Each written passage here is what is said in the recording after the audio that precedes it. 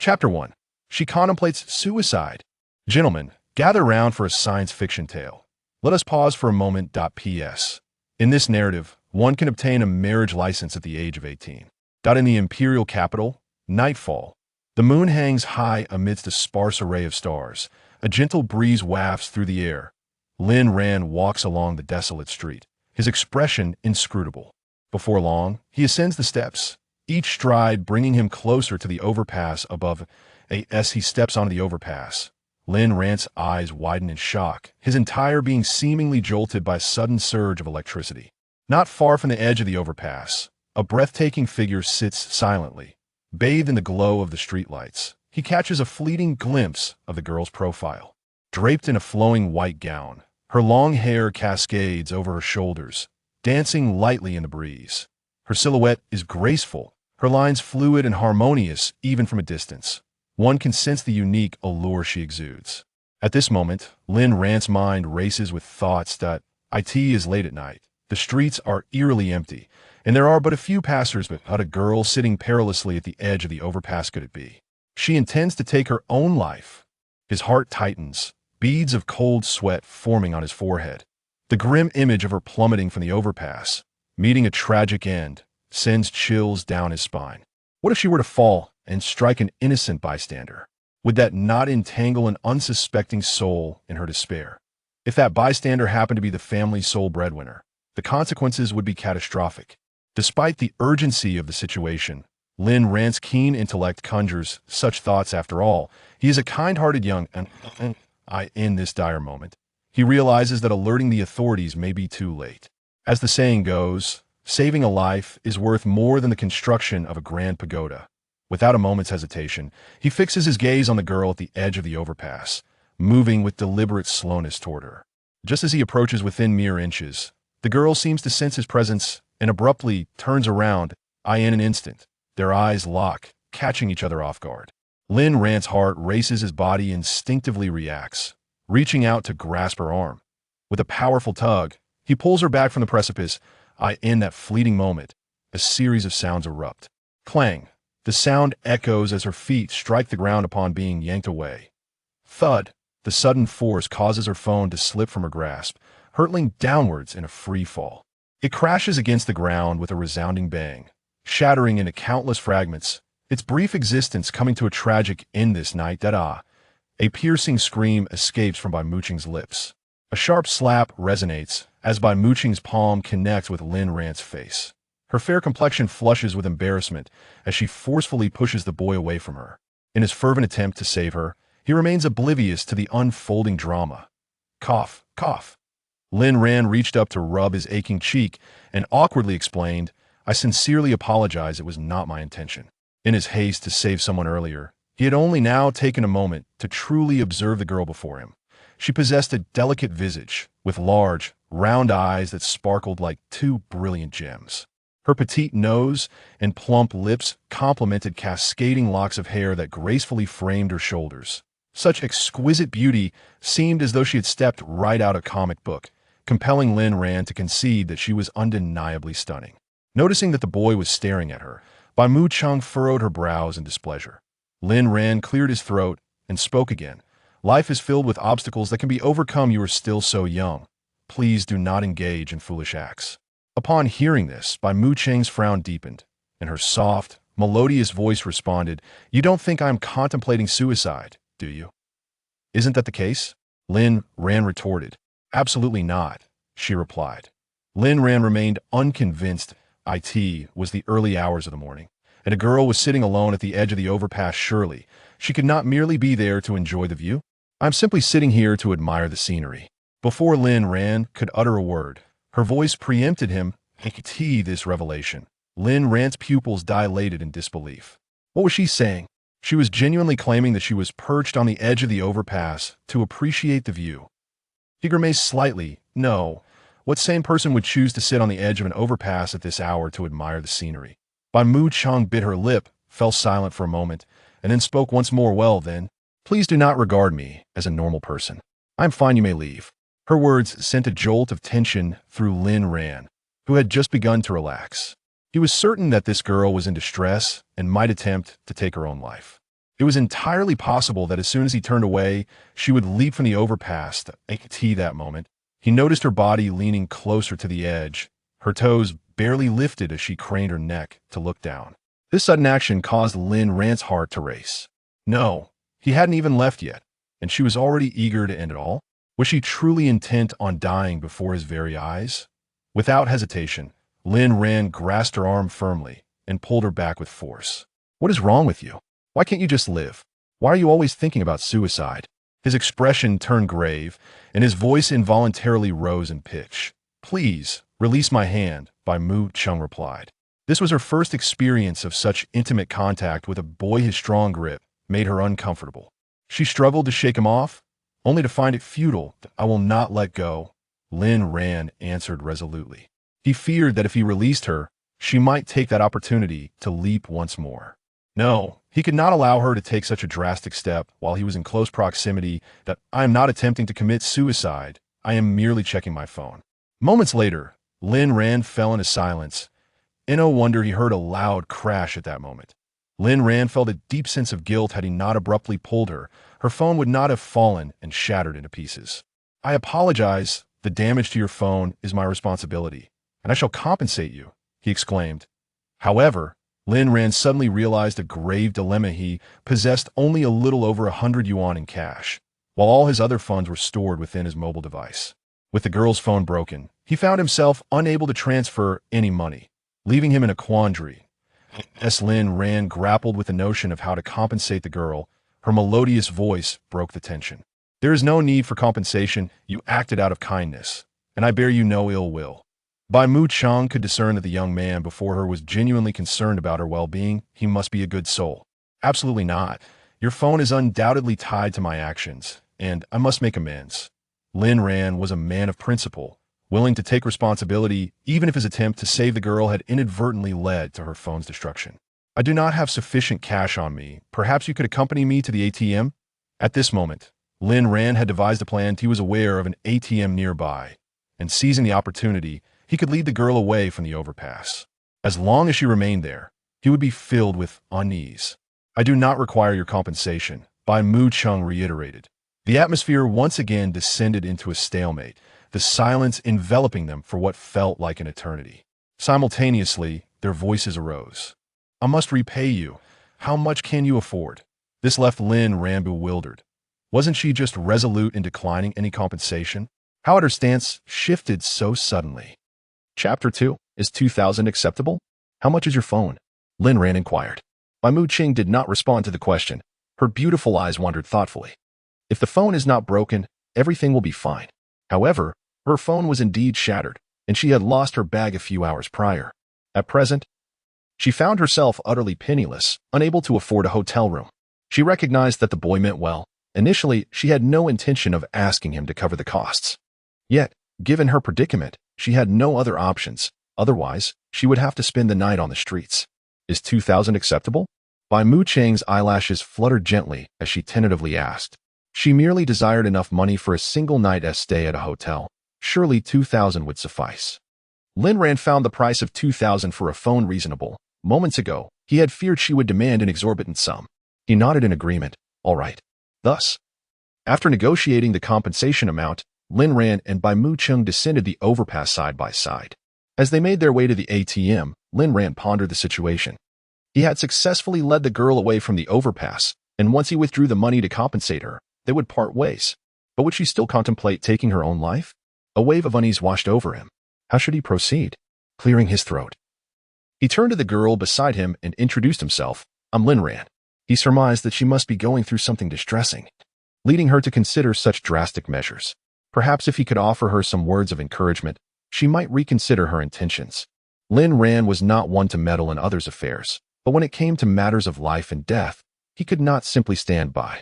Bai Mu Chung, she replied, casting a fleeting glance at Lin Rand before averting her gaze. To be candid, Lin Rand felt somewhat awkward communicating with a stranger. He steeled himself to continue the conversation. Hee, Bai Mu Chung, what a beautiful name. It carries a certain poetic essence. As soon as he uttered those words, he felt a wave of embarrassment wash over him. It was as if his toes could dig a hole deep enough to hide in. Indeed, the moment the words left his mouth, He noticed Bai Mu-chung looking at him intently. The atmosphere between them grew unnaturally quiet, and suddenly, Bai Mu-chung halted. Lin Ran, taken aback, found himself forced to stop as well. With a serious expression, Bai Mu-chung faced him and slowly uttered 3 words, "I'm sorry." Lin Ran was momentarily bewildered by her unexpected apology. What was going on? Why was she suddenly apologizing to him? Bai Mu-chung continued, "I'm truly sorry for hitting you earlier." Upon hearing her explanation, Lin Ran finally grasped the situation. "It's all right. After all, He caught himself, swallowing the rest of his words, feeling the familiar sting of awkwardness creeping back. The air fell into a silence that lingered for several seconds, until Lin Ran finally broke the stillness. "Bai Mu-chung, could you enlighten me as to why you were sitting by the overpass at this late hour, gazing at the scenery?" Bai Mu-chung fixed her gaze upon him with eyes as bright and large as gemstones, yet remained silent. Lin Ran's lips twitched slightly. It was clear that she did not wish to share her thoughts with him. How could he offer her guidance if she chose to remain mute? Just as Lin Ran began to believe that Bai Mu-chung would not speak, her voice unexpectedly pierced the quiet. "I am merely feeling a bit down. I am not contemplating suicide." Lin Ran focused intently on her, anxious not to miss any flicker of emotion on her face. "You truly have no thoughts of ending your life?" he asked earnestly. Bai Mu-chung, with utmost sincerity, replied, "Rest assured, I genuinely do not wish to take my life." Observing her earnest demeanor, Lin Ran felt a wave of relief wash over him. It was merely a false alarm. How reassuring it was that she had no intentions of self-harm. In that moment, Lin Ran felt a sense of lightness. Reflecting on the earlier experience, he could not help but lecture Bai Mu-chung, "You know, feeling down does not necessitate sitting in such a precarious place to admire the view. Do you realize how alarming it is for anyone to see you like this at night?" "I apologize. I simply thought that spot was ideal," she replied. "Ideal?" Lin Ran shook his head in disagreement. "It is far too dangerous to sit there. Please do not do that again," he kindly cautioned. Bai Mu-chung regarded him with a deep gaze and nodded gravely, then earnestly expressed, "Lin Ran, thank you." "It is nothing," he replied, a gentle smile playing on his lips. Before long, Lin Ran withdrew 2,000 yuan from an ATM and handed it to Bai Mu-chung. The two parted ways thereafter. Approximately 10 minutes later, Lin Ran returned. Sure enough, he spotted her huddled on the ground beneath a nearby street lamp. From a distance, the girl appeared as if she were a forsaken, homeless creature, evoking a profound sense of pity. Lin Ran's brow furrowed involuntarily as he approached her, initially intending to leave. He recalled the 2,000 yuan he had given her. She held it openly in her hand. It dawned on him that she had no bag, and her phone was shattered, leaving her unable to purchase a new one at this hour. Thus, where could she possibly go with such a sum of money in hand at night? Lin Ran resolved to ensure he acted with kindness and chose to return and check on her. And so, he witnessed the scene before him. "What are you doing squatting here?" Lost in her own world, Bai Mu-chung slowly lifted her head upon hearing his familiar voice. The dim light illuminated the contours of Lin Ran's profile, casting him in a particularly gentle light. As their gazes met, Lin Ran noticed the glimmering tears in Bai Mu-chung's eyes. Why was she crying? Alarmed, he hurriedly crouched beside her and inquired, "Why are you crying?" At the sound of his voice, the pent-up emotions within Bai Mu-chung surged forth, and her previously sparkling eyes overflowed with tears as she began to sob pitifully. Lin Ran found himself at a loss. He had merely asked a question, yet her weeping intensified. "Bai Mu-chung, please don't cry," he pleaded, unsure of how to offer comfort. She continued to weep, burying her small head in her knees. "Bai Mu-chung, please stop crying," he urged again. It was late at night, and if anyone were to witness this, they might mistakenly believe he had wronged her. Feeling a surge of frustration, Lin Ran scratched the back of his head and sighed heavily, despite his desire to offer her a comforting touch as his hand approached her back.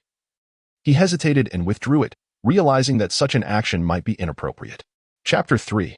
I will follow you in the stillness of the deep night. The moonlight seemed veiled by a delicate gossamer, enveloping the world in a serene tranquility. Beneath the dim glow of the street lamp, two figures huddled on the ground, exuding an air of solitude. Lin Ran silently kept company with Bai Mu-chung until her sobs gradually subsided and eventually ceased. Bai Mu-chung slowly lifted her head to gaze at Lin Ran, who beheld the girl with reddened eyes and tear-streaked cheeks, stirring a sense of unease within him. He retrieved a tissue and offered it to her, softly urging, "Wipe your tears." Bai Mu-chung accepted the tissue and dabbed at her face. She parted her lips, her voice slightly hoarse as she asked, "Why did you come back?" "I was a bit worried, so I returned to check on you," Lin Ran replied candidly. At that moment, his gaze drifted downward, and he noticed a large patch of dampness on Bai Mu Cheng's skirt at her knees. His money was now on her legs. Bai Mu Cheng silently regarded Lin Ran, her vulnerable heart profoundly touched by the boy's concern. She had never anticipated that a stranger would care for her well-being. "Why are you sitting here?" Lin Ran inquired. "I wanted to stay at a hotel, but I can't check in without an ID," Bai Mu Cheng said, her expression conveying a sense of deep grievance. "Where's your ID?" "I just got off the plane, and my bag was stolen. I reported it to the police, and they said they would contact me if there was any news." She paused, her voice faltering. "I didn't expect my phone to break." Upon hearing this, Lin Ran felt a pang of regret. If it weren't for him, her phone would not have shattered. Bai Mu Cheng continued, afterward. "I took the money you gave me to check into a hotel, but I couldn't, because my ID and bank card were in my bag." With that, her expression grew even more forlorn. This was the first time she had confided so much to a stranger. Lin Ran empathized completely. A girl who had just landed from a flight had lost her bag, shattered her phone, and found herself unable to secure a hotel room, leaving her to face the streets. It was undoubtedly overwhelming for her.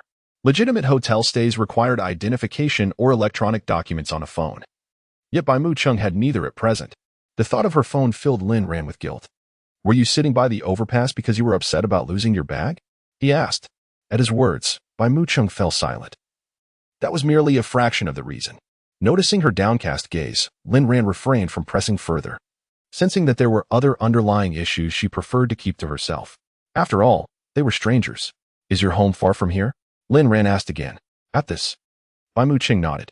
"Do you have any relatives or friends here?" He inquired further, to which she nodded again. His assumptions were confirmed. Bai Mu Cheng was indeed far from home, lacking any acquaintances in the area, likely visiting as a tourist. Had it not been for the unfortunate mix-up, she would not be in this predicament. At that moment, a significant decision began to take shape in Lin Ran's heart. Lin Ran took a deep breath and exhaled slowly before addressing Bai Mu Cheng. "Why don't you stay at my place tonight?" Upon hearing this, Bai Mu Cheng looked utterly astonished. Lin Ran quickly clarified. "If it weren't for me, your phone wouldn't have broken, and you have nowhere to stay tonight. Just make do at my place for one night." It was indeed rather audacious to extend such an invitation to a stranger. But it was the only solution Lin Ran could conceive at the moment. He understood that, as a young woman, Bai Mu Cheng would undoubtedly have her reservations. Consequently, Lin Ran took out his identification card and presented it to her. "This is my ID." Anticipating that Bai Mu Cheng might still feel uneasy, he then retrieved his phone, opened his album, and showed her a photo of his university acceptance letter. "This is my acceptance letter from university." When Bai Mu Cheng beheld the acceptance letter from the prestigious Imperial Capital University, her eyes widened in disbelief. She had not anticipated that they would both attend the same university, and moreover, share the same major. As Lin Ran pondered further ways to assure Bai Mu Cheng of his sincerity, her gentle voice floated into his ears. "I also got into Imperial Capital University, and we are in the same major." "Oh, what a coincidence!" Lin Ran exclaimed in astonishment. Their gazes locked, and in their eyes, they both recognized the sheer incredulity of the situation, a remarkable twist of fate. Indeed, the same university, the same major, perhaps they might even be in the same class. It was astonishing to encounter a fellow student before even setting foot on campus, especially one as extraordinarily beautiful as Bai Mu Cheng. She nodded, acknowledging the possibility. Not wishing to prolong the situation, Lin Ran inquired, "Bai, would you prefer to sleep on the street or come with me?" "I'll go with you." Bai Mu Cheng replied without a moment's hesitation. Observing her reaction, Lin Ran chuckled softly and gradually rose to his feet. As he stood, he felt a slight numbness in his legs, and his expression became somewhat awkward. Bai Mu Cheng also attempted to stand but found her legs to be a bit weak. Having remained crouched longer than Lin Ran, he, accustomed to regular exercise, quickly regained his composure, aware of Bai Mu Cheng's predicament. Lin Ran bent slightly and extended his hand towards her. "Your legs are numb. Let me help you up." Bai Mu Cheng bit her lip, hesitated for a moment, then placed her hand in his. The contrast between their hands, one cool, the other warm, was strikingly palpable. Lin Ran was taken aback by the chill of her delicate hand. He grasped it firmly, channeling all his strength into that one arm, and with a sudden exertion, he lifted Bai Mu Cheng from the ground. However, as she stood, she lost her balance and fell directly into Lin Ran's embrace. Lin Ran was momentarily taken aback. He had merely intended to pull Bai Mu Cheng up from the ground. Yet unexpectedly, she had leapt into his embrace. Feeling a touch of embarrassment, Bai Mu Cheng wished to distance herself from him, but her legs had gone numb. rendering her unable to move even slightly. "My legs are numb. I dare not move," she explained. "Oh," Lin Ran replied nonchalantly. At that moment, their position was rather awkward. Bai Muqing's petite head rested against Lin Ran's solid chest, her cheeks slightly flushed. So close, she could distinctly hear the rhythmic pounding of his heart. Lin Ran, on the other hand, found himself frozen, unsure of where to place his hands. This was his first intimate encounter with a girl, and he felt quite uneasy. His gaze drifted to the top of Bai Muqing's head. Such a small head, he wondered what it would feel like to touch it. Realizing the nature of his thoughts, Lin Ran quickly shook his head, bewildered by his own musings. Surely, it was just that Bai Muqing's head resembled a sphere, making it appear quite inviting to touch. Chapter 4. Shall we both sleep in the same bed? Before long, Bai Muqing followed Lin Ran to his residence. Throughout the journey, Bai Muqing's heart was filled with trepidation. After all, such audacious actions were unprecedented for her. Yet recently, Lin Ran also felt a peculiar sensation within, as he had not anticipated bringing a stranger into his home.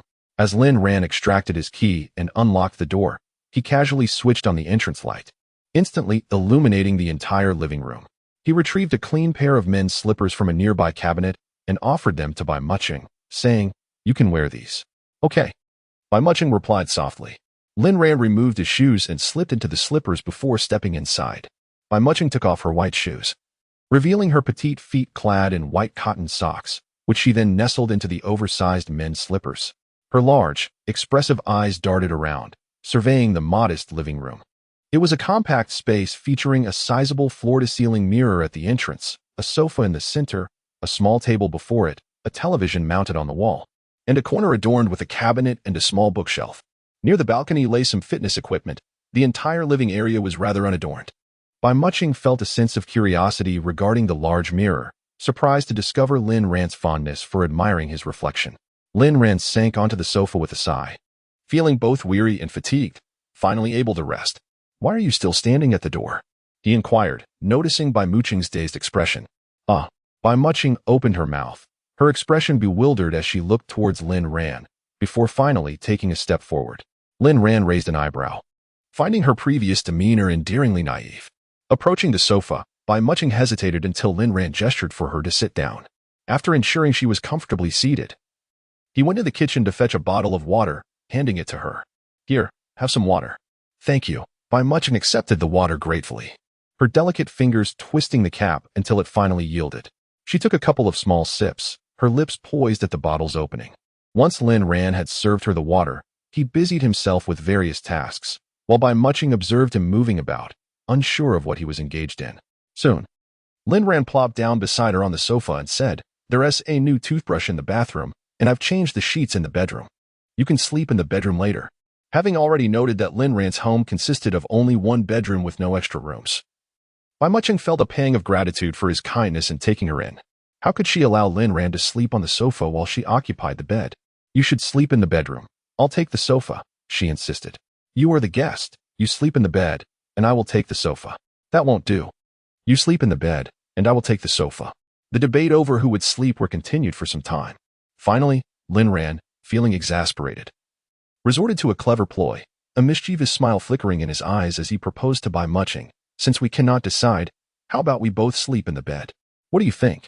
As soon as Lin Ran uttered those words, Bai Muqing's beautiful eyes betrayed a hint of panic. Observing her reaction, Lin Ran thought to himself, "See, Bai Muqing must be taken aback by my words. I anticipate she will immediately suggest that she will sleep on the bed." At this moment, Lin Ran was brimming with confidence, eagerly awaiting Bai Muqing's response. Bai Muqing, however, was deeply conflicted. The sofa they were sitting on was rather small, approximately 1.5 meters in length. With Lin Ran's tall stature, how could he possibly sleep there? If she were to sleep on the sofa, though it would be insufficient, she could manage to squeeze in somehow. Lin Ran's earlier resolute attitude did not escape her notice, and she understood that his remarks were likely intended to provoke her. Thus, she decided to take a different approach. The panic in her eyes dissipated, and she gazed directly at Lin Ran, stating, "All right, let us both sleep on the bed."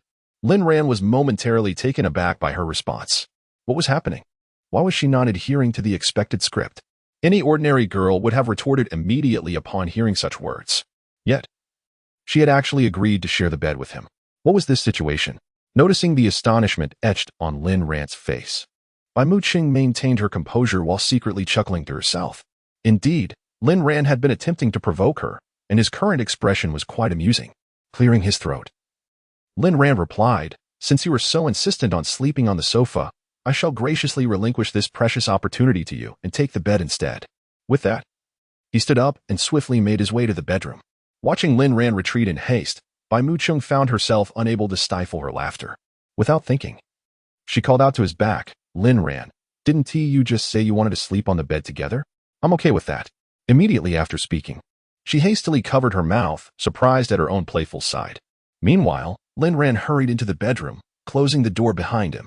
He plopped down on the bed, scratching the back of his head. He had initially felt confident in his success, but now found himself outmaneuvered by Bai Muqing.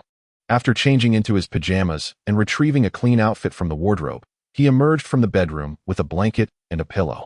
He placed these items beside Bai Muqing and explained, "Here is a blanket and a pillow. I don't have any women's clothes, so I've brought you my own. Feel free to change if you wish." "Thank you, Lin Ran," Bai Muqing replied, surprised by his thoughtfulness. After Lin Ran washed up in the bathroom, he wished Bai Muqing a good night before returning to his room. Now approaching 3 a.m, Lin Ran, exhausted and weary, lay down on the bed and swiftly succumbed to sleep. Bai Muqing engaged in a simple grooming ritual in the bathroom. She shed her white dress and donned Lin Ran's gray t-shirt and gray sweatpants. The garments draped over her frame, rather oversized, prompting her to roll up the pant legs for a more comfortable fit. It was her inaugural experience wearing male attire, and as she gazed into the mirror, a sense of novelty washed over her. She suddenly realized that she appeared quite charming in menswear. Thus, clad in Lin Ran's clothing and cocooned in his blankets, she nestled on the sofa and soon drifted into a deep slumber. The following day, warm sunlight streamed through the windows, spilling onto the large bed and illuminating the slumbering figure of the young man. Lin Ran lay with his eyes tightly shut, turned to the side. The quilt that had completely enveloped him the previous night, now half pinned beneath him and half draped over him. Suddenly, an incongruous ringtone shattered the tranquility, causing Lin Ran to furrow his brow. Instinctively, he reached out towards the bedside, quickly locating his phone. Groggily, he answered the call, placing the device to his ear. "Hello?" he murmured. "Son, I've knocked so many times. How did you not hear me? I'm right at the door, so hurry and let me in." Upon hearing his mother's voice, Lin Ran jolted upright in bed. Since his move, she had not visited even once. What could have prompted her sudden arrival today? His thoughts flitted to Bai Muqing, whom he had taken in the previous night, still in the living room, and he found himself overwhelmed with concern. Chapter 5. Hidden in the wardrobe. After hanging up the phone, Lin Ran swiftly descended from his bed and made his way to the living room. Upon reaching the sofa, his gaze fell upon the girl who was deeply asleep. She lay curled up, her lips slightly parted, her cheeks adorned with a faint blush, and a few strands of hair clung to her face, rendering her utterly adorable. The sound of his mother knocking on the door failed to rouse her. It was evident that she was in a profound slumber. Observing Bai Muqing sleeping so peacefully, Lin Ran felt reluctant to disturb her, yet he had no choice, for his mother was waiting just outside the door. He bent down, leaning closer to Bai Muqing, softly calling her name, "Bai Muqing." She remained unresponsive, completely oblivious to Lin Ran's gentle calls. After several attempts yielded no reaction, he resorted to lightly nudging her arm. At last, after a few gentle pushes, Bai Muqing slowly stirred awake. As she opened her eyes and beheld the enlarged face of the boy before her, she gasped in surprise and let out a shriek. "Ah!" Reacting swiftly, Lin Ran covered her mouth with his hand, his eyes wide with urgency. Bai Muqing looked at him in panic, on the verge of tears. Lin Ran hurriedly whispered, "Please don't scream. My mom is right outside." Upon hearing this, Bai Muqing's long eyelashes fluttered, and she gave a slight nod. Relieved, Lin Ran withdrew his hand from her mouth. At that moment, his mother's voice wafted through the door, "Son, I brought a lot of things. Hurry and open the door." The sound of his mother's voice jolted Bai Muqing upright from the sofa, her eyes clearly filled with alarm. Lin Ran called out towards the door, "Mom, I'll be there in a moment." A few minutes later, Lin Ran dashed to the door. Just as he was about to open it, he caught sight of the shoes scattered on the floor. In a hurry, he stashed Bai Muqing's shoes into the wardrobe before finally opening the door. As he swung the door open and saw his mother's face, he greeted her with a smile. "Mom, Sharan, I had some errands and happened to pass by your place, so I brought you some things," Wang Yaji replied, handing 2 large bags to Lin Ran, her gaze scrutinizing him. sensing that something was amiss with her son today. By the way, Xiaoran, I thought I heard some noise coming from your room just now, Wang Yaji inquired. Lin Ran's heart skipped a beat, and he quickly explained, Mom, you must have misheard. It was probably from upstairs. Let me take these to the kitchen. You can sit on the sofa for a moment. After ushering his mother, he hurried off to the kitchen, feeling a wave of anxiety wash over him. His mother could visit at any time, but why did she have to choose today? If she were to discover by Mu Qing, there would be no easy explanation. He needed to devise a plan to expedite his mother's departure.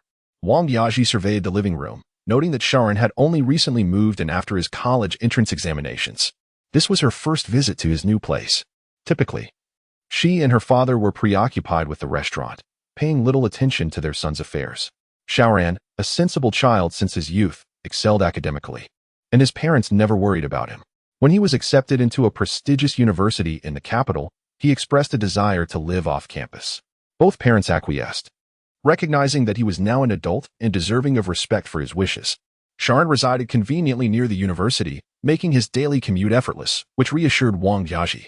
At that moment, Lin Ran emerged from the kitchen, carrying a bottle of water for his mother. Mom, drink some water, he said, taking a seat beside her.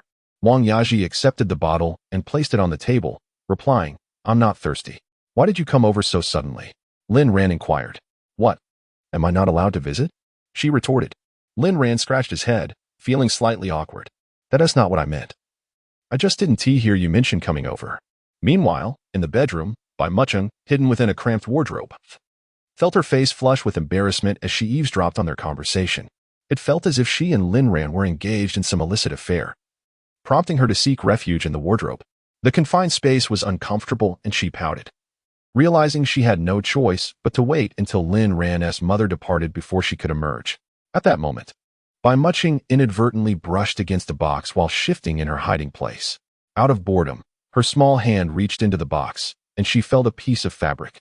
As she examined the item through a crack in the wardrobe, her cheeks turned crimson upon realizing it was a pair of men's underwear. In a fluster, she hastily tossed the embarrassing item back into the box, feeling utterly mortified that it likely contained more of Lin Ran's undergarments. The thought of having touched them left her feeling unclean. In the living room, Lin Ran grew increasingly anxious as his mother lingered.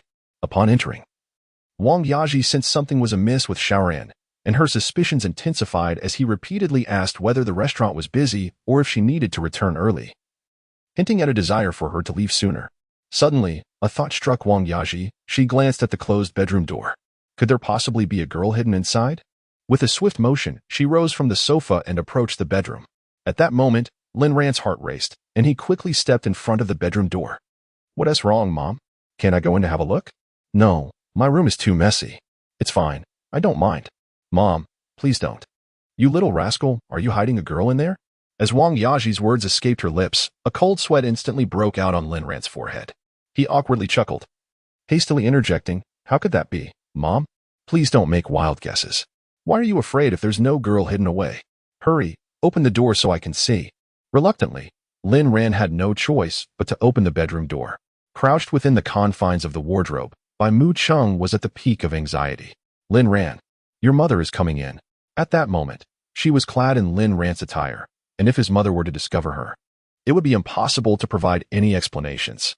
When the bedroom door swung open, Wang Yaji stood at the threshold, refraining from stepping inside. She had quickly contemplated that if the girl were to suddenly see her, it would certainly create an awkward situation. Thus, she merely lingered at the entrance, casting a hurried glance into the room. Not wishing to impose on Lin Ran any further, Wang Yaji swiftly departed. Once his mother left, Lin Ran felt an immense sense of relief. He hurried back to the bedroom and opened the wardrobe door, allowing the blushing Bai Mucheng, who had been stifled in silence, to finally emerge from her hiding place. Chapter 6. Lin Ran. Farewell. Upon descending the stairs, Wang Yaji eagerly dialed Lin Tianlin's number. The call connected shortly thereafter. Old Lin, I must tell you, it seems our son has started dating. Upon hearing this, Lin Tianlin perked up. What? You say this rascal is dating? I suspect so. Wang Yaji proceeded to recount the gist of the events over the phone. Hearing you say that, I feel certain he must be seeing someone. No wonder he was so eager to move out. It turns out he wanted to create a comfortable space for his dates. Lin Tianlin's words struck Wang Yaji, prompting her to exclaim, Old Lin, why hasn't our son mentioned his relationship to us? Who knows what he is thinking?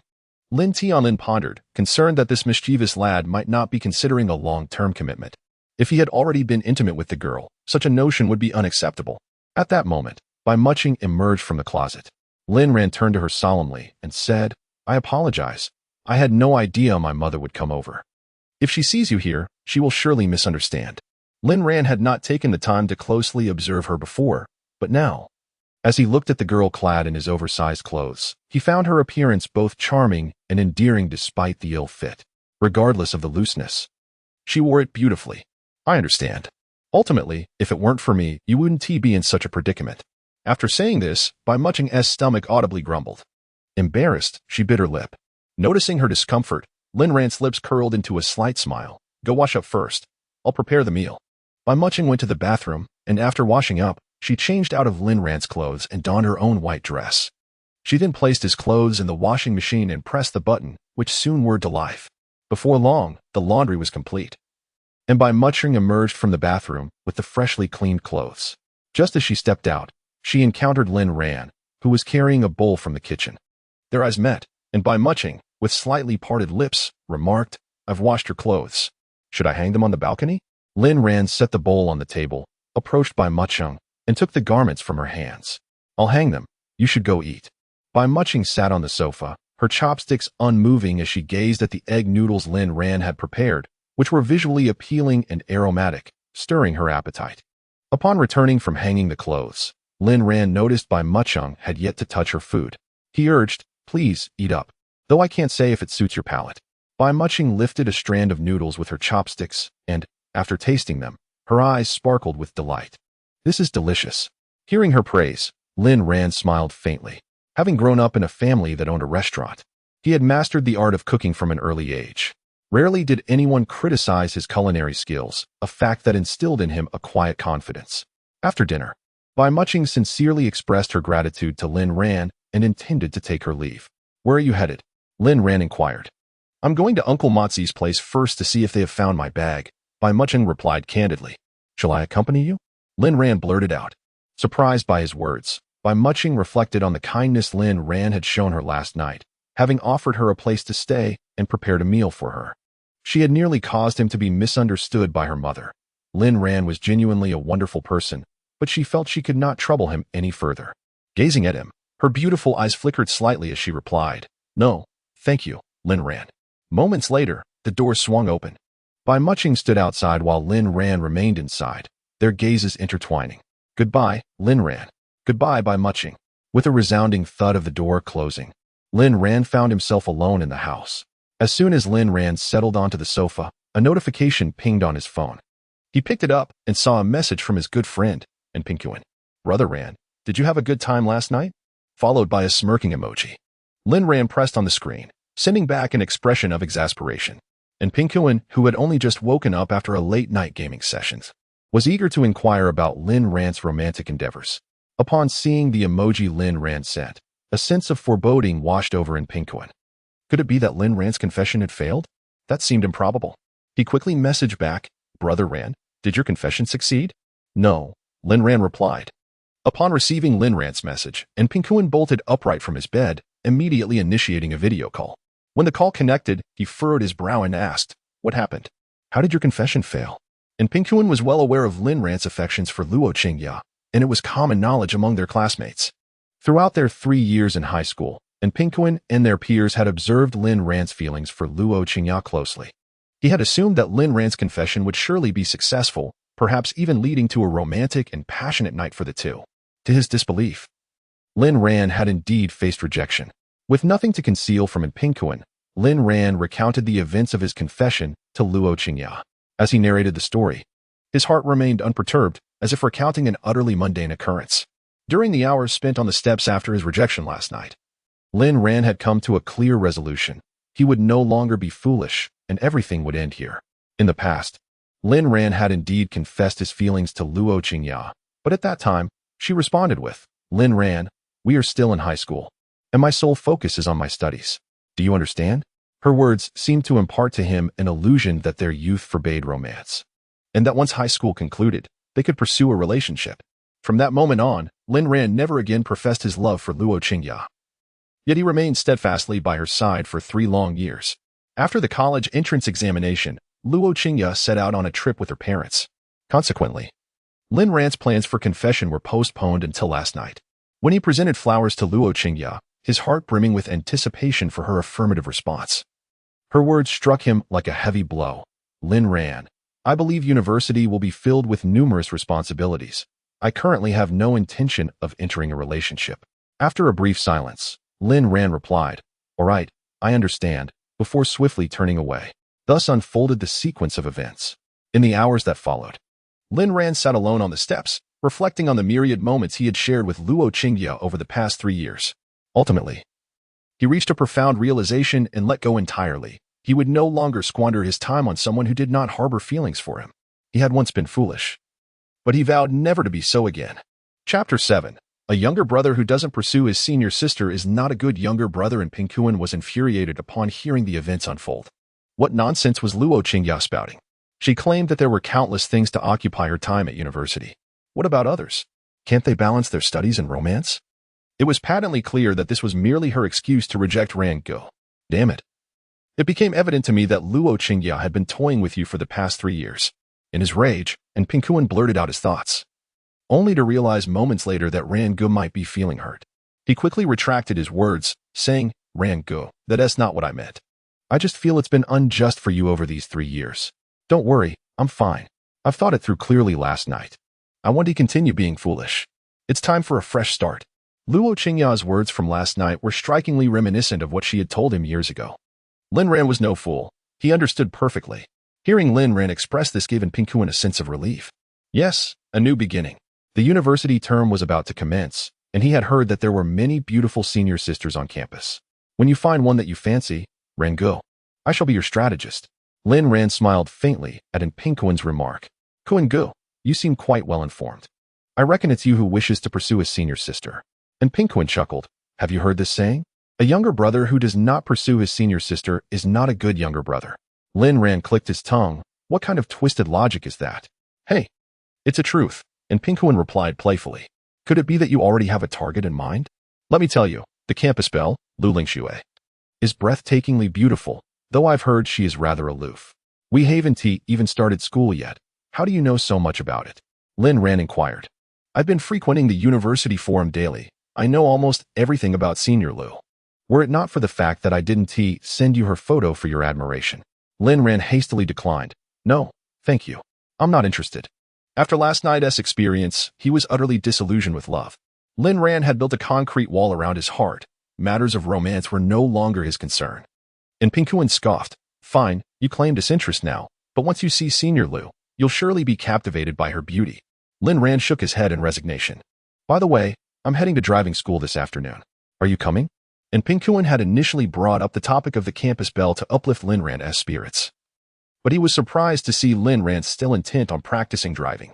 It seemed the matter of Luo Qingya hadn't affected him too adversely, which was quite reassuring. As a brother, he sincerely wished for Lin Ran's well-being. Today, I think I'll skip it. Ran Gu, you go on your own, Lin Ran responded. And Pingkuan teased, at this rate, when will you ever obtain your driver's license? After the college entrance examination, Lin Ran and Pingkuan had both enrolled in driving school together. Having successfully passed the first 2 driving exams, Lin Ran needed only a day or 2 of practice for the third before he could take the test.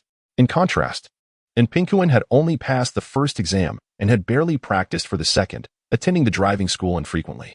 Each time he made an appearance, his instructor insisted he begin with reversing into a parking space, leaving Pingkuan still stuck at this rudimentary stage. He chuckled awkwardly, promising himself he would definitely go tomorrow, a commitment he intended to keep. After ending the video call with Pingkuan, Lin Ran began tidying up his room. While emptying the bathroom trash bin, he noticed a discarded toothbrush, and his movements paused momentarily as thoughts crossed his mind. He then secured the trash bag. At noon, Lin Ran had a quick bite to eat before taking the bus to the driving school. After completing his practice, he navigated several bus transfers and finally arrived at the restaurant run by his parents, aptly named Hao Zai Lai. Lin Ran had previously discussed with them the possibility of renaming the establishment, but his father insisted that after so many years, they should stick with the original name, which had remained unchanged to this day. Their restaurant was modest, spanning about 60 square meters. although it could not compete with larger establishments. The quality of their dishes was undoubtedly on par with those of bigger restaurants. With affordable prices and delicious food, they enjoyed a loyal customer base, where new patrons often returned as regulars. Business was thriving. Upon his arrival, Lin Ran found 5 tables occupied. His mother was seated at the cash register while his father was busy in the kitchen. He greeted his mother before heading to the back to inform his father of his presence. Subsequently, he returned to the front, pulling up a stool next to the cash register. "Xiaoran, have you had dinner?" Wang Yaji inquired. Lin Ran shook his head. "No, I came straight here after practice." He had received a message from his father during his driving session, prompting him to come over directly. It struck him as odd that his mother had just visited him that morning, and now his father was calling him again. What were they up to? "Once this rush is over, you can help your father," Wang Yaji chuckled. "Mom, I'll come and help in a bit," Lin Ran replied. His mother, well aware of his thoughts, looked at him with a sense of pride. As the last of the customers departed and the staff left for the day, the 3 of them, Lin Ran, Lin Tianlin, and Wang Yaji, sat together, enjoying the 4 dishes Lin Ran had prepared while engaging in conversation. "Xiaoran, university is starting soon, right?" Lin Tianlin asked. Lin Ran nodded. "Yes, in less than a week." "Have you prepared everything for school?" Lin Tianlin inquired further. "Well, there isn't much to prepare since I won't be living on campus. I just need to report to school on the first day," Lin Ran explained. Later, Lin Tianlin asked about Lin Ran's progress with his driving license, to which Lin Ran answered all his questions. Father summoned him over, and it was unlikely that it was merely to exchange pleasantries. Lin Ran, direct as ever, inquired, "Dad, is there something you wish to discuss with me?" Lin Tianlin, eschewing any circumlocution, promptly asked, "Have you been seeing someone?" Taken aback by his father's inquiry, Lin Ran hastily shook his head. "No." At that moment, Wang Yaji interjected. "Xiaoran, speak the truth. This morning, when I visited your room, was there a girl hidden in there?" Lin Ran momentarily lost his words. Astonished that his mother had discovered his secret, he had believed he had successfully misled her. Wang Yaji and Lin Tianlin exchanged knowing glances, each understanding the situation. Clearing his throat, Lin Tianlin admonished Lin Ran.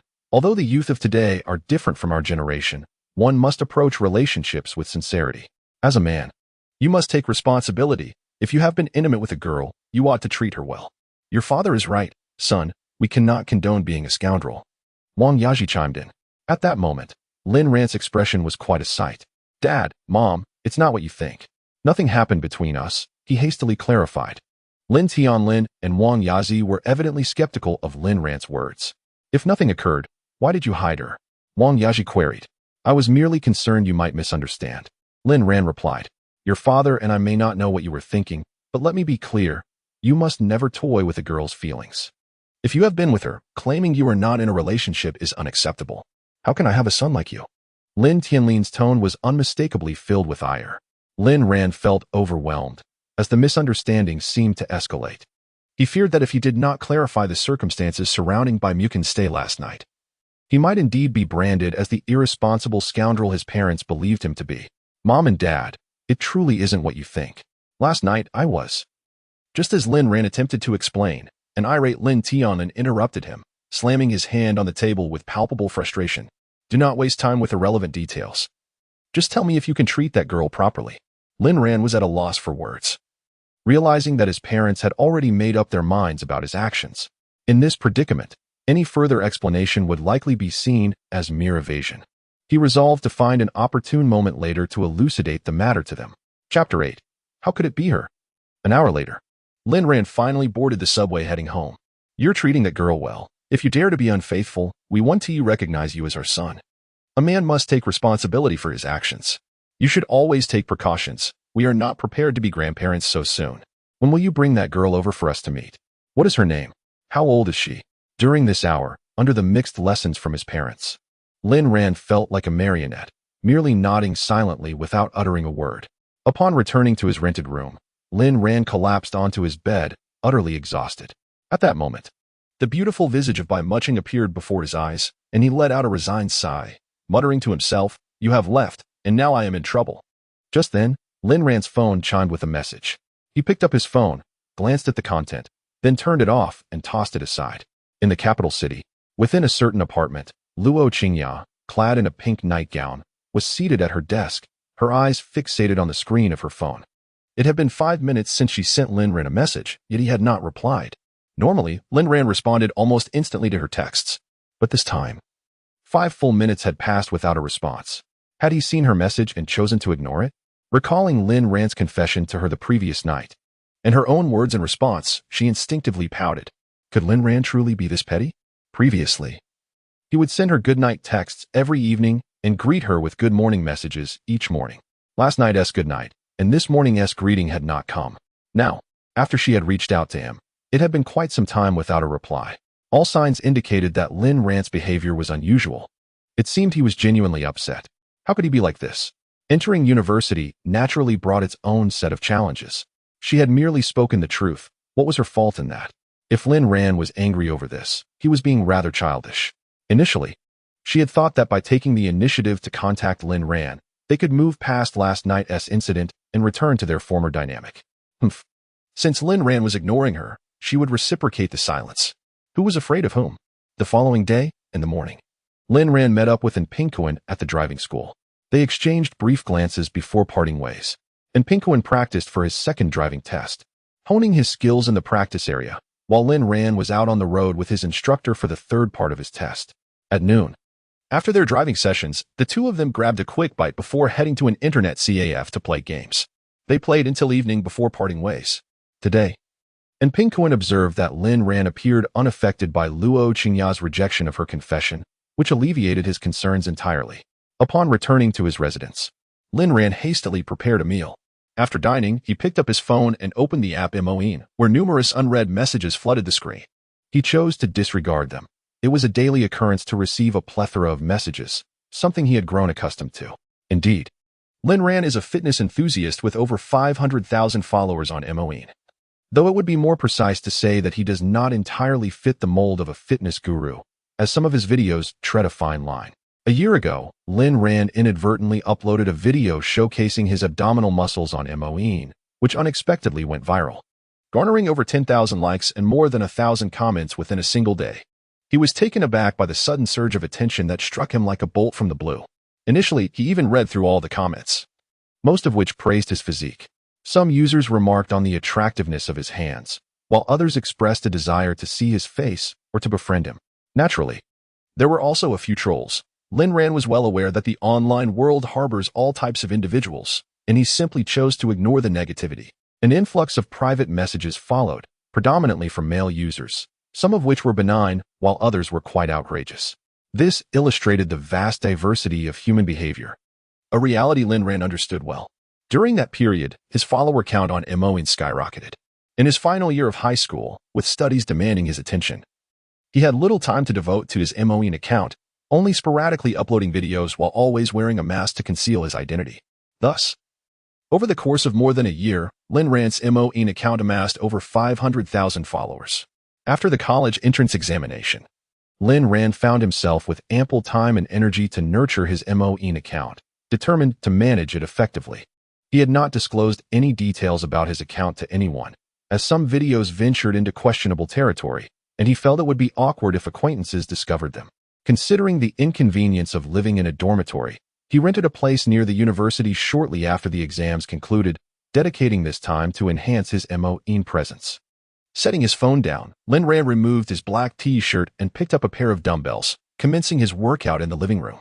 Upon completing his exercise routine, he approached the full-length mirror, securing his phone on a stand. After turning on the ring light and adjusting the phone to a suitable angle, he activated the recording function. Donning a black mask and with his hair meticulously styled, Lin Ran began performing a variety of fitness exercises in front of the mirror.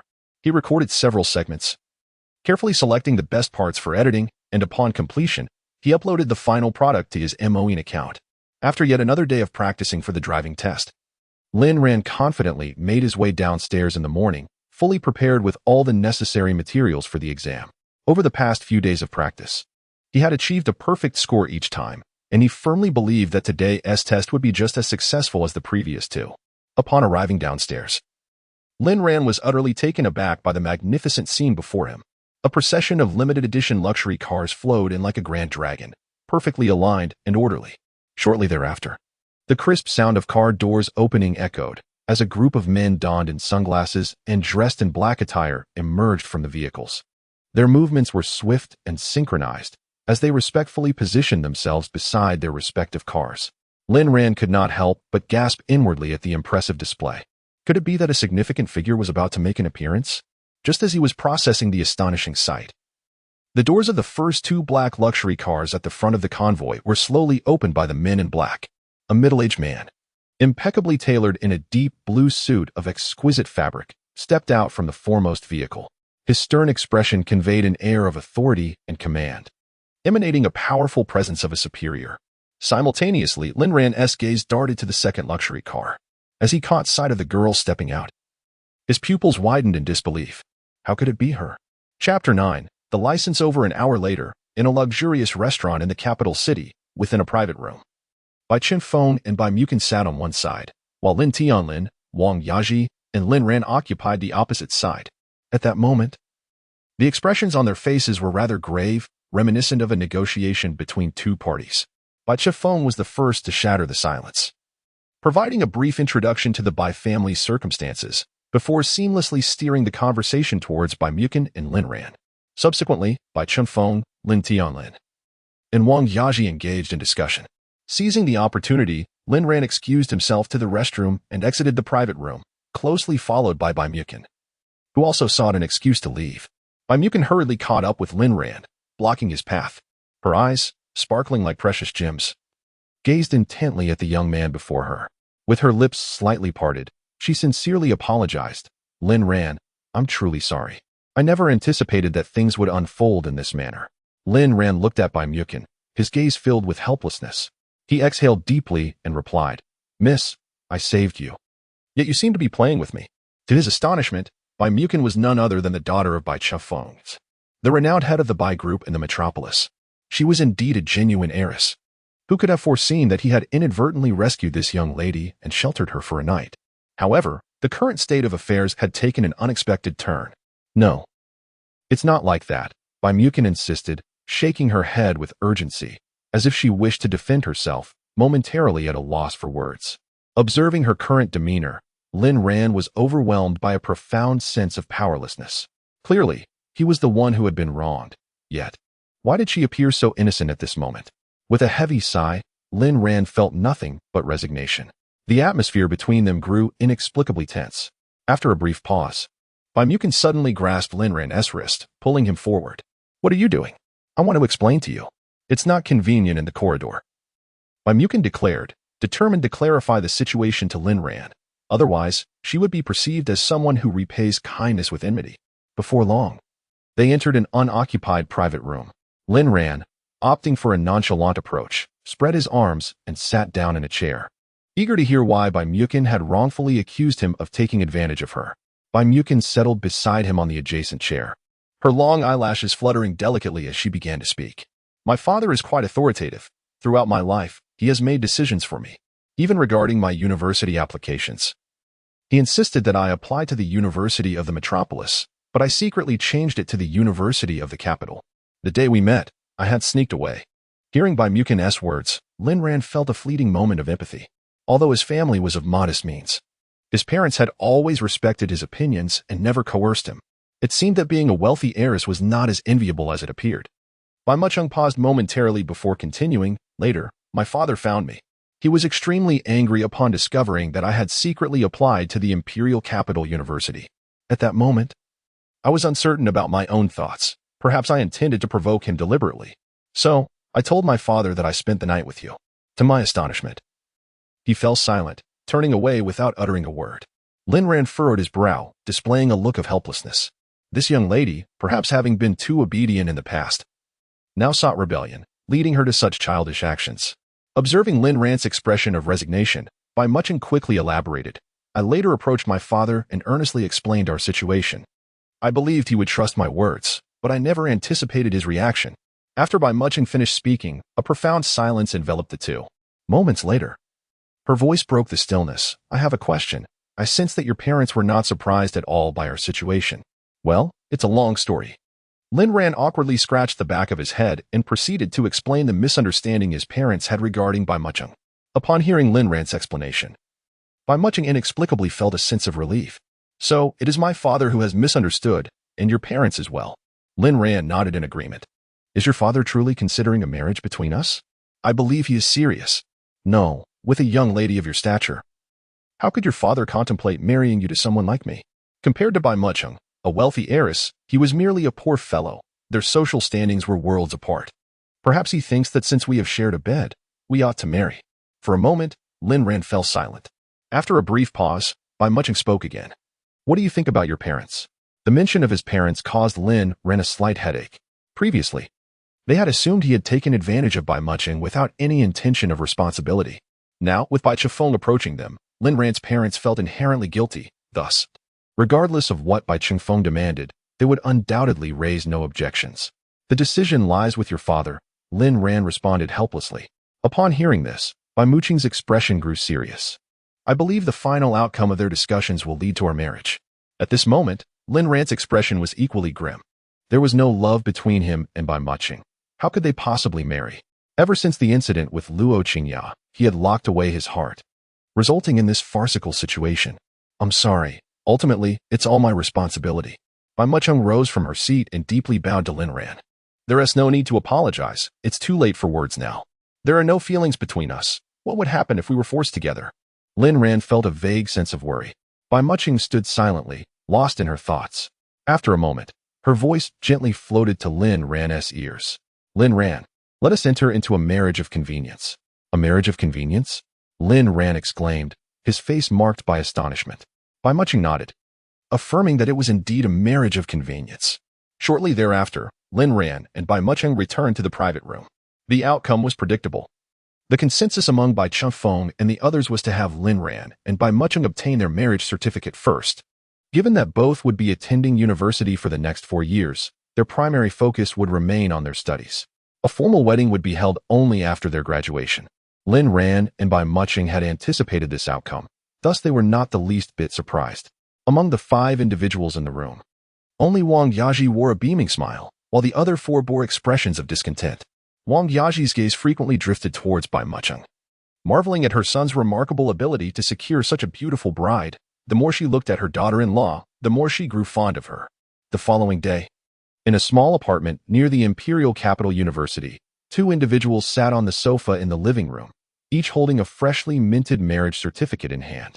Chapter 10. Divorce. A fleet of limited-edition luxury cars sped down the highway towards the bustling metropolis, with Bai Cheng seated in the back of one, his expression serious. Lost in thought, he slightly furrowed his brow, a subtle gesture that added an air of coldness and authority to his already stern demeanor. Since this is your choice, I shall acquiesce. I hope you do not come to regret it. On the sofa, Lin Ran and Bai Mucheng sat side by side. Lin Ran. No matter the circumstances, this matter arose because of me, and I shall take responsibility, Bai Mucheng stated earnestly, turning to him. At her words, Lin Ran found himself bemused. After all, he held a genuine marriage certificate in his hands, not a mere prop. His gaze shifted from the certificate to Bai Mucheng's face, and he quirked a smile, asking, how do you intend to take responsibility? Will you transfer me money through Alipay? Bai Mucheng nodded, indeed. Lin Ran's lips twitched again. The young lady's way of taking responsibility was undeniably audacious.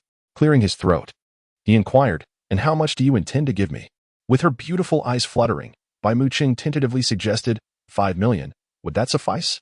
At her words, Lin Ran's pupils widened in astonishment, his face reflecting sheer disbelief. 5 million. What an astronomical figure. You truly are extravagant. If you find it insufficient, I can increase the amount. However, if your demands exceed a certain limit, I can only issue you an IOU. But rest assured, once I graduate and take over my father's company, I will repay you double, Bai Mucheng declared with utmost seriousness. Thus, it became apparent that there was not merely 5 million, but potentially more. For Lin Ran, this temptation was overwhelming. After a fierce internal struggle, he tearfully relinquished this monumental allure. I do not need it. As he uttered these words, his heart felt as though it were bleeding. He needed it. Oh, how desperately he needed it. 5 million was no trifling sum. For someone of his impoverished status, its significance was immense. Yet, astonishingly, he had rejected it.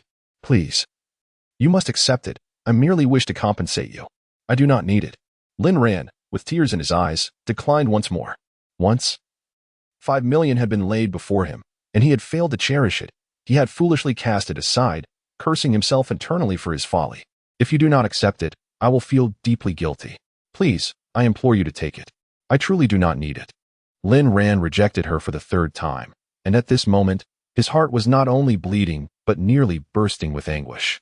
He was refusing 5 million offered to him freely. In this world, how many fools like him remained? Yet, the thought of accepting the money left his conscience feeling uneasy. When Bai Mucheng witnessed Lin Ran's resolute refusal, she found herself at a loss as to how to take responsibility.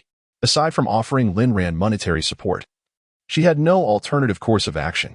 Both harbored their own thoughts in silence for a moment, until Lin Ran slowly spoke up, inquiring about the discussions between their parents regarding their situation. Lost in contemplation about how to address her obligations to Lin Ran, Bai Mucheng gazed at him with her wide, innocent eyes, bewildered by his words.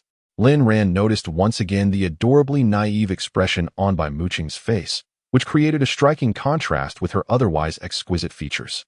Bai Mucheng shook her head in response. Our sham marriage cannot persist indefinitely. Wouldn't you agree? Lin Ran stated. Bai Mucheng nodded gently, affirming his sentiment. They had contemplated holding their wedding after graduation, which was still 4 years away. It was clear that they could not continue this pretense indefinitely. Lin Ran suggested, we could simply inform them that our relationship has deteriorated, and a divorce would be the natural conclusion. Bai Mucheng nodded once more, all right. But when would be an appropriate time for our divorce? Lin Ran began to ponder this question. Bai Mucheng's large eyes twinkled as she too considered the matter. Seconds later, they simultaneously declared, 1 year. Surprised by their synchronous response, they exchanged smiles. Having just married, a premature divorce would leave their families without an explanation. A year felt just right, not too long, yet not too short, perfect for their planned separation. Thus, Lin Ran and Bai Mucheng, each holding their freshly minted marriage certificate, happily discussed their divorce date. Today, August 23rd, would mean that next year on the same day, they would part ways, a satisfactory arrangement. Suddenly, music began to play. The two on the sofa turned their heads toward the source of the sound on the table.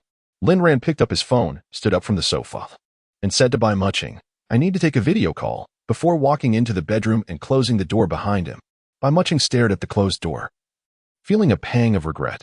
When their parents had suggested buying them a house, she and Lin Ran had unanimously declined, sharing the same belief that their marriage was merely a facade and thus unacceptable.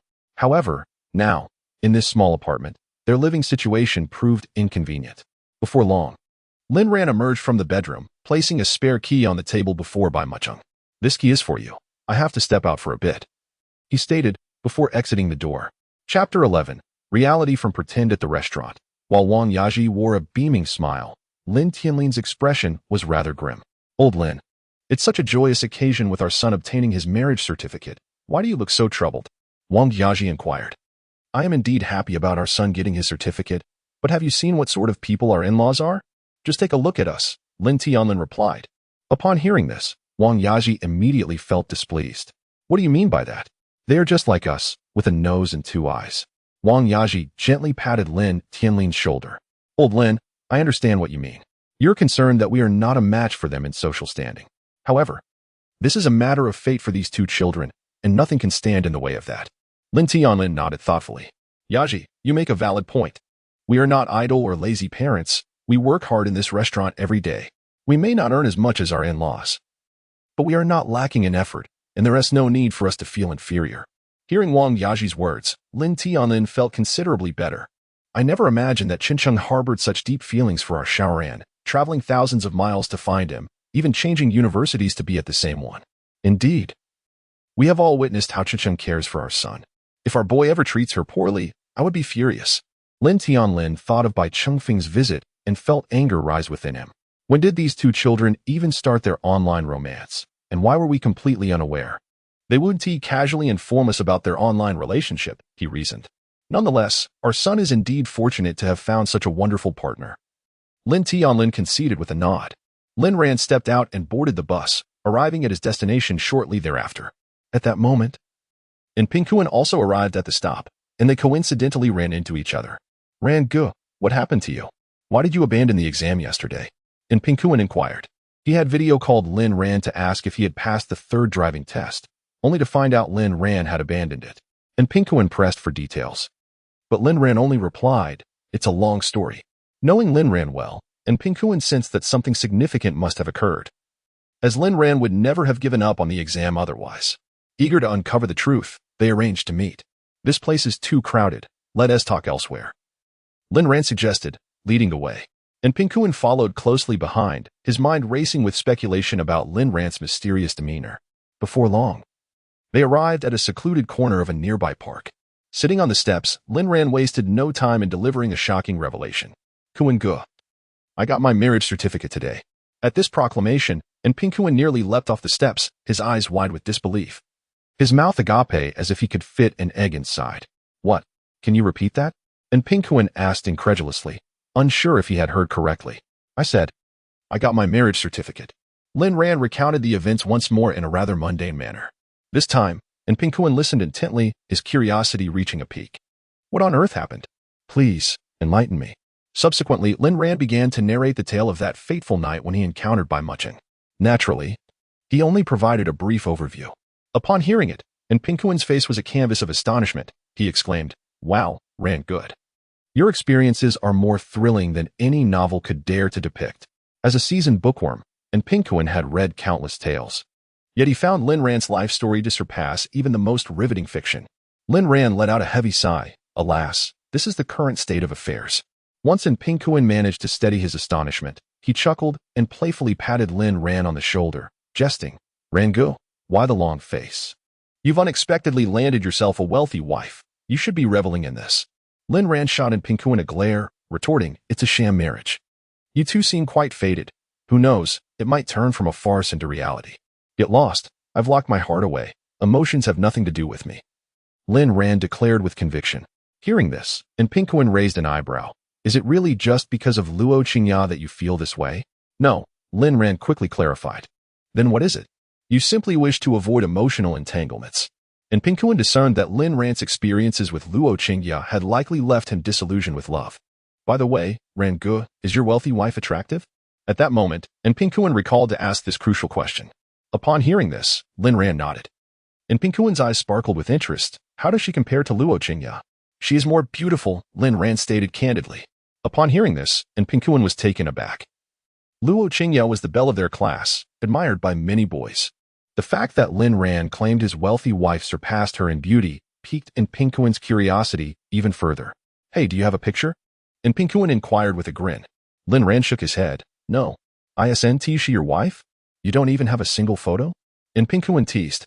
Lin Ran smacked Pingkuin's head, exclaiming, "Dude, you know it's a sham marriage. I don't have her picture."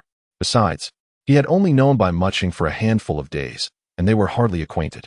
"Does she not have a social media presence?" "I don't follow her on social media." "What is going on? Did she block you?" It appeared their relationship was rather tenuous, given that she had seemingly shut him out. Just as Pingkuin pondered this, Lin Ran bluntly stated, "We aren't even friends." "Wow. It's clear you two are not close at all. You don't even have her number, do you?" Lin Ran nodded. "How did you know?" "Originally." And Pingkuin had hoped that Rangu could engage in a genuine romance with his wealthy wife. However, to his astonishment, the two of them lacked even the most basic means of communication. On the very day they obtained their marriage certificate, they promptly scheduled their divorce. It seems that their relationship was indeed doomed from the start. As Lin Ran returned home, he noticed the absence of Bai Muching. Could it be that she had stepped out?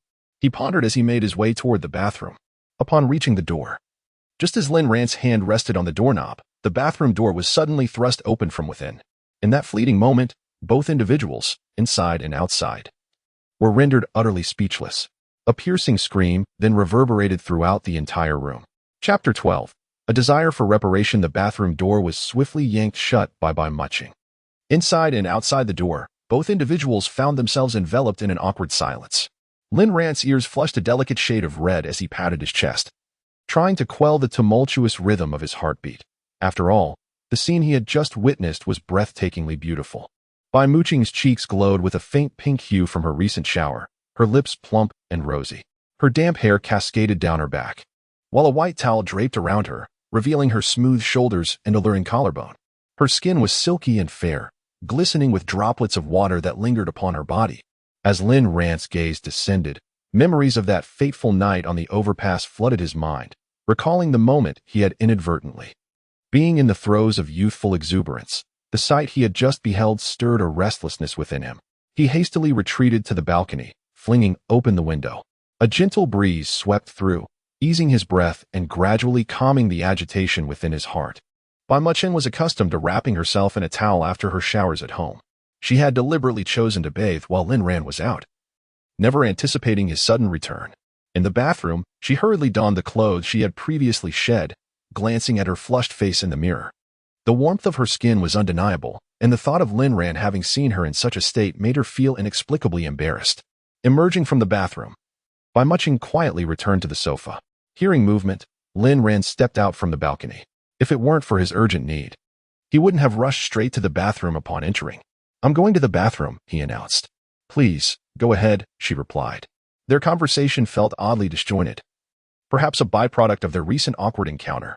Lin Ran entered the bathroom, where a lingering haze filled the air, and the faint, familiar scent of shower gel still wafted around him.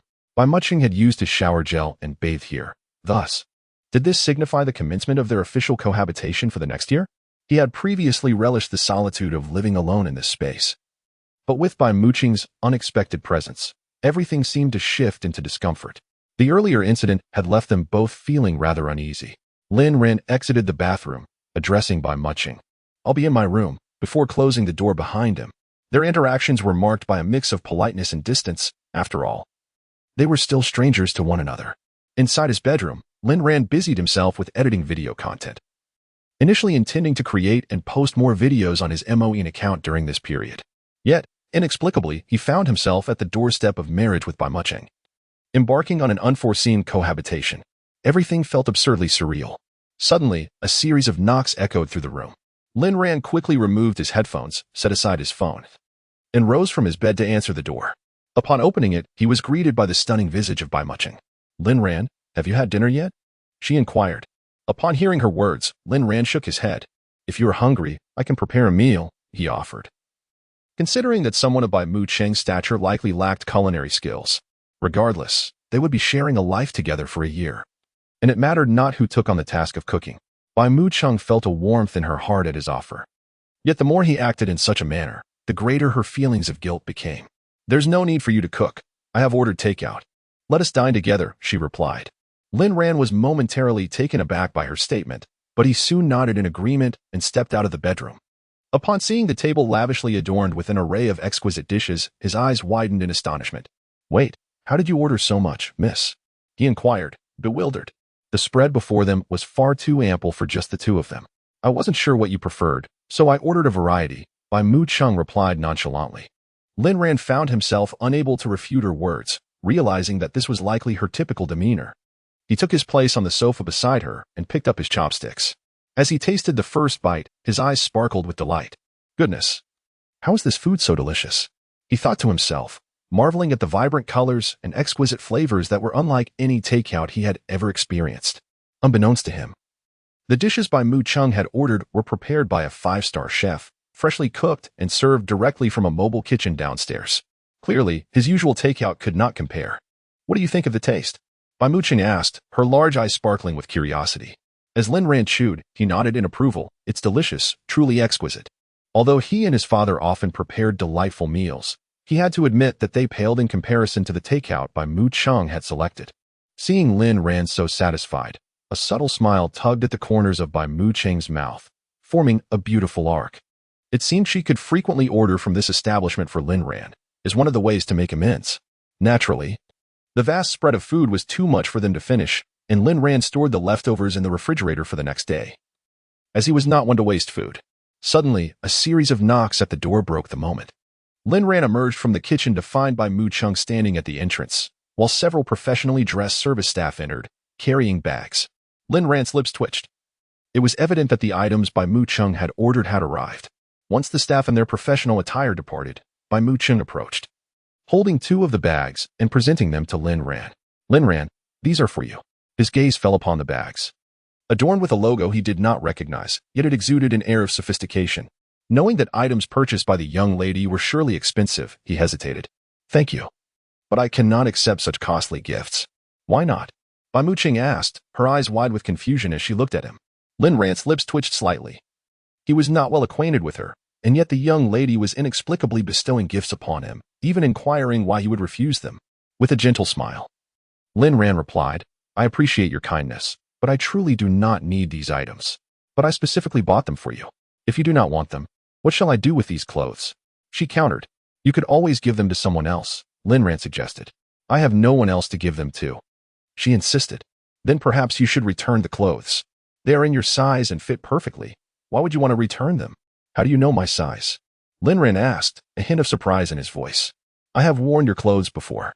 With that, Bai Mu Chung raised the shopping bag before Lin Ran, her demeanor suggesting that she would not relent until he accepted it.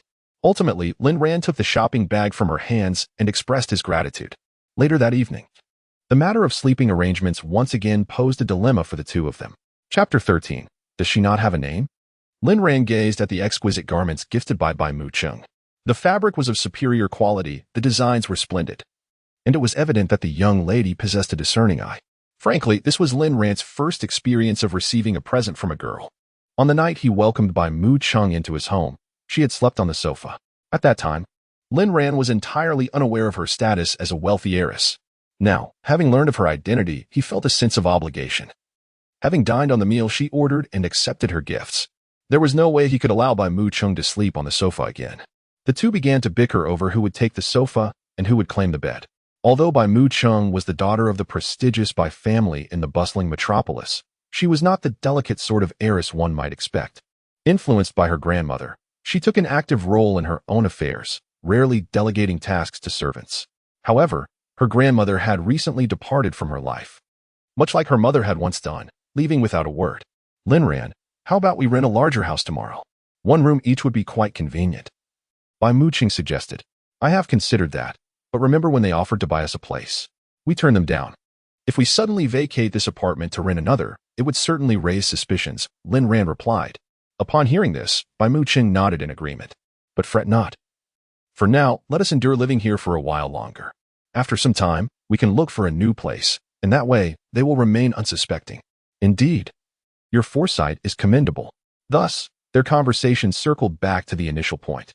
"Before we find a new house, I'll take the sofa," Lin Ran declared. "That won't do. You shall sleep in the bed, and I will take the sofa." "No, I will sleep on the sofa, and you shall have the bed." Everything stemmed from her. Bai Mu Chung could not allow Lin Ran to take the sofa. No, you must sleep in the bed while I take the sofa."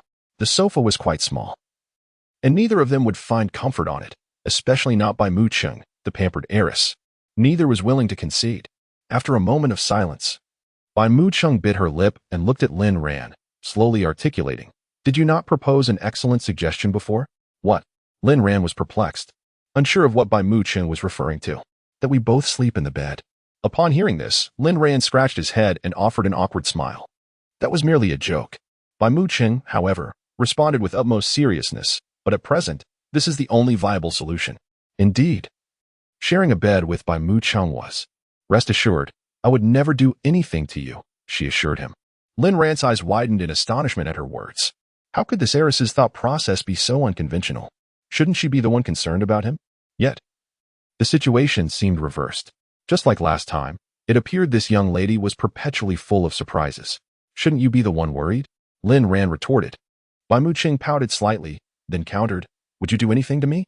Upon hearing this, Lin Ran quickly shook his head, asserting that it was certainly not the case. Given that neither of them would engage in excessive behavior towards the other, what could possibly be amiss in sharing a bed? Sigh. It seemed rather peculiar, after all. Why should she, a girl, be afraid? Thus, the two reached a mutual agreement to share a bed. As the lights were extinguished, the room was enveloped in darkness.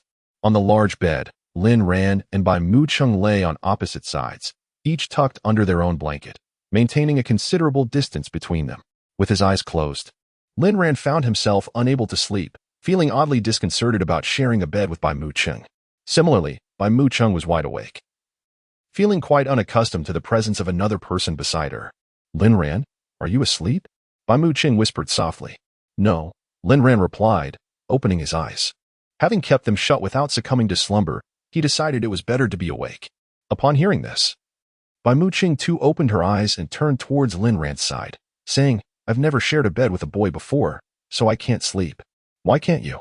Upon hearing her words, Lin Ran's lips twitched slightly as he shifted to face her. In the darkness, their bright eyes met.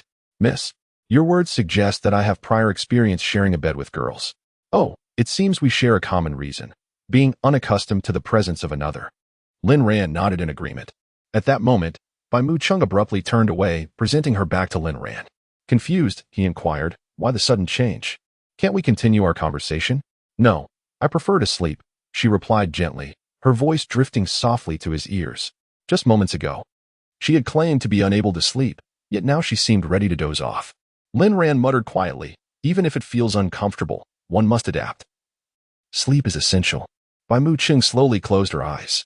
Just like before, when her mother suddenly left her side. She felt a profound sense of discomfort, an overwhelming inability to adjust. However, what could she do? Life must go on. Upon hearing her words, Lin Ran furrowed his brow slightly.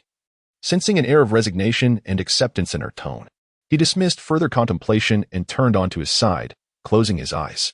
Bai Mu Chung was right, despite discomfort. Adaptation was necessary, and sleep was inevitable. Time passed, and soon the room was filled with the sound of 2 steady breaths. The following morning, Bai Mu Chung awoke to find Lin Ran absent. In the living room, she discovered a note he had left on the table. Miss, breakfast is in the pot. I've gone to driving school. Bai Mu Chung pinched the note between her fingers, pouting in dissatisfaction. Doesn't he think I have a name? What does it imply when she refers to the young lady as Miss? Furthermore, both of them possess mobile phones, so why resort to communicating through notes? Suddenly, Bai Mu Chung realized that she and Lin Ran seemed to lack each other's contact information. Chapter 14. Is the wedding night pleasant? Last time, Lin Ran wasted an opportunity to take the driving test for the 3rd time, leading to an additional fee for a retake, which he lamented as an unnecessary expense. Today, he visited the driving school to discuss with his instructor the possibility of retaking the 3rd driving test, and in the meantime, he practiced on the road for 2 laps alongside his coach. After finishing his practice, Lin Ran returned to the driving school with his instructor. Within the school grounds, and Pinkuan was engaged in practicing the 2nd driving test. Lin Ran sat on a nearby bench, engrossed in his phone while waiting for Pinkuan. At that moment, Pinkuan was not practicing parking, but was instead focusing on parallel parking. Suddenly, a deep, thunderous voice interrupted Lin Ran's concentration, causing him to startle. He looked up to see Pinkuan's coach standing sternly by the car, while Pinkuan gripped the steering wheel tightly. His expression grave and beads of cold sweat forming on his forehead. You were supposed to be looking at the bottle. What are you looking at instead? Such outbursts were commonplace at the driving school, and most students had become accustomed to them. The bottle referenced by the instructor was a concept familiar to anyone who has obtained a driver's license. It could also refer to a stone or brick. Among other objects, these seemingly trivial items were invaluable, as they helped pinpoint the correct positioning as per the instructor's guidance. Lin Ran vividly recalled using a stone as a reference point during his parallel parking practice, remembering its shape and size with remarkable clarity. A memory that lingered in his mind. He couldn't help but chuckle softly before returning his attention to his phone. Throughout the morning, Pinkuan endured considerable reprimands from his instructor, and upon exiting the driving school, he finally exhaled in relief. Subsequently, Lin Ran and Pinkuan visited a nearby spicy hot pot restaurant where they ordered 2 bowls of hot pot and 2 bottles of soda. The 2 friends chatted as they dined. Brother Ran, does your instructor often scold you as well? Pinkuan inquired. Lin Ran nodded, of course, but not as fiercely as yours. Do you think there are instructors in driving schools who don't scold at all? Pinkuan probed. Certainly, there must be some, Lin Ran replied thoughtfully. I've heard of elite driving schools where the instructors have excellent service attitudes, and, more importantly, all the instructors are beautiful women and handsome men. Upon hearing the mention of beautiful women, Pinkuan's eyes sparkled with interest. A beautiful instructor sounds delightful, he chuckled. It indeed sounds appealing, but the price is equally steep. How much? Pinkuan asked. I believe the cost for obtaining a license there is not just over 3,000, but rather around 300,000. What? 300,000? That is highway robbery. Pinkuan exclaimed in astonishment. Lin Ran nodded in agreement. Indeed, it's exorbitant. Is anyone actually enrolling in such an expensive school? Pinkuan questioned. Lin Ran replied. Kunkin, not everyone is as financially constrained as we are. There are wealthy individuals who can afford it. That is true, Pinkuan acknowledged. Those affluent 2nd-generation heirs probably gravitate towards such elite driving schools. Upon hearing In Pingkuan's words, Lin Ran's mind immediately conjured the image of Bai Muching, the affluent young lady, and he mused that she would likely attend an elite driving school. The two continued to savor their spicy hot pot. Suddenly, In Pingkuan chuckled and teased Lin Ran. "Brother Ran, did you enjoy your wedding night last evening?" Just as Lin Ran was sipping his soda, he nearly choked. "Why are you so excited?" Lin Ran steadied the drink in his stomach and playfully smacked In Pingkuan on the head, exclaiming, "You rascal! Have you rendered me foolish with your antics?" In Pingkuan rubbed his head in complaint. "No worries, silly son. Your father will take care of you," Lin Ran replied with a mischievous grin. "Damn it, get lost." After their meal, Lin Ran and In Pingkuan parted ways at the bus stop. Upon returning to his residence, Lin Ran, still mindful of the awkward encounter from the previous day, confirmed multiple times that Bai Muching was indeed absent from the house. Seizing the opportunity, Lin Ran quickly filmed several workout videos, for he was the type who could not stop once he began exercising. After completing the recordings, he continued his workout. Before long, Bai Muching returned home and, upon opening the door, was greeted with the sight of Lin Ran doing push-ups, shirtless on the floor. Hearing the commotion, Lin Ran halted his activity, rose swiftly, and turned to Bai Muching. "You're back," he remarked, wiping the beads of sweat from his forehead to greet her. Bai Muching's beautiful eyes were fixated on Lin Ran, momentarily captivated. Upon hearing his voice, she quickly responded, "Ah," her cheeks flushing slightly as she hurriedly looked down to change her shoes. Bai Muching was aware of Lin Ran's fitness routine, especially since the living room housed numerous exercise equipment. However, she had not anticipated the impressive physique he possessed. His abdominal muscles were well-defined, and his chest was robust. Indeed, Lin Ran typically donned clothing, and it was her first time witnessing him in such a state of undress. Previously, she had been oblivious to this aspect. After exchanging greetings, Lin Ran headed to the kitchen for some water. Midway through his drink, he suddenly realized he was shirtless, which explained the peculiar expression he had noticed on Bai Muching's face earlier. He quickly returned to his bedroom to don a t-shirt before re-entering the living room. "My apologies. I am accustomed to working out without a shirt. I shall be more mindful in the future," he clarified. "It's fine, I don't mind. Just continue as you usually do," Bai Muching replied, believing that since they shared the same roof, they should adapt to each other's habits to ensure a harmonious coexistence over the coming year. Although Lin Ran appreciated her understanding, he resolved to be more considerate. "Are you using the bathroom?" he inquired. Bai Muching shook her head, indicating she did not need it. "Then I'll take a shower." "All right." Moments later, the sound of water gently trickling from the bathroom filled the air. Sitting on the sofa, Bai Muching felt an inexplicable sense of restlessness. She was puzzled by this sensation, as she had never experienced such a feeling while reading before. Unable to concentrate, Bai Muching took her book and retreated to her bedroom, settling herself at Lin Ran's computer desk. Here, the sounds of water from the bathroom were nearly inaudible, allowing her to finally read with a tranquil mind. As she became engrossed in her book, a sudden furrow appeared on her brow. She found herself stumped by a particular question within the text.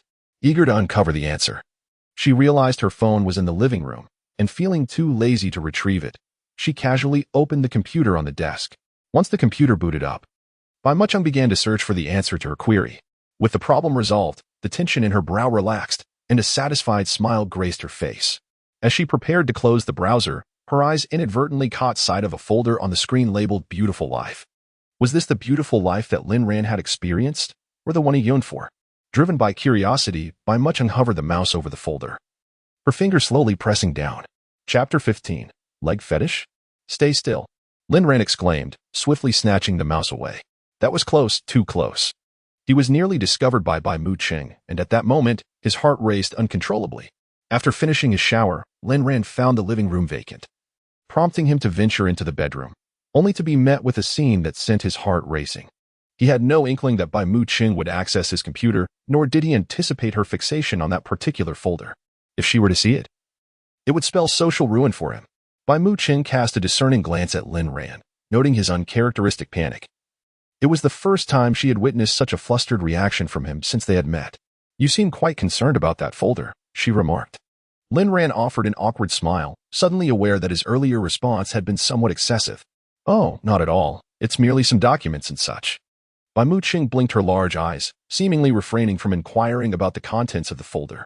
Yet, Lin Ran found himself compelled to respond, sensing a peculiar feeling akin to a secret revealed. "Oh, it seems the contents are rather significant," Bai Muching commented nonchalantly. recalling the folder's contents. Lin Ran gritted his teeth and confessed, "Yes, sorry, I almost stumbled upon your important documents." "It's fine," she replied, preparing to rise. As Lin Ran's hand remained gripping the mouse, a subtle movement from Bai Mu Chung caused his fingers to inadvertently click, opening the folder titled Beautiful Life. Suddenly, a series of images featuring anime-style beautiful girls with stunning legs filled the screen.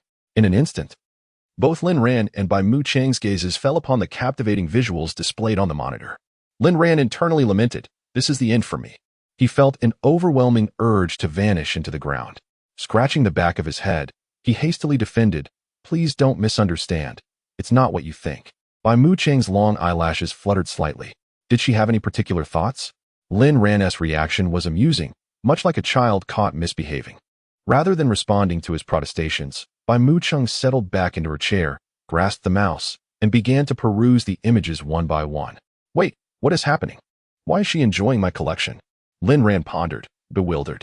Just then, Bai Mu Chang's voice broke the silence. "It appears you have a fondness for legs." Clearing his throat awkwardly, Lin Ran replied, "It's just personal preference. I hope you can understand. But please, don't misconstrue it. I'm not that kind of person." With no further pretense to maintain, given that Bai Mu Chung had already seen the images, he realized that any additional justification would come off as disingenuous. "I understand.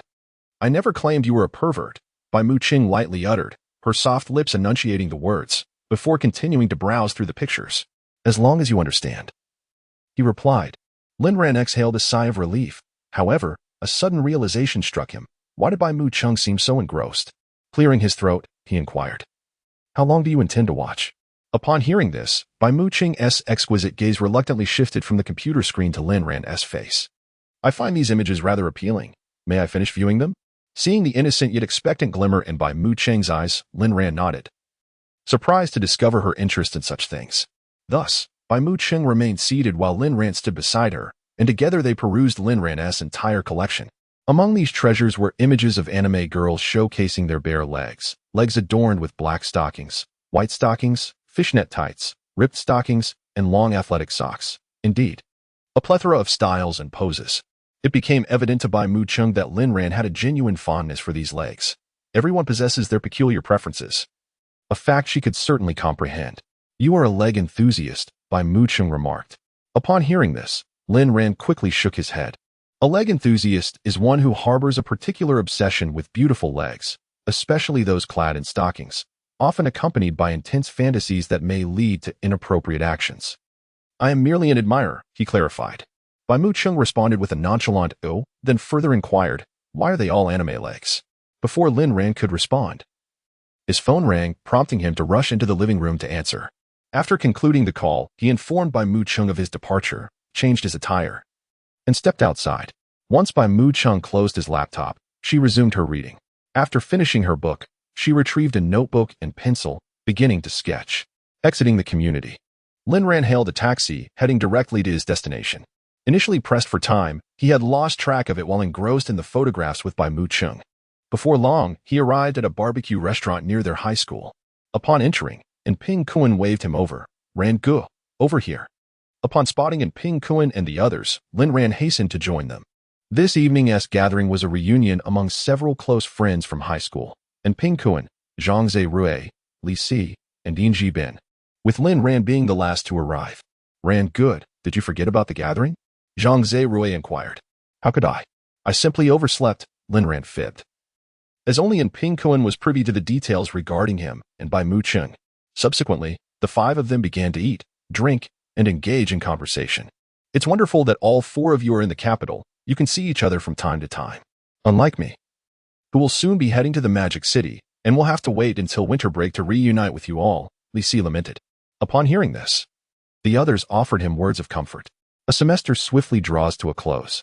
I have yet to visit the enchanting metropolis of Shanghai. Old Li, now that you are studying there, I shall seize the opportunity to visit you. Indeed, with Old Li in Shanghai, it will be convenient for our group to venture there in the future." Speaking of Shanghai, Lin Ran suddenly recalled that Bai Mu Chung resides in the city. As the group enjoyed their meal, two individuals unexpectedly approached their table. When Lin Ran locked eyes with one of them, he experienced a fleeting moment of rigidity in his expression. Chapter 16. Her legs could also serve as one of the compensations to Lin Ran clad in a white t-shirt and denim shorts. With her hair styled in a high ponytail, Luo Qingya unexpectedly appeared before Lin Ran. Their gazes met across the distance for several seconds before Lin Ran was the first to look away. Luo Qingya clenched her fists tightly, her mood profoundly sour. Ever since that night when Lin Ran confessed his feelings, he had not reached out to her again. She had even sent him a message afterward, which had vanished into the void. Their chance encounter today should have been a moment of reunion, yet Lin Ran did not even greet her. It was as if she were invisible. His disregard infuriated Luo Qingya, for Lin Ran had never treated her this way before. Could it be that because she had spoken those words to him that night, he harbored resentment, ignoring her even upon meeting? How petty of him, she thought. After all, he was still a boy. Struggling to suppress her rising anger, she stood her ground. At that moment, Wang Lingshan, who stood beside her, spoke up. What a coincidence to run into you all here. Luo Qingya, Wang Lingshan, Lin Ran, and Pinguin, and Zhang Zerui were all classmates. It is quite a coincidence. Did you two just arrive? Zhang Zerui inquired. Yes, Wang Lingshan replied. Why don't you both join us? Zhang Zerui suggested, feeling it would be impolite not to invite them, given their shared class. As soon as he spoke, Li Si, Yin Jibin, and Pinguin chimed in. Let us all sit together. Lin Ran, however, remained silent. Thus, they had the owner add 2 chairs, and Luo Qingya and Wang Lingshan joined the table of boys. Whether by design or happenstance, after the chairs were placed, Luo Qingya plopped down directly next to Lin Ran. Upon her arrival beside him, Lin Ran instinctively furrowed his brow. Yet he uttered no words. And Pinguin, aware of the past between Lin Ran and Luo Qingya, glanced back and forth between them. He had not anticipated that their meal would coincide with the presence of Luo Qingya and Wang Lingshan. He recognized that Lin Ran likely wished to avoid Luo Qingya, and his impression of her was far from favorable. Nevertheless, since Zhang Zerui had already invited the 2 girls, he felt obliged to go along with it. Once the 2 girls settled in, the group began to eat and chat, though Lin Ran and Luo Qingya remained apart, silently consuming their food and contrasting sharply with the lively conversation around them. At this moment, Zhang Zerui, Li Si, and Yin Jibin began to notice the peculiar tension between the two. They had never witnessed such a situation before. Clearly, something had transpired between them. The 3, unaware of the details, pondered in their minds. Suddenly, Luo Qingya reached for a can of beer and placed it before Lin Ran. Instantly, the eyes of the others at the table turned to them, focusing all attention on the unfolding moment between Lin Ran and Luo Qingya. Lin Ran remained engrossed in his phone, casually eating his meal as if he had completely overlooked the beer can placed before him by Luo Qingya. At that moment, Luo Qingya's face flushed with anger. She was on the verge of exploding. She had already placed the beer can in front of Lin Ran, yet he did not offer to open it for her. In the past, whenever she had set a bottle of mineral water or a drink before him, Lin Ran would promptly twist off the cap without hesitation and hand it to her. However, at this moment, he displayed no reaction whatsoever. Despite her attempts to give him an opening, Lin Ran remained indifferent, leaving Luo Qingya seething with frustration. Lin Ran, Qingya is not strong. Could you please help her open the beer? Wang Lingshan, aware of Lin Ran's confession to Luo Qingya that night, sensed the awkward tension between the two and sought to alleviate it. All eyes were now on Lin Ran, eagerly awaiting his response. I'll assist her. And Pinguin's voice suddenly broke the silence as he rose from his chair. Simultaneously, Lin Ran took the initiative and grasped the beer can before him. With a gentle pull on the tab, a satisfying hiss echoed as the can was opened. Emotionless, he placed it before Luo Qingya. Lin Ran had resolved to sever his ties with her. Her affairs were no longer his concern. Yet, he did not wish to cause discomfort for the others at the table, so he begrudgingly complied, despite his internal resistance. And Pinguin settled back into his chair, relieved that Lin Ran had finally reacted. Had he remained unresponsive, the atmosphere at the dining table would have been stifling. Fortunately, he had taken action. As Luo Qingya beheld the open beer in front of her, a rare smile graced her features, soothing her earlier anger. Lin Ran had helped her open the beer after all, just like before. Stealing a glance at Lin Ran, she felt assured that he would not truly ignore her. He must still be upset about that night, and she could manage to coax him back to her side later. The remainder of the dinner proceeded harmoniously. Lin Ran responded when someone called his name, yet when not addressed, he continued to eat and scroll through his phone. Whenever Luo Qingya desired a drink, she would place the bottle before him, and he would assist her in opening it. Nonetheless, throughout the evening, there was no direct communication between Lin Ran and Luo Qingya. As the gathering concluded and the group exited the barbecue restaurant, just as Lin Ran was about to leave, Luo Qingya suddenly called out to him, "Lin Ran, wait a moment." She was somewhat satisfied with his behavior at the table and intended to comfort him afterward, hoping to restore their relationship to its former state. However, Lin Ran's subsequent words doused her hopes with cold water. "I'm sorry, but I have matters to attend to with Kuan." Like the others, and Pinkuan, who was preparing to slip away, was compelled to halt upon hearing Lin Ran's words. He turned back to glance at Luo Qingya, offering an awkward smile, affirming that he and Ran Gu had matters to attend to shortly. Watching the figures of Lin Ran and Pinkuan depart together, Luo Qingya fumed, stamping her foot in frustration. At this moment, only Luo Qingya and Wang Lingshan remained in place. "Qingya, I truly believe Lin Ran has been hurt by you," Wang Lingshan remarked. "How have I hurt him? What I said was merely the truth. Qingya, if you let Lin Ran slip away, you will regret it. University is going to be busy. I currently have no plans to date, so what is my fault?" Observing Luo Qingya's stubborn demeanor, Wang Lingshan shook her head helplessly. In an apartment near the Imperial Capital University, in the bathroom, under the shower head, Bai Mucheng was bathing. She lowered her gaze to admire her fair, long, and well-proportioned legs. These legs were far more exquisite than those Lin Ran cherished. What would Lin Ran's reaction be if he saw her legs? Perhaps her legs could serve as one of the compensations for Lin Ran? However, this thought crossed Bai Mucheng's mind only fleetingly before she dismissed it. Wouldn't it be rather strange to suddenly offer Lin Ran a view of her legs? Chapter 17. Bai Mucheng typically donned long skirts or trousers, even opting for loose-fitting sleep pants at night. Lin Ran had yet to witness the exquisite beauty of her legs, remaining blissfully unaware of the hidden elegance beside him. Upon his return, he found Bai Mucheng engrossed in a book on her bed. After exchanging simple greetings, Lin Ran retreated to the bathroom to freshen up. He noted with mild surprise that this young lady had a penchant for reading. She was still absorbed in her book upon his return. A commendable pursuit compared to his own habitual distractions with his phone. Emerging from the bathroom, Lin Ran returned to the bedroom to find Bai Mucheng already reclined. His brow arched in realization. Was she perhaps waiting for him? Consequently, he joined her on the bed. Indeed, Bai Mucheng had been anticipating Lin Ran's return. She possessed a peculiar habit. If awakened during her slumber, she found it exceedingly difficult to drift back into sleep. Uncertain of when Lin Ran would return, she had resorted to reading while she waited patiently. As the lights were extinguished, the room succumbed to darkness. In such obscurity, one's senses sharpened. Bai Mucheng delicately inhaled, confirming the scent of alcohol lingered in the air, not an illusion. "Lin Ran, have you been drinking?" she inquired softly. "Just a little," he replied, keen to assuage any concerns she might harbor regarding his drinking. Lin Ran's tolerance was average, and his companions at the gathering had similarly modest capacities. After years dominated by study, they relished the freedom to indulge post-examinations. Drinking was still a novel experience for them. Surely, their capacities would expand as their university lives commenced. Good night. Good night. A night of restful slumber. The following day, Lin Ran awoke to find Bai Mucheng absent from the room. Upon entering the living room, he discovered a note on the table alongside breakfast neatly packed in a thermos. After reading the note, a twitch of amusement crossed his lips. "Dear young master, I have departed. I've prepared breakfast for you. Remember to enjoy it upon waking." It appeared that she was not satisfied with the title of young lady he had inscribed in his previous note, opting instead to tease him with young master this morning. How amusing, she was indeed a true young lady, while he was merely a pretender.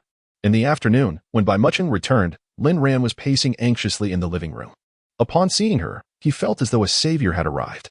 "Bai Mucheng," he began, the honorific almost escaping him before he corrected himself. "You finally returned. What is the matter?" Bai Mucheng inquired, her large eyes fixed on him with curiosity. "My mother called and invited us over for dinner tonight. She fears we might be too busy once school starts," Lin Ran explained. "All right, I understand. What is your phone number? Let us exchange contact information. Will we no longer communicate through notes?" Bai Mucheng inquired with a hint of sarcasm.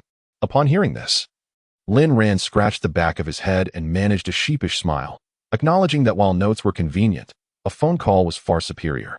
Bai Mucheng pouted slightly before retrieving her mobile device. In no time, the two exchanged contact information and added each other as friends. As they prepared to meet Lin Ran's parents, Bai Mucheng donned an exquisite white dress and applied a light touch of makeup. Despite the simplicity of her appearance, Lin Ran was thoroughly captivated. He couldn't help but lament the unfairness of fate, which had bestowed upon this young lady not only a remarkable family background but also stunning beauty. Such is the plight of comparison. Before long, they arrived downstairs.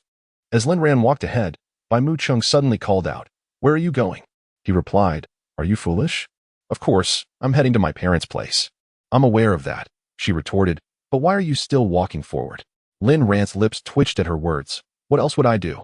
Aren't we supposed to take a taxi at the entrance of the community?" If it were up to him, he would have taken the bus. But with this young lady accompanying him, he felt it unwise to squeeze into public transport. "My car is over there," Bai Mu Chung stated, delivering a heavy blow to Lin Ran's psyche. When he laid eyes on her sleek black Porsche, he felt as if he had been struck 1,000 times. Thus, Lin Ran found himself seated in the passenger seat as Bai Mu Chung drove them towards the restaurant. At that moment, Lin Ran suddenly realized how unfair it was to have this young lady reside with him in a modest apartment. The mere thought of Bai Mu Chung living in such cramped quarters without a single complaint made him reconsider his impressions of her. Yet, he quickly shook his head. After all, he was the one at a disadvantage. Why was he feeling sympathy for the perceived oppressor? As they neared their destination, an important thought struck Lin Ran. "Bai Mu Chung, please pull over." Upon hearing his request, she promptly braked at the roadside. "What is the matter?" she asked. "We need to change how we address each other," he replied. "Why?" she queried, perplexed. "At my parents' place, we're already married. Calling each other by our names would seem too distant. What should we call each other then?" Lin Ran contemplated for a moment before suggesting, "How about you call Miran Ran in front of them, and I'll call you." He paused.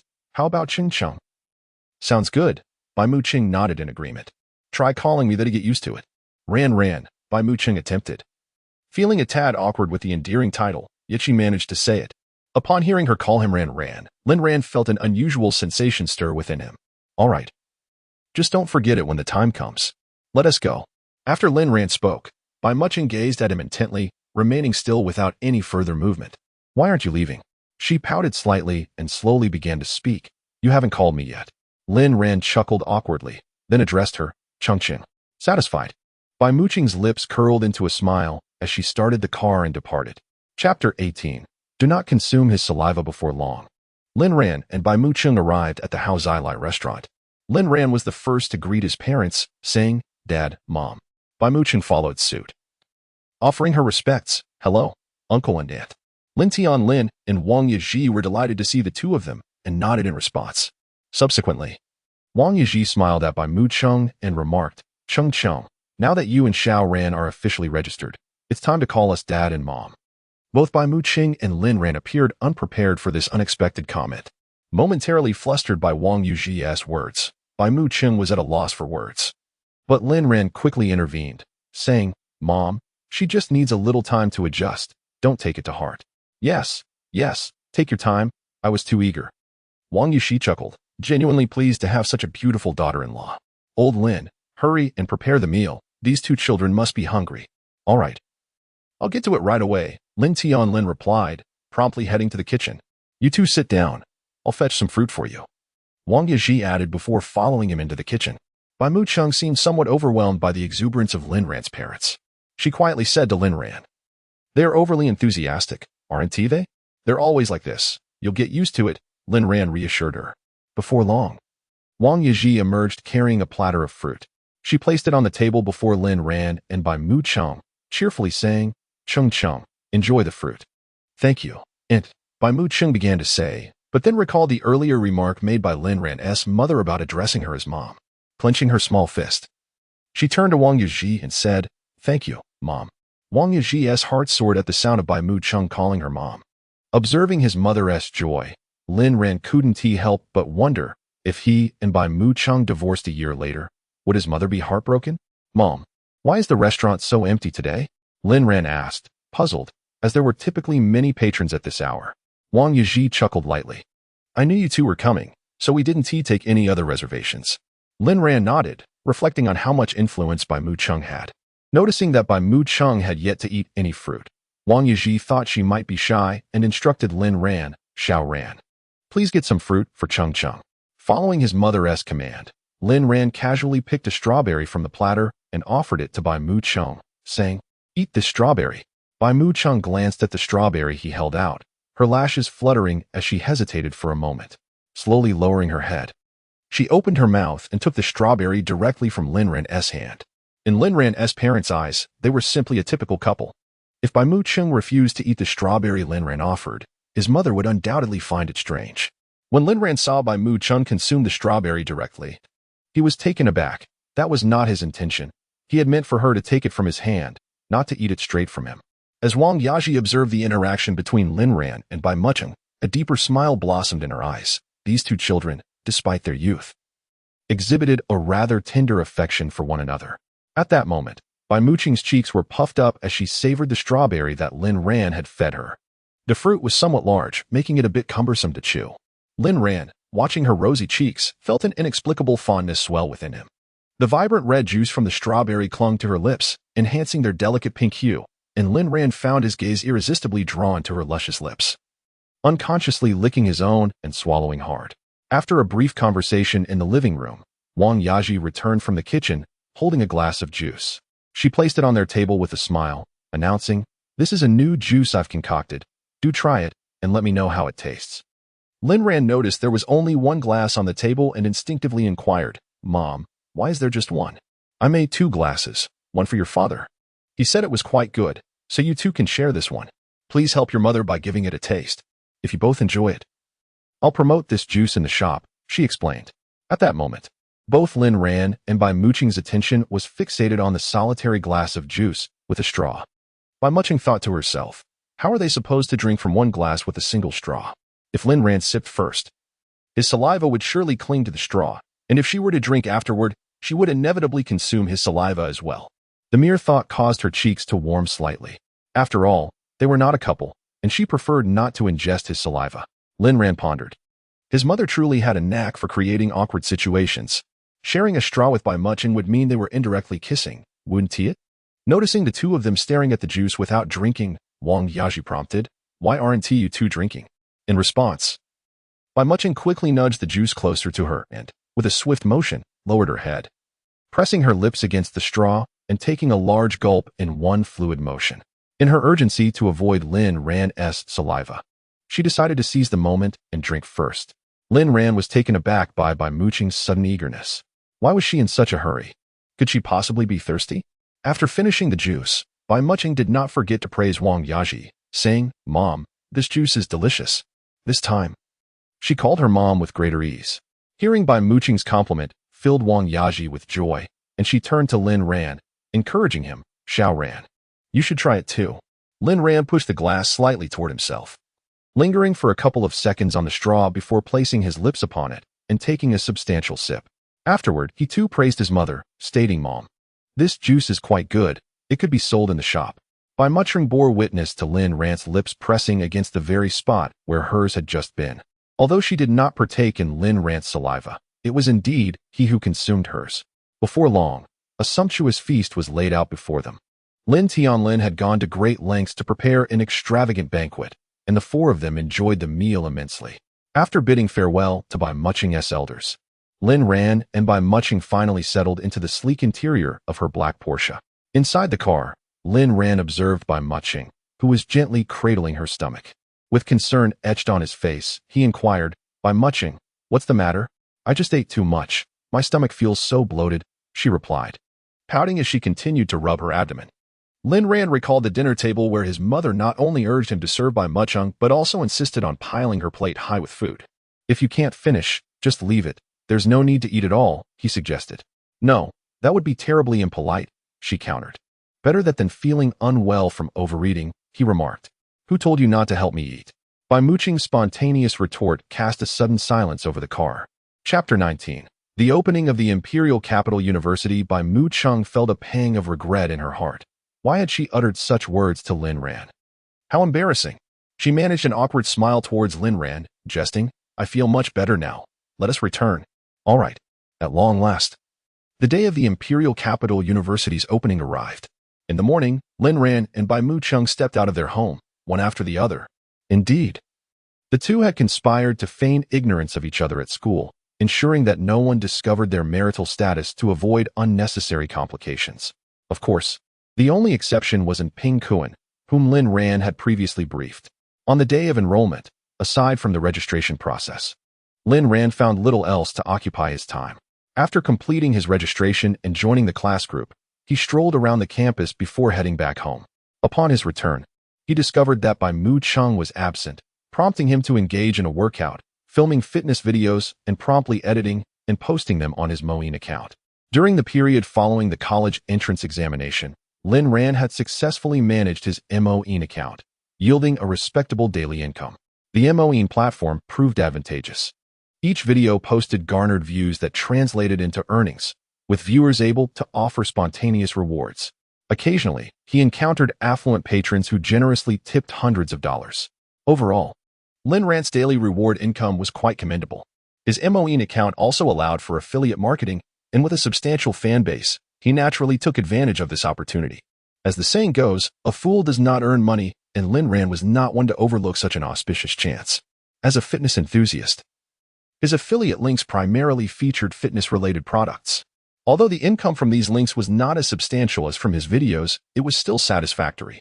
In truth, live streaming could yield even greater profits. Yet Lin Ran had no immediate plans for that. His studies remained his primary focus post-enrollment. In the evening, as Lin Ran ventured out, Bai Mu Chung had yet to return. He made his way directly to the barbecue restaurant recommended by Ping Kuan. Before long, Lin Ran arrived at the eatery near Imperial Capital University. Both he and Ping Kuan had been accepted into the esteemed institution. Although they were not enrolled in the same program, Lin Ran was somewhat surprised to see an unfamiliar male companion beside Ping Kuan, having assumed it was just the two of them. At that moment, Ping Kuan introduced them, Lin Ran, my high school classmate, Jiang Yan, my university roommate. The two exchanged polite greetings, marking the beginning of their acquaintance. As the premier university in the capital, Imperial Capital University boasted impressive dormitories, primarily designed for two residents, with a few accommodating four. The lavishly decorated dorms came complete with various amenities, albeit at a higher cost than those at typical universities. Ping Kuan and Jiang Yan shared a two-person room. Although Ping Kuan's family resided in the capital, their home was quite distant from the university, prompting his decision to reside in the dormitory. The three young men quickly engaged in conversation, gradually divulging details about their family backgrounds. Upon learning of Jiang Yan's status as an orphan, both Lin Ran and Ping Kuan silently felt a surge of sympathy for him. As Jiang Yan recounted his story to the two of them, he felt an unusual tranquility within. For so much time had elapsed that he could scarcely recall his mother's visage, and he harbored a deep-seated disdain for his father. Please, do not regard me with those sympathetic gazes. My uncle, aunt, elder brother, and sister-in-law have all treated me with great kindness, Jiang Yan stated. Upon hearing this, Lin Ran and Ping Kuan swiftly shifted the conversation to another topic. The trio continued their discourse for a while, when Ping Kuan, seemingly struck by a sudden thought, slapped his thigh and exclaimed, "Wow, Kuan Gu, are you out of your mind? You startled me." Lin Ran expressed his dissatisfaction from the side. Jiang Yan, however, remained silent, observing Ping Kuan. With a grin, Ping Kuan continued, "Let me tell you both, today's campus forum is quite the spectacle." "Is that so?" Lin Ran raised an eyebrow, and Ping Kuan nodded in affirmation. "Indeed, you must have heard of our school's belle, Senior Lu Lingxue." Internally, Lin Ran mused, "This is the first I've heard it from you, Kuan Gu." Meanwhile, Jiang Yan thought, "Why would I have heard of her?" Previously, the forum had predominantly discussed Senior Lu, but since noon today, the discourse had shifted dramatically, with everyone fervently discussing another girl. "I've seen her photo. She is exceptionally beautiful. I hear she is also a freshman this year, much like us. I reckon Senior Lu's position as the campus belle is in jeopardy. The forum is now inundated with that girl's pictures. Have you two seen them?" In response, both Lin Ran and Jiang Yan shook their heads simultaneously. Observing their reaction, Ping Kuan smirked. He could understand Lin Ran's disinterest in women, given the blow dealt by the incident with Luo Qingya. However, what was Jiang Yan's situation? "Yan Gu, why are you so indifferent to matters of beauty?" Ping Kuan inquired. "Why should I care? I have no interest," Jiang Yan replied casually. Ping Kuan regarded Jiang Yan with suspicion. Could it be that he was not interested in women at all? A bold speculation flashed through Ping Kuan's mind. "Wait, dude, you don't have a preference for men, do you? I assure you, my sexual orientation is perfectly normal. Don't harbor any thoughts about me." Ping Kuan's eyes widened in alarm as he looked at Jiang Yan. As they were now roommates, this could pose quite a risk. At that moment, Lin Ran, who had just taken a sip of beer, heard in Pingquin's words and promptly spewed it out, coughing violently. Jiang Yin calmly handed Lin Ran a few tissues, which he gratefully accepted to wipe his mouth. Just then, Jiang Yin turned his gaze to Pingquin, and upon noticing the panic etched on his face, he suddenly smiled. Startled by Jiang Yan's unexpected smile, Pingquin instinctively recoiled. Oh my, why is Jiang Yin smiling at me all of a sudden? Could it be that he is actually interested in me? Just as Pingquin was lost in his own conjectures, Jiang Yan's next words nearly caused him to lose control. Chapter 20. The second photograph of the two brother. You smell delightful. At that moment, Lin Ran, who had been a silent witness to the entire scene, could no longer contain his laughter, erupting into a hearty chuckle. Only then did Pingquin realize he had been played by Jiang Yin. Damn it, you brat, don't toy with me like that. It was merely a jest. Jiang Yin replied with an unruffled demeanor. That joke nearly scared the life out of me. You fool, who are you calling a fool? Lin Ran interjected suddenly. Get lost. Get lost. Pingquin retorted, visibly perturbed as he grabbed the wine glass before him and gulped down a hearty mouthful. Lin Ran and Jiang Yin exchanged glances, immediately recognizing that Kuan Ge was indeed in a foul mood. Lin Ran quickly sidled up to Pingquin, draping his arm over his shoulder. Kuan Ge, is that girl who poses a threat to Sister Lu's status as the campus belle truly as stunning as you say?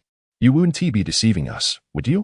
As anticipated, upon the mention of a beautiful woman, Pingquin perked up instantly, asserting with fervor, what reason would I have to lie to you too? That girl is indeed more beautiful than Sister Lu. Lin Ran knew all too well that bringing up the topic of beauty would revive Pingquin's spirits. The old adage, a father knows his child best, rang true, and Lin Ran couldn't help but chuckle inwardly. I'll show you both, Pingquin declared, deftly pulling out his phone and opening the campus forum. He navigated directly to the pinned post and effortlessly located the girl's photo. See, this is her. He presented the phone between them, a hint of pride in his tone. Jiang Yin turned his head slightly, casting a fleeting glance at the photo with little reaction. In contrast, Lin Ran appeared quite animated. The moment Lin Ran's gaze fell upon the image, his pupils widened in astonishment. The girl's exquisite features resembled a masterpiece sculpted by a master artisan. She wore a gown as white as snow, her long, raven hair cascading down her back, gently swaying with the breeze. Her tall stature and graceful curves were mesmerizing. At that moment, she turned her head, seemingly searching for something. This simple glance, captured in time, became the most radiant scene amidst the crowd. Wow, the girl in the photo isn't anyone but Bai Muching, is it? Lin Ran exclaimed, incredulous. Little did he expect that on the very first day of university, Bai Muching would create such a sensation within the school. Pingquin, gazing at the photo, chuckled mischievously. With a beauty like that, whoever becomes her boyfriend will likely wake up smiling from dreams. Wait, her last name is Bai. What was it again? Bai Muching. Lin Ran blurted out instinctively. Yes, Bai Muching, that is her name. Pingquin said, but then suddenly realized something was amiss. Wait a minute, Ran Ge. How do you know her name is Bai Muching? Just know, Lin Ran replied nonchalantly. Pingquin pondered for a moment, concluding that Ran Ge must have been following Bai Muching on the forum long before. He had just denied it. How amusing it was that they were brothers. Yet he felt the need to pretend. After dining, Pingquin and Jiang Yin returned to their dormitory. Shortly thereafter, Lin Ran arrived at the apartment. At the entrance, he fumbled with his keys, only to realize after some time that he had the wrong one. Just as he was about to switch keys, the door swung open unexpectedly. The moment the door opened, Lin Ran was startled, instinctively taking a step back while exclaiming, "What the heck?" Before him stood Bai Muching, her face adorned with a golden tiger-patterned facial mask. "You're back," she greeted him. Recognizing her familiar voice, Lin Ran replied with a subdued striving to steady his racing heart. "I heard you were having trouble with the door, so I came to help," she said. Lin Ran felt a mix of gratitude and embarrassment, nearly frightened to death by her appearance, yet he managed to express his thanks. "I appreciate it." Upon entering, Lin Ran could not restrain his curiosity, asking, "Why are you wearing a tiger mask?" Bai Muching's large eyes sparkled with humor as she responded, "Aren't tigers adorable?" The juxtaposition of tiger and adorable had never crossed Lin Ran's mind, causing his lips to twitch. "Do you like tigers?" he inquired. Bai Muching nodded enthusiastically, "Yes." "Do you like them?" Her hopeful gaze compelled Lin Ran to nod in agreement. After all, they were discussing her interests, and to say otherwise would dismiss her affections, which would surely disappoint someone he cherished. Moreover, he felt indifferent about tigers, neither liking nor disliking them. Upon hearing his response, Bai Muqing's eyes lit up. Wait a moment. She dashed off and soon returned, brandishing a bag of facial masks. You should try one too. Lin Ran politely declined. I appreciate your kindness, but I don't want to wear a mask. Everyone has to try things for the first time. You should give it a shot. It's a tiger, after all. Scratching the back of his head, Lin Ran hesitated. I've never done this before. Is it easy to apply? I'll help you, she assured him. Before long. After washing his face, Lin Ran lay on the bed. Bai Muqing stood beside him, applying the golden tiger mask onto his face, lying there with his eyes closed. He soon felt a refreshing coolness and the delicate touch of her fingers against his skin. All done. You can open your eyes now. As Lin Ran opened his eyes, he was greeted by Bai Muqing's tiger-masked visage. Thank you, he said. You're welcome, she replied. Rising, Lin Ran ambled over to the floor-length mirror in the living room. He couldn't help but find his tiger-masked reflection amusing, a smile tugging at the corners of his mouth. Suddenly inspired, he retrieved his phone and snapped a few photos of his whimsical tiger face in the mirror, capturing the moment. For the first time applying a face mask, particularly the whimsical tiger mask, such a delightful experience naturally warranted a photograph for posterity. Lin Ran casually snapped a picture and sent it to Pingkuan, inquiring, Am I handsome? Suddenly, another tiger face appeared in the mirror. Are you taking a picture? Bai Muqing asked. Lin Ran nodded affirmatively. Shall we take a picture together? Two grand tigers? Yes? Yes. Thus, their second photograph was captured, the first being their wedding certificate photo. Remember to send it to me. Sure. The following morning, within a dormitory at the prestigious Imperial Capital University, an unusually loud burst of laughter resonated throughout the room. Meanwhile, a passing student happened to walk by the door of this dormitory, only to be startled, freezing in place in shock. Once he regained his composure, he couldn't help but exclaim, What's wrong with you? Laughing so early in the morning. Chapter 21. The contest for the campus bell on the second day of the new semester at the prestigious Emperor Capital University. All freshmen were to take a preliminary examination. In accordance with the annual tradition, the top 10 scorers from this assessment were granted the privilege of choosing whether or not to participate in the ensuing week-long military training. Naturally, all students were determined to excel in this examination, as few were keen on undergoing military training. Lin Ran was no exception. He had no desire to partake in such activities. After all, he could utilize that time to hone his skills and produce videos for profit. Lin Ran was confident in his ability to secure a position among the top 3 in the school, considering his academic prowess was well established. To his surprise, he found himself in the same classroom as Bai Muqing for the examination. Upon spotting Lin Ran, a flicker of astonishment crossed Bai Muqing's eyes. Their gazes met momentarily before they quickly averted their eyes, adhering to their unspoken agreement to act as if they were strangers in school. As the classmates settled into their seats, anticipation filled the air for the impending 3-hour assessment. During this time, Lin Ran couldn't help but notice the frequent glances from the boys directed toward Bai Muqing. Soon enough, the invigilator distributed the examination papers. Lin Ran picked up his pen and began to write with fervor. An hour and a half later, Bai Muqing surprised her peers by submitting her paper and leaving the classroom.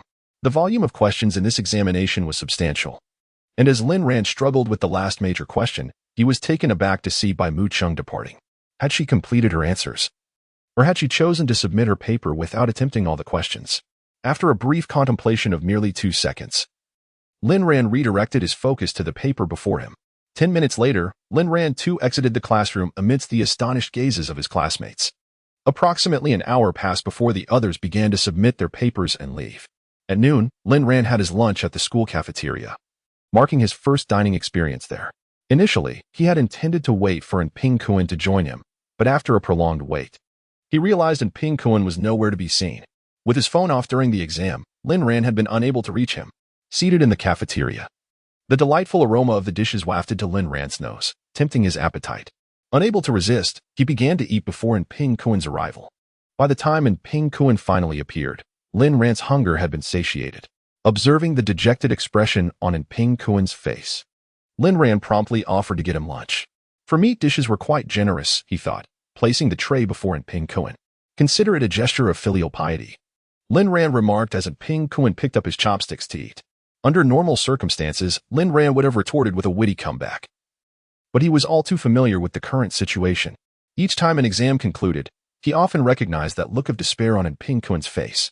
It was evident that Pingkuan had once again performed poorly. A heavy sigh escaped in Ping Kuen's lips. Alas, I miswrote that question, he lamented. Lin Ran raised an eyebrow, remaining silent. He was all too accustomed to this narrative. Subsequently, he sat back, engrossed in his phone while waiting for Ping Kuen. Ping Kuen abruptly patted Lin Ran on the shoulder, urging, Brother Ran, cease your incessant phone distractions and take a look. Lin Ran, lifting his gaze with a hint of irritation, retorted, Why are you making such a fuss when we should be eating in peace? Just look behind you, Ping Kuen insisted.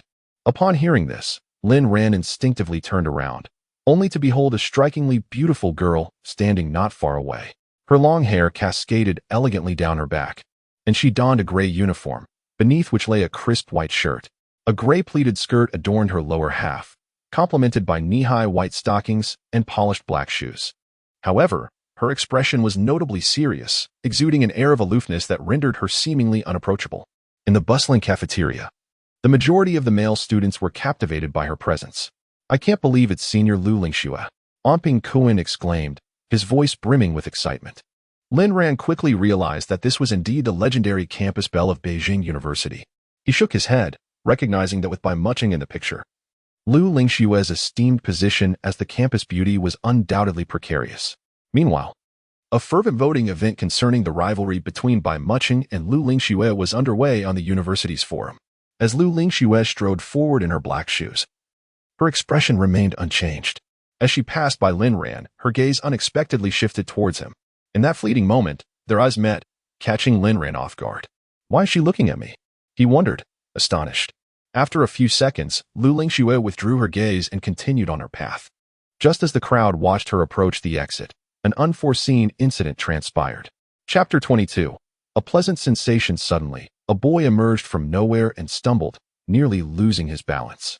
At that moment, the milk tea in his hand flew out, landing squarely on Lu Lingxue's black leather shoes. The spilled beverage splattered onto her white stockings, leaving speckles of brown marks. Witnessing this incident, the onlookers collectively gasped in disbelief, wondering which oblivious individual had dared to sully the esteemed senior's stockings and shoes. I am so sorry. The boy's voice rang out in apology, and it was at this moment that Lin Ran and Ping Kuen recognized the miscreant, Jiang Yin. The atmosphere in the cafeteria grew unusually tense, with all eyes fixated on Lu Lingxue and Jiang Yin. Jiang Yin bowed deeply before her and added, I was bumped into. And that's how the milk tea spilled. Please let me know how much your shoes and stockings cost. I will compensate you. At that moment, an aura of frigid disdain emanated from Lu Lingxue, her icy gaze fixed intently on Jiang Yin. If looks could kill, Jiang Yin would have perished countless times over. He glanced at the milk tea pooled by the girl's shoes and was about to step forward to retrieve it when a chilling voice interrupted, Get lost. Lu Lingxue kicked the milk tea aside and left the scene with a stormy expression. As soon as Lu Lingxue departed, murmurs erupted among the students. Jiang Yin shook his head in resignation and bent down to pick up the spilled drink. He contemplated borrowing a mop from the cafeteria lady to clean the mess when Lin Ran, holding a mop, appeared before him. Before long, Lin Ran and Jiang Yin settled into seats opposite Ping Kuen, who was hastily swallowing his morsel of meat. With a discontented frown, he admonished Jiang Yin, Brother Yin. You really are something. Why did you refer to Lu Lingxue as classmate? Would it kill you to call her senior? Noticing Jiang Yin's perplexed expression, Lin Ran interjected. Brother Yin probably doesn't know her. Upon hearing this, Jiang Yin nodded. Indeed, I don't know her. And Ping Kuen rolled his eyes dramatically. How could you not know such a famous senior? You really? At a loss for words, he fell silent. Then Lin Ran chimed in. I didn't know her either, until now. You too. And Ping Kuen was rendered speechless. After a moment of silence, concern crept into his voice. You both saw how furious she was when she left. Brother Yin, you've surely offended her. Jiang Yin remained unfazed. I already apologized and offered to compensate her. I've done all I could. But she is the president of the student council. Offending her could have repercussions, and Ping Kuen warned. That's inconsequential, Jiang Yin replied nonchalantly. Lin Ran was taken aback, unaware that Lu Lingxue held such a prestigious position. He had intended to join the student council, but it seemed that this president might be rather difficult to approach. As Ping Kuen thought of how Lu Xuejie's white stockings had been tarnished by Jiang Yan's milk tea, an inexplicable pang of sorrow gripped his heart. Yin Gu, how is it that a man like you enjoys drinking milk tea? It's typically a preference of women, he remarked. Who says men can't enjoy milk tea? Jiang Yin retorted. I stand with Yin Gu. Why can't a man appreciate milk tea? Lin Ran boldly aligned himself with Jiang Yan. What is this? Since when did you change your tastes and start liking milk tea? And Pinkuan directed his scrutiny towards Lin Ran. Come on, let us stick to the point. What does this have to do with my preferences? I thought you had changed your taste, he replied. Suddenly, and Pinkuan seemed to recall something, grinning mischievously at Lin Ran. By the way, why are you suddenly applying a facial mask? What is going on? Lin Ran did not directly respond to Pinkuan's question, but instead inquired. Just tell me if my mask looks handsome. To extract information from Lin Ran, and Pinkuan feigned indifference. Handsome, handsome, now tell me about the mask. Knowing Lin Ran well, he was certain that Lin Ran would never engage with such things. Lin Ran smiled and beckoned Pinkuan closer. Upon hearing this, Pinkuan eagerly leaned in, awaiting Lin Ran's response. Good son, you really listen well. When your father calls, you come right away. After uttering this, Lin Ran swiftly darted away, leaving Pinkuan fuming in place. Jiang Yan, meanwhile, chuckled quietly to himself. Upon returning to the apartment, Lin Ran was somewhat taken aback to find Bai Mukin there as well. It seemed rare for both of them to be present in the apartment during the afternoon. Bai Mukin clearly did not anticipate Lin Ran's sudden return, and her gaze towards him was tinged with a hint of fluster. You're here. Lin Ran greeted her first. You're back, Bai Mukin replied, instinctively glancing towards the sofa behind her. The apartment was small, allowing Lin Ran to easily survey the entire living room from the entrance. Noticing Bai Mukin's gaze shift towards the sofa, his eyes followed suit. To his astonishment, he was taken aback.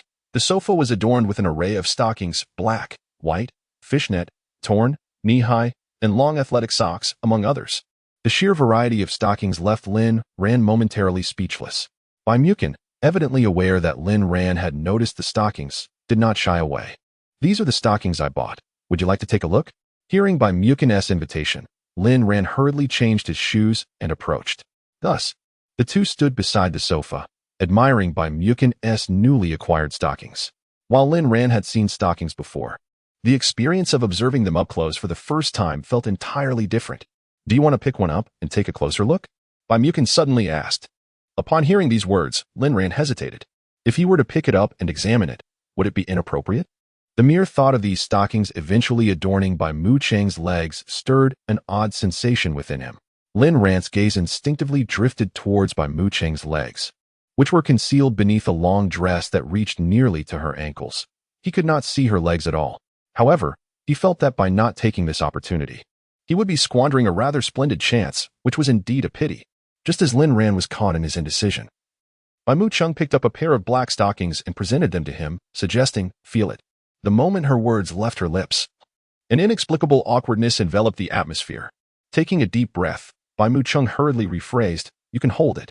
Oh, all right. With that, Lin Ran took the black stockings that Bai Mu Cheng had offered, his fingers gently caressing the fabric. To his surprise, the texture was exquisitely smooth and delicate, quite delightful indeed. Chapter 23. An absurd dream, to speak candidly. Ever since Lin Ran had met Bai Mu Cheng, he had never witnessed her wearing stockings. However, among the stockings strewn across the sofa, some appeared ill-suited for venturing outside, particularly a pair with holes. After a moment's hesitation, Lin Ran finally spoke. Bai Mu Cheng, do you intend to wear these stockings out? In response, Bai Mu Cheng shook her head. No, why do you ask? It just seems that some are not quite appropriate for outdoor wear. Lin Ran replied honestly. Bai Mu Cheng pouted slightly and retorted, what makes them unsuitable? Lin Ran's gaze fell on the pair of torn stockings on the sofa as he said, for instance, that one with holes certainly isn't. Yet your folder contains many such pairs, Bai Mu Cheng countered. Her words left Lin Ran feeling a tad awkward. He scratched the back of his head and explained, those are for my personal collection. I only intend to appreciate them myself. Raising an eyebrow, Lin Ran was taken aback by Bai Mu Cheng's unexpected hobby. He thought to himself that whoever would become her husband in the future would indeed be quite fortunate. It then dawned on him that, wait a moment, he was technically Bai Mu Cheng's husband, albeit in a fictitious sense. Dinner was prepared by Lin Ran, as Bai Mu Cheng did not possess culinary skills and he had prevented her from ordering takeout. This evening, with Bai Mu Cheng present, Lin Ran had specially prepared 4 dishes. The two enjoyed their meal in high spirits. After washing the dishes, Lin Ran returned to the living room, only to be greeted by the notification chime of a message on his phone. He quickly picked up the device from the table and opened it. Discovering a message from an orange emoji, which he recognized to be Bai Mu Chung, since they had added each other as friends. Their conversation history consisted solely of a photo of the two wearing tiger-patterned facial masks with nothing else to show. Now, however, a transfer notification of 50,000 yuan had appeared in the chat. Lin Ran turned to Bai Mu Chung, who was seated on the sofa, and asked, "What does this mean?" Bai Mu Chung set her phone down, her bright eyes fixed on Lin Ran as her delicate lips parted to utter 3 words, "Meal expenses." Fearing that Lin Ran might misconstrue her words, she continued, "You prepare the meals, which requires ingredients and your time. I haven't contributed anything, so I should pay. This is fair." Upon hearing her explanation, Lin Ran's lips twitched slightly. So, this young lady viewed him as her personal chef. Fair enough, purchasing groceries indeed incurs costs, and she certainly wasn't lacking in funds. However, a one-time payment of 50,000 yuan seemed rather excessive. Clearing his throat, Lin Ran remarked, "The meal expenses are fine, but 50,000 is too much." Before he could finish his sentence, Bai Mu Chung interrupted, "Not too much at all. If I desire something special, I will need to trouble you to prepare it for me." With that, she flashed Lin Ran a charming smile. Lin Ran nodded in agreement, responding, "All right. It is likely that this young lady indulges in exquisite delicacies from the mountains and the seas, which are indeed rather expensive." During their year of feigned matrimony, collecting a sum of 50,000 for her sustenance seems quite reasonable. Thus, Lin Ran graciously accepted the 50,000 yuan for food that Bai Muching had transferred to him. Upon seeing Lin Ran accept the sum, Bai Muching finally exhaled in relief, perplexed as to why it was so challenging to have him accept a bit of money. After a while, Lin Ran addressed Bai Muching, who was seated on the sofa, saying, "I am going to exercise. I hope I am not disturbing you." Bai Muching promptly shook her head, urging him to proceed. Subsequently, Lin Ran commenced his usual workout in the living room. With Bai Muching present, he naturally refrained from exercising shirtless. For those committed to fitness, a day without exercise can be quite uncomfortable. Bai Muching understood this, and there was no need for him to avoid her. After all, they were under the same roof, making avoidance impractical. However, Lin Ran was determined to keep his video antics a secret from Bai Muching, ensuring that he concealed this aspect of his life. Seated on the sofa with a tablet in hand, Bai Muching occasionally shifted her gaze from the screen to Lin Ran. His arms exhibited a graceful musculature, while the movement of his core exuded strength, suggesting a latent explosiveness within his entire physique. Unbeknownst to her, Bai Muching's attention became wholly fixated on Lin Ran, her admiration unabashedly evident. Lin Ran, sensing an unwavering gaze upon him, looked up, locking eyes with Bai Muching. A fleeting moment of panic flickered in her eyes before it vanished. She straightened her posture and calmly remarked, "Your physique appears quite robust." It was not merely an impression. It was indeed a fact, and Lin Ran possessed considerable confidence in his own body. He flashed a smile at Bai Muching, his eyes brimming with pride. Bai Muching chose not to linger in the living room any longer. Rising from the sofa, she headed towards the bedroom, pausing at the doorway to inform Lin Ran, "Please refrain from entering the bedroom for a moment. I need to try on some stockings." With that, she turned and entered the bedroom, the door closing behind her. Upon hearing this, Lin Ran, who was doing push-ups on the floor, nearly lost his balance and fell. Why did she feel the need to inform him of her trying on stockings? As he continued his workout, thoughts of Bai Muching, just a door away, trying on black silk, white silk, thigh-high stockings, and the like, made him inexplicably restless. Consequently, his exercise routine today was noticeably shorter than usual. As the night came to a close, the two exchanged good nights before succumbing to slumber. The following morning, both awoke with a faint blush gracing their cheeks. Bai Muching had dreamt throughout the night, envisioning herself telling the exercising Lin Ran, "Your physique appears to possess such strength." Lin Ran smiled at her and inquired, "Would you like to experience it?" She nodded in response, "All right." Thus, Lin Ran carried her, racing up and down the stairs, repeatedly. In the realm of dreams, Lin Ran bore her throughout the entire night. Bai Muching found herself perplexed, unable to comprehend why she would have such a dream. Yet, within that dream, she undeniably felt Lin Ran's strength, his robust physique. After all, he could not have carried her for an entire night otherwise. As for Lin Ran, he too was lost in dreams that night. He envisioned Bai Muching trying on the stockings she had purchased. With each pair she donned, she would approach him, smiling, and inquire, "Lin Ran, what do you think of this one?" Throughout the night, Lin Ran's gaze remained fixated on Bai Muching's legs. In the dream, her legs were long, straight, and perfectly proportioned, with smooth lines that were captivating. Those stockings accentuated her legs in a manner so exquisite that they surpassed all his treasured possessions, showcasing a pair of legs that were truly one of a kind. Lin Ran pondered that perhaps it was the previous day's admiration of Bai Mu Cheng's stockings, coupled with her intention to try them on, that led to such an absurd dream. Chapter 24. The newly crowned campus belle. The results of the preliminary examination at the prestigious Imperial Capital University have been announced. Bai Mucheng has secured the top position, while Lin Ran, with a mere point behind, has claimed second place, and Jiang Yan follows closely in third. And Pinguin, however, has found himself languishing beyond the 500th rank. It is indisputable that he, like many other freshmen, must participate in the military training commencing tomorrow. In the dining hall, and Pinguin sat glumly across from Lin Ran and Jiang Yan, his two friends, one having achieved second place and the other third. Left and Pinguin feeling a sense of frustration. Why, he pondered, must he endure such hardship as a brother? The thought of a week of military training sent him into a spiral of despair. It's just a week of military training. Come on, brother. Is it really that serious? Lin Ran remarked. You don't have to partake in the training, so of course, you wouldn't understand, and Pinguin retorted, his tone sharp. If you had made it into the top 10, you wouldn't have to attend military training at all. Do you think I don't want to be in the top 10? It's not that I can't. And Pinguin sighed heavily. Lin Ran raised an eyebrow and then tossed his meal card across the table. I'll cover your meals for the entire week. Upon seeing the meal card before him, and Pinguin's gloomy disposition lifted considerably. He quickly pocketed the card, muttering, You've got a bit of conscience, I suppose. Noticing in Pinguin's spirits brightening, Lin Ran teased. Kunkin, just focus on your military training. Whenever we have time, Yin and I will come by to bring you some watermelon. Watermelon? Do you think it's a game? Will the instructor even let me eat? Lin Ran shrugged. If the instructor won't allow you to eat, then Yin and I will just have to enjoy it ourselves. At that moment, and Pinguin envisioned the scene, standing in the scorching sun, drenched in sweat during training, while Lin Ran and Jiang Yin lounged in the shade, relishing their watermelon as they watched him suffer. You're truly cruel. And Pinguin grumbled in dissatisfaction. I offer you watermelon, and you scold me? That is not fair, Kunkin. Lin Ran chuckled. Just then, Jiang Yin suddenly spoke up. Kunkin, once your military training is over, I'll treat you to a meal. You can choose the place. Yin, you're quite generous, and Pinguin nodded appreciatively toward Jiang Yin. The following day, at dawn, the week-long military training at Imperial Capital University officially commenced. In a certain dormitory, at around 5 in the morning, and Pinguin groggily rose from his bed, quickly washed up, dressed, and stepped out. In stark contrast to Pinguin's dismal situation, Jiang Yin, who resided in the opposite bunk, remained blissfully ensconced in his dreams. Meanwhile, in an apartment near the university, a man and woman lay on either side of a bed, each immersed in their own pleasant dreams.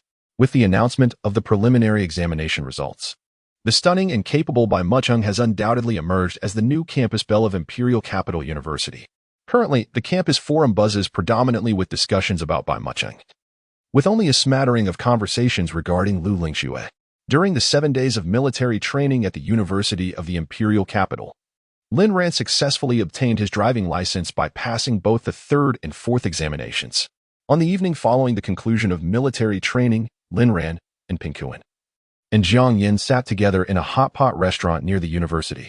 Unlike Lin Ran and Jiang Yin, who appeared in good spirits, and Pinguin wore a look of dismay. His previously dark complexion had been further ravaged by the rigors of military training, leaving him almost unrecognizable. My face is ruined, and Pinguin sighed heavily. Didn't I tell you to apply sunscreen? How did your face end up like this? Lin Ran inquired. And Pinguin had not purchased any sunscreen, deeming it an unnecessary expense. Now, gazing at his darkened visage, he deeply regretted his decision. Let us not say anything more.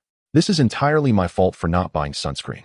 Well, you can't blame anyone else for this, Lin Ran replied with a slight smirk, attempting to console him. Don't worry, Brother Kuan. Your complexion will return to normal in due time. That's all we can do for now, and Pinguin nodded in agreement. By the way, my driving license has arrived, Lin Ran suddenly announced. Congratulations! And Pinguin and Jiang Yin exclaimed in unison. Brother Kuan, you should start preparing as well, Lin Ran encouraged. I have no time left. I'll just wait until winter break to practice at the driving school, and Pinguin replied. By the way, Yingu, have you taken your driving test? No, I have no plans to do so. I think being a passenger is quite satisfactory, Jiang Yin replied. much to the astonishment of Lin Ran and In Pingkuan. Yin Ge, why are you always so unpredictable? In Pingkuan remarked. Am I? Jiang Yin asked. There are very few boys who don't want to obtain a driving license, In Pingkuan stated, to which Lin Ran nodded in agreement. I happen to be one of those few, Jiang Yin retorted. And Pingkuan was momentarily speechless. So what?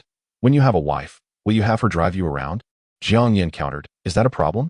And Pingkuan nearly choked on his words, quickly recovering to deliver a cheeky comeback. Of course not. In bed. It's the woman on top, isn't it? At this, Jiang Yin's expression turned slightly awkward, though he quickly regained his composure. Lin Ran could no longer contain himself and burst out laughing. As the trio shared light-hearted banter, a stunning figure entered the hot pot restaurant, drawing the attention of the majority of patrons. Upon seeing the girl walk in, and Pingkuan's eyes widened, and his heart raced with excitement. I can't believe I've encountered this new campus sweetheart. I'm so lucky. His heart was already rejoicing, noticing in Pingkuan's unwavering gaze. Lin Ran instinctively turned to see what had captivated him. To his surprise, he found Bai Mucheng gracefully approaching their table. A jolt of surprise coursed through Lin Ran. He hadn't expected to run into Bai Mucheng at the hot pot restaurant. Could it be that she was also here with friends for a meal? Lin Ran gave it no further thought and turned back to continue enjoying the hot pot. You too, look over there, the newly crowned campus beauty, Bai Mucheng. And Pingkuan whispered to Lin Ran and Jiang Yin, who were both engrossed in their meal. Lin Ran and Jiang Yin remained focused on their hot pot, as if they had not heard In Pingkuan's words at all. It was only when In Pingkuan watched Bai Mucheng settle into a seat in the corner that he withdrew his gaze and reiterated, Did you not hear me? I said I saw Bai Mucheng. At this moment, Lin Ran and Jiang Yin nodded in unison, only to return to their meal. And Pingkuan felt a profound sense of helplessness, as if he were playing a lute to a cow. She is Bai Mucheng, the new campus beauty with both looks and talent. How can you possess no interest whatsoever? In response, Lin Ran and Jiang Yin shook their heads simultaneously and continued with their hot pot. Throughout the remainder of the meal, Lin Ran and Jiang Yin remained solely focused on their food, while In Pingkuan kept a vigilant eye on Bai Mucheng in the corner. You too, stop eating. In Pingkuan suddenly interjected. What now? Lin Ran replied, slightly annoyed. Look over there. Lin Ran, though speechless, turned to follow In Pingkuan's gaze. Chapter 25. Playing with her hair. A young man, holding a mobile phone, stood beside Bai Mucheng, a smile adorning his face as he spoke to her.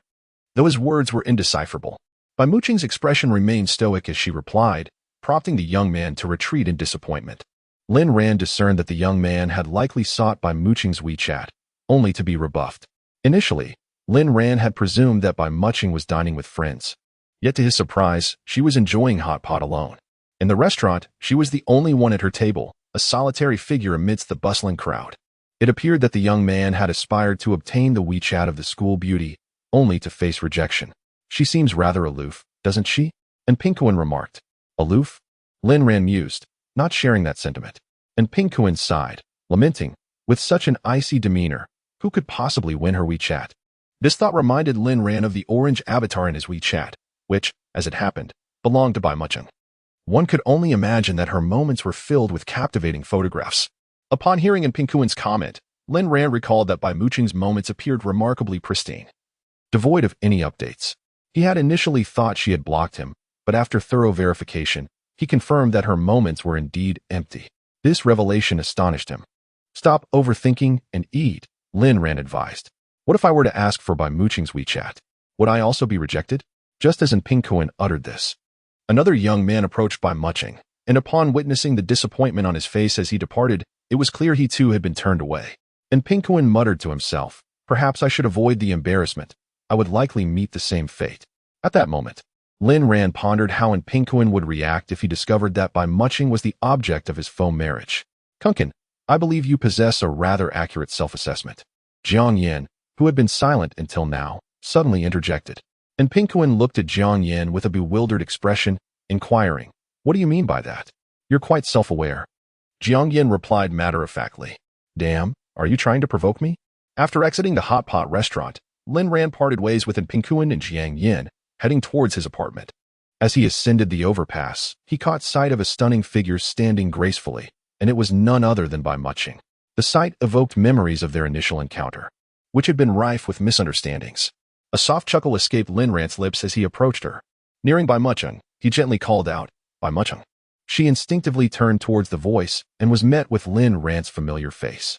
Their eyes locked, and Lin Ran spoke again. Are you here admiring the scenery once more? At his words, Bai Muching's long eyelashes fluttered, and she nodded slightly. Yes, I saw you at the hot pot restaurant earlier. I saw you too, he replied. Previously. It was mentioned that they would pretend not to know each other in front of others, and the two indeed kept their word. How did you finish so quickly? Lin Ran inquired. Bai Muchung seemed to have spent less than half an hour in the hot pot restaurant. Upon hearing this, Bai Muchung instinctively furrowed her brows and casually replied, I didn't feel like eating anymore. After a brief pause, she added, I still prefer the meals you prepare. Upon hearing this, Lin Ran was momentarily taken aback, but a glimmer of joy flickered in his eyes. He was pleasantly surprised that Bai Muchung enjoyed his cooking so much. Such praise is undoubtedly the highest compliment for a cook. I apologize. I've been rather busy lately, but I promise to cook for you tomorrow. It's a promise, Bai Muchung said, winking at Lin Ran with her beautiful eyes. Lin Ran nodded, affirming, yes, it's a promise. Are you in a hurry to return? Lin Ran was momentarily stunned. Would you like to enjoy the scenery with me? Faced with Bai Muchung's invitation, Lin Ran nodded in agreement without hesitation. Thus, on the sky bridge, Lin Ran and Bai Muchung stood side by side. Their hands casually rested on the edge of the bridge as they silently gazed at the distant city nightscape. A gentle breeze swept by, causing Bai Muchung's hair to flutter lightly, strands inadvertently brushing against Lin Ran's face, making it feel ticklish. Some strands even grazed the tip of his nose, intensifying the ticklish sensation. Unable to endure it any longer, Lin Ran reached out and grasped the culprit. At that moment, Bai Muchung turned her head and caught sight of Lin Ran holding her hair. She regarded him suspiciously, thinking how he seemed to be playing with her hair like a child. Lin Ran quickly released his grip, and her smooth locks cascaded from his hand. Your hair was tickling my face. That's why I grabbed it, he explained to Bai Muchung. Oh, I thought you enjoyed playing with my hair, she teased. Raising an eyebrow, Lin Ran's lips twitched slightly. Do I seem like that kind of person? Who knows? Bai Muchung replied playfully, while she trusted Lin Ran. It did not prevent her from teasing him. Why don't you believe me? I truly had no intention of playing with your hair. Just as Lin Ran finished speaking, another strand of her hair brushed against his face. See, I wasn't lying, he remarked, only to have a few strands accidentally drift into his mouth as he spoke. Bai Muchung found the scene amusing and a soft laugh escaped her lips. You're still laughing? Lin Ran said as he extricated the hair from his mouth. What's wrong with laughing? I haven't complained about you getting my hair wet with saliva, Bai Muchung retorted. It blew into my mouth on its own. If you hadn't opened your mouth, it wouldn't have ended up in there. Lin Ran conceded, realizing that Bai Muchung was quite sharp-tongued. Miss, you are right. It's my fault. I shouldn't have opened my mouth. What do you suggest I do? Lin Ran responded helplessly. Seeing Lin Ran surrender, Bai Muchung lost the desire to continue teasing him. She found it rather amusing to play with him. As she spoke, Bai Muchung took a hair tie from her bag and swiftly gathered her long hair into a ponytail. This was the first time Lin Ran had seen Bai Muchung with her hair styled in such a manner, and he had to admit, it looked quite lovely. Is it beautiful? Bai Muchung suddenly inquired. Lin Ran instinctively nodded, yes. Bai Muchung chuckled softly and resumed gazing at the distant scenery. Lin Ran couldn't shake the feeling that something was off about Bai Muchung that evening. Yet, he couldn't quite articulate what it was that felt amiss. Chapter 26. The following morning, Lin Ran prepared breakfast, and after sharing the meal with Bai Muchung, the two departed from the apartment in succession. With military training concluded, classes were set to commence. Both Lin Ran and Bai Muchung were enrolled in business administration, though they were not placed in the same class. During their freshman year, many public courses would see students from the same college attending together. Upon arriving at the classroom, Lin Ran noticed Ping Kuan waving to him from the back right corner. He swiftly made his way to sit beside Ping Kuan. Although they were not in the same major, they were part of the same college and would share numerous classes in the future. Whereas Yen Gu? Lin Ran inquired. Having not spotted Jiang Yan beside Ping Kuan, look at the front row, and Ping Kuan replied. Upon hearing this, Lin Ran instinctively glanced toward the front row. To his surprise, Jiang Yan was the sole occupant of the entire front row, seated in the very center, directly in front of the teacher's desk. Yen Gu is impressive. Securing such a prime seat, Lin Ran silently commended him with a thumbs up in his mind. Yen Gu said he wanted to study diligently, and Ping Kuan continued. It's evident. University is not high school. How many students would choose to sit under the teacher's watchful eye? I admire Yin Gu's dedication to his studies. Lin Ran praised. And Ping Kuan nodded in agreement. Indeed, otherwise how could Yin Gu rank third in the entire school? Realizing the implication, and Ping Kuan quickly added, wait, aren't you second in the school? You should be sitting in the front row as well, not with someone like me in the back. I have no intention of sitting in the front row. Under the teacher's gaze, I wouldn't be able to sleep when fatigue sets in. And Ping Kuan clicked his tongue. But you're second in the school. How could you sleep during class? What of it? If I'm tired, I must rest. Lin Ran retorted. As they conversed, an unexpected hush fell over the classroom. A stunning figure entered through the doorway. Bai Mu Chung, clad in a flowing white gown, approached gracefully, reminiscent of a princess. In an instant, all eyes were drawn to her ethereal beauty. With an expressionless demeanor, Bai Mu Ching walked towards the back of the room, a situation she had long since grown accustomed to. Soon, she settled into a seat at the far left of the last row.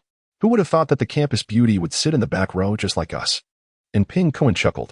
At that moment, a bold young man approached Bai Mu Ching, expressing his desire to sit beside her.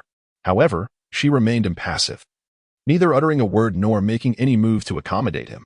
Such demeanor left little room for misunderstanding. The young man ultimately retreated under the disdainful gazes of his peers. How aloof. It seems this campus beauty is quite difficult to approach. Ping Kuan muttered to himself as he once again heard Bai Mu Cheng's aloof evaluation. Lin Ran instinctively glanced in Bai Mu Cheng's direction. He couldn't deny that, at that moment, Bai Mu Cheng sat there with a serious expression, exuding an air of coldness. However, recalling their shared experience the previous night on the overpass, admiring the night scenery, he remembered that Bai Mu Cheng had been anything but aloof then. In fact, she had been quite charming. The contrast between last night and today rendered this young lady nearly unrecognizable. At noon, Lin Ran, Ping Kuan, and Jiang Yin dined together in the cafeteria. The afternoon unfolded with an entire schedule of classes. As the most prestigious institution, Daida University filled its daily curriculum to the brim. This was true for every cohort. Even if students harbored grievances, they only dared to voice them quietly in their hearts, never expressing them aloud. As the final class concluded, students hurriedly gathered their bags and exited the classroom. Unlike most of his peers, Lin Ran chose to linger until Bai Mu Cheng had departed before leaving. After school, he visited a nearby supermarket to purchase ingredients. Having promised Bai Mu Cheng that he would cook for her today, he could not go back on his word. Upon returning to the apartment, a delightful aroma of food enveloped him. Before the sofa, a table was adorned with an array of enticing dishes, their fragrances wafting through the air.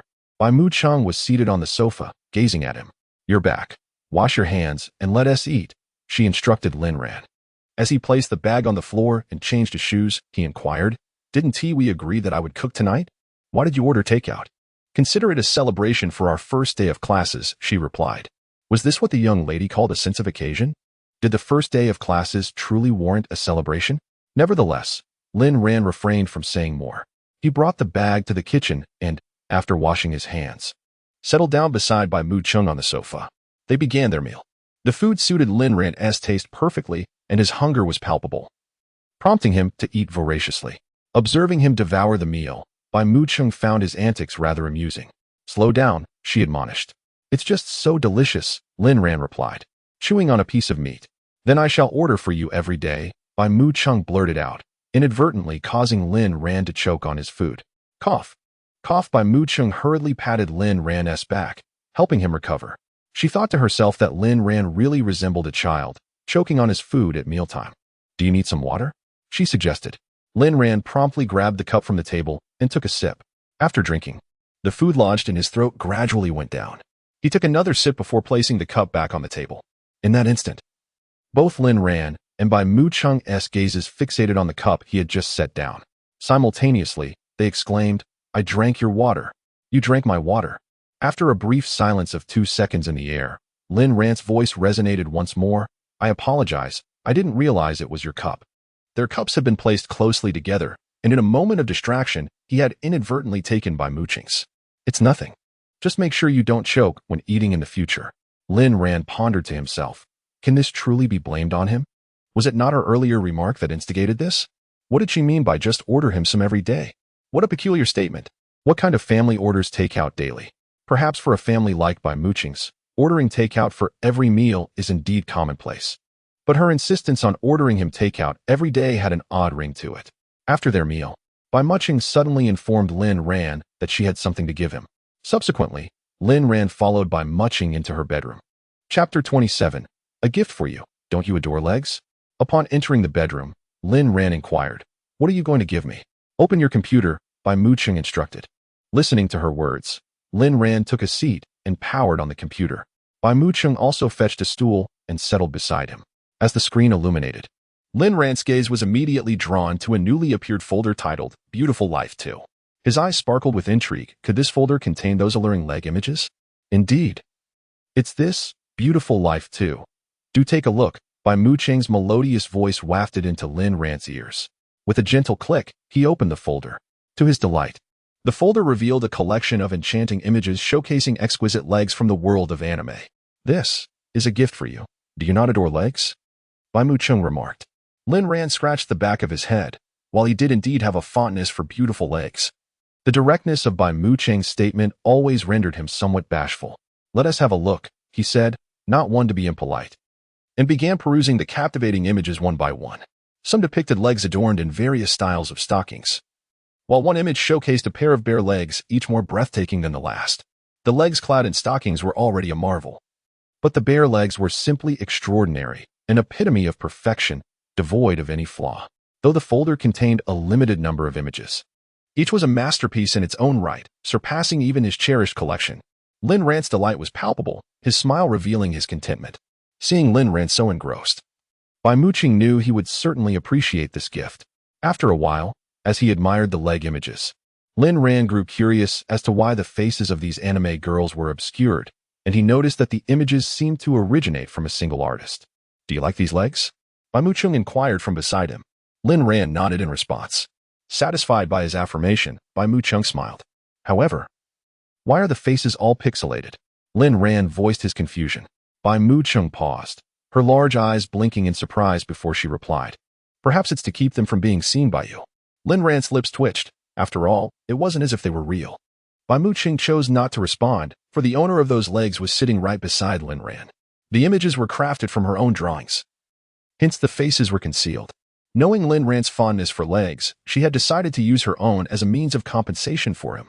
Initially, she had intended to give him the photographs directly, but upon realizing that his collection consisted solely of anime legs, she opted to create illustrations instead. "You may continue to look. I shall take a shower now," Bai Muching announced, gathering her belongings as she headed to the bathroom. "All right," Lin Ran replied, eager to delve back into the captivating images. For one viewing was far from sufficient. The beauty of those legs warranted repeated admiration. As Bai Muching returned to the bedroom after her bath, she found Lin Ran still seated before the computer, engrossed in the images displayed on the screen. A hint of surprise crossed her features as she inquired, "Why are you still looking?" If one were to assign blame, it could only be attributed to those alluring legs that had captivated his attention, leading him to lose track of time. Lin Ran hastily shut off the computer, offering a sheepish smile to Bai Muching, assuring her that he was done viewing. Bai Muching regarded him with suspicion, questioning, "Having watched for so long, you weren't engaged in anything inappropriate, were you?"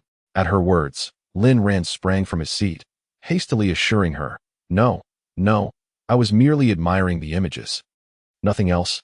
"You must believe me," she replied nonchalantly. "Oh, I was just asking casually. Why are you so flustered?" "I am not flustered," he retorted. "Well then, if you're not, that's settled." The following day, after breakfast, Lin Ran and Bai Muching exited the house in their usual sequential manner. Upon arriving at the classroom, Lin Ran and Pinkuin took their places in the last row, while Jiang Yin occupied the central seat in the front. Bai Muching, as always, sat alone at the back by the window.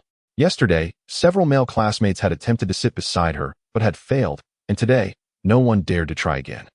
Amongst themselves, the students whispered about Bai Muching's aloof demeanor, likening it to that of the senior Lu Lingxue. Lin Ran primarily gleaned insights about Bai Muching from Pinkuin. Before the teacher's arrival, the classmates engaged in light conversation, a scenario Lin Ran and Pinkuin found unsurprising. To be more precise, Pinkuin was chattering incessantly in Lin Ran's ear. "Brother Ran, the boys on the forum are currently discussing how to win over the school beauty bai," he said. Lin Ran replied absently, scrolling through his phone. "The school beauty is so distant. It must be quite challenging to get close to her. As he spoke, and Pinkuin's gaze drifted past Lin ran towards by muching. Say, what kind of boy do you think the school beauty would fancy?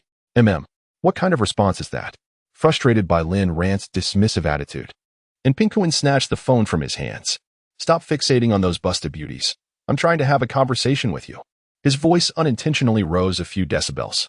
At Pinkuin's remark, classmates nearby turned their attention to Lin Ran.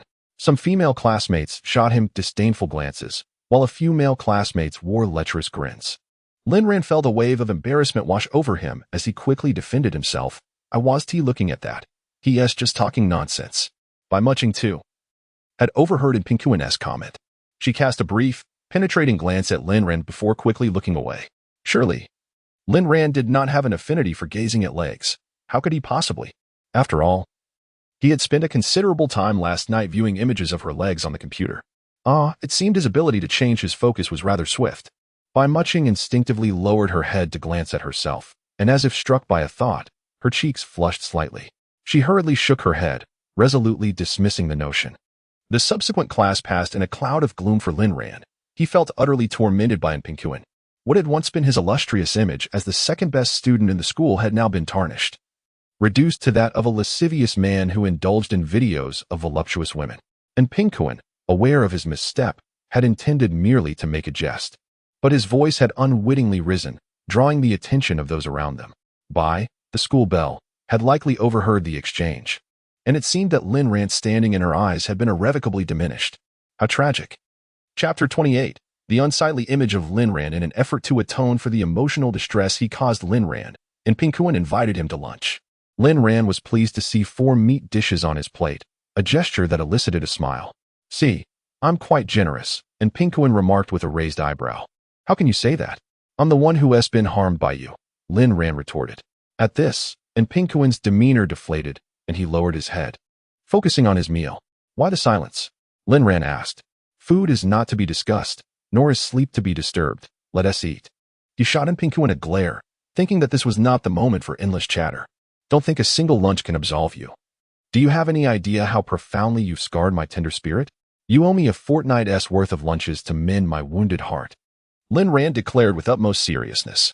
In response, Pinkuin abruptly dropped his chopsticks and looked at Lin Ran. Wait, are you trying to extort me here? Lin Ran raised an eyebrow. If it's extortion, then so be it. The two locked eyes for a few seconds before Pinkuin, resigned, conceded. All right. A fortnight it is. It's not like I can't spare that for you. Thus, Lin Ran's image in the eyes of the beautiful campus flower had transformed into that of an unsightly man. And he was aware that this predicament was wholly of his own making. With the promise of Pinkuin's lunches secured, Lin Ran felt quite elated. By the way, why hasn't T and Gu come to the cafeteria? Lin Ran casually inquired. I heard his elder brother is visiting, so they are having lunch together, and Pinkuin replied. Oh, Lin Ran murmured, and they resumed their meal, gradually becoming aware of the chirping of crickets surrounding them. Look, isn't that the campus beauty? Indeed, it is the campus beauty. I didn't expect her to come to our cafeteria for lunch. Indeed, beauty is beauty. Even carrying a tray looks exquisite. Lin Ran's gaze effortlessly fell upon by Muching, who had found a seat by the window with her tray in hand. She elegantly lifted her chopsticks and began her meal. Remembering their previous encounter at the hot pot restaurant when she dined alone, he noted that even now in the cafeteria, she was once again eating by herself. During class, she also sat alone. It seemed that by Muching truly lacked friends. Why do you think she is always alone? And Pinkuin's voice suddenly pierced Lin Ran's thoughts, clearly pondering the same query. Perhaps she doesn't have many friends, Lin Ran replied. And Pinkuin nodded. She might be too aloof. Others probably don't dare to approach her. That's not it, Lin Ran blurted out. Huh? What do you mean? And Pinkuin looked at him, surprised. Nothing, Lin Ran said, choosing silence as he returned to his meal. In the time he had spent with by Muching, he had come to believe that she simply did not know how to connect with others. After lunch, Pinkuin decided to return to the dormitory for a brief nap, while Lin Ran chose to meander leisurely around the campus, taking the opportunity to familiarize himself with the surroundings. The afternoon would bring a full schedule of classes. During the intermission of the first class, a slender female student with round metallic-framed glasses approached Lin Ran, holding a book in her hand. A hint of shyness graced her features as she softly addressed him. Hello, Lin classmate. I didn't quite understand the problem the teacher just explained. Could you help me with it? Seeing a girl approach, and Pinguin appeared particularly excited. Lin ran, unfamiliar with the girl before him. Indeed, he scarcely knew most of his classmates, had no intention of turning down her request, recognizing it as a simple inquiry among peers. He nodded in response, indicating his willingness to assist. The girl placed her book on the desk in front of Lin Ran and pointed to the problem. With patience, he began to explain it to her. However, it seemed her gaze was not on the book, but rather fixed on his face. Do you understand now? Lin Ran inquired after finishing the explanation. The girl momentarily looked taken aback, but quickly nodded, replying, I understand. Thank you, Lin classmate. You're welcome, he said. Despite the completion of the discussion, the girl remained at Lin Ran's side, seemingly reluctant to leave. Do you have any other questions? He asked. She shook her head and introduced herself. Lin classmate, my name is Su Shiyu. After saying this, she quickly ran away, clutching her book. And Pinguin, who had witnessed the entire exchange, chuckled mischievously. Rangu, you're quite fortunate in love. It seems a girl has taken an interest in you so soon. Go away. She merely asked a question. What are you thinking? And Pinguin clicked his tongue, but Su Shiyu was definitely looking at you the whole time. She is clearly interested. When the teacher is lecturing, do you look down, or at the teacher? At the teacher. That's remarkable. I was explaining the problem to her, and she wasn't looking at me, but at you? She not only knows your name, but also made it a point to tell you hers. Rangu, trust me. Su Shiyu is definitely interested in you. I'm the second best in the entire school. It's only natural for someone to know my name, right? True. But she specifically told you her name. Is there anything wrong with classmates sharing names? And Pinguin shook his head. No, nothing wrong. Meanwhile, Bai Muching, who had been sitting not far away, had also witnessed the entire scene. Although she hadn't intended to watch Lin Ran, she found her gaze inexplicably drawn to him after the girl approached. She noticed that the girl's eyes were fixed on Lin Ran's face.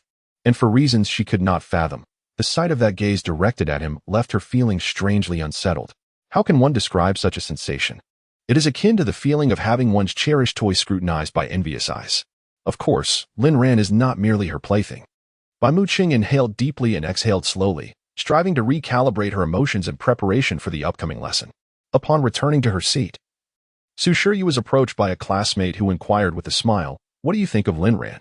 At this, a blend of joy and shyness illuminated Su Shiyu's face as she replied, he is incredibly handsome. Hee. Goodness, look at you, so infatuated. Have you fallen for him already? Could you possibly contain yourself? I refuse to hold back. Lin Ran is second in the entire school and possesses such striking looks. If I do not act swiftly, another girl may seize him away from me. You make a valid point. Best of luck. Rest assured, I am determined to win his heart. Chapter 29. Do you wish to kiss a girl? After school, Lin Ran waited for Bai Muching to leave first before he departed from the classroom. As he walked home, he contemplated what dishes to prepare for dinner. The previous night, he had intended to cook for Bai Muching, only for her to order takeout instead. Before long, Lin Ran arrived at the apartment building. He stood by the elevator, awaiting its descent, and soon the doors opened to reveal four elegantly dressed chefs stepping out in succession. Puzzled, Lin Ran wondered why four chefs would appear in their apartment rather than a restaurant. He brushed off the thought and quickly entered the elevator. Moments later, he returned home. Upon opening the door, the scene from the previous night unfolded before him once more. The table in front of the sofa was laden with an array of delectable dishes. Bai Muching was seated on the sofa, greeting him with, "You're back, let us eat." "Why did you order takeout again?" Lin Ran asked in surprise. "Don't you enjoy it?" "I mentioned that I would order for you every day," Bai Muching replied earnestly, her eyes sparkling like gems as she gazed at him. "While I do enjoy it, one cannot rely on takeout every day.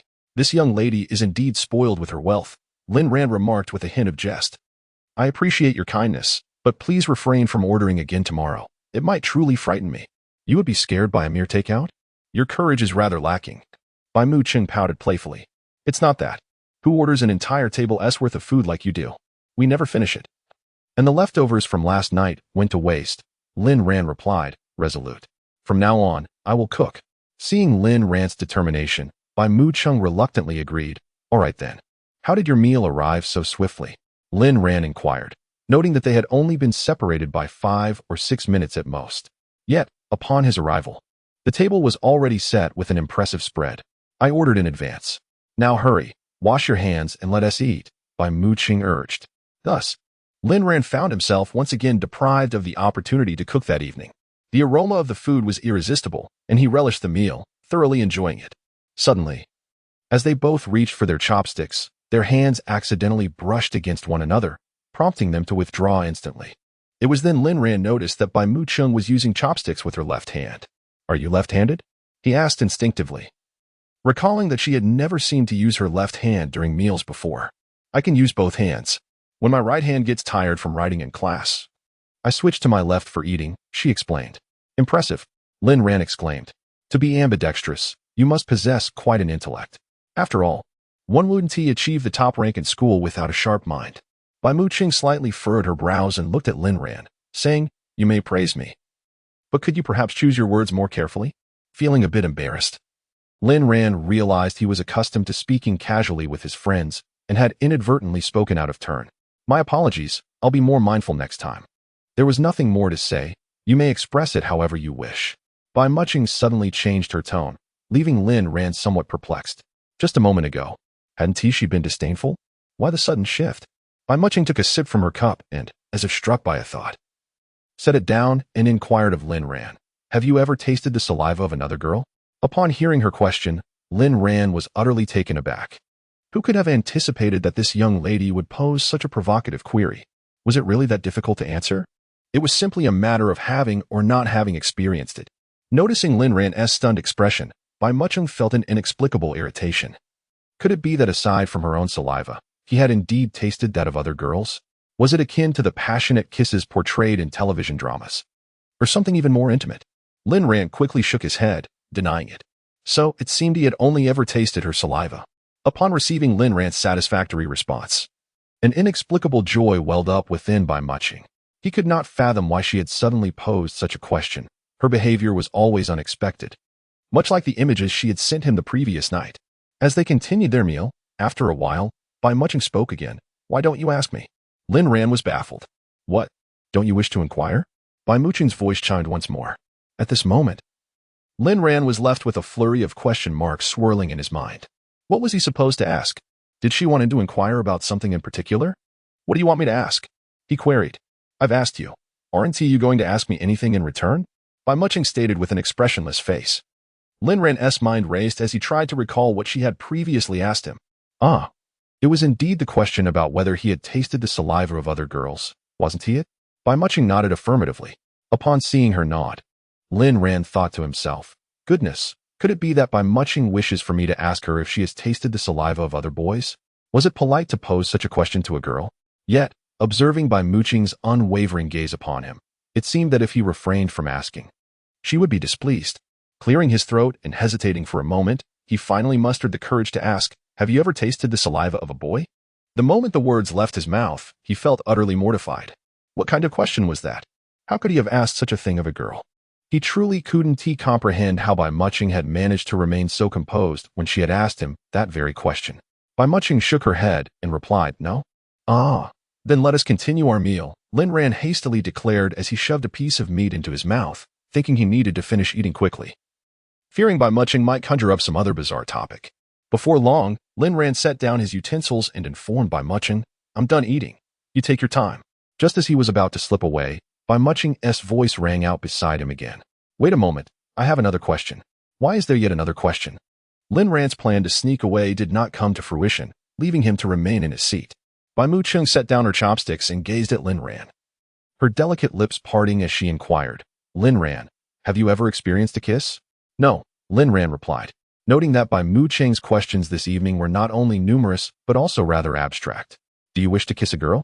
Lin Ran forced a smile, pondering that such matters were not simply about desire.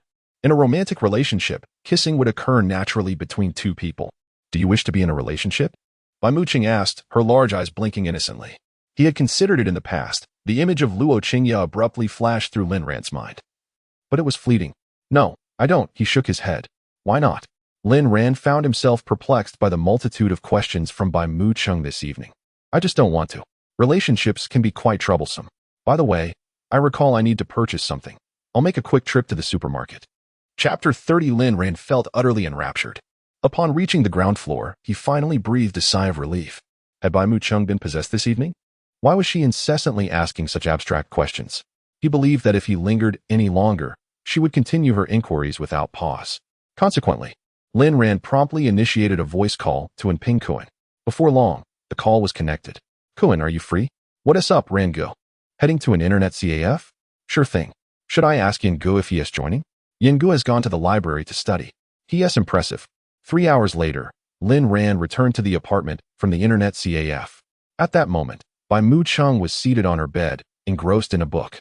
Upon hearing the sound of the door opening, she quickly slipped on her slippers and emerged from her room. Spotting Lin Ran, she immediately inquired, "Why are you back so late?" Her gaze then shifted to Lin Ran's hands, prompting her to ask, "What did you buy?"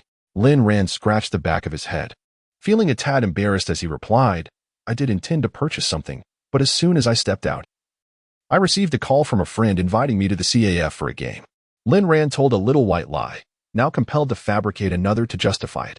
Was it a boy or a girl? Bai Mu Chung pressed further. Lin Ran hesitated for a moment before answering truthfully, "A boy." The interrogation felt oddly reminiscent of a father being questioned by a mother. Lin Ran looked at Bai Mu Chung in astonishment. Could she truly be possessed this evening? Bai Mu Chung seemed to realize her behavior was rather unusual and hastily explained, "You said you were going out to buy something. And seeing that you were gone for so long, I was concerned. I'm off to bed now. Good night." With that, she hurried back to her room. Bai Mu Chung quickly burrowed under the covers, her little head disappearing beneath the blanket. What was the matter with her?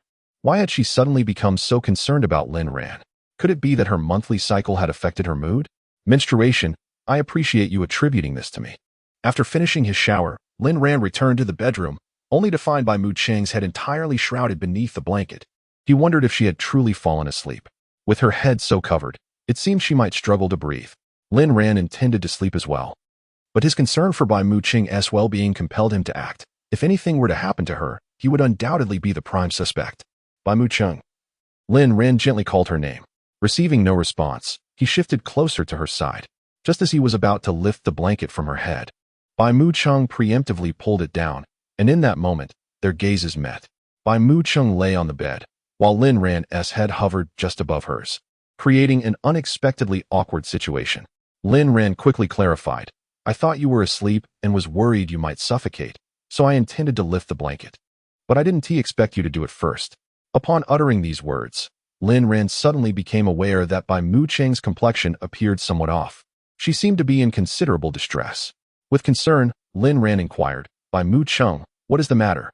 "Lin Ran, my stomach hurts," Bai Mu Chung replied, her tone feeble and lacking strength. This was perplexing. She had seemed perfectly fine just moments before. Why was she suddenly in such discomfort? Lin Ran, unsure of how to proceed, suggested, "Just hold on a moment. I will take you to the hospital." As he spoke, he prepared to rise from the bed. However, Bai Mu Cheng grasped his wrist firmly, insisting, "No need for the hospital." The instant her hand made contact with his wrist, Lin Ran was taken aback by the chill emanating from her touch. Why was her hand so cold? This was decidedly abnormal. "This won't do. Your hand is freezing. I must take you to the hospital so that a doctor can examine you." "I merely have my menstrual period," Bai Mu Cheng replied weakly. Hearing this, Lin Ran inexplicably exhaled in relief. He had feared she had suddenly contracted some illness, but it was merely her period. Thankfully, it was not a serious ailment. "I shall fetch you some warm water," he offered. Regarding the matter of menstruation, Lin Ran was only aware that one should drink warm water and keep warm. Beyond that, he was uncertain. Bai Mu Cheng nodded in acknowledgement. Before long, Lin Ran returned with a cup of warm water. Bai Mu Cheng took a few sips before reclining once more. Observing that her complexion still appeared rather pale, he inquired, "Is there anything else I can assist you with?" Bai Mu Cheng, eyes closed, shook her head, replying, "No, just let me sleep." Soon, Lin Ran settled into bed, and they lay on opposite sides of the large mattress. Bai Mu Cheng felt a pervasive chill, instinctively curling up in a ball. Lin Ran detected the rustling sounds coming from the bed, realizing that Bai Mu Cheng was likely unable to sleep due to her discomfort. In her current state, he felt powerless to help. All he could do was offer silent support, hoping for her swift recovery. Unbeknownst to him, Lin Ran eventually drifted into slumber. In a hazy state, he sensed something pressing against him. As he shifted slightly, the object seemed to cling to him even more tightly, and he felt something wrap around his waist. Instinctively, he reached down, only to encounter a soft, smooth hand. Startled, Lin Ran jolted awake, quickly realizing that the hand encircling his waist belonged to Bai Mu Cheng. who was now nestled closely against him. At that moment, Lin Ran was utterly bewildered. How had Bai Mu Chung found her way under the covers with him? After regaining his composure, he concluded that he needed to awaken her. Surely she was unaware of having snuggled into his bed. Given that they had shared a bed for so long, this was an unprecedented situation. It would be troublesome to explain in the morning when she awoke. Determined to remain calm, Lin Ran shook his head to clear his thoughts. He then gently nudged Bai Mu Cheng's shoulder, saying, "Bai Mu Cheng, wake up." She murmured softly in response. The gentle whispers in the stillness of the night resonated with an exquisite allure. It was the first time Lin Ran had encountered such murmurs from Bai Mu Cheng, and he felt as if he were melting away completely. Taking a deep breath, Lin Ran gently nudged her while calling out, "Bai Mu Cheng, awaken, awaken." After Lin Ran's persistent efforts, Bai Mu Cheng finally opened her hazy eyes. Chapter 31. Treated as a human pillow. Bai Mu Cheng, you have come over to my side. Lin Ran felt somewhat embarrassed to admit that Bai Mu Cheng had nestled into her bed. In a state of drowsiness, Bai Mu Cheng, previously chilled to the bone, now felt warm and comfortable, her sleep disturbed by the noise. "You're so warm. Don't make a fuss. Let me sleep," she murmured, promptly closing her eyes. Her body instinctively pressed closer to Lin Ran, her arms tightening around his waist. Lin Ran was at a loss for words. She had decided to stay with him. He lay there stiffly, soon hearing Bai Mu Cheng's rhythmic breathing. While she slept soundly, Lin Ran found it impossible to do the same. He dared not move, fearing that any shift might lead to unintended contact. After what felt like an eternity, Lin Ran finally felt sleepiness wash over him, believing he might finally drift off. Suddenly, he jolted awake, feeling Bai Mu Cheng's small hand slipping beneath his shirt, her palm now against his skin. At that moment, Lin Ran found sleep utterly elusive. Who could withstand such a predicament? In the dead of night, a girl stealthily burrowing into his blankets, treating him as a human pillow. He was a robust man, not merely a lifeless cushion. The experiences of that night were nothing short of breathtaking, a dual torment of body and spirit. Leaving Lin Ran to rise in the morning with heavy dark circles under his eyes. When Bai Mu Cheng awoke, she was puzzled to find herself on Lin Ran's side. Covered by his quilt, fragmented memories began to surface. She realized she had spent the entire night hugging Lin Ran. The thought made her cheeks flush uncontrollably. Breakfast arrived, and both shared an unspoken agreement to avoid mentioning their shared night under the same covers. The atmosphere that morning was inexplicably awkward. Bai Mu Cheng couldn't help but notice Lin Ran's pronounced dark circles. It seemed he hadn't slept well, yet she had slept exceptionally, leading her to wonder if her sleeping position had disturbed him or if she had perhaps done something peculiar in her slumber. Lin Ran, naturally, would not broach the subject. Being a gentleman, he refrained from telling Bai Mu Cheng about her secretive intrusion into his bed, fearing how embarrassed she might feel. During class that day, during a break in the morning, Su Shiyu approached Lin Ran, clutching a book, seeking his assistance with some problems. After he explained the concepts, she handed him a lollipop as a token of gratitude. Lin Ran, not wishing to accept, declined several times, but Su Shiyu left the lollipop behind and hurried off, leaving him no choice but to accept it. And Ping Kuan, who had witnessed the entire exchange, stood nearby with wide eyes, grinning foolishly. Yesterday, I was rather influenced by Ran Ge. Initially, he genuinely believed that Su Shiyu had an interest in him. However, after being swayed by Ran Ge's reasoning, he began to think that Su Shiyu's visit was merely to inquire about something. Yet, today, this very Su Shiyu requested Ran Ge's assistance with her studies again. And before leaving, she even slipped him a lollipop. Ping Kuan is convinced that Su Shiyu undoubtedly harbors feelings for Ran Ge. How charming he must be. Receiving lollipops from girls, one cannot help but wonder why no girl has ever given me a lollipop. Lin Ran cast a sidelong glance at Ping Kuan, nudging the lollipop towards him from the table. If she gave it to you, it's only right that you keep it. What nonsense. It's merely a lollipop. Will you eat it or not? If not, then forget it. Eat it. Eat it. It would be a shame to let it go to waste, Ping Kuan insisted, swiftly unwrapping the candy and popping it into his mouth. As he savored the lollipop, he remarked, "Delicious. A lollipop from a girl is indeed sweet." Lin Ran rolled his eyes at Ping Kuan. Aren't all lollipops sweet? Meanwhile, not far away, Bai Mu Cheng unconsciously tightened her grip on her pen, her focus intensifying. In the afternoon, during the latter part of the class, the teacher left prematurely. As whispers filled the room, the student council president, Lu Lingxue, entered with 2 members. Dressed in a uniform complete with a white shirt, a pleated skirt, and knee-high white stockings, her black leather shoes clicked against the floor, instantly capturing everyone's attention. Lu Lingxue wore a serious expression, her gaze sharp and commanding as she stood at the podium, surveying the students below like a proud leader overlooking her subjects. When her eyes lingered for a moment on Jiang Yan, seated in the center of the front row, she seemed to take special notice of him. Grasping the microphone, she addressed her fellow students. "Hello, juniors. I am Lu Lingxue, the president of the Student Council." Following a brief introduction, she articulated the purpose of her visit. In a few days, the Student Council would host a grand welcome party for new students, featuring splendid performances from senior students, and she encouraged juniors to enthusiastically participate. Furthermore, those who excelled during the event would be given priority for selection into the Student Council. As she finished speaking, a wave of murmurs swept through the classroom. "Rangu, what a wonderful opportunity. Let's sign up," Anping Kuan whispered to Lin Ran. It is well known that joining the Student Council involves serving fellow students, but the benefits are manifold. Not only does it provide personal growth, but it also comes with numerous privileges. Students clearly understand that the advantages outweigh the disadvantages. Although Anping Kuan initially held little hope of joining, Lu Lingxue's words instilled newfound confidence in him, igniting his eagerness to participate. Lin Ran nodded in agreement, as he had already contemplated joining the Student Council. Seizing this opportunity, he was determined not to let it slip away. He nodded at Anping Kuan, acknowledging him. At that moment, Lu Lingxue's voice resonated once more, announcing that any students wishing to sign up should first contact Senior Sister Shin and Senior Sister Dong. Subsequently, the Student Council would curate the final list of performances for the evening gala. After conveying this information, Lu Lingxue turned and departed. Senior Sisters Shun and Dong inscribed their WeChat IDs on the blackboard and informed the students to add them if they wished to register. Having said that, they too took their leave.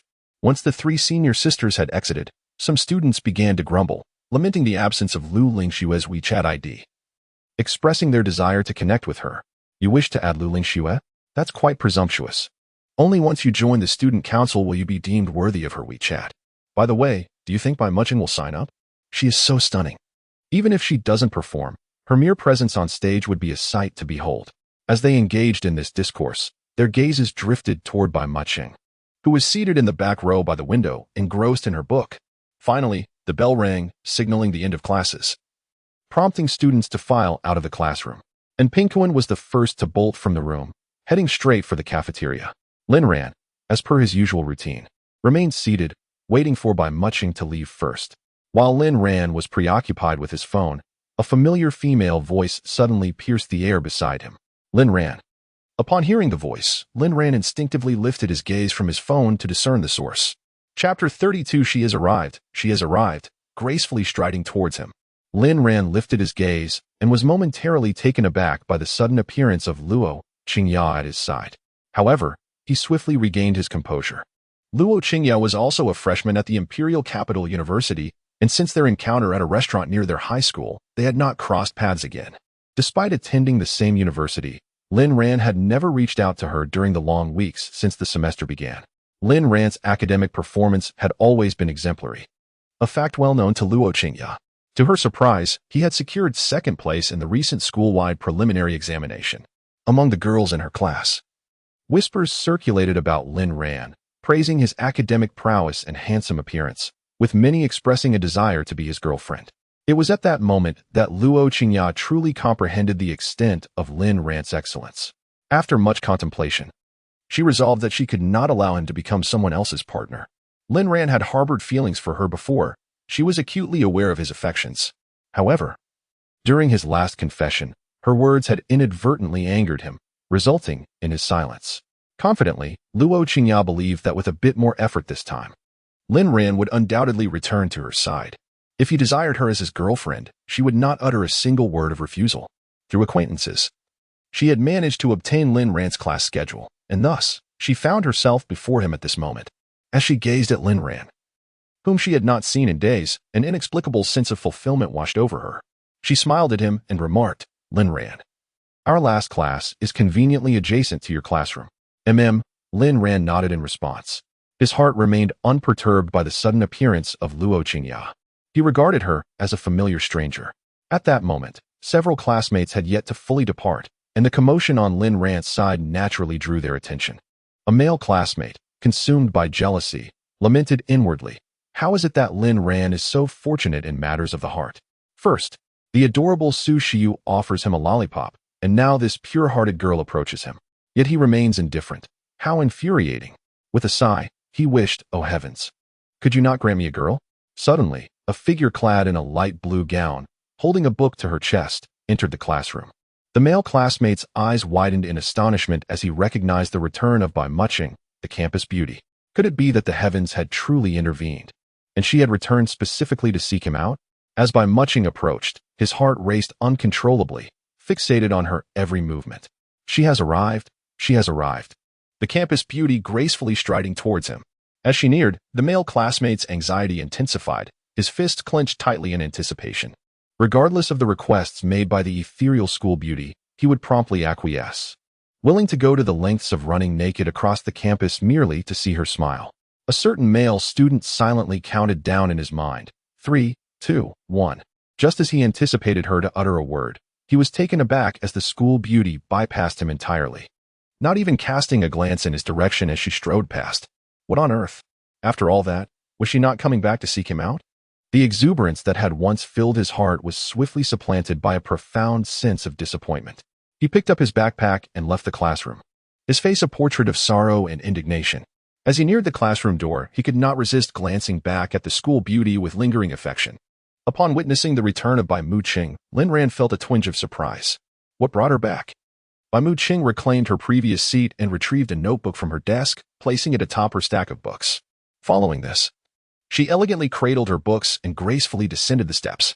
During this time, she certainly observed the appearance of the girl standing beside Lin Ran with clarity. As Bai Muqing re-entered the scene, Luo Qingye also took note of her presence. Such a stunning beauty as Bai Muqing, being the top of the school, renowned for both her beauty and prowess, was impossible to overlook. Luo Qingye had long been familiar with her name, and upon seeing her in person, it was evident that the reputation was well-deserved. Bai Muqing was indeed breathtaking, exuding a charm that could not be replicated. While Luo Qingye once held confidence in her own appearance, the comparison to Bai Muqing left her feeling inadequate. As Bai Muqing continued on her way, Luo Qingye refocused her attention on Lin Ran. "Lin Ran, we haven't seen each other in ages. Let me treat you to dinner tonight." Bai Muqing caught a hint of the conversation between Lin Ran and the girl beside him. Upon exiting the classroom, an inexplicable discomfort settled within Bai Muqing. She had not heard Lin Ran's response as she had already departed. The implication of the girl's words suggested that Lin Ran and she were already acquainted. Were they merely friends, or did they share a deeper connection? How would Lin Ran respond? Bai Muqing felt a surge of agitation as she walked halfway down the corridor. She retrieved her phone and located Lin Ran's WeChat chat window. After a moment's hesitation, her fingers danced across the screen, composing a brief message before sending it. "What shall we have for dinner tonight?" After dispatching the message, she pouted slightly, remaining rooted in place. Would Lin Ran dine with that girl? Yet, he had promised her he would prepare dinner this evening. If he truly did dine with her, then she would forego her own meal. Yes, if he did not cook for her, she would not eat. Bai Muqing silently resolved this in her heart, unaware that her cheeks were gradually puffing up, her gaze fixated on her phone. She wondered what was going on with Lin Ran. Preoccupied with conversing with that girl, was he neglecting her messages? Did that girl hold such significance for him? An inexplicable wave of irritation surged within Bai Muqing. She promptly shook her head. Lin Ran's affairs were beyond her purview. Their relationship was merely one of a sham marriage. No, Bai Muqing reconsidered, they ought to be classified as cohabiting classmates. Yet, even that felt inadequate. Reflecting on the time she had spent with Lin Ran, it seemed they had forged a friendship. Yes, Bai Muqing nodded to herself. She and Lin Ran were indeed friends. She placed her phone into her small bag, clutching her book, ready to depart. Suddenly, a chime resonated from her bag. A surge of joy filled her heart as she hastily retrieved her phone. Upon reading the message, a delightful smile unconsciously graced her lips. With a book in her arms, Bai Muqing joyfully continued on her way. In a secluded corner of the campus, on a bench, Luo Qingye sat with a grim expression. Just moments ago, Lin Ran had rejected her, and with such unyielding firmness. Luo Qingye had never anticipated such an outcome. Watching Lin Ran's resolute departure, she realized, in that instant, that Wang Lingshan's words seemed to ring true. It appeared she had irrevocably lost him. Chapter 33. Could it be that Bai Muqing has feelings for him? Barely had Bai Muqing arrived at the apartment when Lin Ran returned. "You must be hungry," I'll prepare dinner now, he said, heading towards the kitchen. Suddenly, Bai Muching stepped forward and blocked his path. Lin Ran raised an eyebrow, looking at her quizzically. What's wrong? Bai Muching extended a fist that she had been hiding behind her back, slowly opening it to reveal an orange-wrapped lollipop in front of Lin Ran. This is for you, she said, her soft lips parting slightly. Lin Ran's gaze fixated on the lollipop, a sense of bewilderment washing over him. What's with all the lollipops today? He pondered. I didn't know what flavor you liked, but I enjoy orange, so I got you an orange one, Bai Muching added, noticing Lin Ran's hesitation to accept it. Bai Muching's expression shifted to one of concern, her brow slightly furrowing. Don't you want it? Lin Ran shook his head, responding, no, it's not that. Thank you. He reached out and took the lollipop from her hand. Seeing him accept it brought a look of satisfaction to Bai Muching's face. I'm going to cook now, she said, attempting to bypass Bai Muching once more. Yet, she blocked his path again, leaving Lin Ran perplexed. Hadn't he just accepted the lollipop? What could possibly be troubling this young lady? You haven't eaten it yet. Bai Muching's melodious voice chimed in his ear. I'm going to cook. We'll eat soon. Lin Ran replied casually. He had never been particularly fond of sweets, and accepting the lollipop didn't imply he would consume it. Eat it now, she insisted, her large eyes fixed on him, exuding a determination that suggested he wouldn't be allowed to leave without tasting it. Lin Ran's lips twitched in resignation, and he unwrapped the lollipop in her presence before popping it into his mouth. Only after witnessing Lin Ran eat the lollipop did Bai Muching finally relent and allow him to pass. In the kitchen, Lin Ran busied himself while savoring the lollipop. As he prepared the meal, a thought crept into his mind. Had Bai Muching's behavior over the past few days been unusually peculiar? Suddenly, an audacious notion struck him. Lin Ran's pupils widened, his movements coming to an abrupt halt as he stood frozen in realization. Could it be that Bai Muching harbored feelings for him? Otherwise, why would she send him those alluring pictures of her legs, express a desire to order food for him daily, and pose those strange questions about eating? And today, she had inexplicably gifted him an orange-flavored lollipop. Orange? Wasn't this the same as the orange in Bai Muching's name? Could it be that she intended for him to consume the orange lollipop as a representation of herself? With these thoughts swirling in his mind, Lin Ran became increasingly flustered. After all, he was merely a destitute youth with nothing to his name. What could Bai Muching possibly see in him? It was she who had initially suggested their sham marriage. Could it be that she wished for their pretense to evolve into something genuine? Something felt amiss, indeed. It was decidedly peculiar, as the trajectory of events seemed to grow more unsettling by the moment. He resolved that after their meal, he must seek clarity on the matter. Before long, Lin Ran prepared the dishes and set them on the table. The two resumed their customary seating on the sofa to dine. However, throughout the meal, Lin Ran spoke little, his mind preoccupied with doubts about how to broach the subject. What if it was all a misunderstanding, leading him to make a fool of himself? Bai Muching would surely deem him vain and delusional. After all, she was the paragon of beauty and intellect at Imperial Capital University, not to mention the beloved daughter of the Bai family from Shanghai's elite. This line of thought led Lin Ran to question if he was merely overthinking. Why would such a distinguished lady ever take an interest in him? He endured the dinner wrapped in a tumult of conflicting emotions. After they finished eating, Bai Muching inquired, Lin Ran, have you encountered some troubles? You seemed rather distracted during our meal. She paused before continuing, as friends, you can confide in me. The word friends sparked a light in Lin Ran's eyes, as if he suddenly grasped something significant. His earlier anxiety dissipated in an instant. Bai Muching, do you consider us friends? He asked. She nodded in affirmation. Have you had other friends before? He pressed on. A flicker of disappointment crossed Bai Muching's gaze, but she quickly shook her head, replying, no, not a single one. So, I am your first friend, am I? Lin Ran asked, to which Bai Muching nodded again in agreement. A revelation dawned upon him. It was no wonder Bai Muching had exhibited such unusual behavior toward him. Having never had a friend before, she likely did not know how to interact with one, which explained her actions. With this newfound understanding, Lin Ran felt an immense weight lift from his shoulders, and a relaxed smile tugged at the corners of his lips. Observing his swift emotional transformation, Bai Muching was puzzled. Just moments ago, he had seemed so distracted, yet now he appeared utterly untroubled. Lin Ran beamed at her, declaring, we are friends. Was this sudden change in him truly a result of their friendship? Bai Muching's heart swelled with joy. Through their time spent together, she had come to see Lin Ran as a remarkable young man. Do you have other friends besides me? Bai Muching inquired. Indeed, Lin Ran replied. Are there many? He nodded.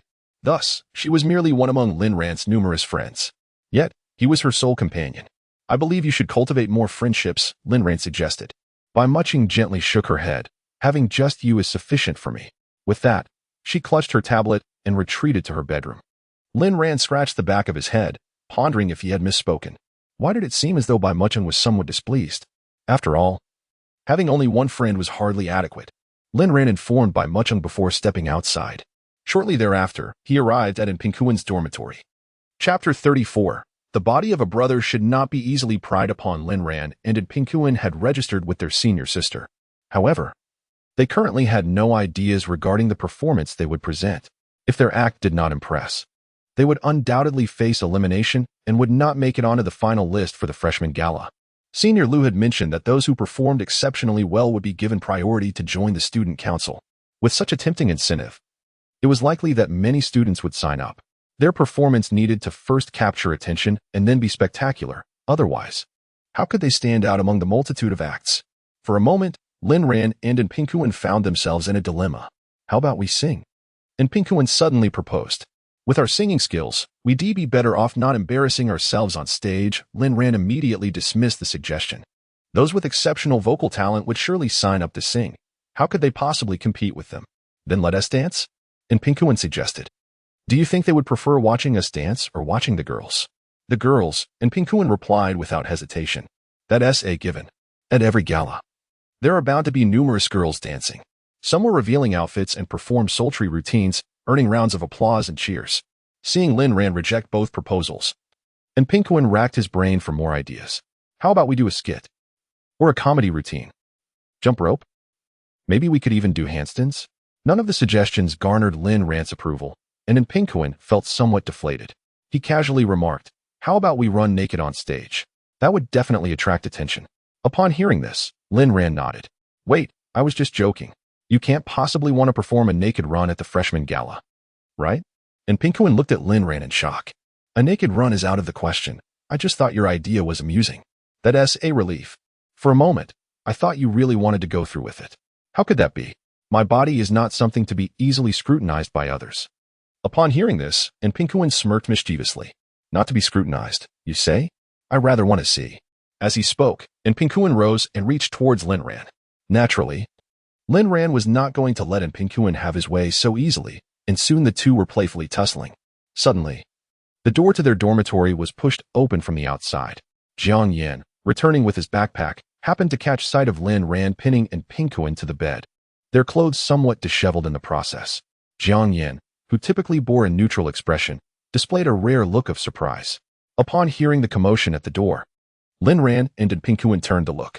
Jiang Yan cleared his throat and feigned calmness, saying, it seems I've returned at an inopportune time. Perhaps I should step out?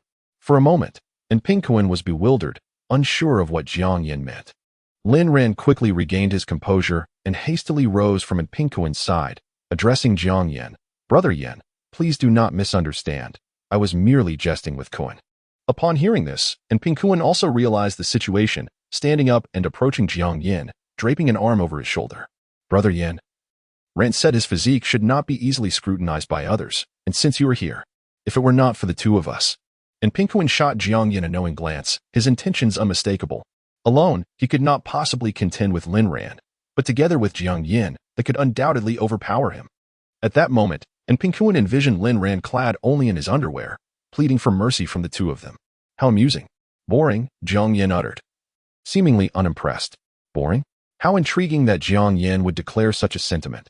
There was much amusement to be found, and Pinkuen discerned that Brother Yan, aside from his interest in academics, found everything else dull. Lin Ran, as a concerned elder, was well aware of Pinkuen's motives. Brother Yan was not as idle as he. Lin Ran provocatively lifted his chin towards Pinkuen. At this juncture, Jiang Yan spoke again. Ran, what brings you here? Didn't Kuen and I register with Senior Jia? We are brainstorming ideas for a performance. After a brief pause, Lin Ran inquired, Brother Yan, did you sign up? Jiang Yan shook his head. You should register too. We could all collaborate on a show. Lin Ran proposed. Pinkuen chimed in, Brother Yan, you can't just focus on studies every day. You'll become a bookworm. It would be much better to join us in participating in activities. Jiang Yan remained steadfast, declining to enroll. Lin Ran's eyes sparkled with mischief as he raised an eyebrow. Did not Senior Liu mention that those who perform exceptionally would gain priority in joining the student council? I have heard that being part of the student council would earn additional points, and members are prioritized for various school projects. Indeed, as soon as he spoke, Lin Ran detected a flicker of hesitation on Jiang Yan's face. Internally, Lin Ran reveled in his triumph. It seemed Brother Yin might be inclined to join them after all. He patted Jiang Yin on the shoulder. Brother Yin, you should join us. This time, Jiang Yin did not immediately decline. After a moment of contemplation, he responded, I will think about it. Lin Ran and Pinkuan exchanged knowing glances, each sharing a smile. Upon returning to the apartment, Lin Ran found Bai Mu Ching seated on the living room sofa, drying her hair. The fragrant aroma of shampoo wafted towards him, indicating that Bai Mu Ching had just emerged from a shower. Noticing Lin Ran's return, Bai Mu Ching switched off the buzzing hairdryer and asked, Did you go play games with your friends again? No, we discussed the performance for the freshman gala, he replied. By the way, did you sign up? No. Bai Mu Ching shook her head. Lin Ran also believed that Bai Mu Ching would not enroll, given Bai Mu Ching's family background. Even if she indulged in leisure during her university days, she would ultimately return to inherit the family business after graduation. No one could possibly compete with that. What performance will you present? Bai Mu Ching inquired. Lin Ran furrowed her brow, still pondering. Oh, then do take your time to think, she replied. Thank you. Please continue drying your hair. I shall go take a shower. My wrist is quite sore. I can't continue drying it. Upon hearing this, Lin Ran paused in her departure, noticing Bai Mu Cheng's hair, still damp. You should really dry your hair. Otherwise, you may suffer from a headache when you sleep. Lin Ran advised. But my wrist is so sore. Could you help me with that? Huh? Why should I assist you? Nevertheless, Lin Ran settled beside Bai Mu Cheng, one hand wielding the hairdryer while the other delicately maneuvered through Bai Mu Cheng's tresses. Blow, blow, blow. Suddenly, Lin Ran inadvertently tugged at Bai Mu Cheng's hair, eliciting a sharp scream from her. I'm sorry. Moments later, the piercing scream echoed again. I'm so sorry. Chapter 35. It is better for one to feel awkward than two amidst Bai Mu Cheng's incessant shrieks. Lin Ran finally accomplished the daunting task of drying her hair. Once finished, he exhaled heavily and slumped onto the sofa. Observing Lin Ran's expression, Bai Mu Cheng found it somewhat amusing. Why does it seem like drying my hair is such a formidable task for you? This is my first time drying a girl's hair. I had no idea it would be so challenging, Lin Ran replied. After showering, he sometimes left his hair to air dry, or merely gave it a few quick blows with the dryer. Bai Mu Cheng's hair was long, and despite his careful approach, he often inadvertently tugged at her strands. He had not anticipated that managing a girl's hair would be such a hassle. Upon hearing Lin Ran mention it was his first time, Bai Mu Cheng inexplicably felt a surge of joy. You should help me dry my hair regularly. You'll get the hang of it. Lin Ran looked at her with surprise, wondering why she was assigning him the task of hair drying in the future. Did this young lady consider him her personal servant? Don't worry. You won't be doing it for free. Bai Mu Cheng winked at him and casually picked up her phone. Soon, Lin Ran's phone chimed with a notification. Upon checking, he was astonished to find a transfer of 10,000 yuan. Raising an eyebrow, he inquired, Is this payment for helping you dry your hair? Bai Mu Cheng nodded affirmatively.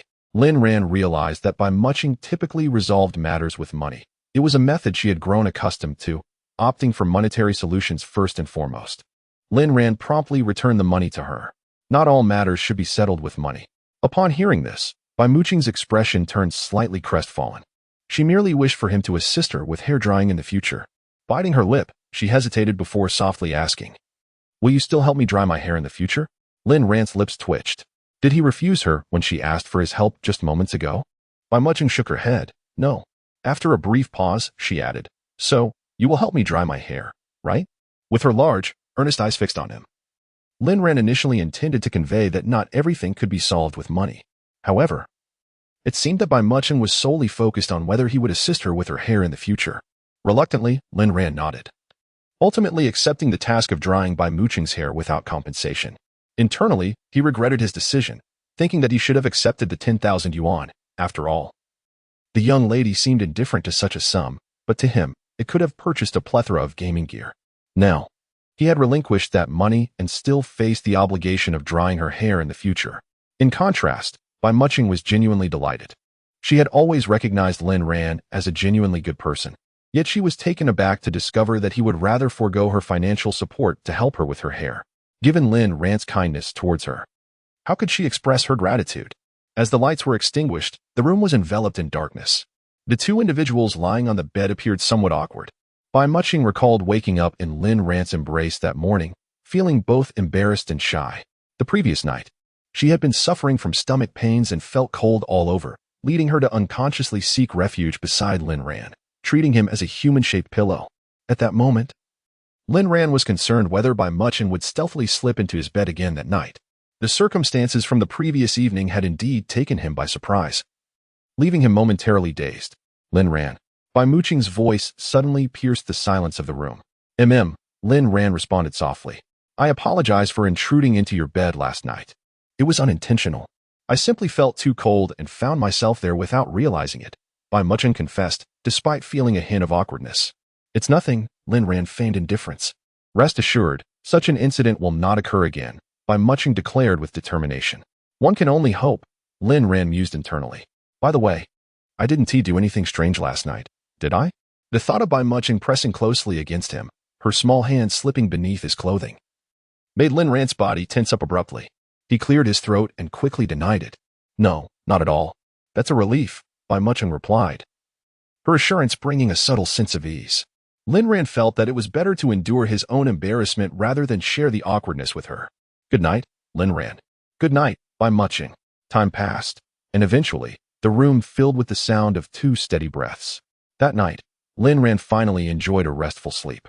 The following morning, students from the same college congregated for a public class. Lin Ran and Pinkuan sat at the back, listening attentively while brainstorming ideas for their upcoming performance. In the afternoon, students from the same major gathered for another class. Lin Ran and Pinkuan and Jiang Yin were not in the same program. Thus, they could not attend the same classes together. However, Lin Ran and Bai Muching were in the same major, allowing them to remain together. Habitually seated at the back, Lin Ran occupied his usual spot that afternoon. Typically accompanied by Pinkuan, the seat beside him was now vacant. Lin Ran scrolled through his phone, awaiting the teacher's arrival. Suddenly, a familiar female voice broke the monotony. Lin, may I take the empty seat beside you? Upon looking up, Lin Ran found Su Shiyu standing next to him, clutching a book. Adjusting her glasses, she flashed a sweet smile at him. Finally, she had seized the opportunity. Usually, Lin Ran was always accompanied by a robust-looking boy with a dark complexion, whom Su Shiyu had learned was named Pinkuan, a close friend from Lin Ran's high school days. This afternoon, with Pinkuan absent from the classroom, she had found her moment. Taking this opportunity, Su Shiyu mustered her courage and approached Lin Ran. She firmly believed that opportunities are always within one's grasp, and given Lin Ran's exceptional qualities, if she did not seize the moment, another girl might claim him first. Lin Ran looked at Su Shiyu in astonishment.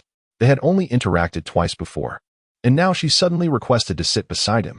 He pondered whether it was true, as Pinkuan suggested that Su Shiyu harbored feelings for him. After all, the seat next to him was vacant, yet she chose to sit there. Lin, may I sit beside you? If there is something I don't understand during the lecture, it would be convenient to ask you, she said, her face adorned with a sweet smile. At that moment, Lin Ran felt a wave of inner turmoil. Refusing Su Shiyu would certainly not be ideal, yet agreeing might lead her to misunderstand his intentions. After a brief moment of contemplation, he decided to acquiesce. After all, it was simply sitting beside him. If she wished to, so be it, especially since she had not indicated any romantic interest. Just as Lin Ran was about to respond, another voice preemptively interrupted. Chapter 36. Could it be? The white school beauty is a lesbian? Classmate, you may sit beside me, Bai Muching remarked, directing her words towards Su Shiyu, who was several desks away from Lin Ran. As Bai Muching's voice resonated through the classroom, both Lin Ran and Su Shiyu turned their attention toward the source of the sound. Su Shiyu's face flushed with embarrassment. She had never anticipated that the typically reticent Bai Muching would suddenly address her in such a manner. If there is anything you do not understand, feel free to inquire. Bai Muching continued. Renowned for her exceptional academic prowess, her reputation rendered any doubt about her abilities utterly unfounded. Upon hearing the rare utterance from the white school beauty, several students transformed into onlookers, intrigued by the unfolding scene. What is going on with the white school beauty? Does she not usually remain silent? They murmured among themselves. So many aspired to sit beside her, yet she had unexpectedly extended an invitation to Su Shiyu. What could possibly set Su Shiyu apart to earn such favor from Bai Muching? Historically indifferent towards boys, Bai Muching's demeanor towards Su Shiyu was strikingly different. Could it be that the white school beauty harbors feelings for women? The ability of university students to speculate was unwavering, and soon, doubts surrounding Bai Muching's sexual orientation began to circulate. Consequently, Su Shiyu found herself seated next to Bai Muching for the duration of the class. However, throughout the lesson, Su Shiyu posed no questions to Bai Muching. In fact, they exchanged not a single word. Initially, Su Shiyu had intended to take advantage of Pinkuan's absence next to Lin Ran to engage with him. Little did she know that Bai Muching would unexpectedly intervene. Bai Muching typically preferred solitude, and her classmates had scarcely heard her utter a few words. Su Shiyu remained perplexed as to why Bai Muching had chosen this course of action. As the second class concluded, Su Shiyu swiftly vacated her seat beside Bai Muching, feeling a sense of oppression in proximity to the academic prodigy. Was this the famed pressure emanating from a top student? Regret washed over her as she gazed longingly at the vacant seat next to Lin Ran, lamenting the squandered opportunity. During the break, Lin Ran lounged at his desk, leisurely listening to music, when suddenly, a crumpled piece of paper descended from above, landing on his desk. Lin Ran, startled by the unexpected addition, instinctively glanced around, only to meet Bai Muching's gaze. Suddenly enlightened, he hurriedly unfolded the paper, revealing a few bold characters pinned by Bai Muching. "No need to thank me." Below, she had drawn an adorable dog emoji. A smile crept onto Lin Ran's lips, revealing a charming arc. He had not anticipated this endearing side of Bai Muching. His gaze instinctively drifted towards her, observing her as she scribbled notes with her head bowed, a pen in hand. The afternoon sunlight cascaded upon her, rendering her presence even more gentle and inviting. In the blink of an eye, the afternoon slipped away, and with the ringing of the dismissal bell, students hurriedly gathered their belongings and surged towards the exit. At that moment, a young man entered the classroom, cradling a bouquet of roses. He donned a casual outfit layered with a floral shirt and adorned his neck with an ostentatious gold chain, resembling a nouveau riche individual. As this flamboyant figure stepped into the classroom, classmates who had initially intended to leave with their bags paused, returning to their seats in eager anticipation, ready to witness the unfolding drama. Whispers filled the air, speculating that he was about to confess his feelings. Who is this person? I do not recognize him.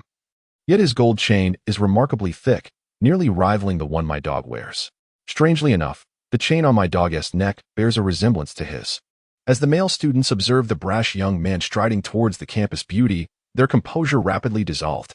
Could it be that this ostentatious fellow intends to declare his affections to the white campus flower? With his demeanor, how could she possibly take an interest in him? He should take a good look in the mirror. To their dismay, he indeed approached the enchanting beauty. The male students clenched their jaws in frustration. Meanwhile, Bai Muching, the white campus flower, organized her belongings, preparing to leave her seat. The young man, kneeling before her with the roses, wore a grin that only accentuated the unseemly rolls on his cheeks. By campus flower, hello. I am Ma Biao. I have admired you for a long time and hope you can become my girlfriend. As soon as Ma Biao uttered these words, the classroom erupted in chaos. Goodness. He is a stutterer, one exclaimed. And Ma Biao? He truly is something else. How could he lack self-awareness and think she would be interested in him? He is like a toad yearning for a swan. Their disdain was palpable. He was utterly deluded. Bai Muching was our goddess. How could she possibly look his way? Among the female classmates, jealousy brewed, and they secretly reveled in the spectacle, eager to witness Bai Muching's embarrassment. After all, when compared to her, their appearances and academic achievements paled. Unbeknownst to them, this animosity was brewing beneath the surface. In an instant, all eyes in the classroom were fixed upon Bai Muching and Ma Biao. A few classmates discreetly took out their phones, activating the recording feature, hoping to capture this moment for posterity to share on the school forum, anticipating a wave of attention. Each individual in the class harbored their own thoughts. Sorry, I cannot. Bai Muching replied, her expression devoid of emotion as she picked up her bag, stepping over Ma Biao to leave. Rejected by the white campus flower, Ma Biao felt a profound sense of disappointment. He had meticulously chosen this outfit for his confession, spending 5,000 yuan on it, and his shoes, adorned with little dots, had cost an additional 1,000. He had transformed his entire appearance, even opting for his favorite Spider-Man patterned underwear, and had chosen the thickest gold chain from his home to wear around his neck. In his quest to present his most impeccable self before the fair school bell, he had exhausted every possible effort. Yet, to his dismay, the enchanting girl turned him down. A wave of despair washed over Ma Biao. For from the very first fleeting glance he had cast upon the school beauty, he had been irrevocably smitten. Now, faced with her heartless rejection, he found it utterly unbearable. Just when the onlookers believed that the spectacle of intrigue would dissipate following Bai Muqing's refusal of Ma Biao, an astonishing turn of events unfolded, leaving everyone astounded. Chapter 37. The hero saves the beauty in a sudden burst of action. Ma Biao flung aside the rose he had been holding and swiftly grasped the fabric of Bai Muqing's pants at her calf. The abruptness of his movement caused him to lose his balance and tumble to the ground, creating a scene that was undeniably comical. Onlookers were rendered speechless. Utterly unprepared for the turn of events that had unfolded, Bai Muqing furrowed her brows, momentarily paralyzed with uncertainty, for her wide-legged trousers were firmly held by another. The situation was undeniably awkward for her, caught in public with a mentally unbalanced individual grasping at her clothing. Such an experience was truly absurd. "Release your grip," Bai Muqing demanded. Her expression grave as she looked down upon the seated Ma Biao, her voice involuntarily rising several decibels. "No, please, by the school beauty. Unless you agree to be my girlfriend, I will not let go." Ma Biao's stammering plea took everyone by surprise, revealing a brazen side to the bumbling rich kid that none had anticipated. A chorus of disapproving voices erupted from fellow students. "How can you be so shameless? Let go. She has clearly rejected you, yet you persist. Have you no sense of dignity? Despicable. Released by the school beauty at once." Female classmates regarded Ma Biao with utmost disdain, appalled to discover such a lowly character existed within their school. Yet, it appeared that Ma Biao paid no heed to their scorn, as he shamelessly clutched Bai Muqing's trousers with both hands now, determined to maintain his hold until she acquiesced. The scene grew increasingly ludicrous, with Ma Biao's grip firmly entrenched at her calf. At that moment, a powerful hand descended upon one of Ma Biao's wrists. His expression contorted in agony as he emitted a series of pained gasps. "It hurts. Let go." Lin Ran's eyes flashed with intensity, and he exerted greater pressure on Ma Biao's wrist. With a piercing scream, Ma Biao instinctively released his hold on Bai Muqing's trousers, tears welling in his eyes from the unexpected force of Lin Ran's grip. He had not anticipated such strength from this sudden interloper, and the pain in his hand felt as if it were nearing numbness. "Be sensible and release your other hand immediately," Lin Ran threatened in a low, menacing tone. Ma Biao, beads of sweat forming on his brow, found himself torn between fear and stubbornness. With so many witnesses in the classroom, conceding too easily would be a blow to his pride. I won't let go," he defiantly retorted. Deep down, however, fear gnawed at him. He had experienced Lin Ran's formidable strength firsthand, as evidenced by his immobilized hand. "Last chance, will you let go?" Lin Ran's gaze was filled with fury as he regarded Ma Biao. "And no, I want tea." Ma Biao instinctively sensed the overwhelming fury directed at him. Yet he stubbornly maintained his defiance. Lin Ran, clearly running out of patience, issued a brief instruction to Bai Muqing and steadied himself. Bai Muqing nodded gently in response. In a swift motion, Lin Ran delivered a powerful kick to Ma Biao's chest. The impact elicited a pained howl from Ma Biao, causing his body to involuntarily stagger backward. As one of his hands clutched Bai Muqing's pant leg, despite her prior preparation, she found herself unsteady and on the verge of falling. In that critical moment, Lin Ran, with remarkable agility, wrapped his arm around Bai Muqing's slender waist, pulling her safely into his embrace. "Are you all right?" Lin Ran inquired with genuine concern. "I'm fine," Bai Muqing replied softly, shaking her head while gazing intently at Lin Ran. Realizing he was still holding her, Lin Ran hurriedly released his grasp from around her waist. The onlookers in the classroom widened their eyes in astonishment, witnessing how Lin Ran had transformed the absurd confession from the boorish Ma Biao into a breathtaking act of heroism. Bai Muqing expressed her gratitude to Lin Ran and promptly exited the classroom, leaving behind a flabbergasted audience. This time, Lin Ran did not wait for Bai Muqing to distance herself. He picked up his backpack and followed closely behind her. With the excitement dissipated, the other students gradually dispersed, leaving Ma Biao alone in the classroom. Fuming with rage, Ma Biao gritted his teeth, his chest ablaze with pain. He forced himself to rise from the ground, reflecting on the incredible strength of that brat's kick. He pondered what sort of sustenance could have contributed to such vigor. Fortunately, his robust physique had spared him from greater injury. He vowed to remember this humiliation. At that moment, his gaze fell upon a nearby rose. The sight of the flower inexplicably intensified his anger. All of this misfortune was the fault of that brat, who had made him lose face in front of Bai Muqing and so many others. in a fit of rage. Ma Biao directed his foot towards the rose as if it were Lin Ran.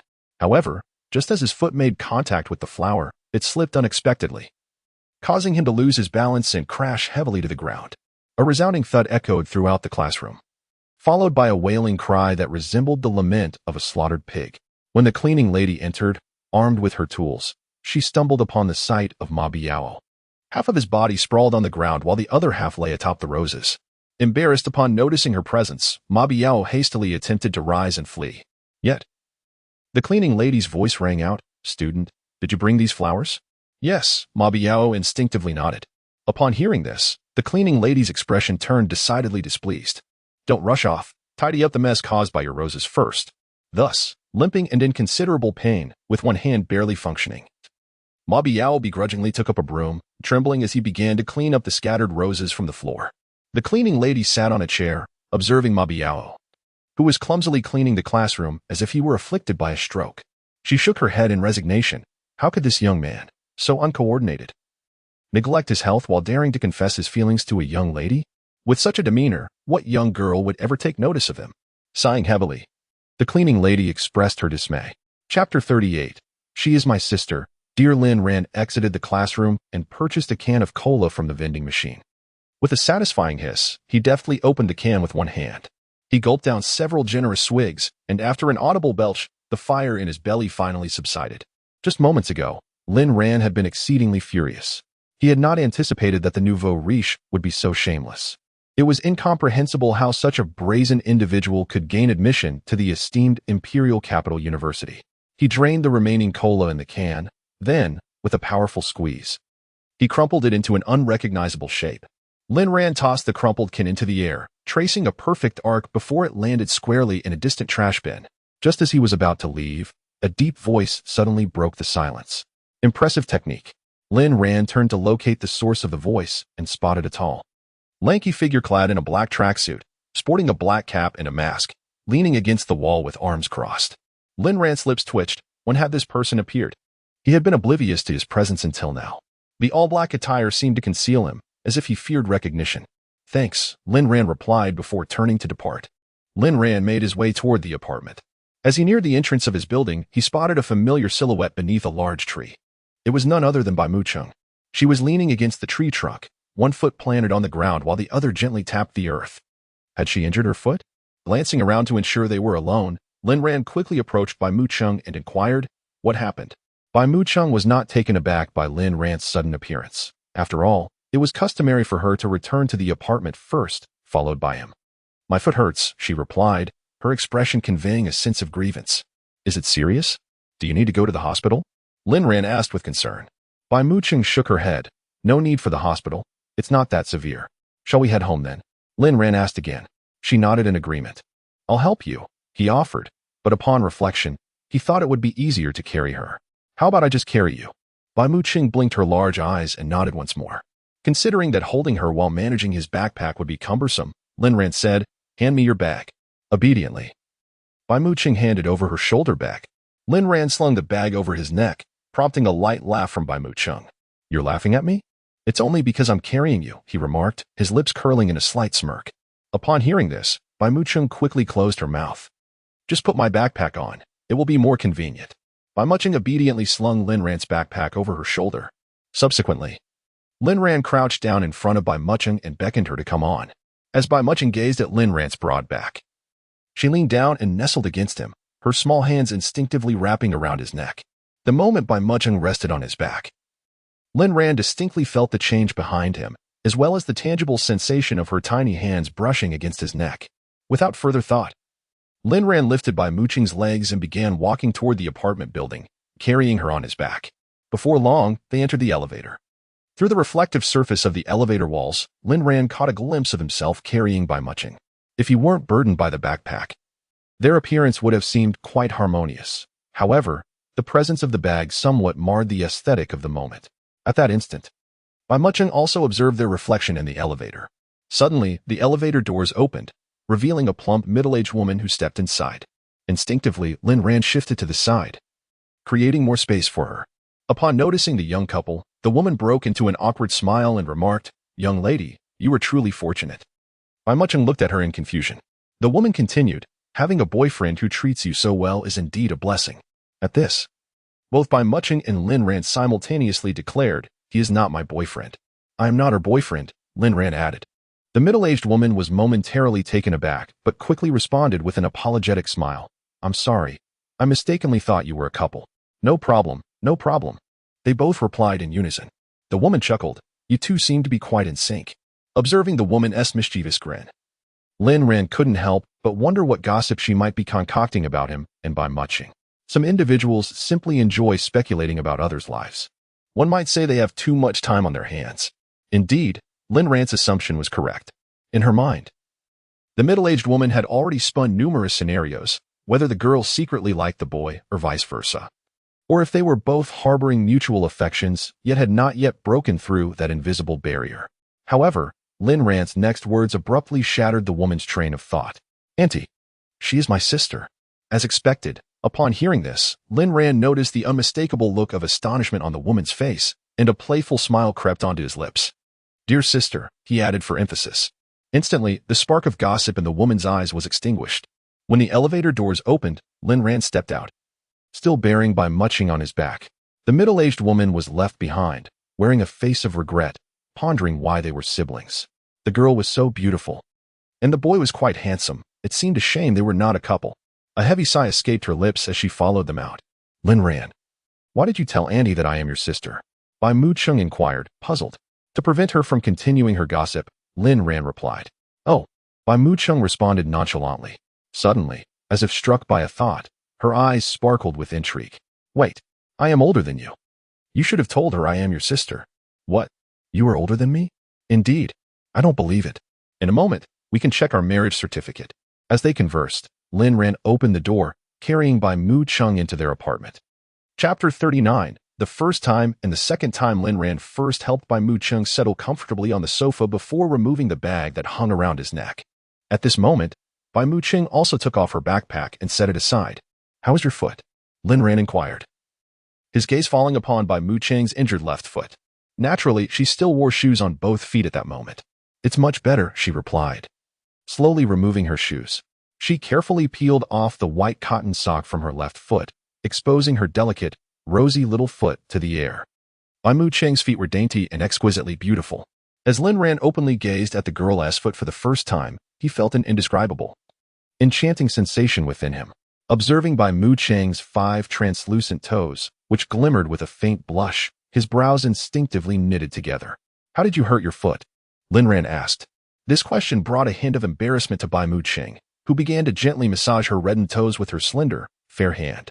The sight intensified the peculiar feeling in Lin Ran's heart, prompting him to avert his gaze from her foot to her face in an effort to calm himself. After a moment of hesitation, Bai Mucheng looked at Lin Ran and said, "I told you, you must not laugh at me. Rest assured, I shall not mock you," he assured, though a flicker of anticipation stirred within him. Clearly, Bai Mucheng's foot injury was not mere happenstance. It seemed to harbor a story. "I kicked a big tree," Bai Mucheng confessed, lowering her head in embarrassment. This revelation certainly caught Lin Ran off guard. "You hurt your foot by kicking a tree? Were you out of your mind?" "At that moment, I just wanted to kick it," she pouted. "Why did you kick a tree?" Lin Ran probed further. Bai Mucheng fell silent. In that instant, Lin Ran connected the dots.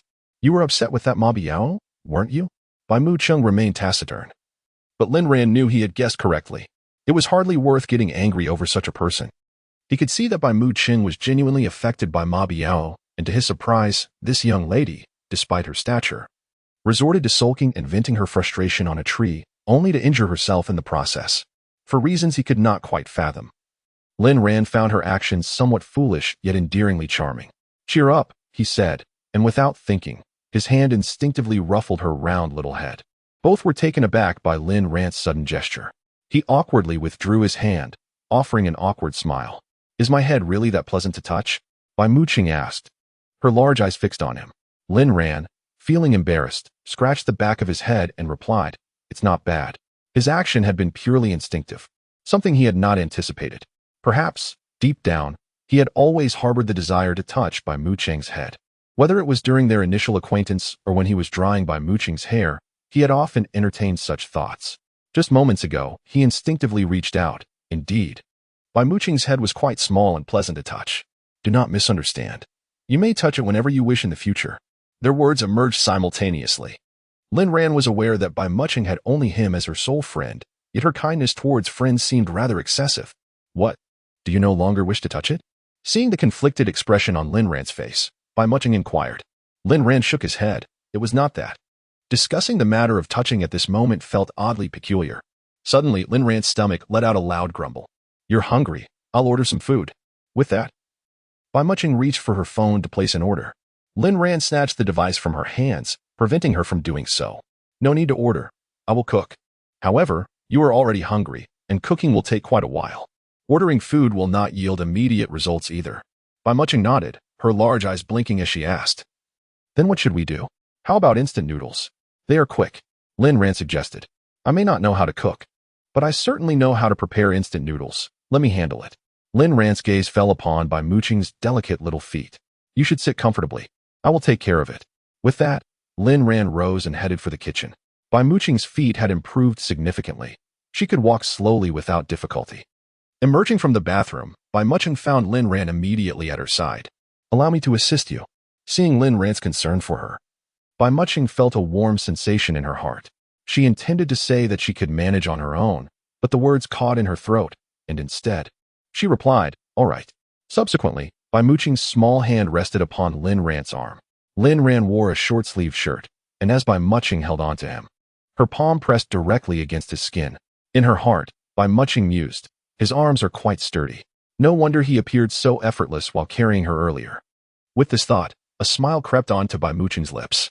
For dinner, Lin Ran, driven by hunger, swiftly devoured an entire bowl of instant noodles. Not long after, Bai Muching finished her own bowl as well. Did you not often eat instant noodles before? Yes, how did you know? Lin Ran raised an eyebrow and chuckled lightly. You see, not a drop of soup remains in your bowl. Upon hearing this, Bai Muching felt a bit embarrassed. The noodles were simply delicious. Lin Ran understood that someone like Bai Muching, accustomed to gourmet delicacies, would naturally find instant noodles delightful on occasion. Originally, Lin Ran intended to visit in Ping Kuan's dormitory to discuss the evening's program, but considering Bai Muching's foot might be inconvenient, he decided against it.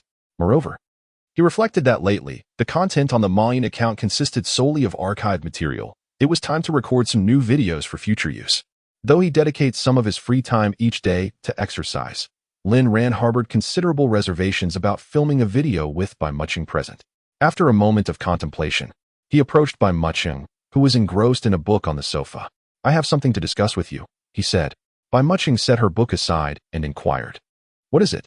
Would you mind going to the bedroom for a while? I need to record a video, and you can come out once I'm done. A video? What kind of video is it? Why can't I see it? You're not planning to film one of those explicit videos, are you? Upon hearing her words, Lin Ran nearly lost his composure. He reached out to gently ruffle Bai Muching's hair and replied, No, what kind of thoughts are you entertaining? How could I film such a video? As the saying goes, familiarity breeds comfort. Having already touched Bai Muching's head once, the second time with Lin Ran felt even more natural. Chapter 40. The bittersweet Bai Muching. Since it is not the kind of video you intend to film, why are you afraid of my gaze?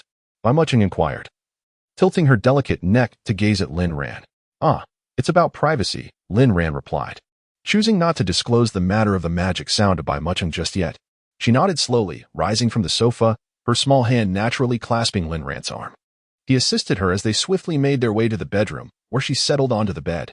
I'll be stepping out. It won't take long, Lin Ran stated before preparing to leave. Suddenly, Bai Muching grasped his wrist, her large eyes blinking earnestly as she parted her soft lips. Is the video for someone else to see? Lin Ran nodded affirmatively. Yes. Bai Muching furrowed her brow slightly. Is it for girls? After a moment's contemplation, Lin Ran nodded again, acknowledging that his magic sound account had both male and female followers. Hence it was indeed for a female audience. Upon seeing Lin Ran's assent, Bai Muching's expression tightened. It seemed Lin Ran was deliberately creating a video for another girl while excluding her from the viewing, indicating that this girl held significant importance in Lin Ran's life. For reasons unknown, a pang of sorrow welled up within Bai Muching's heart. She released her grip and chose not to speak further. After Lin Ran completed the video and took a quick shower, he returned to the bedroom. Bai Muching was just getting out of bed, and instinctively he reached out to assist her. However, she pushed his hand away, her face devoid of expression as she stated, My foot is fine now. I don't need your help. With that, Bai Muching took a towel and some fresh clothes and exited the room. Lin Ran stood there, momentarily stunned, gazing blankly at her departing figure. Before long, Bai Muching returned after her shower, diving into the covers and closing her eyes, observing her series of actions. Lin Ran felt a tinge of confusion. Shortly after, he exited the Magic Sound app, set his phone aside, and nestled into the bed himself. As he extinguished the light, the room was enveloped in darkness. Lying on one side of the expansive bed, he tossed and turned, unable to find solace in sleep. Typically, Bai Muching would wish him good night before drifting off. Yet today, she had uttered not a single word. Could it be that she was still grappling with the incident involving Ma Biao? Turning his body towards her side, he softly whispered, "Are you asleep?" Silence lingered in the air for several seconds. Just as Lin Ran began to presume that Bai Muching had indeed fallen asleep, a gentle floated into his ears. Lin Ran's lips twitched. He had initially intended to comfort Bai Muching, but upon witnessing her demeanor, he ultimately refrained from saying anything. The following day, the atmosphere during breakfast was unusually tranquil. After their meal, Lin Ran intended to engage Bai Muching in conversation, but she hurriedly departed the apartment. A short while later, Lin Ran also left for school. Upon arriving at the classroom, he immediately spotted Bai Muching seated in the back row, engrossed in her book. He did not linger on her for long, instead striding purposefully to join in Pingkuan, tossing his backpack onto the desk before even settling into his seat. Pingkuan wrapped his arm around Lin Ran's shoulder with a mischievous grin, teasingly saying, "Ran Gu, you really are something." Lin Ran, puzzled, glanced at Pingkuan and casually removed the hand resting on his shoulder. "What do you mean?" he inquired. "Rescuing a damsel in distress, such a valiant deed. And you didn't even tell me. How uncouth of you." While saying this, Pingkuan's gaze instinctively flickered towards Bai Muching. "What's there to discuss?" Lin Ran replied nonchalantly. Pingkuan smirked. "You saved the school beauty. That's quite significant." Recalling the video he had seen on the forum, Pingkuan couldn't help but give Lin Ran a thumbs up. "Ran Gu, that kick you delivered to Ma Biao yesterday was truly satisfying." "How do you know?" Lin Ran asked. "The forum, of course. Your heroic act has gone viral." Upon hearing this, Lin Ran's lips twitched. The speed of its dissemination was astonishing. "By the way, what was it like holding the school beauty?" Pingkuan raised an eyebrow. Smiling. "What was it like?" Lin Ran paused to reminisce. Her waist was quite slender. The sensation was pleasant. "But I forgot," he casually remarked, unwilling to discuss the matter further. Pingkuan sighed. "Come on. You had a rare opportunity for intimate contact with the school beauty, and you've forgotten how it felt? Ran Gu, are you even capable?" Lin Ran shot Pingkuan a disdainful glance. "Is that really what you call intimate contact?" If only Pingkuan knew that Bai Muching had snuggled under his covers, holding him tightly throughout the night. What would his reaction be? At that moment, Pingkuan suddenly spotted Su Shiyu entering the classroom with her backpack. An idea struck him, and he quickly spoke up. "Ran, good. I heard that Su Shiyu wanted to sit next to you yesterday afternoon." "Really?" Lin Ran nodded. "What a pity. I missed witnessing those two exciting events in person." "What's it to you? I became the center of attention, didn't I?"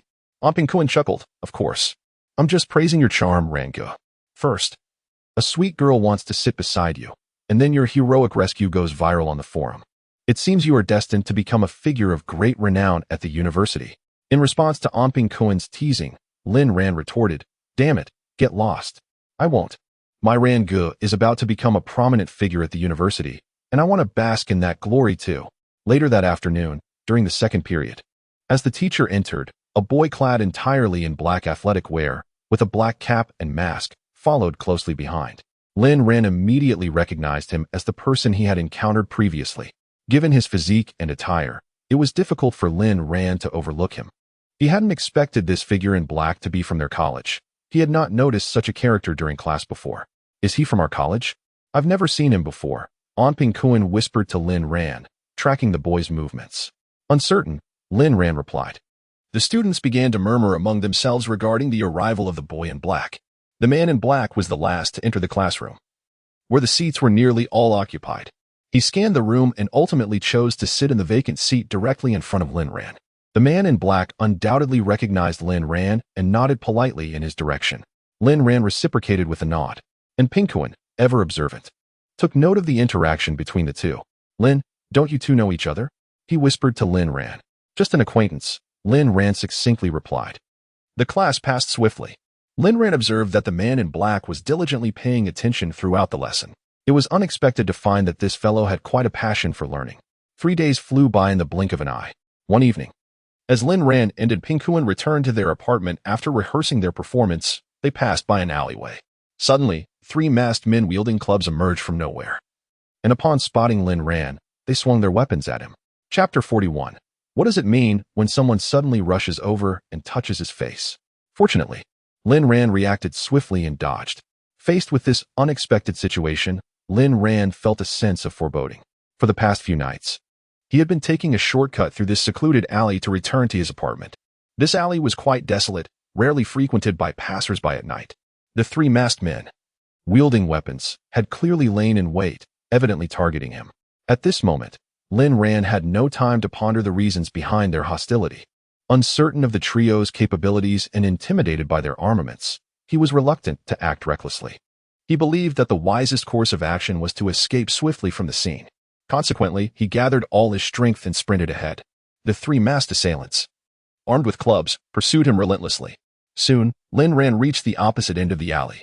However, upon witnessing the scene before him, a fleeting moment of shock flickered in his eyes. The 3 masked men had evidently prepared well. They anticipated that he might attempt to flee from the other end of the alley, which was blocked by an SUV.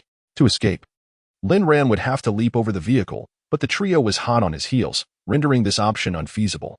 It seemed that a confrontation was unavoidable this evening. Shortly thereafter, anguish cries echoed through the alley. 5 minutes later, the battle concluded. Lin Ran had subdued all 3 masked men, leaving them sprawled on the ground. "Stop, please. Brother, show mercy," they pleaded, weeping in desperation.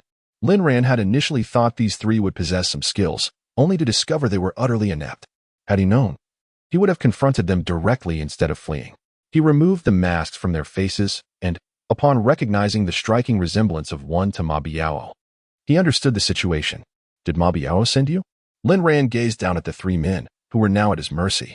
At his words, the battered trio was momentarily taken aback. 2 nodded while 1 shook his head. The one who shook his head bore the closest resemblance to Ma Biao, leading Lin Ran to surmise that they were likely brothers. With a contemptuous smile, Lin Ran remarked, "It seems your opinions are not quite aligned." As he spoke, he clenched one fist and pressed it atop the other, producing a series of sharp cracks that resonated through the stillness of the alley. Witnessing Lin Ran's imposing demeanor, the 3 men quickly reached a consensus, all nodding in unison.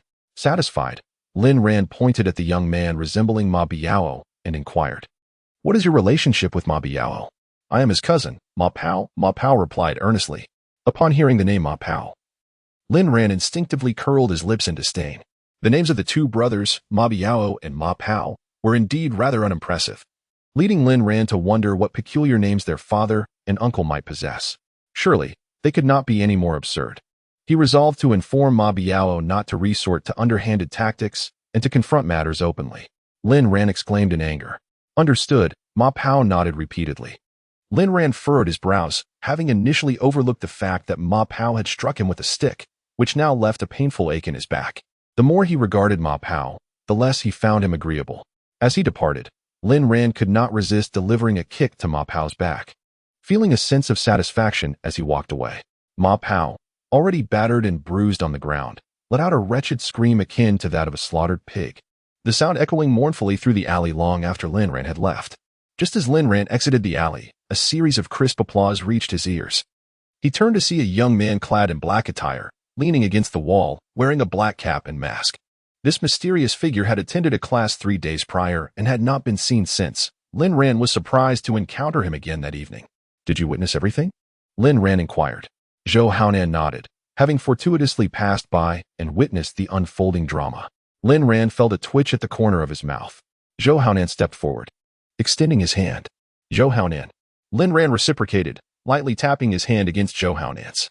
"I originally intended to report the incident, but soon realized it was entirely unnecessary," Zhou Haonan explained. At this remark, Lin Ran felt a surge of pride, a smirk forming involuntarily on his lips as he boasted, "If they wish to blame anyone, they should blame their own weakness." Zhou Haonan chuckled softly. The 2 did not prolong the conversation and soon parted ways. Before long, Lin Ran returned to his apartment. Upon hearing the sound of the door opening, Bai Mucheng, seated on the sofa, instinctively glanced towards the entrance. Noticing a scratch on Lin Ran's face, Her brows knitted in concern as she hurried over to him. Her fingers brushed against his cheek, startling Lin Ran, who was just about to change his shoes. Why was Bai Mucheng suddenly touching his face? As Lin Ran pondered this, Bai Mucheng's anxious voice broke through. What happened to your face? Are you all right? Lin Ran, clearly unaware of the situation, remained perplexed. Bai Mucheng pouted. Does it hurt? Glancing at the scratch on Lin Ran's face. An inexplicable pang of sympathy tugged at her heart. It doesn't hurt. I probably just scraped it accidentally. Lin Ran deduced that the mark had likely come from his altercation with the three weaklings. You should sit down on the sofa, she instructed before hastily departing. Lin Ran changed his shoes and obediently settled onto the sofa. Over the past 3 days, Bai Mucheng had scarcely exchanged words with him. The atmosphere between them had grown somewhat awkward, leaving Lin Ran bewildered about her recent demeanor, especially since their previous interactions had been rather pleasant. That evening, Bai Mucheng took the initiative to speak to him, and Lin Ran found himself somewhat unaccustomed to it. Nevertheless, he felt a sense of joy, as it was certainly preferable to the previous silence that had enveloped Bai Mucheng. Soon, Bai Mucheng approached, carrying a medical kit. My face is fine, Lin Ran remarked, having just inspected himself in the full-length mirror, revealing only a minor cut with no significant consequence. No, it must be disinfected. I can handle it myself. No, allow me to assist you with the disinfection. All right, then I appreciate your help. In this harmonious atmosphere, Lin Ran certainly wished to preserve the moment, especially knowing that Bai Mucheng meant well. Bai Mucheng retrieved a cotton swab from the medical kit, dipping it in iodine. Just as she was about to disinfect Lin Ran's face, she realized that her position on the couch made it somewhat inconvenient. At that moment, Lin Ran was lounging comfortably. His legs parted just enough to create a space. Bai Mucheng stood directly between his legs, believing this position would facilitate the disinfection process. While she felt this arrangement was practical, Lin Ran, on the other hand, began to feel a sense of discomfort. Thus, Lin Ran remained seated on the couch, while Bai Mucheng stood between his legs, slightly bending forward, diligently applying the antiseptic to the wound on Lin Ran's face. Chapter 42. My heart raced with a quickened beat in such close proximity. Lin Ran could distinctly observe the girl's long, curled eyelashes, her petite and adorable nose, and her soft, rosy lips. The warmth of her breath brushed against his face, and Lin Ran felt it keenly, prompting him to unconsciously slow his own breathing. Bai Mucheng was diligently disinfecting Lin Ran's face, as she believed that applying iodine to a wound would be quite painful. Therefore, she was particularly cautious, fearful of causing him any discomfort. Once finished, she gently blew on the disinfected area. Lin Ran's Adam's apple involuntarily bobbed, and his entire body tensed. Bai Mucheng was too close for comfort. He worried that if she lost her balance, she would fall into his embrace. This thought made his heart race even faster. While Bai Mucheng was focused on disinfecting him, she suddenly realized the distance between them was rather intimate.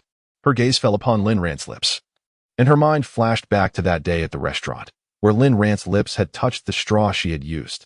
A flush crept across Bai Mucheng's cheeks, rendering her quite flustered.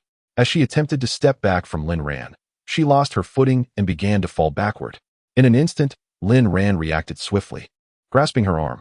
However, his grip was so forceful that Bai Mucheng was propelled directly toward him, instinctively wrapping her arms around him. Let go, Bai Mucheng exclaimed, her cheeks aflame as she urged him. Lin Ran quickly released her, suddenly enlightened. I'm sorry. He cleared his throat awkwardly. It's fine, Bai Mucheng replied, biting her lip as she noticed a conspicuous reddish-brown stain on her white t-shirt, feeling that all her efforts had been in vain. At that moment, Lin Ran also noticed the mark on her clothing, amplifying his embarrassment. I'll disinfect it again, he offered. No need, she replied. Yes, you have medicine on your face. How about you change your shirt first? Let us finish this and then change. Suddenly, Bai Mucheng recalled the pain sound Lin Ran had made earlier, prompting her to ask, Lin Ran, are you hurt anywhere? A flicker of surprise crossed Lin Ran's eyes as he was about to deny it. However, Bai Mucheng's melodious voice interjected, you must not deceive me. It's just a minor injury. Lin Ran found himself unable to lie this time. Where are you hurt? Bai Mucheng's gaze instinctively scanned Lin Ran's body. It's just a small injury, really no big deal. Tell me where you were hurt. Bai Mucheng's large, pleading eyes fixed on him. Reluctantly, Lin Ran confessed, my back. Take off your shirt. I want to see. Without hesitation, Lin Ran removed his t-shirt before Bai Mucheng's eyes. Upon witnessing Lin Ran's injured back, Bai Mucheng furrowed her brow deeply. How did you end up like this? Speak the truth, she insisted. Lin Ran, with a faint scar on his face, replied, "It was merely a minor altercation." Bai Muqing pouted, "That hardly qualifies as a minor incident," and headed to the bedroom. "Allow me to tend to your wounds." Soon, they arrived in the bedroom. Lin Ran lay on the bed, while Bai Muqing cautiously applied medicine to his back. Noticing the tautness of his back muscles, she realized he must be in considerable pain, causing her to be even more gentle in her touch. "You're already an adult. Why engage in fights with others?" Lin Ran remained silent, listening intently. "Do you have a grudge against that person? Stop overthinking. It was just a small friction." Bai Muqing reassured him while finishing the application of ointment on his back and then tending to his face as well. "Promise me you won't get into fights again." "All right," he replied softly, aware of the pain that accompanied his injuries. "You must take care of your body." "Yes." Lin Ran noted that Bai Muqing was particularly talkative that evening, and a slight smile tugged at the corners of his mouth. Perhaps this was not so bad after all. 2 days later, the eagerly anticipated freshman gala finally commenced. With Bai Muqing holding the title of the top student and her father, Bai Chengfeng, having generously donated 50 million to the university. She enjoyed privileges far beyond those of her peers. Attendance at events like the freshman gala was entirely at her discretion. However, tonight's event was different. Lin Ran was performing. Bai Muqing was intrigued by what kind of act he would present. Generally indifferent to such gatherings, she had only half-heartedly watched the preceding performances, eagerly awaiting Lin Ran's turn. At last, when the host announced the next act, Bai Muqing became fully attentive, her expression serious as she focused on the stage. A thick fog enveloped the area, and through the haze emerged a figure clad in a clown costume, adorned with a clown mask, a colorful wig, and holding a faux gun. He wore a red suit, a yellow vest, a green shirt, red trousers, and black shoes. He resembled a character straight out of a film. Slowly stepping forward from the screen, the audience watched in wide-eyed astonishment as the clown mimicked the very movements from the movies, his face oscillating between exaggerated smiles and grimaces of pain. As the iconic music from the film played, the clown danced passionately on stage, his movements exaggerated and carefree, seemingly expressing emotions he could not articulate, finding solace only in the rhythm of the dance, as if he had discovered true joy. As the music drew to a close, the clown abruptly awakened, his dance abruptly halting. The clown removed the mask from his face, revealing a visage adorned with the same intricate patterns as the mask itself. With a realistic gun clutched in his hand, the clown's hollow eyes gazed into the distance. Then, without the slightest hesitation, he pointed the replica firearm at his own forehead and pulled the trigger. With a resounding bang, a sound effect from the stage, the clown collapsed to the ground. Chapter 43. Your performance today was remarkable. In an instant, the audience fell silent, as if time itself had paused. As the smoke on stage billowed once more, the clown lying on the ground became engulfed in the haze, vanishing entirely from the spectator's sight. Suddenly, a lively melody filled the air. 5 clowns appeared on stage, joyfully dancing with unrestrained exuberance. Their faces radiated happiness, and they blew kisses to the audience below, clapping their hands in delight, free to do as they pleased without any hindrance. Thus, the performance reached a splendid conclusion, met with thunderous applause that echoed endlessly. After witnessing Lin Ran's act, Bai Muqing rose to leave. The moment the clown wielding a realistic toy gun appeared, she instantly recognized it was Lin Ran. She was astonished that he would perform such a show, a delightful surprise that Lin Ran always managed to bring her. As Bai Muqing stood on the overpass, gazing at the bustling city below, she slowly closed her eyes, savoring the gentle breeze. A pleasing smile graced her lips, the wind was free, and so was she. At that moment, Lin Ran's clown face filled her mind. After a brief pause, Bai Muqing took out her phone and opened the WeChat conversation with Lin Ran, tapping a message to send him. Meanwhile, Lin Ran, in the midst of removing his makeup, heard a notification from his phone. He picked it up and opened the message, and an involuntary smile crept upon his face as he read Bai Muqing's words. Your performance today was remarkable, followed by an enormous thumbs up. He replied simply with a thank you. Bai Muqing then inquired, what time will you be back tonight? Lin Ran was uncertain as he and his companions were planning to dine together, and he could not yet determine when they would return. He replied, not sure. You should go to bed early tonight. To which Bai Muqing responded, oh, got it. She would not sleep until Lin Ran returned. Pouting slightly as she tucked her phone back into her bag. In a private dining room of a restaurant near the university, 6 young men gathered together, Lin Ran and Ping Kuan, Jiang Yin, Zhou Haonan, Zhang Qihang, and Luo Yuxian. Zhang Qihang and Luo Yuxian were classmates of Lin Ran, while Zhou Haonan was a more recent addition. One of the classmates who played the clown had encountered an issue, prompting Lin Ran to think of Zhou Haonan. Previously, in the alley, Zhou Haonan had taken the initiative to add Lin Ran's contact information, and when Lin Ran asked him, Zhou Haonan quickly agreed to join their group. This collaboration led to the spectacular performance they had just delivered, and Ping Kun chuckled, "I never expected our show to be so popular." Indeed. The applause from the audience had persisted for quite some time. Zhang Qihang beamed with pride. It's all thanks to Ran Ji's brilliant creativity. Luo Yuxuan generously lavished praise upon Lin Ran, exclaiming, "Indeed, my brother Ran possesses a mind that is anything but ordinary." With a playful chuckle, and Ping Kun affectionately ruffled Lin Ran's hair. "Remove your hands from me." Lin Ran shot him a glare. "What's wrong with just a little touch? I'll keep touching." The more Lin Ran protested, the more Ping Kun persisted, his hands roaming wildly over Lin Ran's head. In a moment, Lin Ran's hair resembled a bird's nest. Naturally, Lin Ran would not remain passive. He retaliated by tousling Ping Kun's hair into a disarray. Observing the playful scuffle, Zhou Haonan, Zhang Qihang, and Luo Yuxuan could not help but laugh. Jiang Yin, accustomed to their antics, was engrossed in his phone, a smile involuntarily gracing his lips. Before long, the dishes arrived, and the six of them began to eat and chat. The conversation primarily revolved around Lin Ran and Ping Kun, Zhang Qihang, and Luo Yuxuan, while Jiang Yin and Zhou Haonan contributed little to the discourse. "Brother Yin, why do I sense you're particularly cheerful this evening?" And Ping Kun inquired of Jiang Yin. Lin Ran too noticed Jiang Yin's unusual joy. "Brother Yin, could it be that something good has happened?" He speculated. "I suspect it's a delightful matter. Perhaps a girl has confessed her feelings to you?" Zhang Qihang teased with a grin. Jiang Yin, with a look of resignation, replied, "Enough of your jests. My brother and sister-in-law are getting married." The date for their wedding had been set, and he was eagerly anticipating the celebration. The revelation sparked excitement among them. "Ah, it's a joyful occasion for our brother. Congratulations in advance," Lin Ran remarked. "Congratulations. Congratulations." Zhang Qihang, Luo Yuxuan, and Zhou Haonan chimed in unison. "Let us wish our brother and sister-in-law a healthy baby." And Ping Kun added with a chuckle, "I'll convey your gratitude to them." Jiang Yin responded, "By the way, is our sister-in-law beautiful? Do you have any wedding photos for me to admire?" And Ping Kun raised an eyebrow. Without needing to say much, Jiang Yin opened his phone and shared the wedding photos that his brother Jiang Chen had just sent him. "Take a look for yourself." Upon viewing the images of the couple, and Ping Kun exclaimed, "Wow, our sister-in-law is stunning, like a fairy. And our brother looks quite handsome too."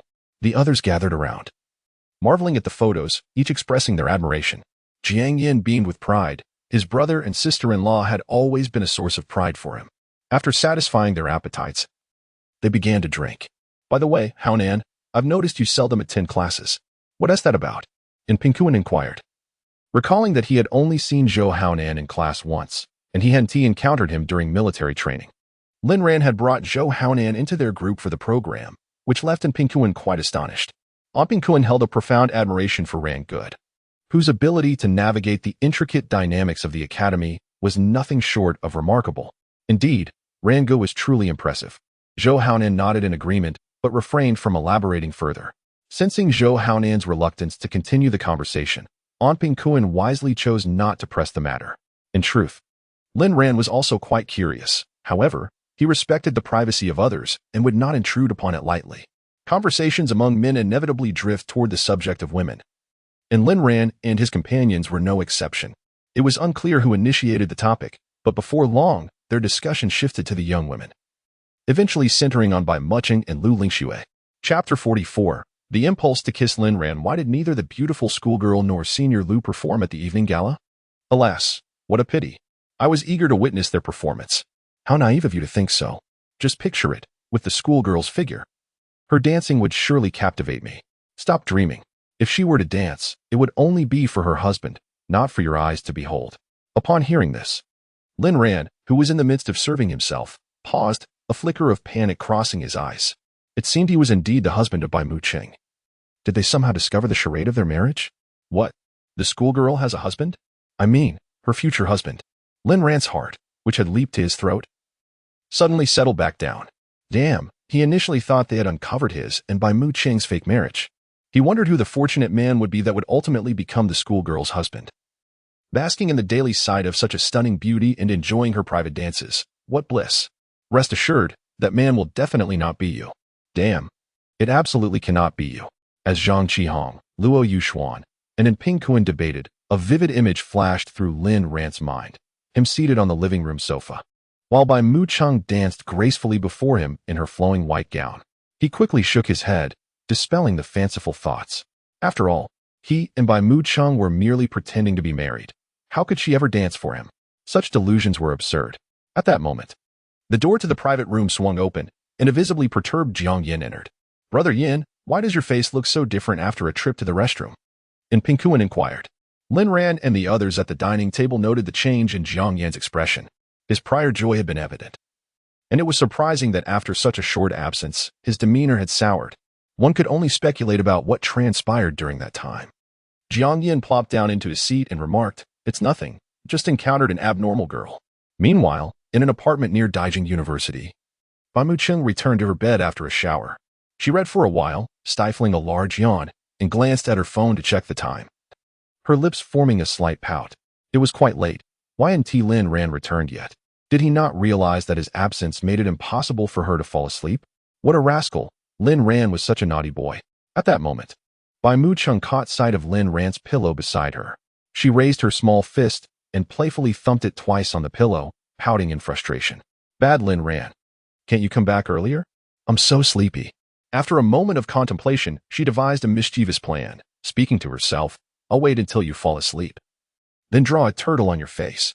Yes, that's how it shall be. Why do you return home so slowly, akin to a tortoise?" Bai Muching felt increasingly drowsy as she read, so she decided to pick up her tablet and casually search for a movie to watch. Lin Ran, on the other hand, wished to conclude the dinner party sooner, but his companions, in high spirits from drinking, had no intention of departing. He recalled Bai Muching's earlier inquiry on WeChat about when he would return. As the hours grew later, for reasons unknown, Lin Ran found himself increasingly restless. By the time Lin Ran arrived at the apartment, it was already the early hours of the morning.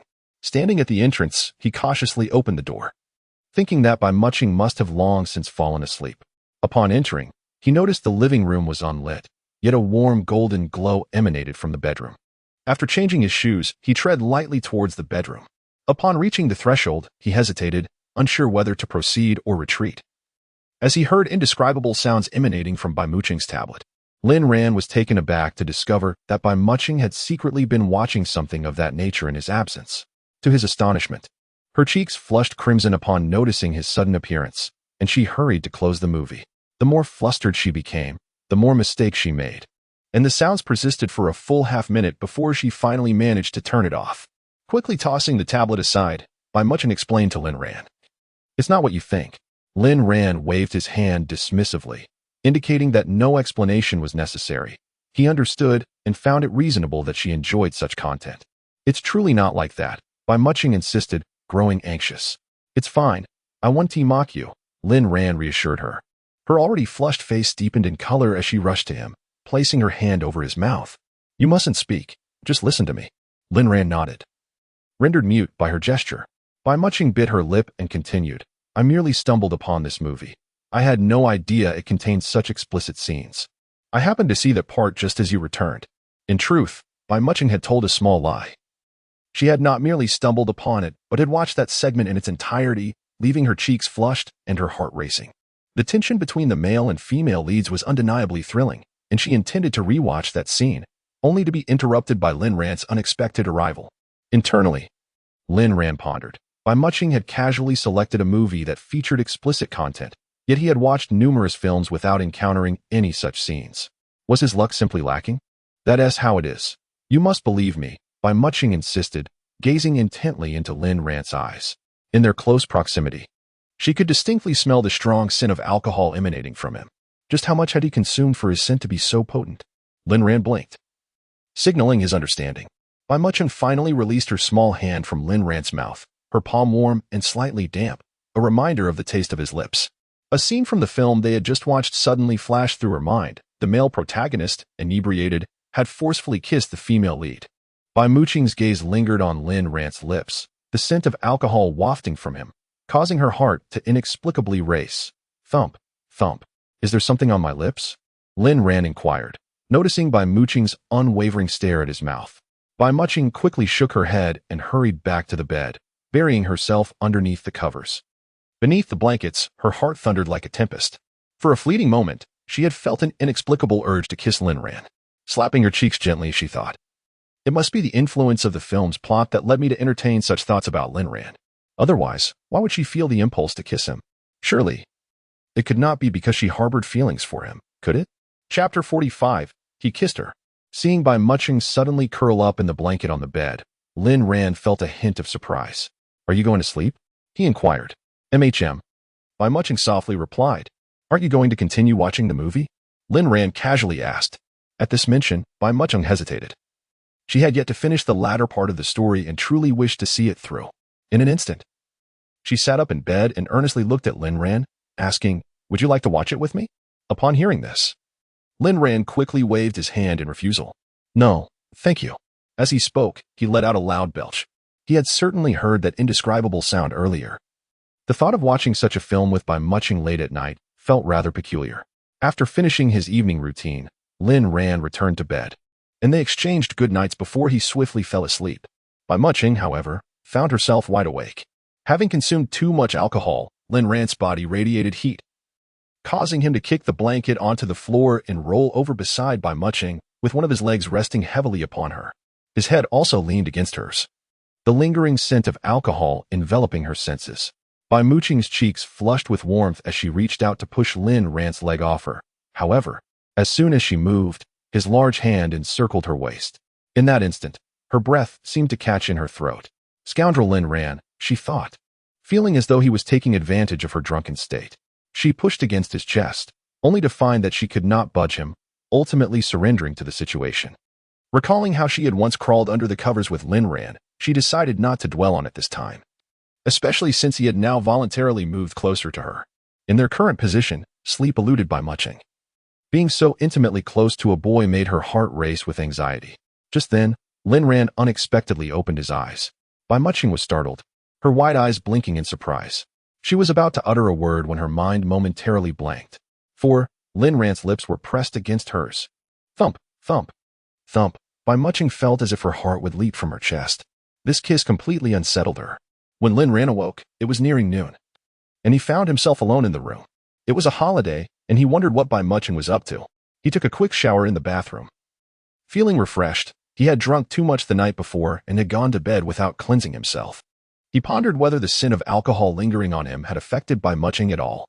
There was little that could be done, as they had shared the same bed. He thought that once they moved to a new place, they could each have their own rooms. After a light meal, Lin Ran made his way to school. He needed to return the costume he had rented for the freshman gala. Keeping it for an extra day would incur additional charges. So he aimed to return the clothing and props today. Lin Ran, carrying 2 large bags, was hailing a taxi at the school gate when a white BMW suddenly came to a halt before him. The window rolled down, revealing the cold visage of Lu Lingxue.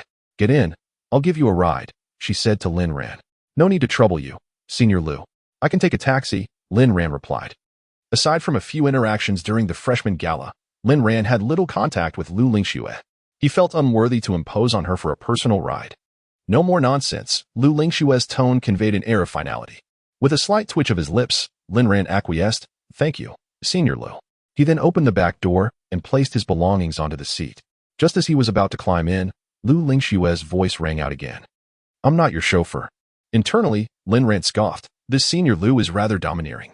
Given that he aspired to join the student council, he certainly wouldn't dare offend Lu Lingxue, especially since there was no animosity between them. With a smile directed at Lu Lingxue, he pulled open the front passenger door and settled into the seat.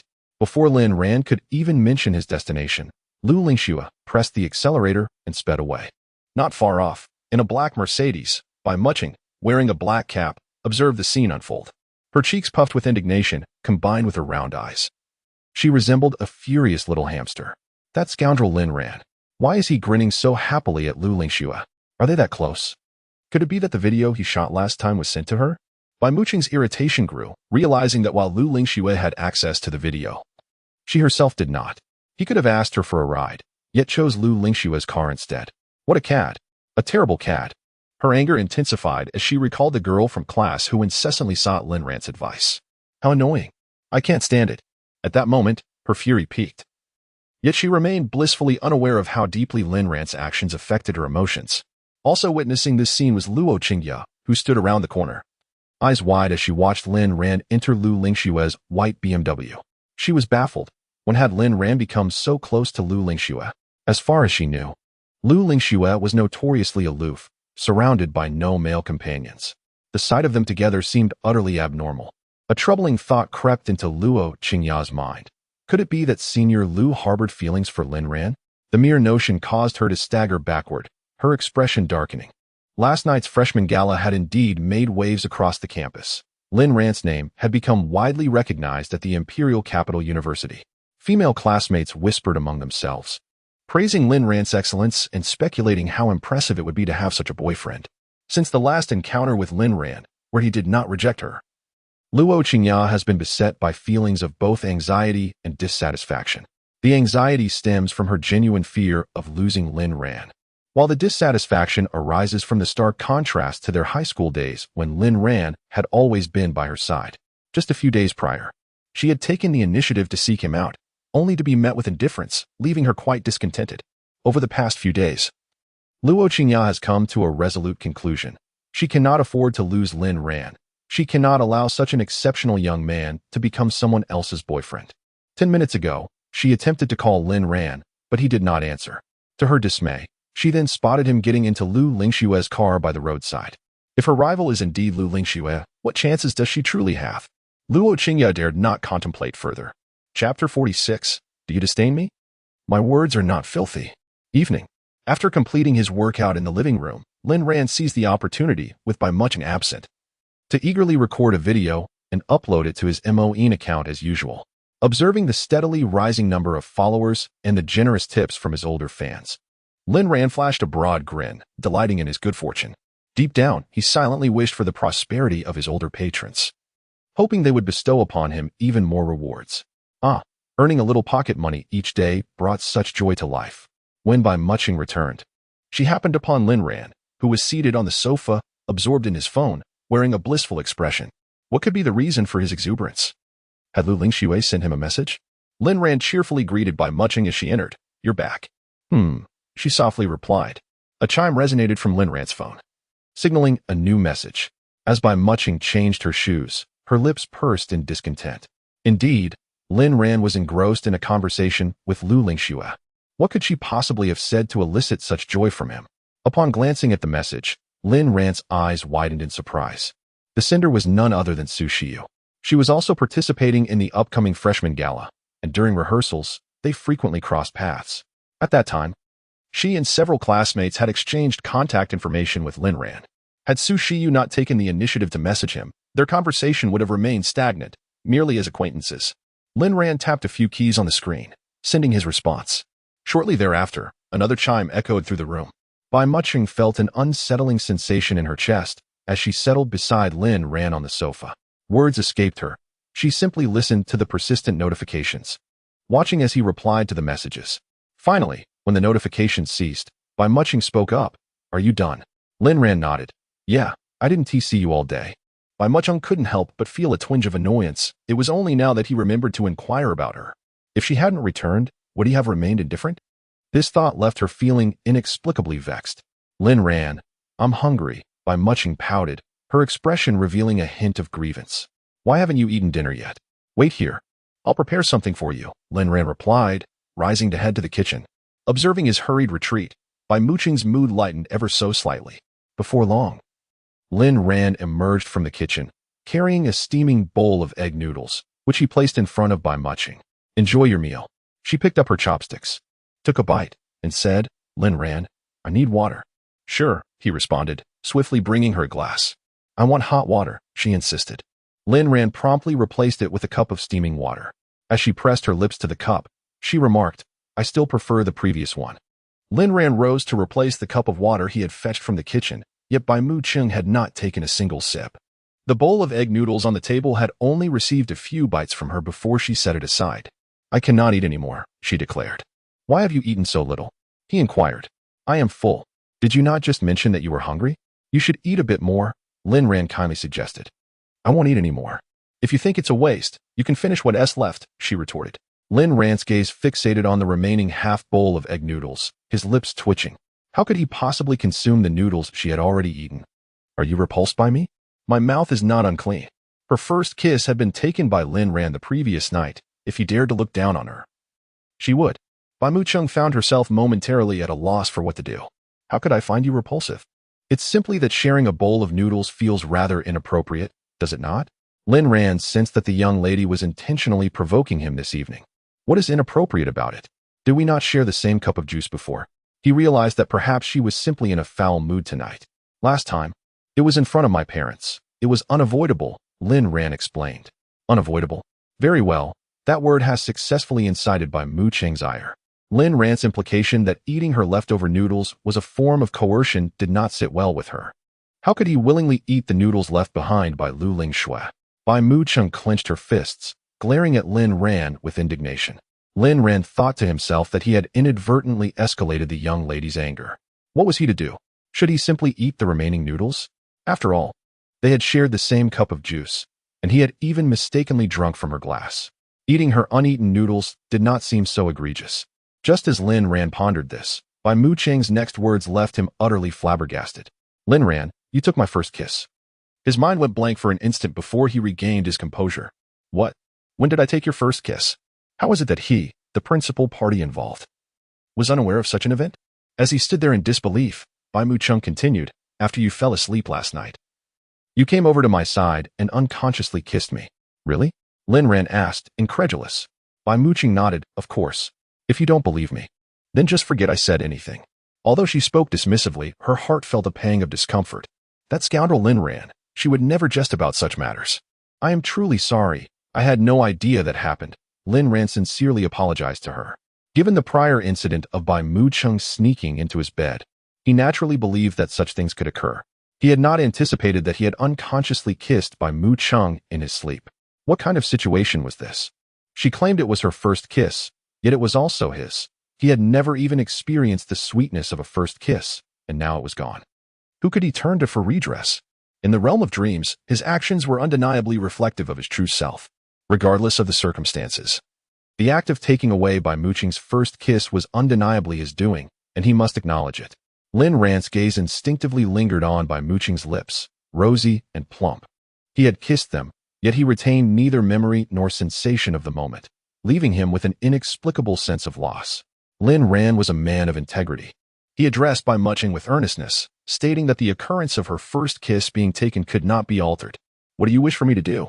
I shall endeavor to make amends as best as I can. Last night was also your first kiss, wasn't it? Bai Mucheng inquired. Lin Rand nodded in affirmation. A slight smile graced the corners of Bai Mucheng's lips. I have yet to consider how you might make amends, but I do wish for you to finish the remaining noodles first. It seemed he could not escape the matter of the noodles. This time, Lin Rand did not hesitate. He lifted the bowl and, using the chopsticks previously employed by Bai Mucheng, began to devour the noodles voraciously. Shortly thereafter, Bai Mucheng emerged from her shower, a hairdryer in hand, and approached Lin Rand. Lin Rand, please help me dry my hair. Upon raising his gaze, Lin Rand's eyes widened in astonishment. Chapter 47. Do my legs look good? There stood Bai Mucheng, clad in a white silk nightgown, its hemline just grazing the upper thigh. Her long and perfectly sculpted legs were suddenly exposed to the air. Lin Rand was momentarily entranced upon witnessing such flawless limbs before him. Earlier that day, while passing by a lingerie shop, Bai Mucheng had caught sight of this exquisite nightgown displayed in the window, reflecting on how Lu Lingshui always appeared in short skirts. Showcasing her legs either clad in stockings or bare, Lin Rand couldn't help but recall how he would invariably glimpse her legs whenever he rode in her car. He had a particular fondness for legs, and as this thought crossed her mind, Bai Mucheng, driven by an inexplicable impulse, purchased the nightgown without hesitation.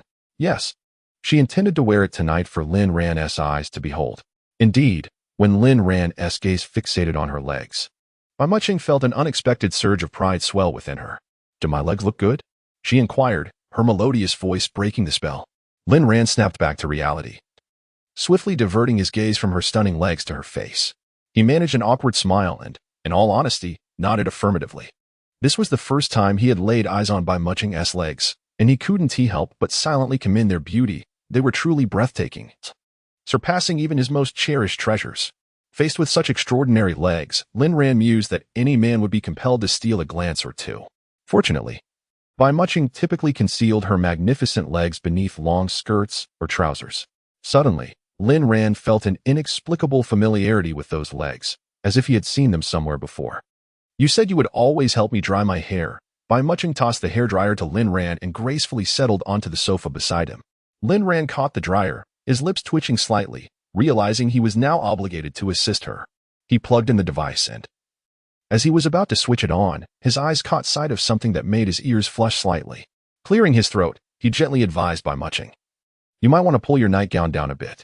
At his words, Bai Muching quickly glanced down and hastily tugged at the hem of her gown. The nightgown was rather short, and as she sat on the sofa, it had inadvertently ridden up. Her cheeks flushed with warmth, and she bashfully asked, "You didn't see anything, did you?" "Not at all," Lin Ran replied promptly. Yet, she soon realized the contradiction in his words. If he hadn't seen anything, how could he have reminded her? Lin Ran abruptly halted, cursing himself for almost revealing too much. Bai Muching bit her lip, remaining silent. Feeling a mix of embarrassment and irritation at Lin Ran's obvious pretense, he quickly tried to lighten the mood. "Let us dry your hair. You wouldn't want to catch a cold." And just then, the room was enveloped in darkness. Lying in bed, Lin Ran felt an inexplicable restlessness. The sight of Bai Muching's exquisite legs continuously swaying before him, coupled with the scene he had witnessed on the sofa, ignited a fervent fire within his heart, urging him to find an outlet for his pent-up emotions. Glancing at the still form of Bai Muching on the other side of the large bed, he quietly slipped out of bed and made his way to the restroom. The following day, after breakfast, Lin Ran donned a fresh outfit, clearly preparing to leave. Bai Muching instinctively inquired, "Lin Ran, where are you going?" He paused momentarily, then clarified, "I have some free time. If you're going somewhere, I can drive you." Bai Muching's eyes darted thoughtfully before she quickly replied, "No need." Upon hearing this, her delicate face immediately tensed. "Why not? He can take Lu Lingshua's car. Why can't I take yours?" "I'm going to the library," Lin Ran added. Relieved by this answer, Bai Muching felt a wave of ease wash over her. She had feared that Lin Ran did not want to ride in her car.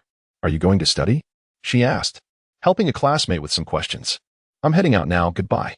With that, Lin Ran picked up his backpack and exited. On the sofa, Bai Muching recalled a girl named Su Shiyu, who often sought Lin Ran's assistance with her studies. Could it truly be that Su Shiyu was the one he was helping? What should have been a delightful holiday turned into Lin Ran's journey to school with a heavy backpack. Approaching the library entrance, a slight smile tugged at the corners of his mouth as he picked up his phone and dialed a number. "Hello, Rangu," came Jiang Yan's soft voice from the other end. "Yangu, are you at the library?" "Yes." "All right." Shortly after, Jiang Yan heard the beep of the call disconnecting. Not giving much thought to Lin Ran's vague words, he placed his phone on the table and resumed reading. Moments later, Jiang Yan felt a heavy hand firmly pressed down on his shoulder.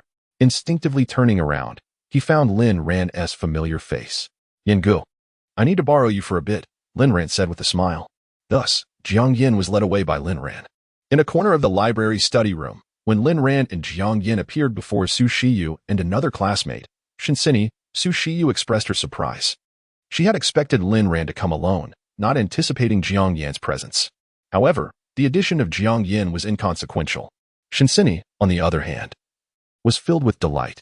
Her intention was to create opportunities for Su Shiyu and Lin Ran, and she never expected Lin Ran to bring Jiang Yan along.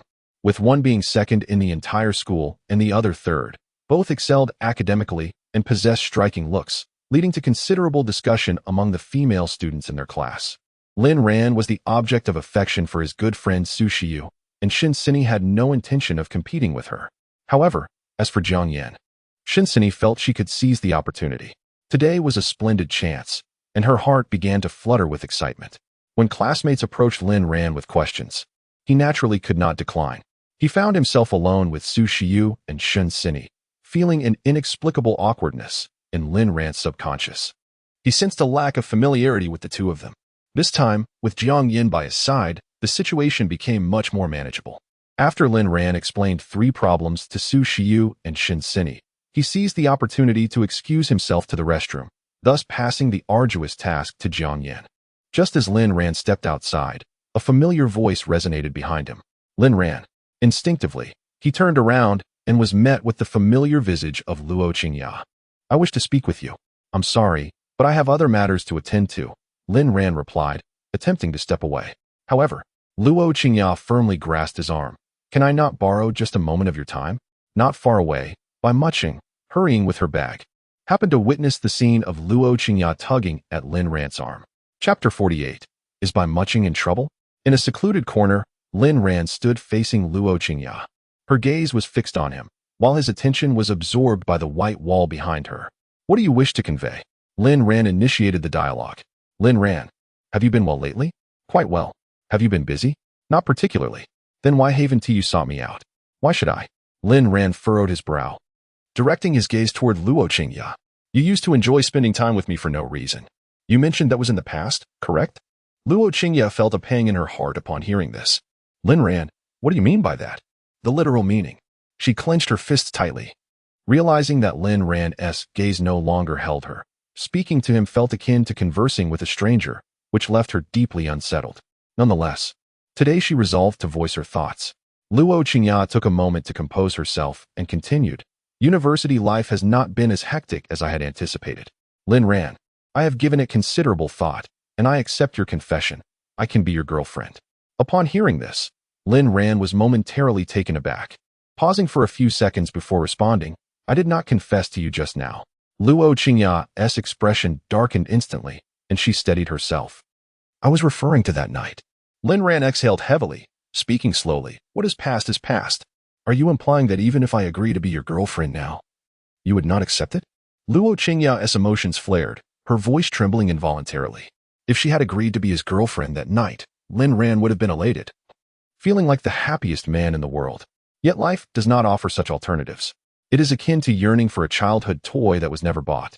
Receiving it in adulthood diminishes its significance. What is past, Lin Ran reiterated. Didn't you like me throughout our 3 years in high school? It hasn't been long, yet you no longer seem to have feelings for me. Your emotions have shifted too rapidly. Luo Qingya was genuinely furious. She began to question whether Lin Ran had ever truly cared for her. Otherwise, why had his affections changed so swiftly? Lin Ran chuckled in disbelief. Have I changed too quickly? Why should he wait for someone who does not reciprocate his feelings, someone with whom he has no future? He was foolish for 3 years. He refuses to remain a fool for life. As Luo Qingya spoke, Lin Ran was uncertain of her intentions. If she genuinely wished to be with him, she would have accepted his confession that night rather than waiting until now. Think as you will. I am leaving now.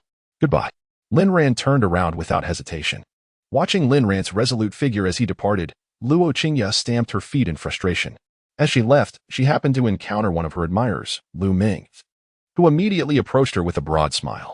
Qingya, where are you off to? I can accompany you. Luo Qingya shot him a fierce glare. Stay away from me. Qingya, are you feeling down? Talk to me. I can be your sounding board, Lu Ming assured, thumping his chest. Luo Qingya found Lu Ming utterly exasperating. His looks were unappealing, his academic performance lacking, and he was worlds apart from Lin Ran. I said to keep your distance. Can't you understand? You're so annoying. After shouting at Lu Ming, Luo Qingya left without a backward glance. Lu Ming stood there, scratching the back of his head awkwardly. When Lin Ran returned, Jiang Yin had nearly finished explaining the questions to Su Shiyu and Shinsini. Jiang Yin shot Lin Ran a disapproving look, the meaning clear. Lin Ran, why are you back so late? Are you feeling unwell? Su Shiyu asked with concern. Lin Ran felt a bit embarrassed. He had used the restroom as an excuse, and being absent for so long could easily lead to misunderstandings. I might have eaten something bad this morning, he added. Hearing this, Su Shiyu grew even more worried. I'll go get you some medicine. She started to rise, but Lin Ran quickly pressed her back down. No need. I'm fine now. At a nearby window seat, Bai Muqing was entirely distracted from her studies. First, she had witnessed Lin Ran being pulled away by that girl, and now she saw him chatting animatedly with Su Shiyu. This stirred a sense of unease within her. Pouting her lips, Bai Muqing felt increasingly irritated. Why are there always so many girls around Lin Ran? As the campus belle of the Imperial University, her presence in the library naturally attracted attention. The previously quiet study room suddenly filled with students, predominantly males. Lin Ran noticed the shift in the atmosphere and casually glanced over, spotting several male students gazing in the same direction. Following their line of sight, he found himself looking at Bai Muqing, who had been observing him as well. Their eyes met for a brief 2 seconds before they each looked away. Shortly after, Bai Muqing gathered her things and exited the study room. At noon, Su Shiyu and Shinsini had intended to invite Lin Ran and Jiang Yin for lunch, but Lin Ran and Jiang Yin hastily excused themselves, claiming they had other matters to attend to. Su Shiyu and Shinsini were well aware that this was merely a pretext. What a pity to miss the chance to have lunch with Lin Ran, they lamented. Alas, the opportunity to dine with Jiang Yin is lost, they sighed in unison. It's all right, there will be another chance. Yes, indeed, next time we must dine together. In the dim light of the living room, Lin Ran felt an unsettling anxiety as the clock struck 11. Why had Bai Mu Chung not yet returned? It was unusual for her to be out so late. He picked up his phone to send her a message, but there was no response. With growing concern, he dialed her number. But the phone rang endlessly until it eventually disconnected, unanswered. As his worries deepened, he couldn't shake the thought that something might have happened to her. Lin Ran, unable to remain idle any longer, redialed Bai Mu Cheng's number. But once again, there was no reply. Overcome by apprehension, he hastily slipped on his shoes and departed the apartment in a rush. Chapter 49. Renowned emotional expert, Lin Tianzi as Lin Ran descended to the ground floor. He serendipitously encountered Bai Mu Cheng, who was approaching him. The moment he saw her unscathed presence before him, Lin Ran exhaled in relief. Where have you been? Bai Mu Cheng, why didn't you answer my calls? Lin Ran inquired, a hint of reproach lacing his tone. In truth, he had felt a wave of anxiety earlier. Bai Mu Cheng paused for a moment, and when she turned her gaze towards Lin Ran, her large eyes sparkled with a gem-like brilliance. She slowly replied, Were you worried about me? Of course I was worried. It's late at night, you didn't return, and when I called, there was no answer. I was even contemplating calling the police if I couldn't find you, Lin Ran confessed candidly. Upon hearing his words, a flicker of delight danced in Bai Mu Cheng's eyes. Oh, so you do care about me. She stepped closer, her anticipation evident, as she sought a particular response from him. However, Lin Ran's subsequent words shattered her expectations completely. It's only natural. We live together now. If something were to happen to you, how could I explain it to your father? Bai Mu Cheng's bright eyes dimmed instantly. She tossed her bag at Lin Ran. Help me carry this.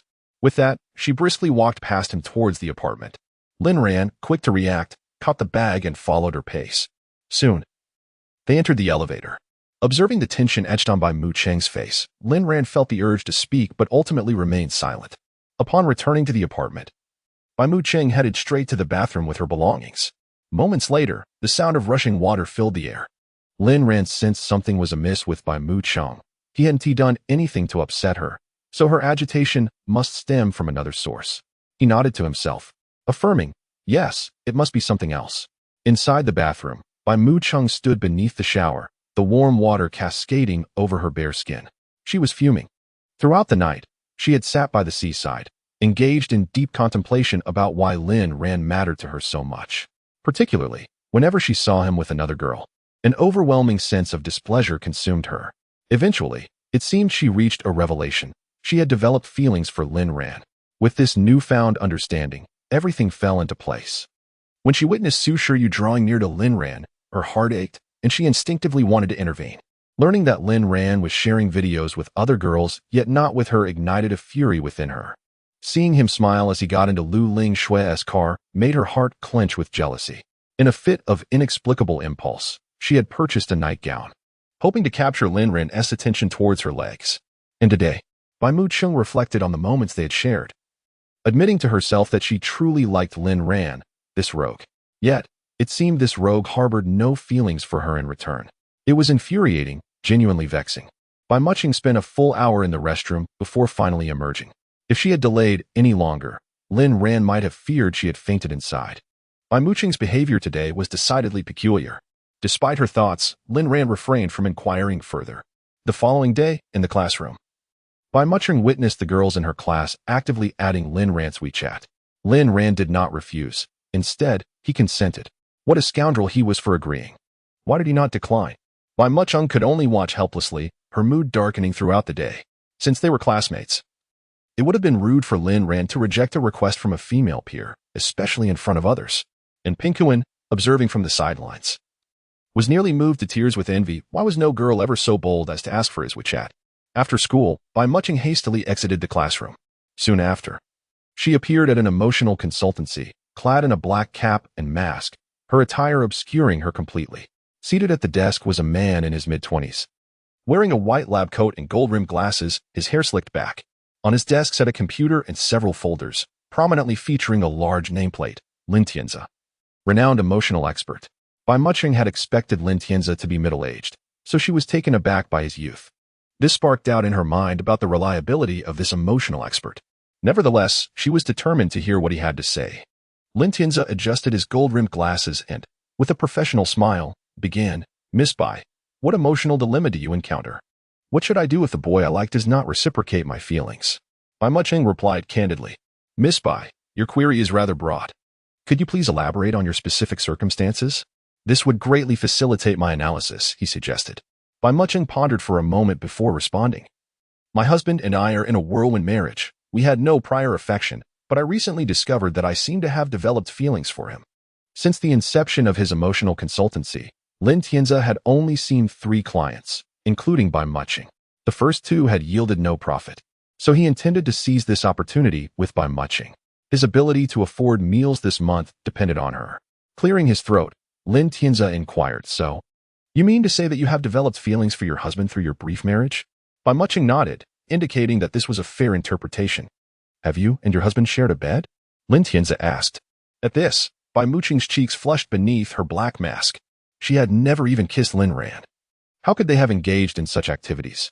That accidental kiss hardly counted. "Miss Bai, it is imperative that you divulge every detail to me, for only then can I thoroughly analyze the challenges you and your husband are facing. Understanding the root of the issue is essential for effective resolution," Lin Tianzi asserted with conviction, adjusting his non-prescription gold-rimmed glasses as he spoke.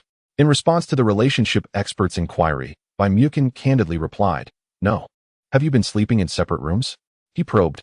"No, we share the same bed, but he does not touch me. Is it possible that I am too unattractive for him to desire?" Lin Tianzi's mind immediately gravitated towards this possibility. He could only catch a glimpse of Bai's expressive eyes, which were indeed strikingly beautiful. However, the visage concealed beneath her mask remained a mystery to him.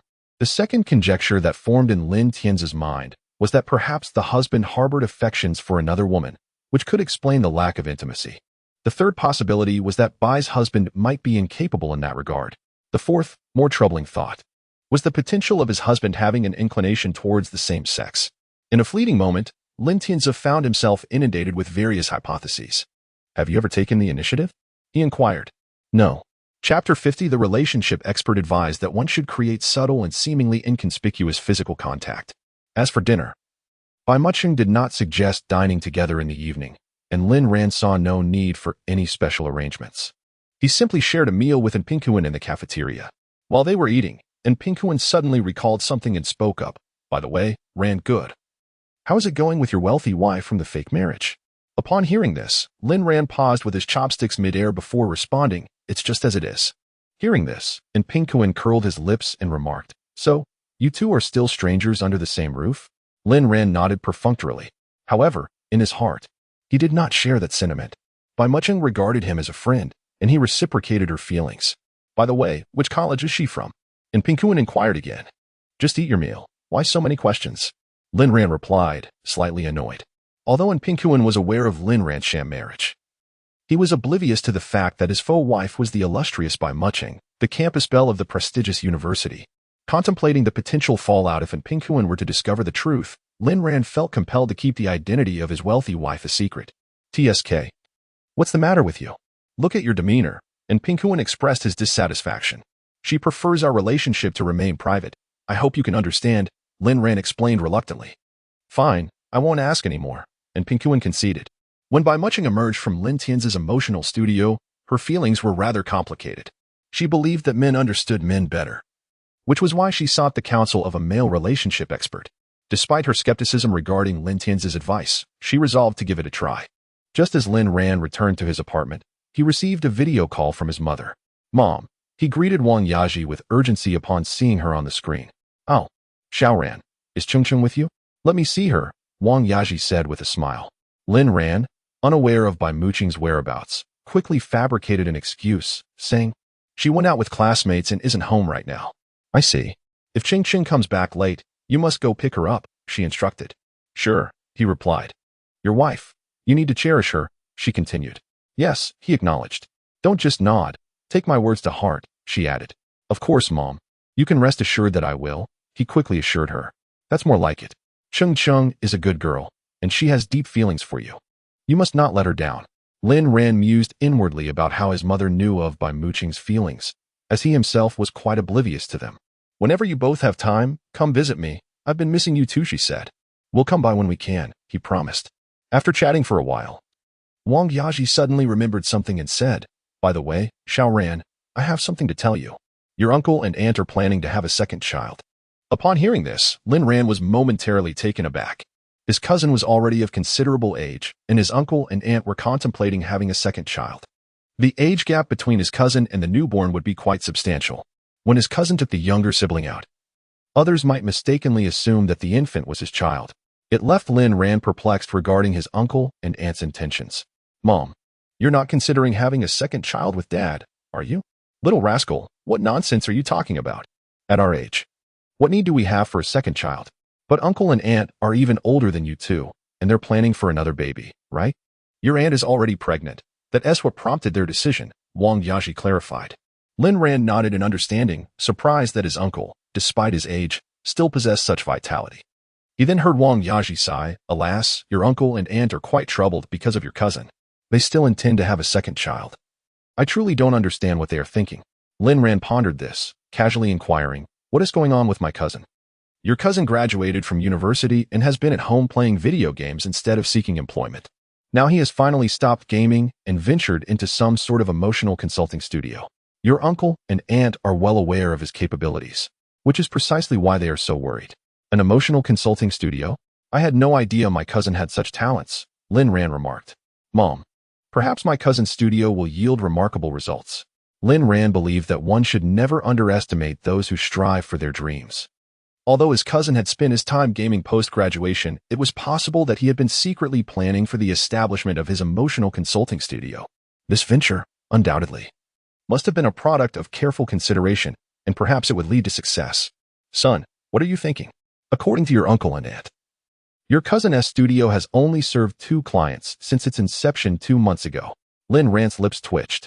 Was it too late to retract his previous statement? When Bai Muqing returned, Lin Ran had just finished showering. Noticing his damp hair, she had a sudden idea. According to emotional experts, creating subtle physical contact was essential. This was the perfect opportunity. Bai Muqing hurriedly fetched a hairdryer and approached Lin Ran, her big eyes sparkling as she said, Lin Ran, let me help you dry your hair. Lin Ran was taken aback. Why was she suddenly offering to dry his hair? There's no need to trouble yourself. My hair is short and will dry quickly. You used to help me with my hair often. I would like to return the favor. Realizing it was a matter of reciprocity, he eventually acquiesced. Soon, they settled onto the sofa. Given Lin Ran's height, it was somewhat challenging for Bai Muqing to dry his hair while seated. He instinctively lowered his head, and Bai Muqing held the hairdryer, meticulously styling his hair. Bai Muqing pondered on how to create an unintentional physical contact. Should she feign an accident and lean against Lin Ran? No, that would be too inappropriate. Perhaps her hand could inadvertently brush against Lin Ran's neck, yet that seemed rather unsuitable as well. Lost in her thoughts, she was suddenly startled by Lin Ran's exclamation, instinctively retreating to the side. My ear! Lin Ran exclaimed, clutching his ear, his expression reflecting evident pain. Bai Muqing hurriedly discarded the hairdryer. Her face filled with remorse as she apologized to Lin Ran. I'm so sorry, Lin Ran, it was not intentional. It's all right. Let me see your ear, he replied. Bai Muqing leaned closer, gently prying away Lin Ran's hand that shielded his ear. To her dismay, she discovered that his ear had turned a vivid shade of red from the heat. Bai Muqing felt a deep sense of regret. What kind of emotional expert was she, causing Lin Ran such discomfort? Chapter 51. Truly impressive flattery. The following day, in the afternoon, within the confines of the student council president's office, Lu Lingxue sat with her customary icy demeanor, while Lin Ran faced her across a desk. Lin Ran, could you elucidate your reasons for wishing to join the student council? Lu Lingxue's voice resonated throughout the office, devoid of warmth. Like many of his peers, Lin Ran had initially self-nominated for the student council, which conducted a preliminary selection. Only those fortunate enough to pass this stage would be eligible for the final round. Personally reviewed by the student council president, whose nod would grant them official membership. Lin Ran was merely a nod away from stepping through the gates of the student council. He smiled at Lu Lingxue and declared with conviction, It is an honor to be a student at the Imperial Capital University. Should I be fortunate enough to join the student council, it would be an immense privilege. The prospect of working alongside such an outstanding president as you fills me with excitement. Like many of my classmates, I have long regarded you as a role model. Lin Ran first engaged in flattery, adhering to the adage that one should not strike a smiling face, for who does not appreciate kind words? Though Lu Lingxue typically exuded a frosty aura, she was, after all, human. Lin Ran reasoned that a compliment was the right approach. Upon hearing his words, the chill in Lu Lingxue's countenance softened slightly. She was acutely aware of how others spoke of her behind her back. The few students who had entered the office earlier had approached her questions with caution, as if she might devour them whole. Lu Lingxue could not comprehend why they were so intimidated by her. Of course, their fear was palpable, and no one dared to openly commend her. Having not received direct praise in quite some time, Lu Lingxue felt a shift in her mood. Lin Ran continued to extol her virtues, promising that if he were fortunate enough to become a member of the student council, he would dedicate himself wholeheartedly to serving his fellow students and endeavoring to contribute to the institution. These phrases were, of course, gleaned from the internet and memorized in advance. With his commendable second-place ranking among his peers and a stellar performance at the freshman gala, Lin Ran felt confident about his prospects. After finishing his speech, Lin Ran noticed Lu Lingxue's unwavering gaze upon him, and her silence began to unsettle him. He wondered if he had overstepped in his flattery. Just moments ago, he had felt assured that joining the student council was a certainty. Could he have misjudged the situation so quickly? As Lin Ran wrestled with the thought of how to amend his approach, Lu Lingxue's frosty voice suddenly broke the silence. Lin Ran, congratulations. You are now officially a member of the student council. He was momentarily taken aback, but then a radiant smile spread across his face. Thank you, President Lu. With a sense of pride, Lin Ran exited the student council president's office, patting Jiang Yan on the shoulder and encouraging him. Yin Gu, keep up the good work. Jiang Yan nodded and pushed open the door to enter Lu Lingxue's office.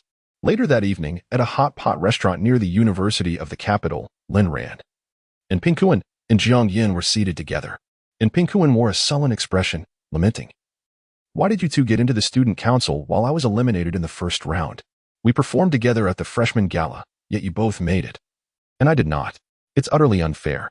Lin Ran patted Pingkuan on the shoulder, offering comfort. Brother Kuan, there will be more opportunities in the future.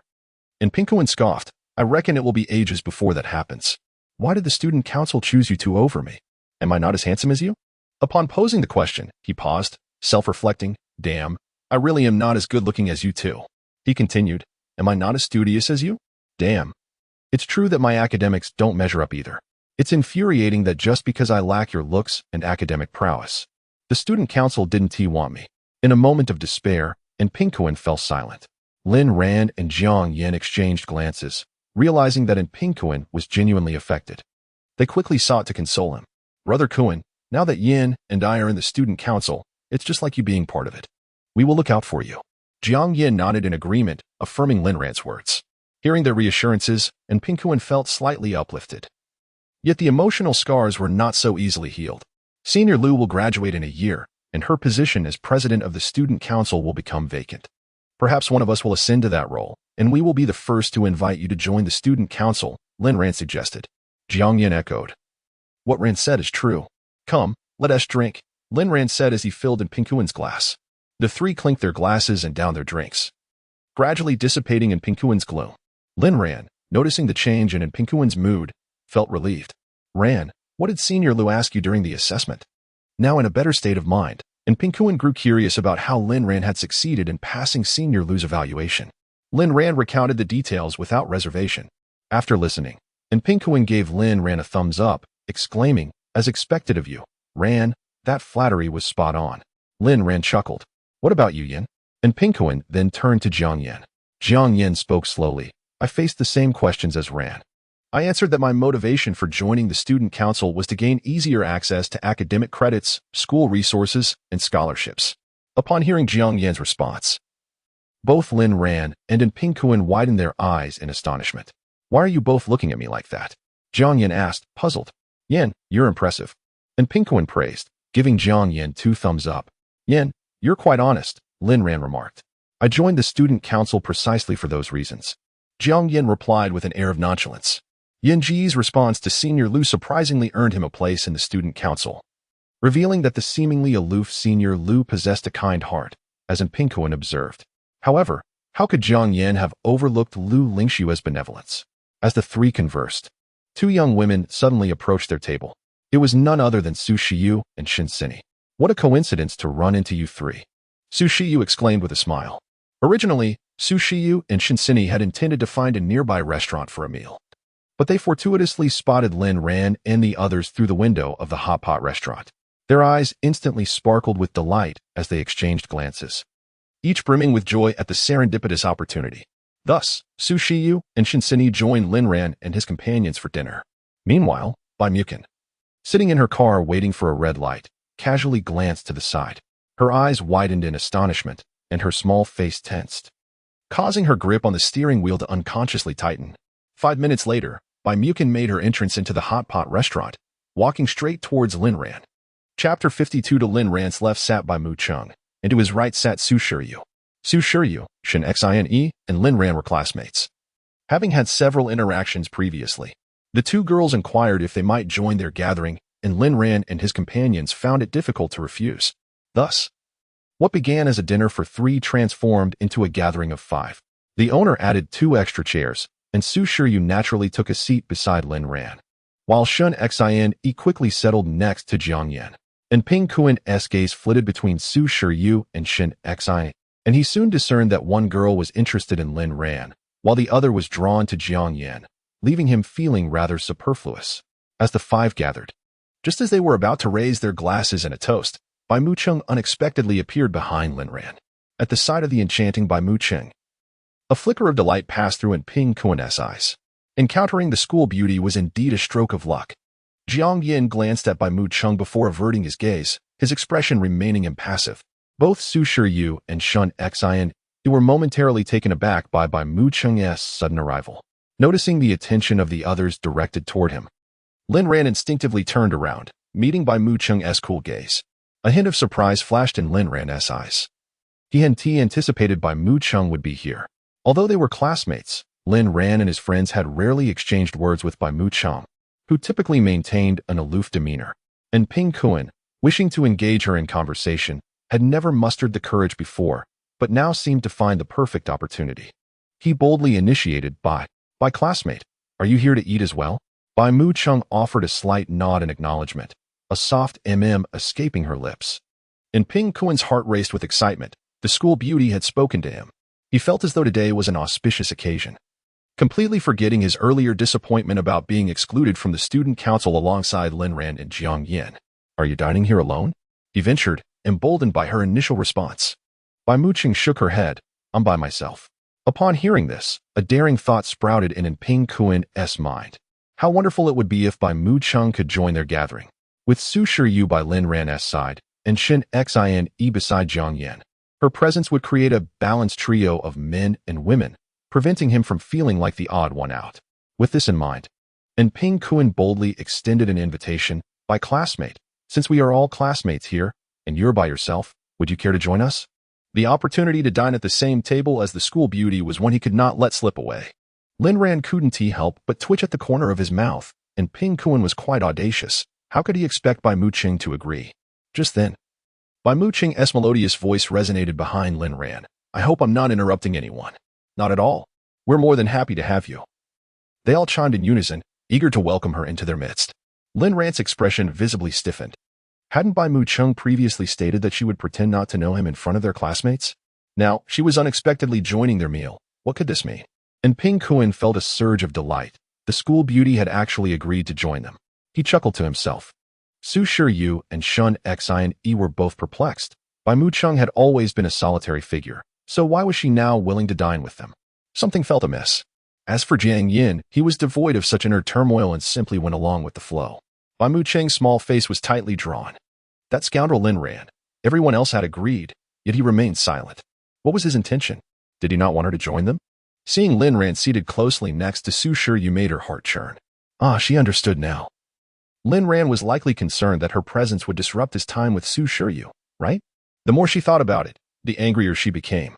Her small hands clenched into fists. Lin Ran, do you not wish for me to join you? Bai Mucheng confronted him directly. Lin Ran was momentarily taken aback, pondering whether Bai Mucheng was merely too embarrassed to decline and Ping Kuen's invitation, prompting her to speak thus. However, he then heard her words. "No, that's not what I meant," he quickly clarified.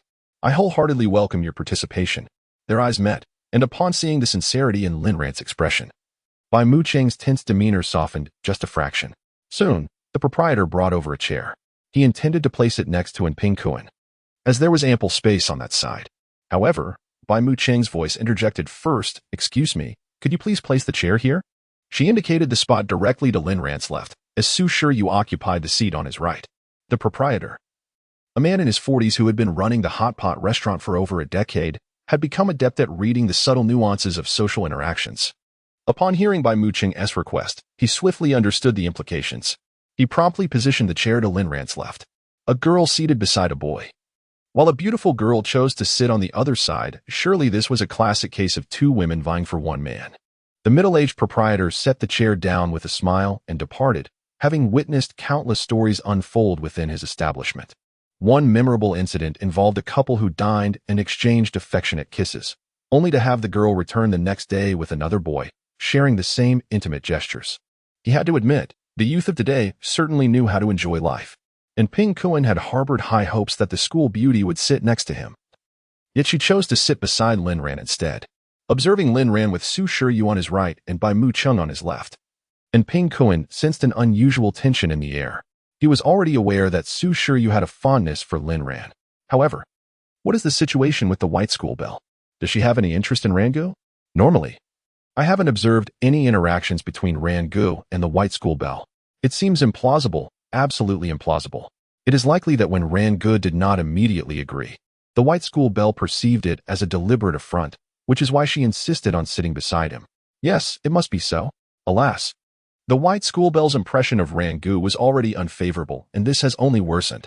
Chapter 53. It seemed as though Su Shiyu, seated to Lin Ran's right, was not in accord with the prevailing atmosphere.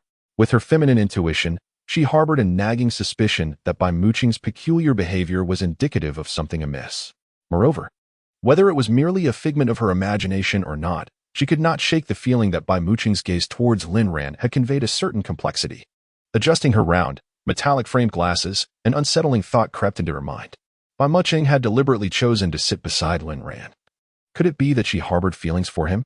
Su Shiyu recalled the incident when Lin Ran had gallantly rescued Bai Mucheng, a video she had watched repeatedly. Lin Ran's heroic intervention had been undeniably dashing, captivating her as an observer, and one could only imagine the effect it had on Bai Mucheng, the very damsel in distress. It was plausible that Bai Mucheng had developed affections for Lin Ran precisely because of that heroic act, as is often portrayed in dramas and films. This realization filled Su Shiyu with trepidation. If Bai Mucheng also liked Lin Ran, she would face formidable competition. Lin Ran was equally taken aback by Bai Mucheng's unexpected arrival and her choice to sit beside him. She had previously indicated a desire to maintain some distance. What was she up to now? Nonetheless, since no one else was privy to their circumstances, he resolved to treat it as a normal classmate relationship. Each person at the table was lost in their own thoughts. The bubbling hot pot on the table awaited attention, yet no one dared to pick up their chopsticks. Bai Mucheng's sudden presence had rendered the atmosphere somewhat awkward. "The meat is ready. Everyone, please indulge." Lin Ran finally broke the silence. "Indeed, let us eat," echoed Ping Kuen from the side. At his prompting, everyone began to serve themselves. Bai Mucheng hesitated for a moment before selecting a piece of meat from the vibrant red spicy hot pot, placing it into her bowl. As she dipped it into the sauce and took a bite, an instant rush of spice overwhelmed her, turning her delicate lips a rosy hue. She instinctively considered sticking out her tongue to alleviate the heat, but with so many witnesses present, she bravely restrained herself.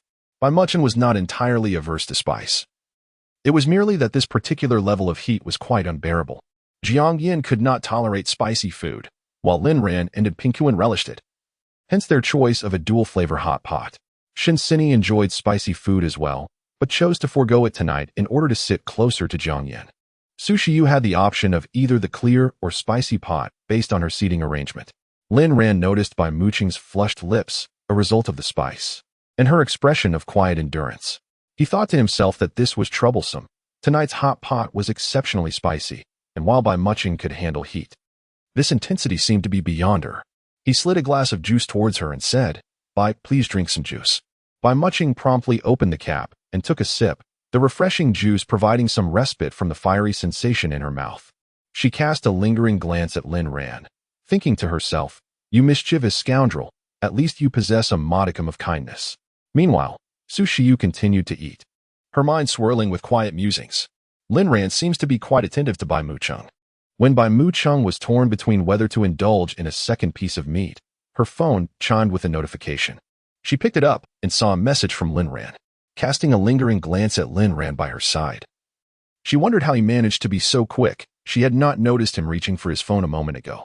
She opened the message, which read, "Perhaps you should sit by Kuan Gu and enjoy a clear pot." In Bai Mucheng's eyes, this translated to Lin Ran not wanting her to remain seated beside him.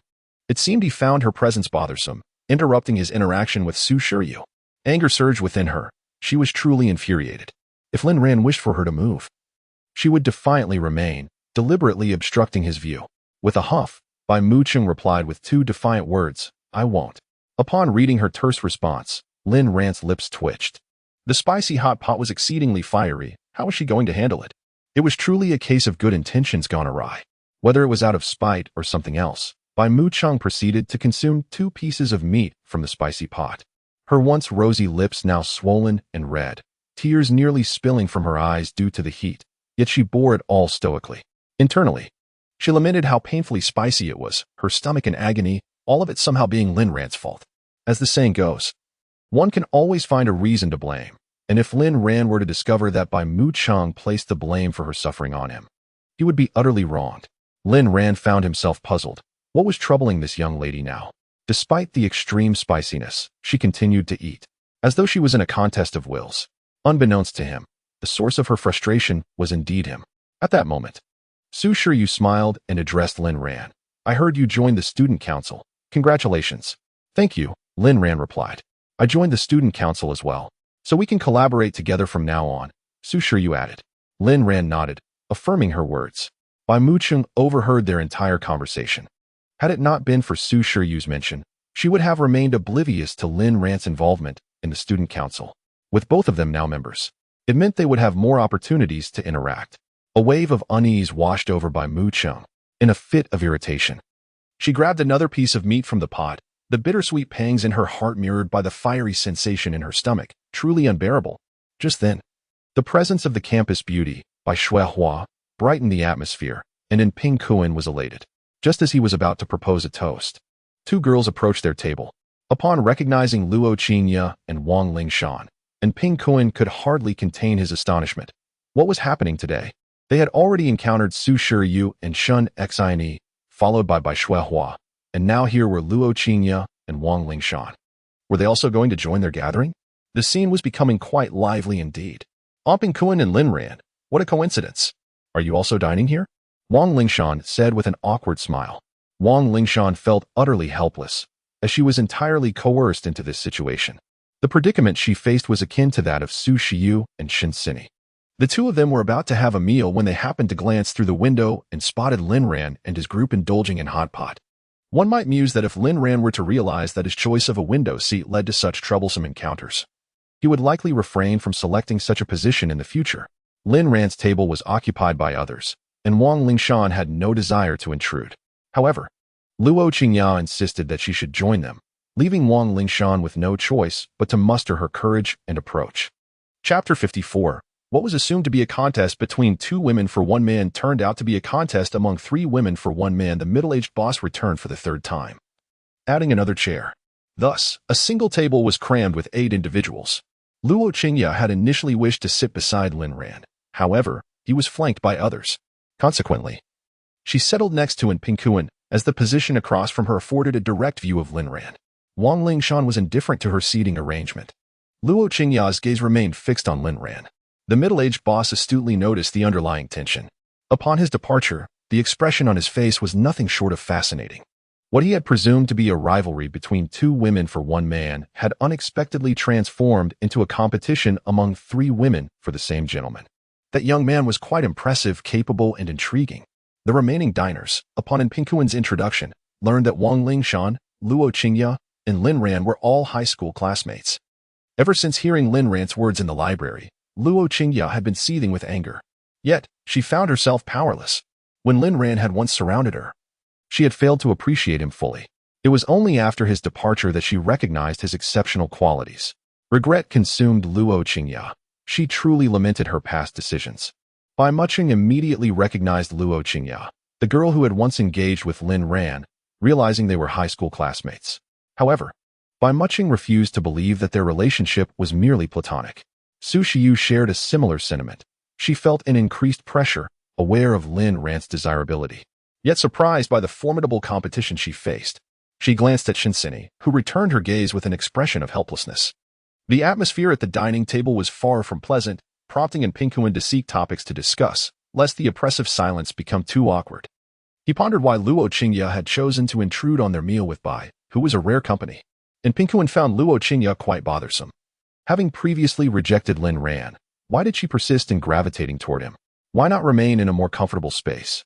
Luo Qingya picked up a bottle of drink and, turning to Lin Ran, suddenly spoke. Lin Ran, could you help me? She promptly halted her words, offering a faint smile as she diverted her gaze. Twisting the bottle cap while murmuring to herself, in high school, Lin Ran always helped me with the bottle caps. I grew accustomed to it. Her voice was neither too loud nor too soft, resonating clearly with everyone present. Lin Ran continued to consume the hot pot with an impassive expression, seemingly oblivious to Luo Qingya's words. Bai Muqing, who had previously felt a twinge of jealousy due to Su Shiyu's presence, found her envy intensifying upon hearing Luo Qingya's remark. She couldn't help but speculate on the nature of the relationship between Luo Qingya and Lin Ran. Su Shiyu shared the same curiosity, eager to uncover the truth behind their connection. And Pinkuin rolled his eyes at the situation, marveling at how, after some time apart, Luo Qingya had seemingly honed her skills and charm. Wang Lingshan, witnessing Lin Ran's indifference toward Luo Qingya, felt a sense of resignation, convinced that no matter Luo Qingya's efforts, they would ultimately prove futile. Luo Qingya's actions were undoubtedly intentional. Upon noticing Bai Muqing and Su Shiyu seated beside Lin Ran, her discontent surged. Regardless of the implications behind the presence of these two young women, she felt a pressing need to remind them of Lin Ran's past attentiveness, his meticulous care, and his preferential treatment towards her. The atmosphere at the dining table became increasingly peculiar. After a few minutes, Bai Muqing excused herself and departed. Upon returning to the apartment, Bai Muqing's complexion was pale, and her forehead was damp with cold sweat. Had it not been for the intense stomachache, she would have remained at the gathering longer. Shortly thereafter, Lin Ran also returned home. The moment he stepped through the door, he was met with the sight of Bai Muqing, her face ashen and curled up on the sofa. Bai Muqing, what is wrong? Lin Ran inquired with concern. I have a stomachache, Bai Muqing replied weakly. Her eyes barely open. In an instant, Lin Ran understood. Bai Muqing must have indulged in spicy hot pot. He wondered what had possessed her to choose the spicy broth over the clear one, now suffering the consequences. Have you taken any medicine? He asked. Bai Muqing shook her head gently. Without delay, Lin Ran retrieved some stomach medicine from the medicine cabinet and poured a glass of warm water. Get up and take your medicine, he urged. Bai Muqing remained in her original position, showing no intention of moving. I'll help you up. No, she protested, fearing that even the slightest movement would exacerbate her discomfort. Reluctantly, Lin Ran squatted before her, pinching a pill between his fingers and bringing it to her lips. Open your mouth. Hearing his words, Bai Muqing slightly parted her lips. Lin Ran placed the pill inside her mouth. As he withdrew his fingers, they inadvertently brushed against her lips, dampened by her saliva. Next, Lin Ran offered her water, and as he fed her, some slipped down the corner of her mouth, trickling along her neck. After setting aside the cup, he took a tissue to wipe her lips and neck. Captivated by Bai Muqing's delicate, elongated neck, Lin Ran found himself momentarily entranced. It was truly beautiful.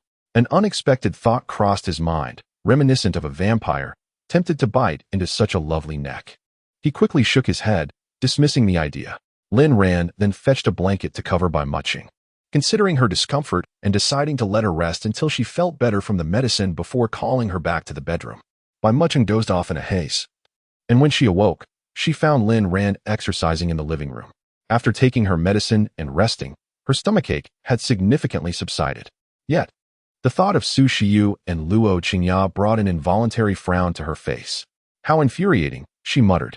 Upon hearing Bai Muqing's voice, Lin Ran paused his workout and turned his gaze toward her. "You're awake." Bai Muching nodded in response. "Are you feeling better?"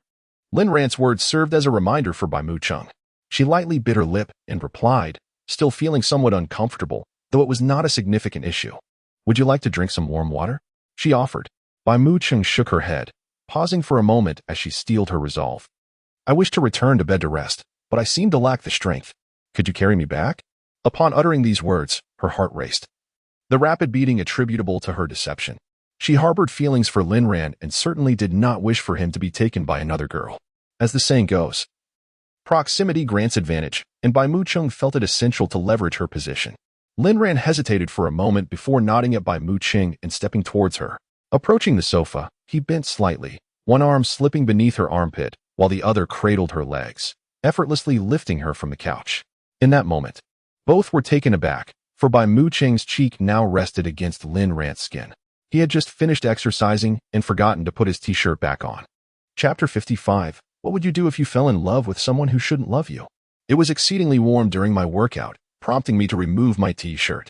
Lin Ran offered an explanation. Bai Mucheng responded with a gentle hum. Lin Ran then carried Bai Mucheng towards the bedroom, her gaze fixed intently upon him. "What are you doing?" Lin Ran gasped. Upon hearing this, Bai Mucheng quickly released her grip, her expression tinged with embarrassment. "I was simply curious," she admitted, biting her lip.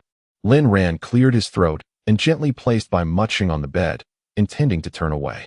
Suddenly, Bai Mucheng grasped his wrist. "What's wrong?" Lin Ran inquired. Bai Mucheng's face displayed a hint of discontent. "Lin Ran, don't you want to talk to me?" "Of course not." He quickly shook his head. "Then why are you leaving so suddenly?" Bai Mucheng gazed at him with wide eyes. "Why leave?" Their discussion had become too abstract, he pondered. After all, was it appropriate for a man and a woman to delve into such topics? How could he remain by Bai Mucheng's side? Lin Ran chuckled awkwardly. "You should rest well." "I'm just going to take a shower." With that, he slipped away. Watching Lin Ran's hasty departure, Bai Mucheng puffed her cheeks in frustration. "You naughty Lin Ran. Leaving so quickly just means you don't want to talk to me." Meanwhile, in the basement of the Pandora Emotional Studio, Lin Tianze had just finished several rounds of gaming. Stretching his limbs, he prepared a bowl of instant noodles, devouring it all within 5 minutes. Thoughts of the client, Miss Bai, who had come for consultation yesterday, crossed his mind. He wondered how her situation was progressing. On the bright side, she had been quite generous with her payment. Lin Tianze picked up his phone, opened the messaging app, and sent a message to Miss Bai. 3 minutes passed without a reply. 5 minutes later, still no response. Half an hour slipped by, and there was still silence. "Oh no," Lin Tianze thought. "It seems I've lost my only client." The next day, after school, Lin Ran shared dinner with Pinkuan in the school cafeteria.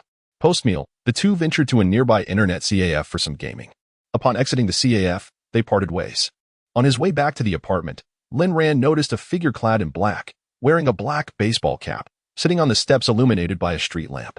The attire seemed oddly familiar, leading him to instinctively think of Zhou Haonan. As he approached for a closer look, he realized, indeed, it is Zhou Haonan. "Brother Hao," Lin Ran called out. Zhou Haonan, lost in contemplation, snapped back to reality, gazing at Lin Ran with a puzzled expression. "Rangu," he replied. "Here you are?" Sitting alone at night, pondering the meaning of life, Lin Ran teased. Zhou Haonan has not attended school in recent days. This individual is shrouded in mystery, making encounters with him quite rare. Zhou Haonan smiled and nodded at Lin Ran. In response, Lin Ran also smiled. "All right, Brother Haonan, you continue your contemplation of life. I shall take my leave." With that, Lin Ran prepared to step away. "Wait a moment," Zhou Haonan suddenly called out to Lin Ran. Lin Ran halted and turned to face him. "Brother Ran, may I pose a question to you?" "What is it?" "If you were to fall in love with someone who should not love you back, what would you do?" Upon hearing this question, Lin Ran furrowed his brow slightly. What does it mean to be someone who should not be loved? Confused, an unsettling thought flickered through Lin Ran's mind. Could it be that Zhou Haonan has fallen for a married woman, yearning to pursue a forbidden love? This cannot be allowed. It poses a moral dilemma. He could not stand by and watch Zhou Haonan go astray. He must guide him wisely. Lin Ran chose to sit down on the steps, patting Zhou Haonan on the shoulder. "Even if you love that person dearly, I could never condone such a situation. It is a matter of ethics. Brother, I advise you to think carefully." Upon hearing this, Zhou Haonan looked at Lin Ran in astonishment. "Brother Ran, you seem to have misunderstood. I have no intention of pursuing a forbidden love." Lin Ran awkwardly chuckled. "Then it must be that you have a friend in this predicament." Zhou Haonan shook his head. I do not have such a friend. Ah, then, it appears I have misjudged. Lin Ran thought he was adamantly advising Zhou Haonan to find his way back, only to discover it was a misunderstanding. How embarrassing. Brother Haonan, please clarify your situation. Otherwise, I cannot provide you with an answer. Zhou Haonan pondered for a moment before speaking. I have a friend. Lin Ran's lips twitched. Just moments ago, you claimed you had no friends. Now you have one? This friend appeared rather swiftly. Noticing Lin Ran's teasing expression, Zhou Haonan exhaled deeply. All right, I confess that the person in question is indeed me. Zhou Haonan no longer concealed the truth and continued. I have fallen in love with my aunt. As soon as he spoke, it struck Lin Ran like a bolt from the blue. His eyes widened in disbelief. This issue transcends mere morality and delves into ethical territory. Rest assured, we share no blood relation. Lin Ran, nearly frightened to death moments ago, was relieved to hear that there is no blood connection. Brother, could you refrain from such dramatic revelations next time? Zhou Haonan nodded and elaborated. When I was 10, my parents tragically passed away, and I went to live with my aunt's family. At that time, she was 20 years old. In the subsequent 3 years, her parents also passed on, leaving just the two of us to rely on one another. I cannot pinpoint when I fell for her, but I know she has always regarded me as a child, never seeing me as a man. As this moment unfolded, a complex expression of helplessness and anguish emerged on Zhou Haonan's face. After listening to his account, Lin Ran found herself enveloped in silence. Moments later, she inquired, How old is she now? 28, he replied. Is she married? No. Does she have a boyfriend? Not at all. However, she has always attracted numerous admirers. The mere thought of the man eyeing his aunt made Zhou Haonan instinctively furrow his brow. His inquiry posed a genuine challenge for Lin Ran. With a 10-year age gap between them, Zhou Haonan was merely an elementary school student when his aunt was already in university. It was difficult for Lin Ran to reconcile the two stages of life. Although Zhou Haonan had now matured into an adult and a university student, the fact remained that his aunt regarded him through the lens of elderhood. Brother, I apologize, but I cannot provide an answer, he said with a slight pull at the corner of his mouth, revealing a bitter smile. It's all right. Soon after, Zhou Haonan retrieved a pack of cigarettes from his pocket and offered one to Lin Ran. Care for a smoke? He asked. Lin Ran took one. Although he had smoked only a few times, he felt compelled to share this moment with Zhou Haonan, sensing his discontent. On the steps, the two men smoked in silence, each lost in his own thoughts. As the two cigarettes burnt down to their ends, they parted ways.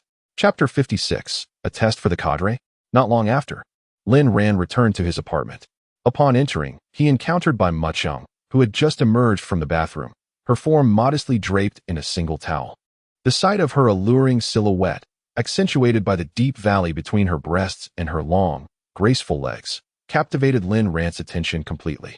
Noticing Lin Ran's intense gaze, a blush crept onto Bai Mucheng's cheeks. It dawned on her that, in this moment, her physical allure seemed to hold more sway over Lin Ran than her personality. Regardless, her body was an integral part of her being. Thus, it was only natural that it would attract him. This realization inexplicably lifted her spirits. Being observed so intently by the man she admired elicited a mix of shyness and elation within her. Lin Ran, almost instinctively, licked his lips and inquired, Did you just shower? Bai Mucheng nodded. Suddenly, she leaned closer, inhaling the scent of Lin Ran. His body tensed reflexively at her proximity. How could she be so close while just wrapped in a towel? Was this a test of his resolve? Yet, Lin Ran, not being a cadre, possessed a fortitude capable of withstanding such trials. Do you smoke? Bai Mucheng tilted her head, gazing at him. Up close, her freshly washed face, with its delicate lips and dewy complexion, paired with her sparkling eyes, weakened Lin Ran's resolve. He responded with a soft, his breath involuntarily slowing. You don't smoke often, do you? She continued, noting the absence of tobacco scent during their time together. Not really. Is it enjoyable? Somewhat. Lin Ran's inner thoughts were consumed with wishing she would simply put on some clothes before they continued their conversation. Are you tired? She asked. To which he shook his head. Bai Mucheng smiled at him. Then could you help me dry my hair? With that, she bounded to the couch. Lin Ran fetched the hairdryer, but as he gazed at her, still clad only in a towel, he cleared his throat and gently suggested, Perhaps you should get dressed before I help with your hair. Am I naked? Bai Mucheng blinked her large eyes innocently. No, he hurriedly replied, shaking his head. Then hurry up and dry my hair. She insisted, her thoughts racing. though she felt a twinge of shyness. She recognized that it was Lin Ran's gaze that made her feel this way. Today, helping her with her hair felt like a pure test of Lin Ran's willpower. He found himself unsure where to direct his gaze, his hands yearning to reach out, and had it not been for his steadfast resolve, he might have succumbed to temptation. Lin Ran suddenly realized that Bai Muching seemed increasingly bold in his presence. Had she truly begun to see him as more than just a man? Lin Ran suddenly recalled Zhou Haonan's aunt, who regarded him as a child. Could it be that Bai Muching treated him as a close friend? After a moment of reflection, Lin Ran affectionately ruffled Bai Muching's hair, saying, "All done. Thank you." The following day, around 6 in the evening, in the basement of the Pandora Emotional Studio, Lin Tianze was in a flurry, hastily dressing himself. He quickly washed up and styled his hair into a more mature slicked-back look. Finally, he donned a white lab coat and put on his non-prescription gold-rimmed glasses, feeling satisfied as he headed to the studio. Initially, Lin Tianze thought he would part ways with his benefactor, Miss Bai, and become just a passerby, but unexpectedly, she returned. He felt a thrill of joy within. Before long, Bai Muching appeared in the studio, her entire figure wrapped up tightly, leaving only her eyes visible. Lin Tianze maintained a professional smile as he greeted her. "Miss Bai, please tell me about your situation with your husband over the past few days." Bai Muching slowly began. "I've noticed he seems more interested in my body. That's a good sign. It indicates that your husband is a normal man. I had previously wondered if he had issues with his sexual orientation," Lin Tianze replied. Bai Muching. Soon after, Lin Tianze began to ponder seriously. "Could it be that your personality is unappealing to your husband?" Upon hearing this, a flicker of confusion crossed Bai Muching's eyes. She thought of Su Shiyu and Luo Qingya. Did Lin Ran prefer their types? Are you perhaps too indifferent towards your husband? Indifferent? Am I cold towards Lin Ran? Bai Muching was uncertain. Seeing her silent, Lin Tianze felt he was on the right track. He adjusted his gold-rimmed glasses and smiled. "If you are too indifferent, he won't sense your affection for him. What you need to do now is to change." "How should I change?" Bai Muching inquired. "Certainly. It involves being more affectionate towards him," Lin Tianze replied, nearly losing his smile at her lack of understanding. "How to be affectionate? You don't even know that? Miss Bai, have you never been in a relationship before?" Bai Muching nodded slightly. "Exactly. Your lack of experience explains your confusion," Lin Tianze thought to himself, silently giving himself a thumbs up for his insightful analysis. "Since you haven't experienced love, you don't understand. You need to alter your current indifferent demeanor and become a clingy, affectionate woman who seeks cuddles. Only then will your husband feel your warmth and realize your affection for him. Perhaps I should recommend a novel for you. The female lead in it embodies this very character." "What novel?" "I can't recall the exact title, but the male lead is named Jiang Chun and the female lead is Su Qingning. You might find it on the Tomato Novel website." "All right." Chapter 57. Is the scene really this intense? Upon returning to her apartment, Bai Muching opened her phone and downloaded a novel app. Following the advice of the emotional expert Lin Tianze, she entered the names of the male and female protagonists. In no time, the novel appeared on Bai Muching's screen. She clicked on it and began to read. Meanwhile, after school and dinner, Lin Ran and Jiang Yin made their way to the basketball court. The student council was organizing a basketball match, and Lin Ran, Jiang Yin, and several other council members were busy preparing for the event. To Lin Ran's surprise, the student council president, Lu Lingxue, was also present for such a minor matter. As Lin Ran went to retrieve some items, he passed by the equipment room and heard a loud thud. He recalled that Jiang Yin had just entered there. Could something have happened to his good friend? Without a moment's hesitation, Lin Ran kicked open the door to the equipment room. The moment the door swung open, he froze in place. There on the floor lay two individuals. More specifically, Jiang Yin was pinned beneath Lu Lingxue, their lips locked in a passionate kiss. Lin Ran felt a wave of embarrassment wash over him. He had anticipated a crisis, but instead stumbled upon his friend in such an intense situation. Both Lu Lingxue and Jiang Yin turned their gazes toward Lin Ran. "Sorry to interrupt," he stammered before quickly shutting the door and making his escape. As he walked back to the apartment, thoughts raced through Lin Ran's mind. When had Jiang Yin and Lu Lingxue become involved? How intense! To be kissing in the equipment room. Jiang Yin had certainly kept this hidden well. Before long, Lin Ran returned to the apartment. As soon as he stepped inside, Bai Muching appeared before him. "Lin Ran, you're back," she exclaimed, her face adorned with a sweet smile. Instinctively, Lin Ran took a step back. Why was she suddenly running up to him with such a smile? What was the meaning of this? He uttered a soft just as he removed his backpack. Bai Muching took it from him. After changing his shoes and settling onto the couch, Bai Muching approached with a glass of water, offering it to him. Her smile remained radiant as she said, "Have some water." Lin Ran scrutinized her with suspicion. Her behavior was unusually attentive. Since his arrival, she had been consistently smiling at him, whether helping with his backpack or pouring him water. Why this sudden display of kindness? "Please, drink some water." "I'm worried you might be thirsty," Bai Muching insisted, her sweet smile unwavering. Lin Ran accepted the glass, took a sip, and set it down on the table. Increasingly puzzled by her demeanor, "Bai Muching, is there something you want to tell me? You don't need to act like this." He found it overwhelming. Upon hearing Lin Ran's words, the smile that had adorned Bai Muching's face finally faltered. She merely wished to be a bit more enthusiastic towards Lin Ran, aspiring to transform her attitude as suggested by emotional experts. Having made a significant decision to instigate this change, she was met with Lin Ran's unexpected thoughts. In an instant, Bai Muching felt as deflated as a punctured balloon, uttering a simple "it's nothing," before retreating to her bedroom. Left in place, Lin Ran scratched the back of his head, bewildered by the sudden alteration in her demeanor. Despite Bai Muching's face being adorned with a sweet smile moments ago, it now appeared dejected as she retreated. Had he inadvertently said something amiss?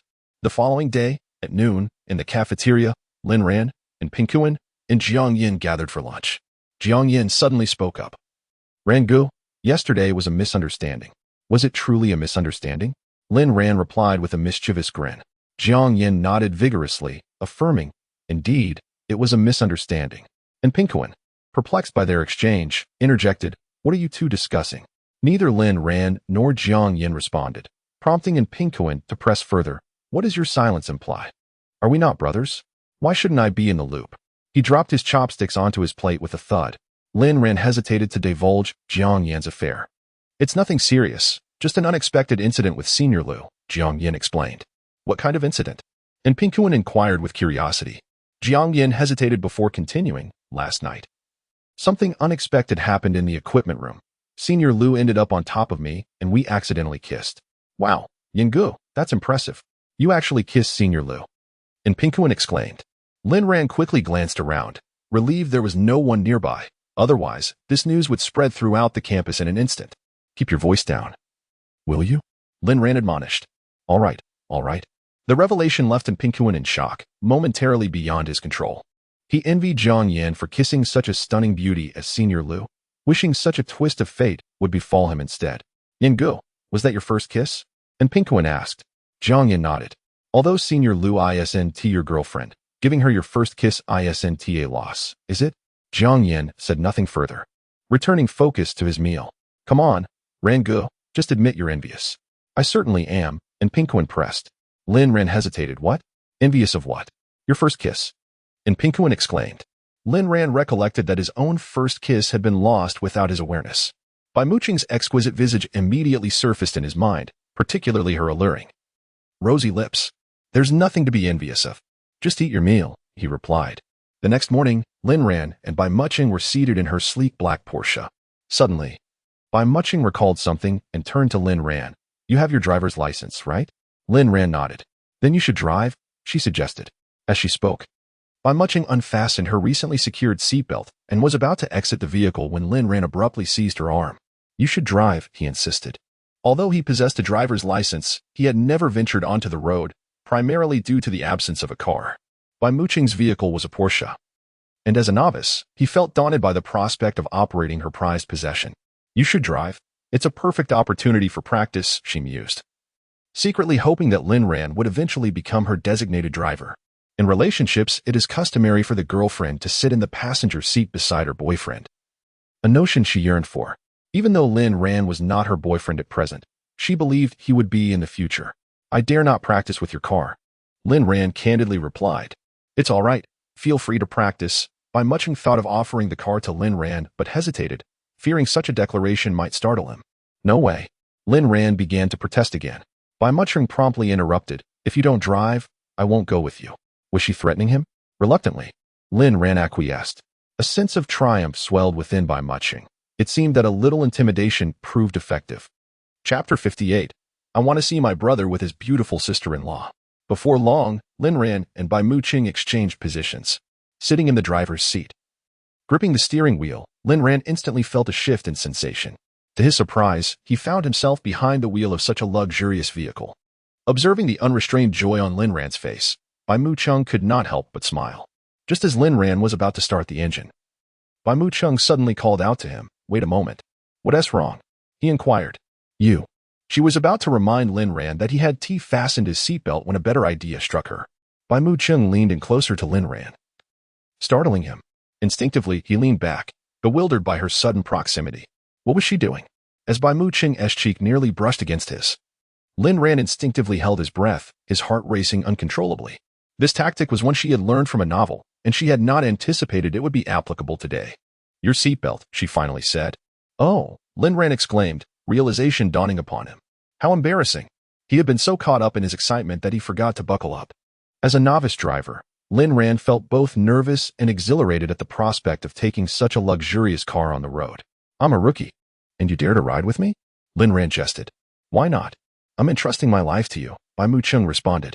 Upon hearing this, Lin Ran abruptly slammed on the brakes, thankfully still in the residential area with no other cars around.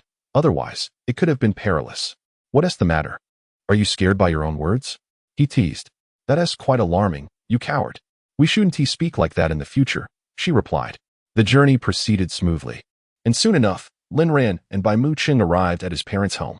Wang Yaji had little time to chat with Bai Mu Chung and the others, hastily handing over the little one to Lin Ran before they departed from the restaurant.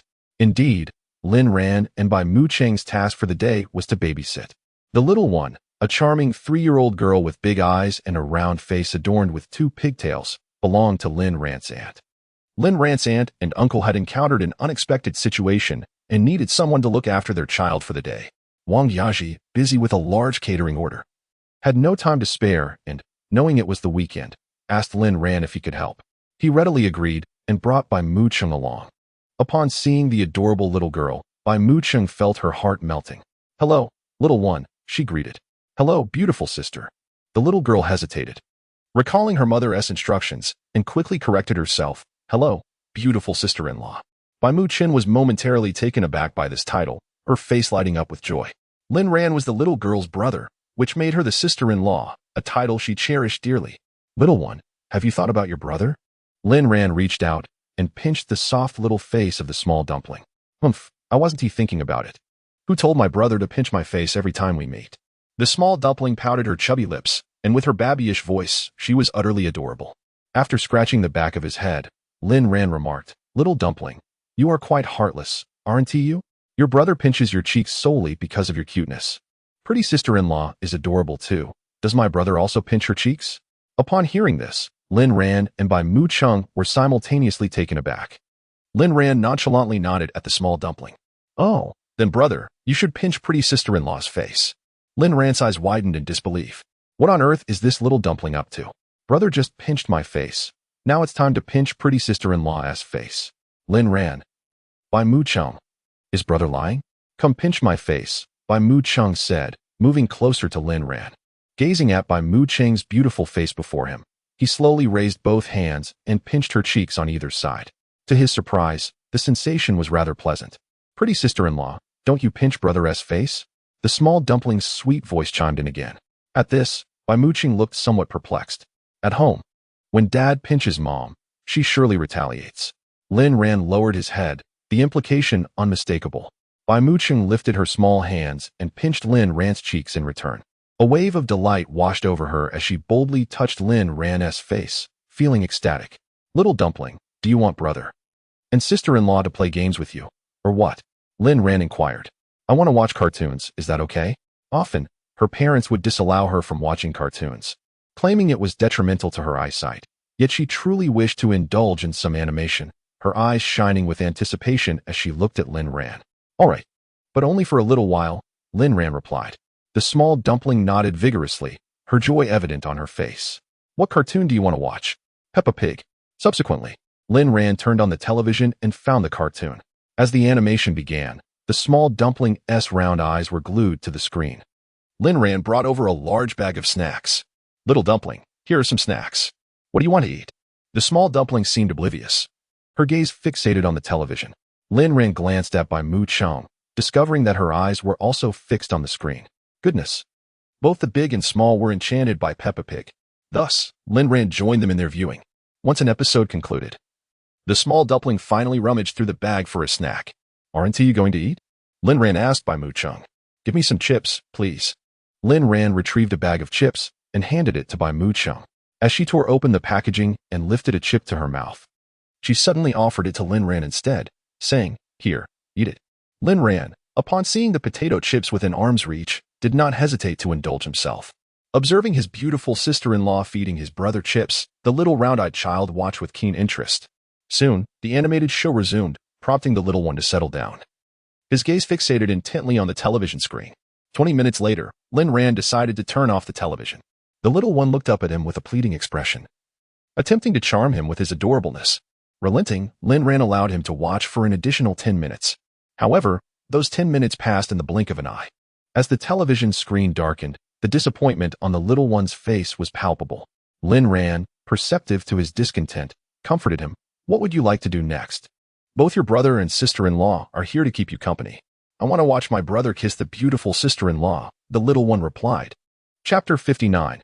Husband. Upon hearing the little one's words, both Lin Ran and Bai Mu Chung were taken aback. After a few moments, Lin Ran finally spoke. You little rascal. What are you watching that for? If you want to play, your brother and sister-in-law will accompany you. The little one, however, was not pleased. She pouted. Hands on her hips. What's wrong with being a child? Why can't children watch kisses? Daddy and mommy always kiss. Isn't the beautiful sister-in-law your wife? Why can't I see my brother kiss the beautiful sister-in-law? Bai Mu Chung couldn't help but smile. The little one was right. She was indeed Lin Ran's wife now. So there was nothing inappropriate about him kissing her. As this thought crossed her mind, her cheeks turned slightly pink, and she felt an inexplicable sense of anticipation. Lin Ran, exasperated, rubbed his forehead. He hadn't expected that after just a few months, this little rascal had become so sharp-tongued. For a moment, he found himself at a loss for words. Brother, why haven't you started kissing yet? Daddy said that men shouldn't dawdle. The little one's sweet voice chimed in again, ringing in Lin Ran's ears. Little aunt, I truly thank you, he muttered, scratching the back of his head. Clearing his throat, he turned to Bai Mu Chung and said, I kissed you. Bai Mu Chung nodded gently, her heart racing a little too quickly, her lips instinctively pressing together. The little spectator, the little one, craned her neck, her round eyes fixated on her brother and the beautiful sister-in-law. Lin Ran leaned closer to Bai Mu Chung, unconsciously licking his lips before planting a kiss on her cheek. Bai Mu Cheng's heart brimmed with joy. Lin Ran had kissed her. She had thought he would kiss her lips, but a kiss on the cheek was equally delightful. Lin Ran's heart raced as well. After all, this was his first time kissing a girl. Brother, why didn't you kiss the beautiful sister-in-law's lips? The little one chimed in again with her sweet voice. Sighing, Lin Ran replied, You little rascal, why are you so demanding? Bai Mu Chung bit her lip, tightly clenching her fists as if she had made a significant decision. Suddenly, she stepped forward, drawing near to Lin Ran, her lips directly meeting his. In that instant, time seemed to stand still. Lin Ran was completely stunned, his mind blank. At that moment, a click echoed as the little one pressed the shutter of the cartoon camera hanging around her neck, capturing the scene of her brother kissing the beautiful sister-in-law perfectly. If I show this photo to Annie and tell her that my brother only knows how to kiss the beautiful sister-in-law and doesn't play with me, will she spank him? I really want to see Annie spank my brother. The kiss was brief, and as Bai Mu Chung pulled away, her face was flushed, her heart racing as if it would leap from her chest. She hadn't realized she could be so bold. After kissing Lin Ran, she dared not look at him again. Due to the recent kiss, Lin Ran's heart stirred with tumultuous emotions. Subsequently, while playing with little Tuanzi, their fingers accidentally brushed against each other, prompting both to withdraw instantly. Their reactions remarkably sensitive. At noon, Lin Ran prepared lunch. After the three of them had dined, little Tuanzi expressed a desire to visit a nearby park. Thus, Lin Ran and Bai Mu Chung accompanied little Tuanzi outdoors, with little Tuanzi's left hand clasped in her brother's and her right hand holding onto the beautiful sister-in-law. The trio's striking appearances immediately captured the attention of many passers-by. Whispers ensued, marveling at the family's extraordinary beauty. How stunning this family is. If only I could find such a beautiful wife, I would surely have a daughter as adorable as this one. The child's parents seem remarkably youthful. The man is handsome. The woman is beautiful, and the child is simply delightful. It's truly enviable. Naturally, Lin Ran and the others overheard the comments. Lin Ran mused internally. The imagination of these people is quite vivid. Little Tuanzi is my sister. yet they insist on viewing her as my daughter. TSK. As for Bai Muching, although she was legally his wife, their relationship was merely a faade. Bai Muching's thoughts wandered, surely any future children with Lin Ran would be as lovely as little Tuanzi.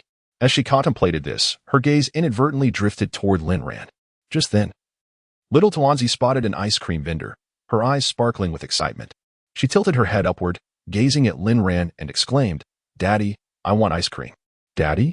Upon hearing this term of endearment, Lin Ran's forehead immediately bore 3 dark lines. What was this little rascal up to? Bai Muching was equally astonished. She had not anticipated little Tuanzi's mischievousness in addressing Lin Ran as daddy. Would little Tuanzi dare to call her mommy next? Immediately, little Tuanzi turned to Bai Muching and said, "Mommy, I want ice cream." "All right, let's go buy some." Soon, the 3 arrived at the ice cream stall. As Bai Muching began to speak, she abruptly paused, lightly biting her lower lip. Turning to Lin Ran, she slowly inquired, "Honey, would you like some?" The sensation of addressing Lin Ran in such a manner felt strangely delightful. Yet, Lin Ran was indeed her husband. What was inappropriate about this address? "Honey?" Hearing Bai Muching's term of endearment, Lin Ran's eyes widened in surprise, and he quickly shook his head, replying, "No, thank you." Afterward, Bai Muching purchased 2 ice cream cones, one for herself and one for little Tuanzi. The 3 settled on a bench, with Lin Ran and Bai Muching on either side, and little Tuanzi nestled between them. Little Tuanzi joyfully savored her ice cream, her little feet swinging in delight as she relished the company of her brother and beautiful sister-in-law. Lin Ran, meanwhile, occupied himself with his phone while waiting for the 2. Suddenly, Bai Muching's voice broke through Lin Ran's reverie. "Honey, I can't finish my ice cream. Would you like the rest?" As Lin Ran looked up, he noticed Bai Muching extending the leftover ice cream toward him. Once again, she called him honey. How did he realize that Bai Muching had begun to call him husband with increasing ease? "If you don't want it, I shall discard it," he said. Nevertheless, Lin Ran accepted it, his gaze lingering on the milk residue at the corner of Bai Muching's mouth. "You have something at the corner of your lips," he gently reminded her. Bai Muching then extended her tiny tongue to lick the right corner of her mouth. Witnessing this action, Lin Ran felt a sudden hitch in his breath. He cleared his throat and indicated the left side. Lin Ran found his eyes irresistibly drawn to Bai Muching as she repeated the gesture, licking the left corner of her mouth. As he consumed the remaining ice cream cone that belonged to Bai Muching, a thought struck him. Why had he accepted the leftover ice cream? Considering her earlier action of licking her lips, did that not imply that the ice cream he was now enjoying had, in a sense, been tainted by her? Was it not a behavior reserved solely for couples to share an ice cream? They were clearly not in a romantic relationship. So why were they engaging in such an act? In that moment, Lin Ran's mind became a whirlwind of confusion. Chapter 60. The Kiss Photograph Before Long. The little girl spotted a slide, and her eyes immediately sparkled with excitement. She released the hands of Lin Ran and Bai Muching, joyfully running off to play on the slide. In no time, she made friends with other children, and they all gleefully played together on the slide. Bai Muching sat on a swing, leisurely swaying while watching the little girl play in the distance. Lin Ran's gaze naturally remained fixed on her. He had been entrusted with the responsibility of looking after the child by his mother, and he could not afford to make any mistakes. As Lin Ran turned his head, he caught sight of Bai Muching gently swaying on the swing, a soft breeze lifting her long hair and fluttering her skirt. This scene was simply breathtaking, leaving Lin Ran momentarily spellbound. It seemed Bai Muching sensed his gaze. When she looked up, her eyes met Lin Ran's astonished stare. A smile graced her lips. And at that moment, the phrase "a smile that could topple cities" felt almost tangible. Lin Ran felt as if his heart had been struck by something forceful, and he hastily turned away. He admitted to himself that he had panicked, berating himself internally. What was the big deal about her smiling at him? Why was he acting so cowardly? After he turned back, Bai Muching's smile immediately faded. What a rogue Lin Ran is, she thought. Did he not wish to see her? At that moment, Bai Muching's attention was drawn to a couple on a nearby bench, sharing a passionate kiss. The girl sat sideways on the boy's lap, and they embraced tightly, lost in their kiss. Bai Muching recalled the brief kiss she had shared with Lin Ran earlier that morning. It had been fleeting, just a gentle press of her lips against his. Yet her heart had raced uncontrollably with nerves at that moment. She hadn't expected such a powerful reaction from such a simple kiss. If she were to kiss Lin Ran like the couple on the bench, what would her reaction be then? She imagined that a kiss like theirs would involve parted lips, entwined tongues. Such a kiss would be a true kiss. Watching the couple finally part, after what seemed like an eternity, She noticed the glistening sheen on their lips. Evidence of their passionate connection, a true kiss indeed. Her gaze returned to Lin Ran, though all she could see was the back of his head. Yet, his face seemed to linger vividly in her mind, especially his lips. She longed to share that kind of kiss with him, to sit on his lap, held in his embrace, kissing him without restraint. She desperately wanted to experience that with Lin Ran. However, just thinking of Lin Ran's earlier demeanor deflated her enthusiasm like a punctured balloon. She considered herself quite attractive, with a decent figure and legs that were certainly appealing. Given these advantages, why did Lin Ran seem so indifferent to her? Bai Mu-ching had never harbored affections for anyone before, experiencing her first crush. She found herself engulfed in self-doubt. One evening, Wang Yasi returned home early. The little one immediately dashed to her aunt, presenting the cartoon camera draped around her neck. "Auntie, look." Wang Yasi took the camera from the child's hands and erupted into laughter upon discovering the photo of her mischievous son kissing Cheng Cheng. Her eyes danced between Lin Ran and Bai Mu-cheng, clearly amused. The little one had initially intended to complain to her aunt about her brother's neglect in favor of his beautiful sister-in-law, hoping for a light reprimand. However, recalling how he had spent the entire afternoon with her and treated her to ice cream, she decided against it. Noticing his mother laughing while holding the camera, Lin Ran approached. "Mom, what are you looking at?" Wang Yasi shifted the camera closer to him. "See for yourself." Upon glimpsing the photograph of Bai Mu-cheng kissing him, Lin Ran felt a surge of embarrassment and instinctively glanced at her. "Stop looking," he said, swiftly snatching the camera from his mother's grasp and decisively turning it off. Bai Mu-cheng was left puzzled, as if the camera had captured something amusing. Otherwise, why would Lin Ran react so? Could it be an embarrassing photo of him? Her curiosity piqued. She wished to see it, but felt too shy to ask for the camera in front of Lin Ran's mother. Dinner was prepared by Lin Ran. In the living room, Wang Yasi, Bai Mu-cheng, and the little one spent time together, while the child played with her toys. Wang Yasi and Bai Mu-cheng engaged in conversation. Wang Yasi's heart swelled with joy at the sight of Cheng Cheng. As their conversation flowed, Wang Yasi suddenly inquired, "Cheng Cheng, have you visited Xiao Ran's room?" Upon hearing this, Bai Mu-cheng shook her head. Wang Yasi inwardly lamented, "What a careless boy. He doesn't even take his girlfriend to see his room on her first visit. Only someone as devoted as Cheng Cheng could captivate his heart. Otherwise, he might never find a partner. The room on the right, why don't you take a look?" she suggested. Before long, Bai Mu-cheng pushed open the door to the right, stepping inside. Lin Ran's room was simple: a desk, a wardrobe, a bed, and several celebrity posters adorning the walls. It was impeccably clean, suggesting that his mother must tidy it daily. Approaching the desk, Bai Mu-cheng casually perused the books on the shelf. Among them were textbooks, reference materials, and tests, along with a few mystery novels. She could easily envision Lin Ran seated at this desk, diligently studying and tackling exercises. For the simpler questions, he would write effortlessly, while the more challenging ones would furrow his brow in concentration. This thought brought a smile to Bai Mu-cheng's face. These suspenseful novels undoubtedly provided a glimmer of joy amidst Lin Ran's monotonous academic life. Bai Mu-cheng shifted her chair, settling upon the very seat where Lin Ran once diligently studied each day. At that moment, sitting upon it, she felt as though she were experiencing all that Lin Ran had endured. After a brief respite on the chair, Bai Mu-cheng approached Lin Ran's bedside. Hesitating for a moment, she ultimately chose to sit upon Lin Ran's bed, reflecting on the very spot where he had lain down each day. Biting her lip, she surrendered to the moment and reclined upon the bed. Just then, as Lin Ran opened the door to call Bai Mu-cheng for dinner, he happened upon this poignant scene. Chapter 61. Why are you not adorable at all? Upon the unexpected appearance of Lin Ran, Bai Mu-cheng sprang upright from the bed, a flicker of anxiety evident in her eyes as she gazed at him. "I came to call you for dinner." Lin Ran's voice resonated. "You must be tired. After we finish eating, we shall return." Bai Mu-cheng blinked her large eyes and nodded in response. Suddenly recalling something, Lin Ran scratched the back of his head, hesitated for a moment, and continued, "Did we not discuss moving to a larger house? Perhaps you could mention this to my mother today."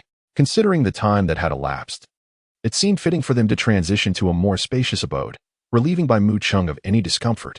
Upon hearing this, Bai Mu-cheng's delicate face immediately tensed.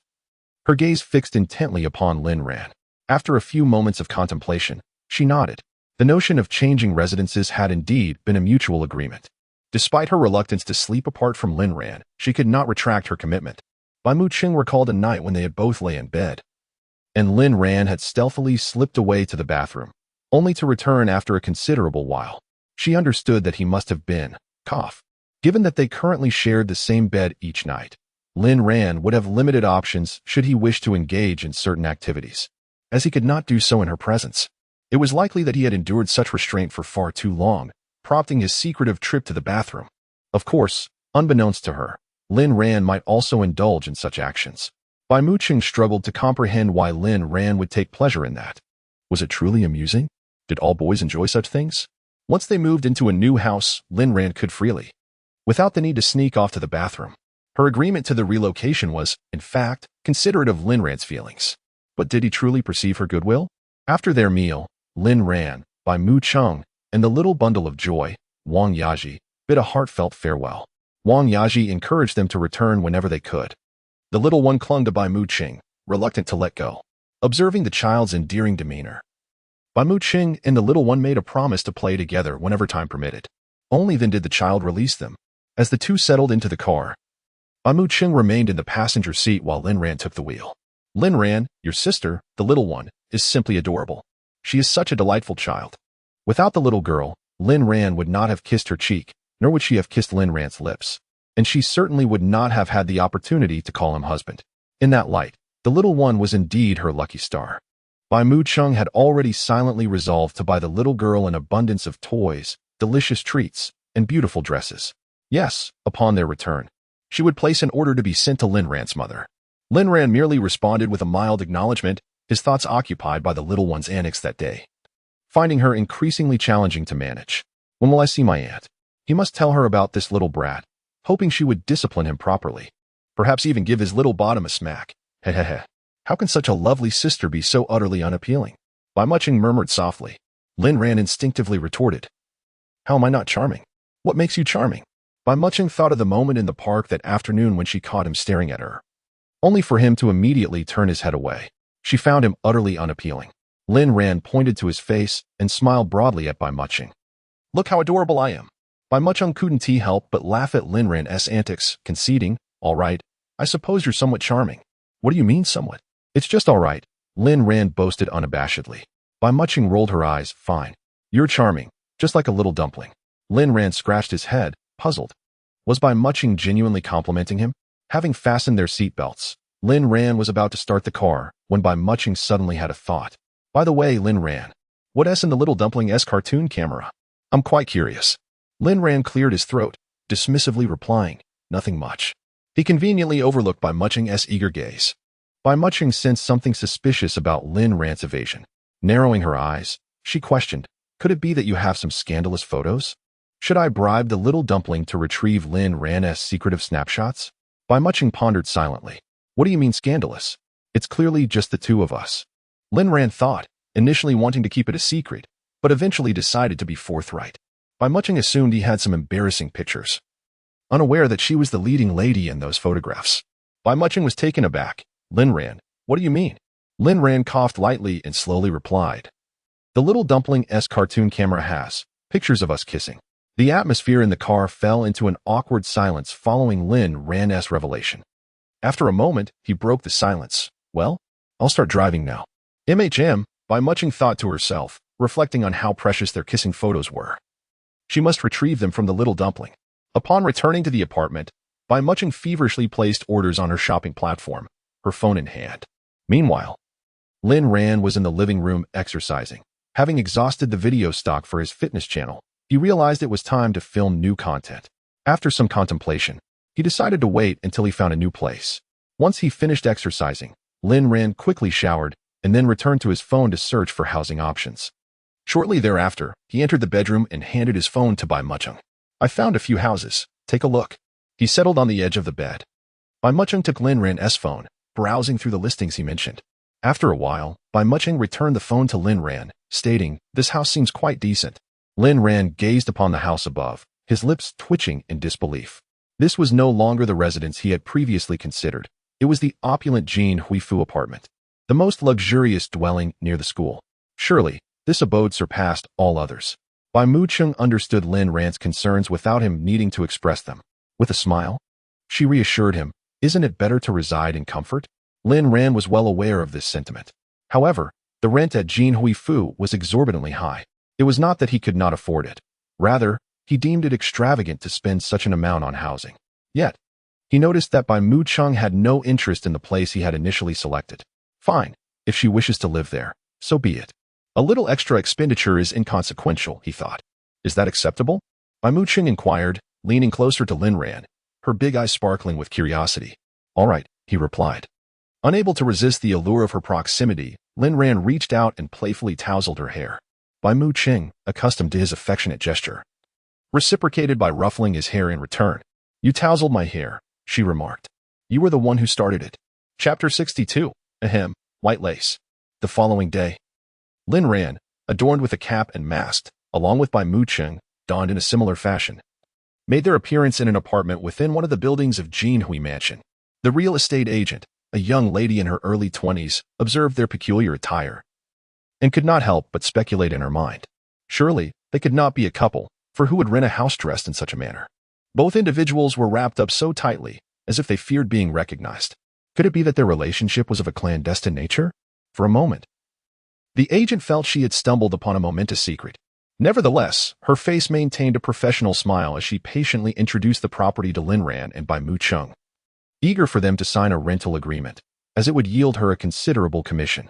Bai Mu Chung had already perused the available apartments in Jin Hui Mansion the previous evening, and this particular unit perfectly met her and Lin Ran's requirements. 2 separate bedrooms, a living room, a spacious balcony, a kitchen with a small dining area, and a large bathroom featuring a separate bathing area complete with a grand bathtub.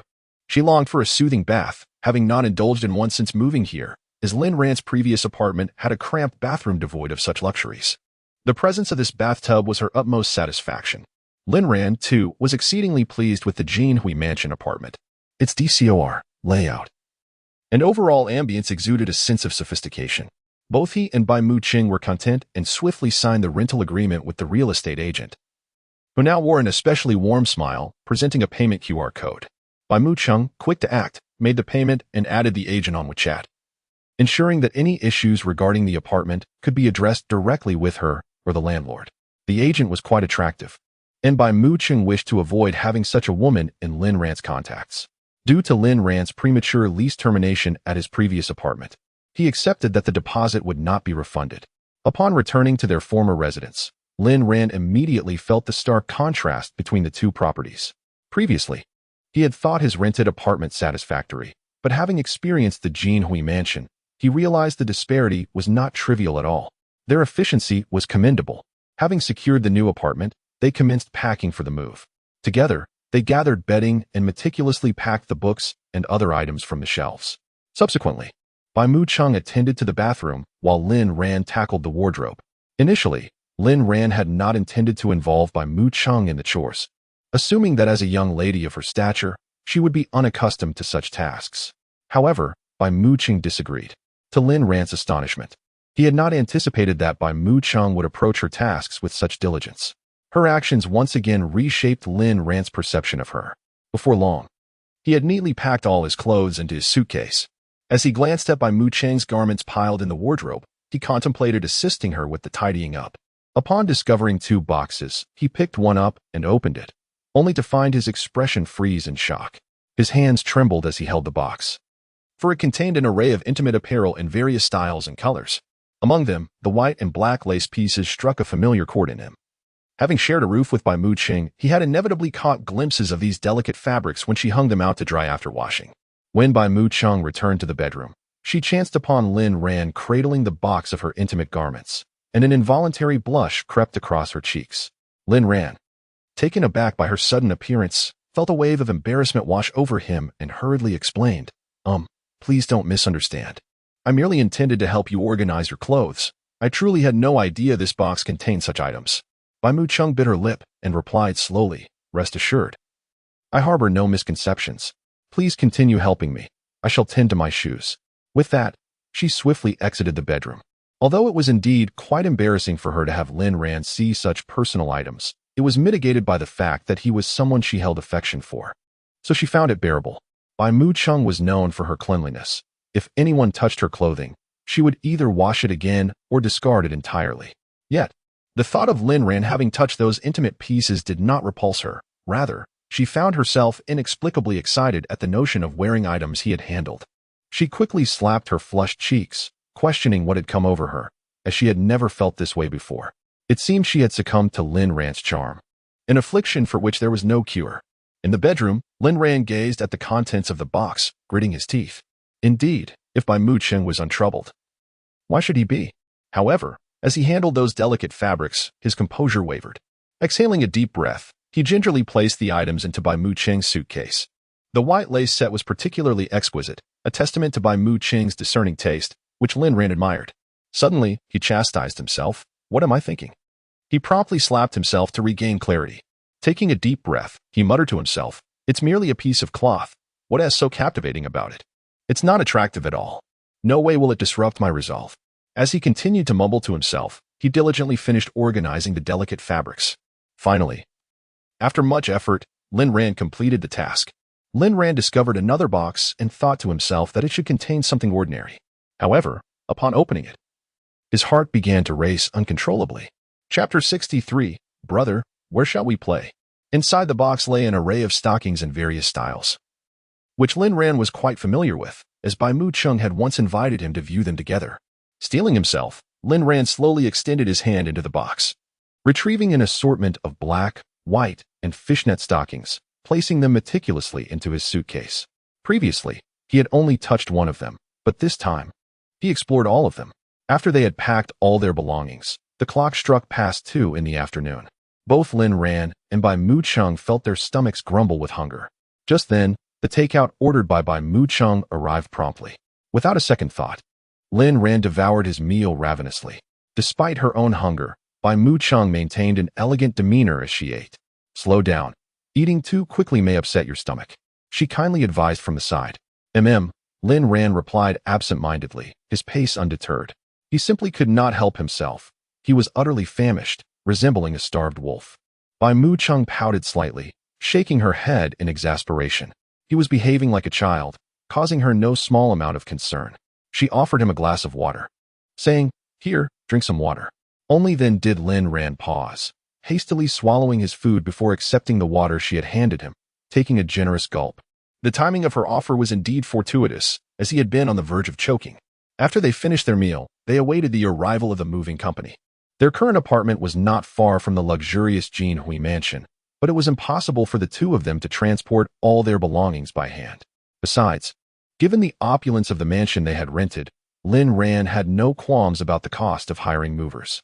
Before long, the movers arrived, and the staff began to transport their belongings downstairs. In no time, everything belonging to Lin Ran and Bai Mu Cheng had been loaded onto the truck. As they prepared to leave, Lin Ran gazed at the empty room, reflecting on the joy with which they had initially moved in, now bidding farewell to this place. A wave of complex emotions washed over him. Perhaps this is the nature of life. This chapter of their journey had come to an end, and he was about to embark on the next. "Let us go?" Standing at the door, Bai Mu Cheng looked back at the vacant room. Her eyes filled with a profound sense of loss. Within this seemingly ordinary apartment lay cherished memories unique to her and Lin Ran, their first encounter. The day they obtained their marriage certificate, the countless nights spent on the same bed, and the meals he had prepared for her, as well as the times he had dried her hair. In an instant, these memories surged forth like a tidal wave, revealing how much they had truly experienced together. Bai Mu Cheng pressed her lips together, pouting slightly in discontent as she couldn't help but ponder. Despite all they had shared, why had this rascal not yet developed feelings for her? Bai Mu Cheng instinctively glanced at Lin Ran, and in that moment, their gazes unexpectedly met. For Lin Ran was also looking at her.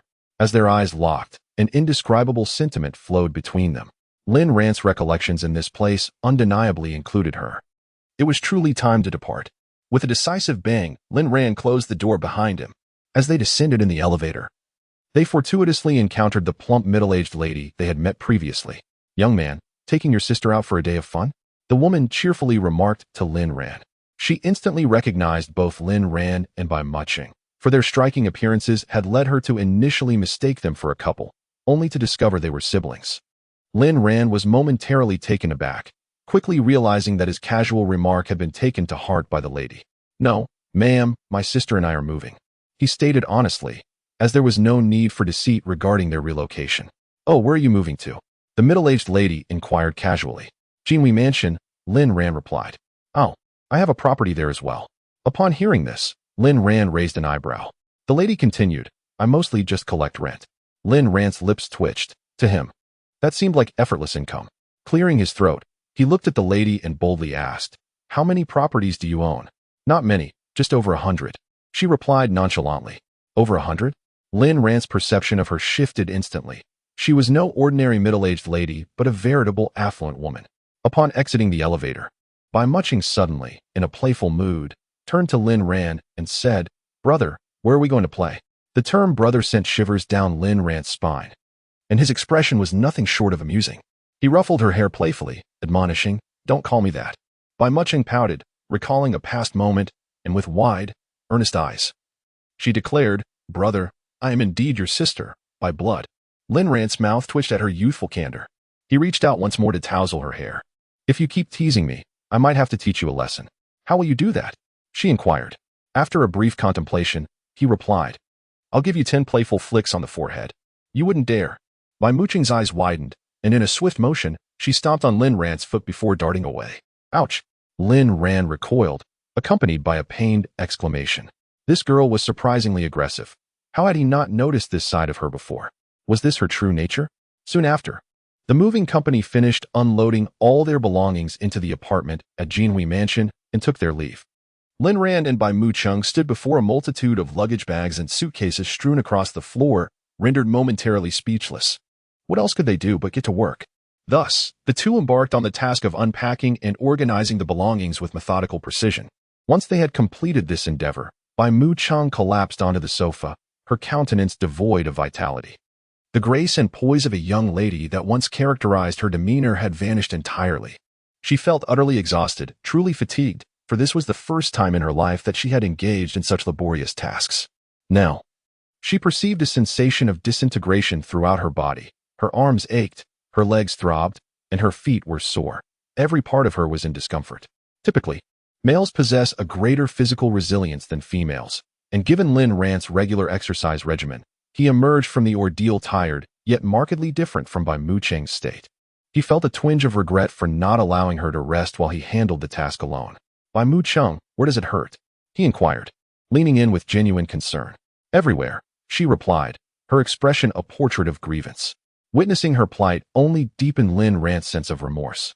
"Perhaps I could give you a massage?" he suggested. "That would be delightful," she agreed. Chapter 64. It appears that her legs held a significant allure for Lin Ran. When Lin Ran was finally about to begin massaging Bai Mucheng, he found himself in a quandary. "Where should I start?" he pondered. "Perhaps the legs," she suggested. And without hesitation, Bai Mucheng reclined fully onto the sofa. Lin Ran settled at the opposite end, his large hand gently resting upon her slender calf. Bai Mucheng's attire for the day consisted of a fitted sports t-shirt paired with matching wide-legged athletic trousers. As Lin Ran commenced the massage, his hand, though not directly in contact with Bai Mucheng's skin, was affected by the loose fabric of her trousers. With every movement, they inadvertently crept upward, revealing a glimpse of her elegantly proportioned, fair calf. The sight of her lovely leg caused Lin Ran's breath to catch, inadvertently increasing the pressure of his touch. A soft, approving hum escaped Bai Mucheng's lips, resonating deeply within Lin Ran. His breathing quickened in response. Under Lin Ran's skilled hands, Bai Mucheng felt a wave of comfort wash over her. Her spirits lifted. This mischievous fellow had finally done something commendable. Sensing Lin Ran's hand persistently on one of her calves, she raised her other leg, her delicate foot clad in white cotton socks lightly brushing against his arm. "That one is fine. Please massage this leg," she instructed. "Very well," Lin Ran acquiesced, and he continued to attend to her other calf until Bai Mucheng called for a halt. Following Lin Ran's ministrations, Bai Mucheng felt a marked improvement in her legs. After resting on the sofa for a while, she felt significantly more relaxed, her body no longer burdened by fatigue.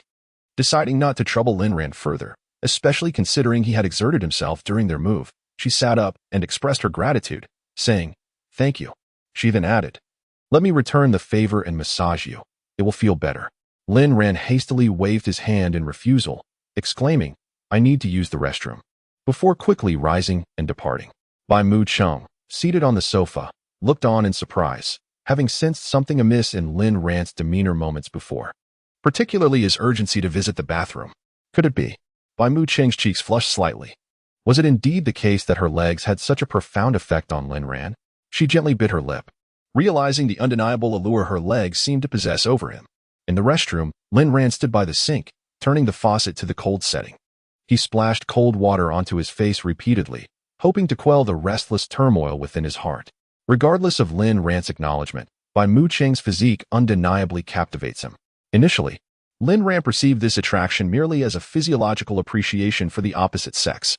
After all, a girl as beautiful and well-proportioned as Bai Mu Cheng would naturally elicit admiration from boys, akin to an instinctual response to all things lovely. Devoid of emotional entanglement, simply a pure admiration. For instance, when one encounters a picturesque landscape, it evokes a spontaneous exclamation of beauty. Similarly, as an enchanting woman passes by, one's gaze instinctively follows, internally commending her exquisite appearance. It is as simple as that. However, during his recent interactions with Bai Mu Cheng, each time they were in close proximity, Lin Ran felt an overwhelming urge to touch her, a sensation that intensified with every encounter, an experience previously unknown to him. His mind was in disarray, prompting him to ponder whether he had developed feelings for Bai Mu Cheng. What feelings did she harbor for him? Was it merely the trust of a singular friend, or something deeper? Lin Ran was uncertain. After all, he felt he lacked authority in matters of the heart. His prior relationship had left him disillusioned, prompting a decision to guard his heart. Yet, his life was intruded upon by Bai Mu Cheng with unexpected force. While he was deep in self-reflection, his phone began to ring in his pocket. He shook his head, dried his palms on the towel hanging nearby, and retrieved the phone from his pocket. Upon seeing the caller's name, he pressed the answer button. "Hey, Lin Gu, are you free tonight? What is up? Let us go drinking. Just the two of us?" "Yup. What about Yen Gu? He is attending his brother's wedding." "All right then." His mind was somewhat clouded, and perhaps a drink would help clarify his thoughts by morning. Lin Ran exited the restroom and relayed his plans to Bai Mu Cheng. Upon hearing that he would be going out shortly, a visible change swept across her face. They had only just moved in today, and now Lin Ran would leave her alone in the house. Bai Mu Cheng's expression tightened, yet she felt she had no right to voice her concerns to him. "I will be back before 11, Lin Ran found himself assuring her instinctively. "Okay," Bai Mu Cheng replied, her large eyes blinking as she nodded. "What will you eat later? I could make something for you." Bai Mu Cheng shook her head. "No need, I'll just order takeout." Both of them were exhausted from moving, and Lin Ran had already given her a leg massage. She felt it unnecessary for him to exert himself further by cooking. Ordering takeout sufficed. "Make sure to eat early. And you, drink less. At a barbecue restaurant near the school, Lin Ran and Pinkuan and Zhou Haonan sat gathered around a table. Originally, it was Lin Ran and Pinkuan who intended to indulge in libations. On his way to the barbecue establishment, Lin Ran fortuitously encountered an individual clad entirely in black, which instinctively reminded him of Zhou Haonan. Lin Ran greeted Pinkuan and beckoned Zhou Haonan, who readily joined their company. They placed their orders, yet the skewers had yet to arrive. Without hesitation, Lin Ran poured himself a glass of beer and downed it in one go. Zhou Haonan mirrored Lin Ran's actions, swiftly consuming a glass as well. Their actions left Pinkuan utterly astonished. "What on earth are you two doing? Are you thirsty or what?" he inquired. "Indeed, we are," answered Zhou Haonan and Lin Ran in unison. Both of them had finished a glass, leading Pinkuan to feel compelled to partake as well. Subsequently, he too downed a drink. Soon after, Lin Ran and Zhou Haonan filled their glasses once more. "Kuan Gu, pour another. Let the three of us share a toast," Lin Ran suggested. And Pinkuan pondered. He called Ran Gu over for drinks, yet the skewers haven't even arrived, and here they are, drinking away. Something seems off about Lin Ran today. Chapter 65. Pure love anime. Within the confines of the Jinhui mansion, Bai Mucheng returned to her room. Lying on her bed with her round eyes fixed vacantly on the ceiling, the thought of not being able to share the same bed as Lin Ran that night filled her with an inexplicable sense of loss. After lying there in a daze for a while, Bai Mucheng hastily left her bed and made her way to Lin Ran's room. Finding it empty, she felt no need for restraint. She gazed at the neatly made bed adorned with a gray sheet and promptly flopped onto it, rolling about before lying still for a moment. Satisfied, she finally rose to leave. Although she could not share the bed with Lin Ran that night, her scent lingering on his sheets brought her a flicker of joy. Subsequently, Bai Mucheng indulged in a book for a while before picking up her phone to read a novel, then decided to take a bath. In the tub, she reclined comfortably. the warm water enveloping her while her tablet played a show beside her. This anime had been recommended by fellow readers while she was perusing the novel. They claimed it was a tale of pure love, prompting Bai Mucheng to seek it out. Having never experienced romance herself, she was eager to learn some romantic techniques. Believing it essential to explore whatever novels or anime emotional experts suggested. The anime began rather normally, but soon the male and female leads found themselves in the bathtub. At that moment, Bai Mucheng, also soaking in her tub, felt her cheeks flush a deeper shade of crimson. What was this notion of pure love? It seemed to be more about passion. How could these readers deceive her so? Initially, she contemplated turning off the anime, yet for reasons unbeknownst to her. She hesitated to do so, continuing to watch until the very end. Her body felt weak, her breath came in quick gasps, and her heart raced uncontrollably, refusing to calm. For a fleeting moment, Bai Mucheng even envisioned herself and Lin Ran in the bathtub. She quickly slapped her flushed cheeks, scolding herself for her wayward thoughts. How could she, a young woman, become so brazen? She was entirely unaware of her own embarrassment. If Lin Ran were to discover her secret indulgence in such content, he would surely look down upon her with disdain. Though she harbored feelings for him, the thought of being in a bathtub together was utterly ludicrous. Determined, Bai Mucheng resolved never to heed recommendations for pure love anime again. At the dining table, Zhou Haonan had consumed a considerable amount of alcohol. His despondent mood evident. Lin Ran was aware of Zhou Haonan's predicament, while Pingkuan was not, observing Zhou Haonan downing drink after drink. Pingkuan leaned closer to Lin Ran and whispered, "What's troubling Haonan? He's ensnared by love," Lin Ran replied coolly, raising his glass to his lips. Pingkuan sighed.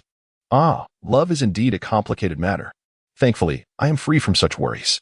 Upon entering university, Pingkuan naturally yearned for a romantic relationship. However, such matters are not simply matters of desire, but rather contingent upon fate, and he was not one to force it. "But, Ran Ge, what about your situation?" "No situation," Lin Ran replied nonchalantly. "I can't shake the feeling that something's off with you today. There's nothing, you're overthinking it." "That's good." Originally, Zhou Haonan intended to continue drinking, but Lin Ran intervened. Lin Ran had promised Bai Mucheng he would return before 11, and he could not go back on his word. Zhou Haonan had indulged a bit too much this evening, and Lin Ran was concerned about him returning alone, so he planned to escort him home first. To his surprise, he discovered that Zhou Haonan also resided in Jinhui Mansion, making their journey together all the more convenient. Before the clock struck 11, Lin Ran arrived punctually back at the apartment. Upon opening the door, he found Bai Mucheng seated on the couch, engrossed in a television program. "You're back," she greeted him casually. Lin Ran acknowledged. After changing into his slippers, he settled onto the couch beside her and inquired, "What are you watching?" "Just browsing," she replied. Bai Mucheng had indeed been waiting for Lin Ran's return, having faith that he would not deceive her. As she anticipated, he arrived before 11. And the sight of him brought her heart a profound sense of tranquility. Noticing the television was featuring a program about the universe and black holes, Lin Ran gave her a thumbs up, impressed by her choice of viewing. Truly, the academic flower was watching something remarkable. This program was not intentionally selected by Bai Mucheng. She had been aimlessly switching channels when she paused at the sound of the door opening. Sensing the strong scent of alcohol wafting from Lin Ran, she deduced that he had consumed quite a bit that evening. "After drinking so much, are you feeling unwell?" she asked, her brow furrowed with concern. Leaning lazily against the sofa, Lin Ran pressed his fingers to his temples. He had indeed had his share of drinks, but it was manageable. Bai Mucheng swiftly made her way to the kitchen and soon returned with a glass of honey water in hand. "This is honey water. It will make you feel better." This remedy was something she had discovered online. She had not known of it before. Lin Ran accepted the honey water and drank nearly half a glass. "Do you feel a bit better?" He observed her adorable, expectant gaze. He smiled and nodded, responding with a soft The effect was nearly instantaneous, surely. No miraculous remedy could act so swiftly. "That's good. You've had enough to drink, so you should rest early." I'll just use the bathroom." 10 minutes later, Bai Mucheng noticed Lin Ran's absence. Concerned, she thought to herself, after all that drinking, he wouldn't have fallen asleep in the bathroom, would he? With this troubling thought, she hurried towards the restroom. After searching the bathroom thoroughly, even peering into the bathtub, she still failed to locate Lin Ran. It was peculiar. Such a vibrant individual could not simply vanish into thin air. Bai Mucheng settled on the sofa, pondering that if Lin Ran had returned to his room, she would have certainly noticed. Likewise, if he had ventured into the kitchen, it would have caught her attention. As her thoughts raced, only one possibility remained. Indeed. Upon entering her room, Bai Muching discovered Lin Ran sprawled on her bed, soundly asleep. A charming smile graced her lips. Rather than retreating to his own bed, he had chosen to occupy hers. Thus, was this rogue reluctant to sleep apart from her? Yet, Bai Muching was not so self-absorbed as to entertain such notions. She understood that Lin Ran had likely mistaken rooms and beds. After all, they had just moved into their new home today, and it was entirely plausible for him to make such an error. Chapter 66. She Finances. I labor observing Lin Ran asleep on the bed. Bai Muching felt a pang of discomfort for him, clad in his attire for slumber. Her gaze instinctively drifted towards his waist, where a segment of his belt peeked out.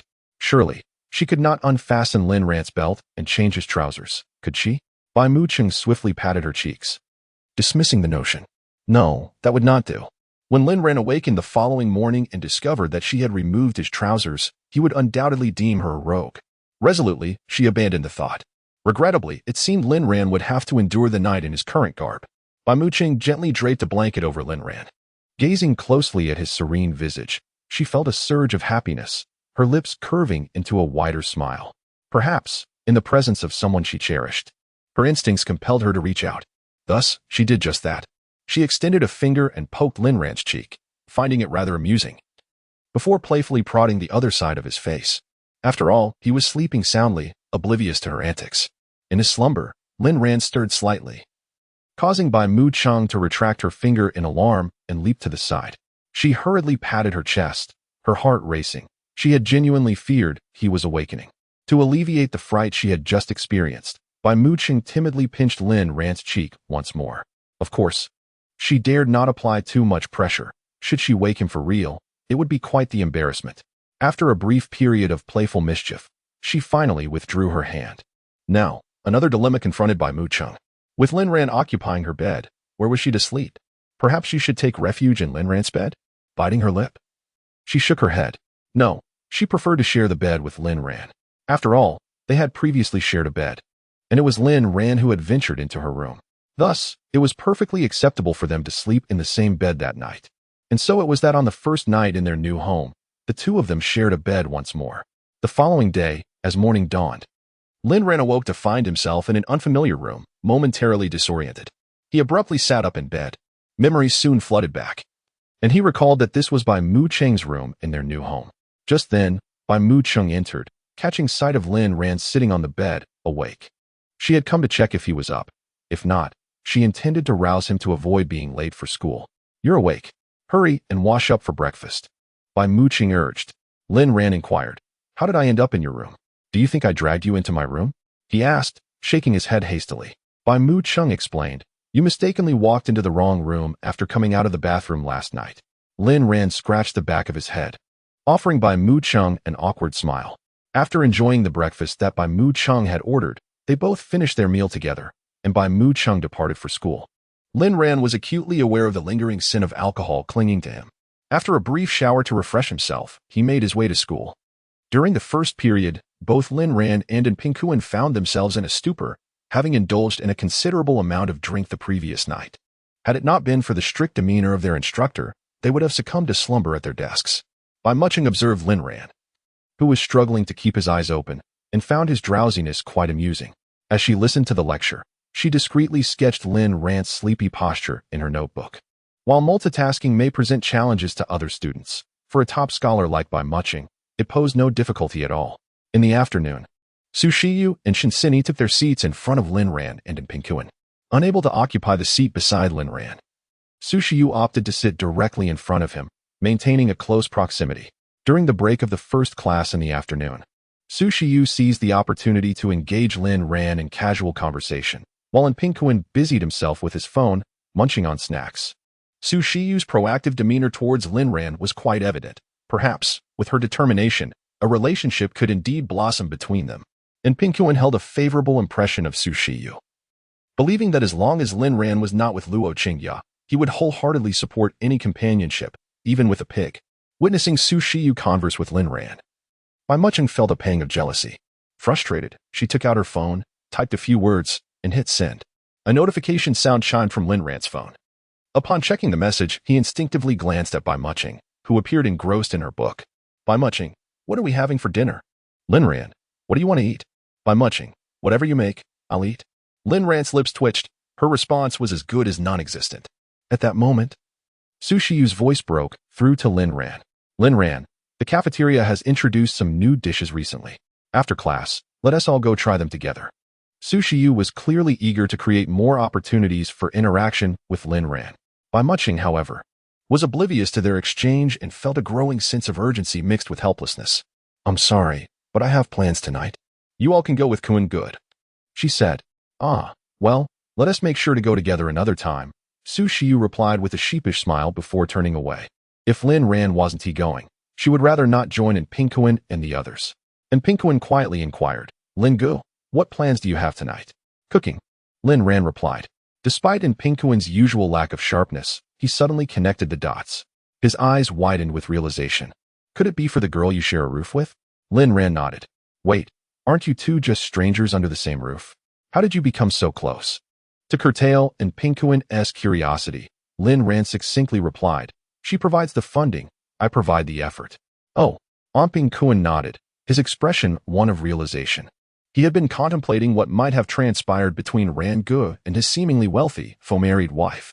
Under the same roof, a solitary man and woman, surely something could occur. Though it appeared he had been overthinking. At that moment, Lin Ran's phone chimed with a notification. By Muching inquired, what will you prepare for me tonight? Lin Ran replied simply, instant noodles. Upon reading his response, By Muching immediately pouted, feeling that the mischievous Lin Ran had clearly decided against cooking for her. She shot him a fierce glare.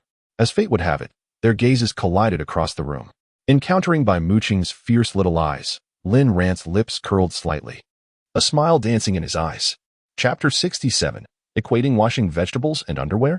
1 minute later. The previously fuming By Muching felt her tension dissipate upon reading a message on her phone.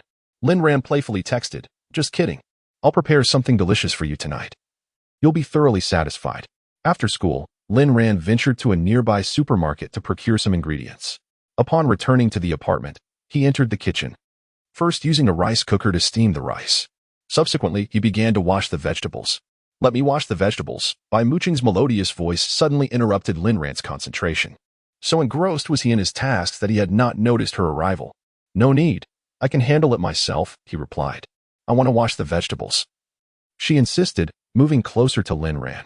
Very well, you wash the vegetables, and I shall prepare the meat. Since By Muching was determined to assist, Lin Ran decided to let her proceed. By Muching gazed at the vegetables with a hint of trepidation. Throughout her life, she had seldom set foot in a kitchen, let alone washed vegetables. Surely, washing vegetables must be akin to washing underwear, requiring just a gentle rub, right? Holding the leafy greens. She attempted to rinse them under the water, but the result was a disheveled mess. Staring at the fragmented lettuce in her hands, she wore a bewildered expression. Lin Ran. Look, she called out, her tone tinged with playful reproach. Upon hearing her voice, Lin Ran glanced over and was greeted by the sight of the ruined lettuce leaves. How on earth did you manage to make such a mess of the vegetables? He inquired, rushing to her side. This is how I washed them. And it turned out like this, she replied, mimicking her earlier rubbing motion. Lin Ran sighed, exasperated. Any vegetable you treat like that is bound to be ruined. Really? Aren't you supposed to rub them? She asked, puzzled. Lin Ran then proceeded to demonstrate the proper technique for washing vegetables in front of her. I thought it was similar to washing underwear. Rubbing them would make them cleaner, By Muching explained softly. Astonished, Lin Ran silently awarded her an imaginary thumbs up for equating washing vegetables with washing underwear. Originally, By Muching had sought to lend a helping hand, but now she felt she might have caused more trouble for Lin Ran, leaving her momentarily disheartened. Noticing her change in mood, Lin Ran reassured her. Just wash the remaining lettuce as I showed you. Oh, she replied, this time washing the vegetables with utmost care. Anxious not to embarrass herself again in front of Lin Ran, he kept a discreet eye on her progress as she finished washing the vegetables and then took a seat on a nearby chair. Realizing it might be best to quietly observe Lin Ran as he cooked rather than risk causing further disruption, she settled in to watch. Lin Ran meticulously prepared the meat and accompanying ingredients, igniting the stove and pouring oil into the pan. As the oil heated to a gentle sizzle, he added the meat. And White Muchung couldn't help but smile at the sight of Lin Ran so focused on his culinary endeavor. She found him rather charming in that moment. Once the dishes were ready, Lin Ran plated them and called out to White Mu-ching to bring the food over. All right, she replied, promptly fetching the dish. Don't forget the bowls and chopsticks. Of course. Soon enough, Lin Ran had prepared 4 delightful dishes. Let us eat, he announced.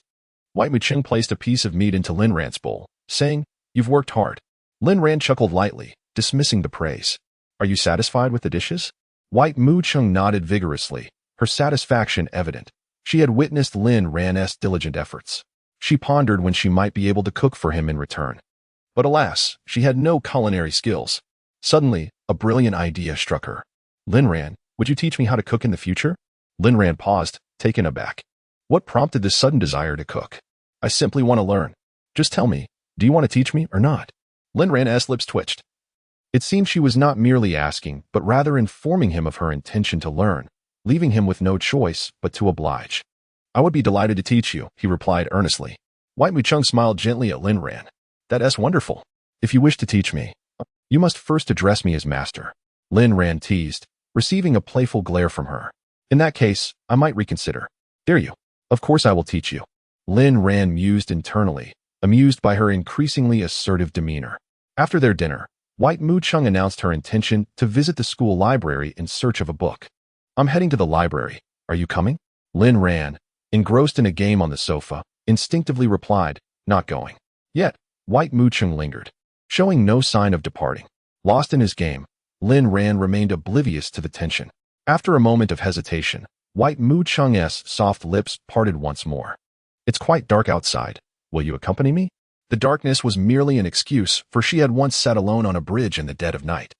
Just let me finish this game, he replied. All right. White Mu-ching settled beside Lin Ran, her gaze fixed on his phone screen, intrigued. Is this game really that entertaining? She inquired, for she seldom played games and knew little of the one he was engaged in. However, she yearned to understand the things he cherished. Thus, she watched as Lin Ran completed a round of the game. With a triumphant smile, he declared, I won, and affectionately ruffled her hair. Let us go to the library. And so, they stepped out of the apartment. Lin Ran suddenly pondered a question. Is it appropriate for us to attend school together? Initially, it was Bai Mu-ching who suggested that they pretend to be strangers at school. Bai Mu-ching blinked her large eyes and said, It's dark, so it's fine. Lin Ran was indifferent to the matter, while Bai Mu-ching felt reassured. This evening, as Lin Ran and Bai Mu-ching walked side by side on their way to school, it marked their first time together in such a manner. During their stroll, conversation was sparse. Yet, Bai Mu-ching felt inexplicably joyful, experiencing a sense of companionship akin to that of a boyfriend by her side. Before long, they arrived at the library, where Bai Mu-ching entered alone. Lin Ran lingered beneath the library, awaiting her return. At that moment, a couple, hand in hand and seemingly inseparable, passed by Lin Ran. He was suddenly struck by the sensation of waiting for a girlfriend. Chapter 68. Is it time to hear the live version? More than 10 minutes later, Bai Mu-ching emerged from the library, a book in hand. She trotted over to Lin Ran's side, asking, Have you been waiting long? Not at all, Lin Ran replied with a light chuckle. Are we going anywhere else? Upon hearing Lin Ran's question, Bai Mu-ching, who had initially planned to return directly to the apartment, promptly changed her mind. How about we stroll around the campus? Sure. The two walked side by side. Bai Mu-ching felt a surge of joy, her eyes secretly glancing at Lin Ran. The tall and handsome figure beside her instilled a profound sense of security. Watching his hand sway gently at his side, she yearned to hold it at that moment. Bai Mu-ching subtly leaned closer to Lin Ran, her hand inching towards his. A wave of inexplicable nervousness washed over her. She had never felt so cautious before. Suddenly, Bai Mu-ching sensed a jolt as Lin Ran enveloped her in his arms. A bicycle sped past her, and had it not been for Lin Ran's quick reflexes, she would have been knocked over. Once he steadied her, Lin Ran scolded, that rascal was riding so fast, rushing to his demise. Bai Mu-ching stifled a giggle. What are you laughing at? At you cursing. What's so amusing about that? It just is. A lady like you probably hasn't uttered a curse before. Bai Mu-ching shook her head. Lin Ran's eyes lit up. Well, I didn't expect you to have cursed. Why can't I curse? Want to know what I said? Lin Ran nodded eagerly, though an inexplicable sense of foreboding loomed over him. Come closer. Upon hearing this, Lin Ran obediently leaned in. Bad boy, Lin Ran. Bai Mu-ching said before swiftly darting away. Was she cursing him? No, why call him a bad boy? Lin Ran felt indignant. He hurried after Bai Mu-ching, his long legs quickly catching up to her. Grabbing the back of her collar, he said, Come on, Let us have a proper chat about why I'm a bad boy. You're pulling my clothes. Aren't you the bad boy? Let go. Bai Muching shot him a fierce glare. Not letting go. Not letting go. Lin Ran chuckled, realizing how entertaining it was to tease her, especially when she got riled up. Not letting go, huh? Bai Muching glanced down at the buttons on her blouse, which were threatening to pop open. She promptly opened her mouth and bit Lin Ran's arm. Ow! Why do you bite? He exclaimed, instinctively releasing her collar. It's because you wouldn't let go of my clothes. My buttons were about to burst. Had Lin Ran held on a moment longer, she would have embarrassingly exposed herself in front of him. Upon hearing the words, Lin Ran quickly turned his gaze towards Bai Muching, feeling a bit awkward as he scratched his head in apology. He had been so engrossed in teasing her that he had failed to notice her attire. Bai Muching adjusted her clothing and then grasped Lin Ran's arm, which she had just bitten. Noticing the faint teeth marks, she felt a twinge of regret, realizing she had bitten him a bit too hard. Does it hurt? She inquired softly. Not at all, he replied. Bai Muching lowered her head, pouting slightly as she gently blew on the bite mark. I'm sorry for biting you too hard. It truly doesn't hurt, he insisted. Why don't you bite me back? She extended one arm towards him. Lin Ran was perplexed by her thought process. How could he possibly bite her? Are you silly? Why would I bite you? He said, ruffling her hair affectionately. After the brief interlude, they resumed their walk. Passing by a soccer field, Lin Ran suddenly chuckled, as if struck by a thought. What are you laughing at? Bai Muching asked. Just recalling a funny incident, he replied. What incident? There was a couple getting cozy by the soccer field, and someone secretly recorded their sounds. The person intended to share it with their roommates, but accidentally sent it to the class group instead, and the recording spread like wildfire. It's amusing yet unfortunate that only the sounds were revealed, not their faces. Thankfully, it was dark. How do you know about this? She inquired. Kuan-gu told me. He answered. Oh, you seem quite interested in such matters, Bai Muching observed, narrowing her eyes at him. It's purely for amusement, he clarified. What else do you find interesting? Besides legs and other things? Why must you bring that up? When have I ever shown interest in that? Lin Ran quickly defended himself. He admitted to being interested in legs, which Bai Muching was already aware of, but he certainly would not concede to the other topic. Aren't you fond of watching those videos? She teased. No. Don't listen to Kuan-gu's nonsense.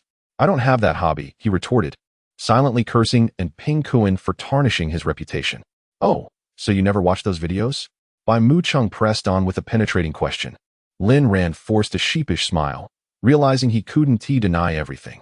Well, not absolutely. Sometimes I might stumble upon them unintentionally. What can I say? It seems you're rather innocent after all, she remarked. Lin Ran scratched the back of his head, brazenly asserting, perhaps. I may indeed be a bit innocent. As they continued their leisurely stroll, a sudden noise caused both of them to halt in unison. They exchanged a knowing glance, each reflecting the same astonishment in their eyes. Lin Ran thought to himself, is the amusing story I just shared with Bai Muching about to replay? Meanwhile, Bai Muching pondered. Are we about to hear the live version of the sounds from movies and anime? Both harbored their own thoughts, but understood the situation perfectly. In unison, they chose to remain still and listen closely. Not at all, my friend. Why not book a room at a hotel nearby? There are plenty close to the school. Let your girlfriend assist you from outside. Do you really care about losing face? Lin Ran previously assumed he and Bai Muching were merely another couple sneaking kisses in the shadows at night. But little did he know that his friend was eager to pursue a deeper connection. At that moment, Bai Muching's cheeks flushed with warmth. The sounds they heard were entirely different from those of watching a movie or anime. Lin Ran exchanged a knowing glance with Bai Muching, and she understood immediately. The school had initiated a crackdown. Lin Ran shouted loudly, seizing Bai Muching's wrist and pulling her forward as they ran. The school had indeed begun its campaign against such behavior.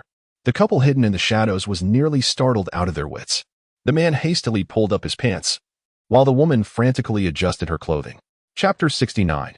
The final bottom line. After they had run a considerable distance, the two finally came to a halt. Lin Ran chuckled unreservedly, a flicker of concern crossing his mind that the earlier encounter might leave a shadow on that fellow and his girlfriend during their intimate moments. Reflecting on this, Lin Ran felt a twinge of remorse for his earlier actions. Bai Muching's chest rose and fell gently as she breathed. Her gaze fixed on the wrist Lin Ran had held. His hand was strikingly elegant, long and well-defined, its warmth lingering on her skin. A faint smile graced her lips, relishing the delightful sensation of being held firmly in his grasp. Once the laughter subsided, Lin Ran became aware of the hold he still had on her wrist and hastily released it, saying, "Let us go." Bai Mu Qing nodded slightly. A flicker of disappointment dancing in her heart. She wished he would keep holding her.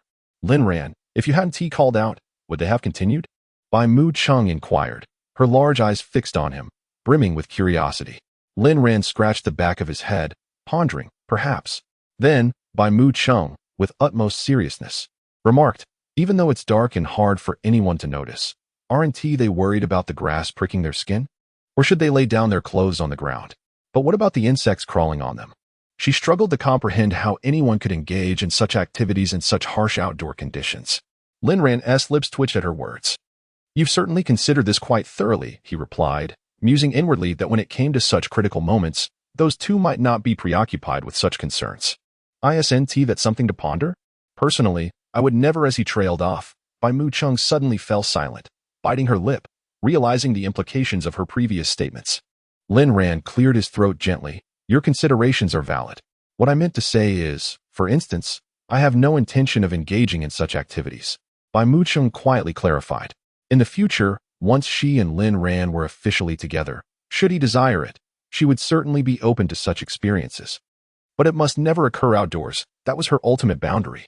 In that moment, Bai Mu Chung recalled the sounds she had heard from the girl earlier and the films and anime that often featured similar sounds. Would she too emit such embarrassing noises when she and Lin Ran shared those intimate moments? The thought made her cheeks flush slightly, and she furtively glanced at Lin Ran. At that precise moment, Lin Ran happened to catch her eye. As their gazes locked, Bai Mu Chung quickly averted her eyes, her heart racing fiercely. She felt an inexplicable sensation akin to being caught in a mischievous act. In truth, she had indeed been contemplating something rather improper with Lin Ran. Thankfully, he remained oblivious to her thoughts. Lin Ran found Bai Mu Cheng's flustered demeanor somewhat peculiar. She couldn't possibly be entertaining any unhealthy thoughts, could she? After all, her mind was often preoccupied with the most bizarre questions. Surprisingly, Lin Ran had indeed guessed correctly, though he remained unaware that he was the central figure in her unhealthy musings. As they made their way back to the apartment, Bai Mu Chung suggested taking the overpass route, to which Lin Ran readily acquiesced. They had moved to the Jin Huifu apartment, and truth be told, bypassing the overpass would have been more convenient. However, Bai Mu Chung cherished the idea of this being their first stroll together, relishing the feeling of companionship, and thus chose to take the longer path. Thankfully, Lin Ran did not object, filling her heart with joy. Before long, they arrived at the overpass. Each time they reached this spot, memories of their initial encounter would involuntarily flood Lin Ran's mind. "Shall we sit by the overpass and enjoy the view?" Lin Ran jested casually. "Sounds good." Bai Mu Chung nodded in agreement. "Wait, I was just saying that offhand. Why are you taking it seriously?" "Well, I am taking it seriously," she replied, tilting her head to gaze at Lin Ran. "But you must sit with me by the overpass." "I refuse to sit there," Lin Ran retorted instantly. The thought of sitting at the edge of the overpass was frightening. He had no intention of doing so. "You suggested it. So you should accompany me by the edge to enjoy the scenery," Bai Mu Chung teased, playfully winking at him. "No way. You shouldn't sit there either. It's too scary." As he observed Lin Ran's serious expression, Bai Mu Chung suddenly realized something. Are you afraid? Me? A grown man, and you're calling me scared? Huh, Lin Ran scoffed. "Then why won't you sit at the edge?" "It's too dangerous. Neither of us should sit there. If you want to see the view, we can stand right here and enjoy it, which is quite pleasant as well." "All right, we won't sit at the edge." Bai Mu Chung conceded upon seeing Lin Ran's anxious demeanor. She certainly wouldn't sit there either. Otherwise, Lin Ran would start to worry. They stood by the edge of the overpass for a moment, just about to leave, when suddenly, Bai Mu Chung had a thought. She called out to Lin Ran. "Wait a moment. What is it?" Lin Ran inquired. "I'd like to take a photo." "Sure."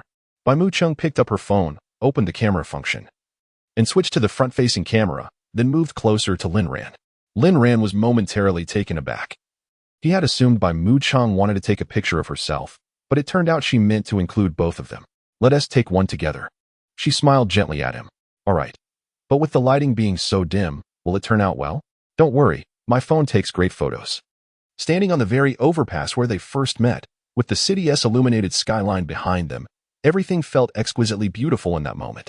Bai Mu Chung adjusted her phone to capture the perfect angle, but after several attempts, she felt unsatisfied. "Let me take the photo," Lin Ran suggested. "Okay." Lin Ran took Bai Mu Cheng's phone and adjusted the angle for the photograph, inquiring, "How does this angle look?" Being tall, Lin Ran found it much easier to take the picture compared to Bai Mu Cheng. "Just a tad more to the right," he suggested. With a slight adjustment to the phone, he asked, "How about now?" "Perfect. Go ahead and take it," she responded. As Lin Ran pressed the shutter button with his thumb, his other hand unexpectedly formed a peace sign above Bai Mu Cheng's head. They both gazed at the captured image on the screen, and Lin Ran unabashedly proclaimed, "What do you think? My photography skills are quite commendable, aren't they? By the way, your phone takes remarkable pictures." Bai Mu Cheng shot him a glare. She had intentionally chosen a flawless angle for both of them when she leaned in closer to Lin Ran. However, the sudden appearance of his peace sign above her head severely marred the aesthetic of the photo. "That rascal." Chapter 70:22 Bai Mu Cheng let out a cold snort, asserting, "You are not my brother. I am your elder, so you should address me as sister." Previously, when Bai Mu Cheng claimed to be older, Lin Ran had taken the trouble to check their marriage certificate, only to discover that her birthday indeed preceded his, albeit by just over a month. By all accounts, she was indeed his senior. However, Lin Ran was not one to concede easily. He feigned ignorance. He couldn't help but wonder who had once called him brother. Lin Ran raised an eyebrow. Bai Mu Cheng pouted and shot him a glare. "Have you looked at our marriage certificate?" she demanded. "What do you need to look at that for?" Lin Ran lied. Bai Mu Cheng fixed him with a steady gaze. And after a few moments of silence, she spoke again. "Let us go home." Pouting, she briskly walked ahead. Lin Ran scratched the back of his head and hurried after her, puzzled as to why she seemed upset. Bai Mu Cheng certainly wished for Lin Ran to carefully examine their marriage certificate. It bore both of their birthdays, and while she remembered his date clearly, she suspected he might not even know hers. Before long, they returned to their apartment, each retreating to their respective rooms. After Lin Ran finished his shower and returned to his room, he casually picked up his phone and noticed an unread message. He opened it to find a timestamp of 22:22, revealing a photo sent by Bai Mu Cheng of the two of them on the overpass. Lin Ran stared at the photo, a slight smile creeping onto his lips as he pressed his finger on the screen to save it. Meanwhile, in Bai Mu Cheng's room, she too was holding her phone, gazing at the same photo of them. Initially, she had found Lin Ran's peace sign in the picture to be a distraction from its beauty, but gradually she began to find his playful gesture adorably charming. Thoughts of his hand resting on her wrist flooded her mind. When would they be able to hold hands? She longed to intertwine her fingers with his. Having shared the bed with Bai Mu Cheng for so long, Lin Ran found it somewhat disconcerting to be alone in the bed tonight. Bai Mu Cheng was similarly grappling with the discomfort of this absence. Around 11 o'clock, Lin Ran's phone suddenly pinged with a new message. He opened it to find Bai Mu Cheng's simple goodnight. A grin spread across his face. He had felt something was missing earlier, and it turned out to be her goodnight wish. He typed a brief response back to her, "Good night." The next day, Bai Mu Cheng and Lin Ran exited the door one after the other. As Lin Ran stepped into the elevator, he was unexpectedly greeted by Zhou Haonan. "Oh, are you heading to class?" Lin Ran remarked. Zhou Haonan, clad in all black, sporting a black cap and mask, nodded in acknowledgement. "You're quite the free spirit, my friend, going to class when you feel like it and skipping when you don't." Lin Ran playfully tapped Zhou Haonan on the shoulder, teasing him. The night they drank excessively within Pinkuan. The next day, both Lin Ran and Pinkuan had to attend classes, struggling to stay awake in their seats. Meanwhile, Zhou Haonan was snugly tucked in bed, sound asleep, and Lin Ran couldn't help but feel a pang of envy. Zhou Haonan nodded in response, saying, "My aunt made a donation to the school. I applied in advance, and the school has been accommodating." "Just listen to that. What does it mean?" Lin Ran exclaimed. "The capital university is the most prestigious university in the capital, and it's astonishing that they treat Zhou Haonan differently simply because of his aunt's donation. Is that appropriate?" He ventured to ask, "By the way, how much did your aunt donate to the school?" "Maybe several tens of millions," Zhou Haonan replied nonchalantly. At this revelation, Lin Ran's eyes widened in shock as he stared at Zhou Haonan. "Wait, could you repeat that?" "How much?" "Several tens of millions," Zhou Haonan reiterated, his expression unchanged. "So, it turns out that the person standing beside him was quite affluent." Lin Ran felt as if he had been struck with 1,000 blows. Not only was he surrounded by the wealthy by muching, but now he discovered Zhou Haonan was also among the elite. He chuckled softly to himself, realizing he was the only one in their circle who was financially challenged. However, thinking of Kuan Ge and Yin Gu accompanying him offered a slight comfort to his bruised spirit. Jiang Yin interjected, "Polite, are we?" My elder brother is the president of a gaming giant, and my sister-in-law is the heir of the Su group. So your aunt is quite wealthy. Lin Ran remarked with a grin. Sort of, she is quite impressive, Zhou Haonan said, and a glimmer of admiration surfaced in his eyes at the thought of her. Lin Ran mused. Zhou Haonan's aunt must be incredibly wealthy at just 28. She was likely a female CO. And it was only natural for Zhou Haonan to harbor feelings for such a remarkable woman. Before long, Lin Ran and Zhou Haonan appeared together in the classroom. And Pinkuan, upon seeing the duo, paused for a moment before grinning. Hey, how did you two end up together? Lin Ran smacked Pinkuan on the head and retorted. Use more civilized language. I just happened to run into Haonan. He instinctively glanced toward Bai Muching. Recalling how Pinkuan had previously caused a misunderstanding by mentioning his penchant for admiring voluptuous women in front of her. If she heard such comments again, she might truly concoct some wild notions about him and Zhou Haonan. And Pinkuan rubbed his head, complaining, Rangu, why do you have to hit me? Just speak your mind. To remind you, Lin Ran replied, only realizing afterward that this fool would never learn his lesson. He decided not to hold any high expectations for this silly boy. Now, Lin Ran sat with Pinkuan on his left and Zhou Haonan on his right, the three occupying the last row against the wall. Jiang Yin remained seated upon his exclusive throne, occupying the central position of the front row. As the teacher had yet to arrive, the classmates engaged in hushed conversations within the classroom. And Pinkuan suddenly recalled Jiang Yan's peculiar behavior and remarked to Lin Ran. Rangu, I sense that Yin Gu has been rather off since he returned last night.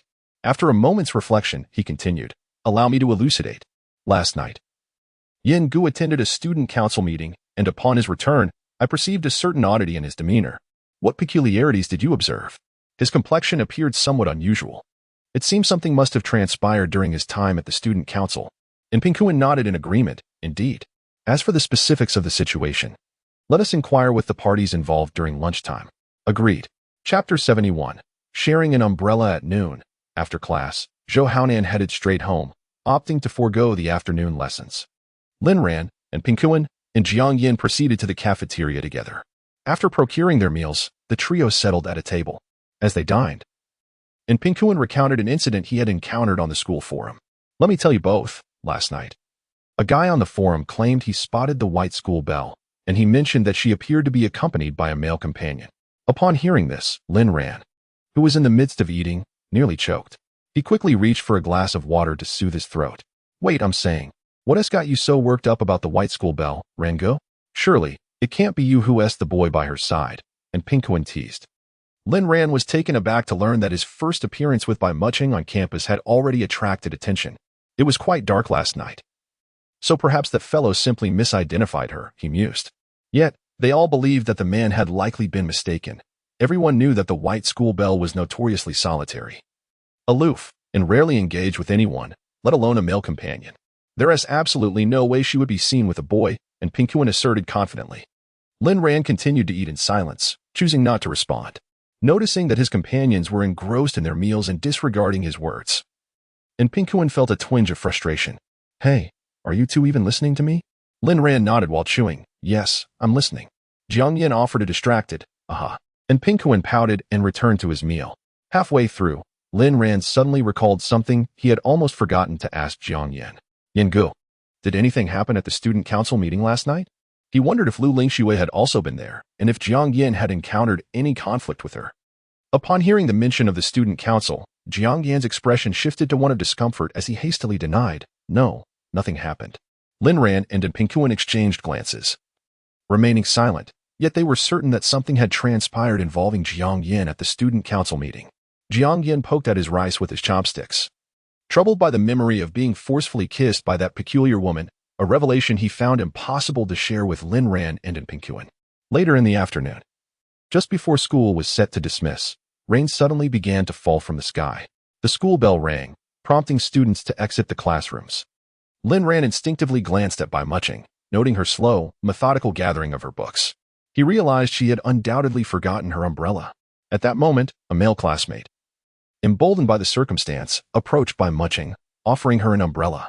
Bai, I see you didn't bring an umbrella. I happen to have an extra. He extended the umbrella towards her. With an impassive expression, Bai Muching responded, I brought an umbrella. The young man reluctantly retrieved the umbrella he had offered to Bai Muching. initially hoping to make a favorable impression on the campus beauty. Instead, he left in disappointment. Lin Ran swiftly seized in Ping Kuan's umbrella, declaring, "Brother Kuan, I'm Dao Yuan. I'll be borrowing your umbrella." And Ping Kuan retorted, "Then what am I supposed to use? Find Yin Gu or squeeze under the same umbrella with a classmate from our dormitory. Treat me to lunch tomorrow." "All right," and Ping Kuan replied, hastily grabbing his backpack and dashing off to catch up with Jiang Yan. Gradually, most of the students in the classroom departed. Lin Ran, with his backpack slung over his shoulder, intentionally walked past Bai Muqing, carelessly tossing the umbrella onto her desk. Watching Lin Ran's retreating figure, Bai Muqing felt a warmth spread within her. It dawned on her that he was aware she hadn't brought an umbrella, yet he had given her his. What would he do now? Shouldering her backpack, Bai Muqing swiftly pursued Lin Ran. Upon reaching the entrance of the teaching building, she indeed found Lin Ran standing there. It was pouring rain, and he hesitated, contemplating whether to brave the downpour and head back. Just as he stepped forward, he felt a gentle tug on his clothing. Turning around, his gaze fell first on the delicate hand grasping his shirt, then up to the face of its owner. Most students had already left, with only a few trickling out of the building. One male student, witnessing the scene of the campus beauty holding on to a boy's shirt, widened his eyes in disbelief. What was happening? Why was the campus beauty gripping that boy's clothing? The student instinctively glanced at Lin Ran, thinking to himself that he was merely slightly more handsome, a bit taller and marginally sturdier than him. What was so special about him? Initially intending to leave, the male student lingered at the entrance, slowly fiddling with his umbrella, curious to observe the interaction between the campus beauty and the boy. Bai Muqing gazed into Lin Ran's eyes, her large orbs sparkling as she softly suggested, "Let us share an umbrella." "No need. You can hold it yourself," Lin Ran replied, acutely aware of the curious eyes of their classmates upon them. He wished to avoid causing Bai Muqing any unnecessary trouble. Yet, she tightened her grip on his shirt, insisting, "We should share the umbrella." This time, her tone was resolute. Reluctantly, Lin Ran surrendered the umbrella to her, contemplating braving the rain alone. What a foolish decision. What if he fell from the rain? She would be worried. Though Bai Muqing recognized the attention they were attracting, she was unfazed. For nothing mattered more than Lin Ran. Seeing the determination in her eyes, Lin Ran acquiesced with a nod. Instantly, a sweet smile illuminated Bai Muqing's face. A male classmate stood in stunned silence. What was happening? The campus beauty was smiling at that boy? She had always been his unattainable goddess, aloof and unyielding. Yet here she was, bestowing such a warm smile upon him. The revelation struck the male classmate's heart profoundly. Bai Muqing released her hold on Lin Ran's clothing, taking a couple of steps forward to unfurl the umbrella. "Let us go," she urged. Lin Ran stepped beneath the umbrella that Bai Muqing held aloft. Observing his goddess sharing an umbrella with another male classmate, a fellow student felt his heart silently bleed. Bai Muqing endeavored to extend her arm higher. Lin Ran's stature was considerable, making it somewhat arduous for her to maintain the umbrella's elevation. "I shall hold the umbrella," Lin Ran offered. "Very well," she replied. As Lin Ran took the umbrella, their hands brushed inadvertently, and he noted how icy her hand felt. "Please take the umbrella," Lin Ran insisted. Bai Muqing hesitated briefly before reclaiming the umbrella she had just handed over. Lin Ran swiftly removed his backpack and peeled off his denim shirt. "Here, or my shirt." "Oh, it's unnecessary. I don't need it," she protested.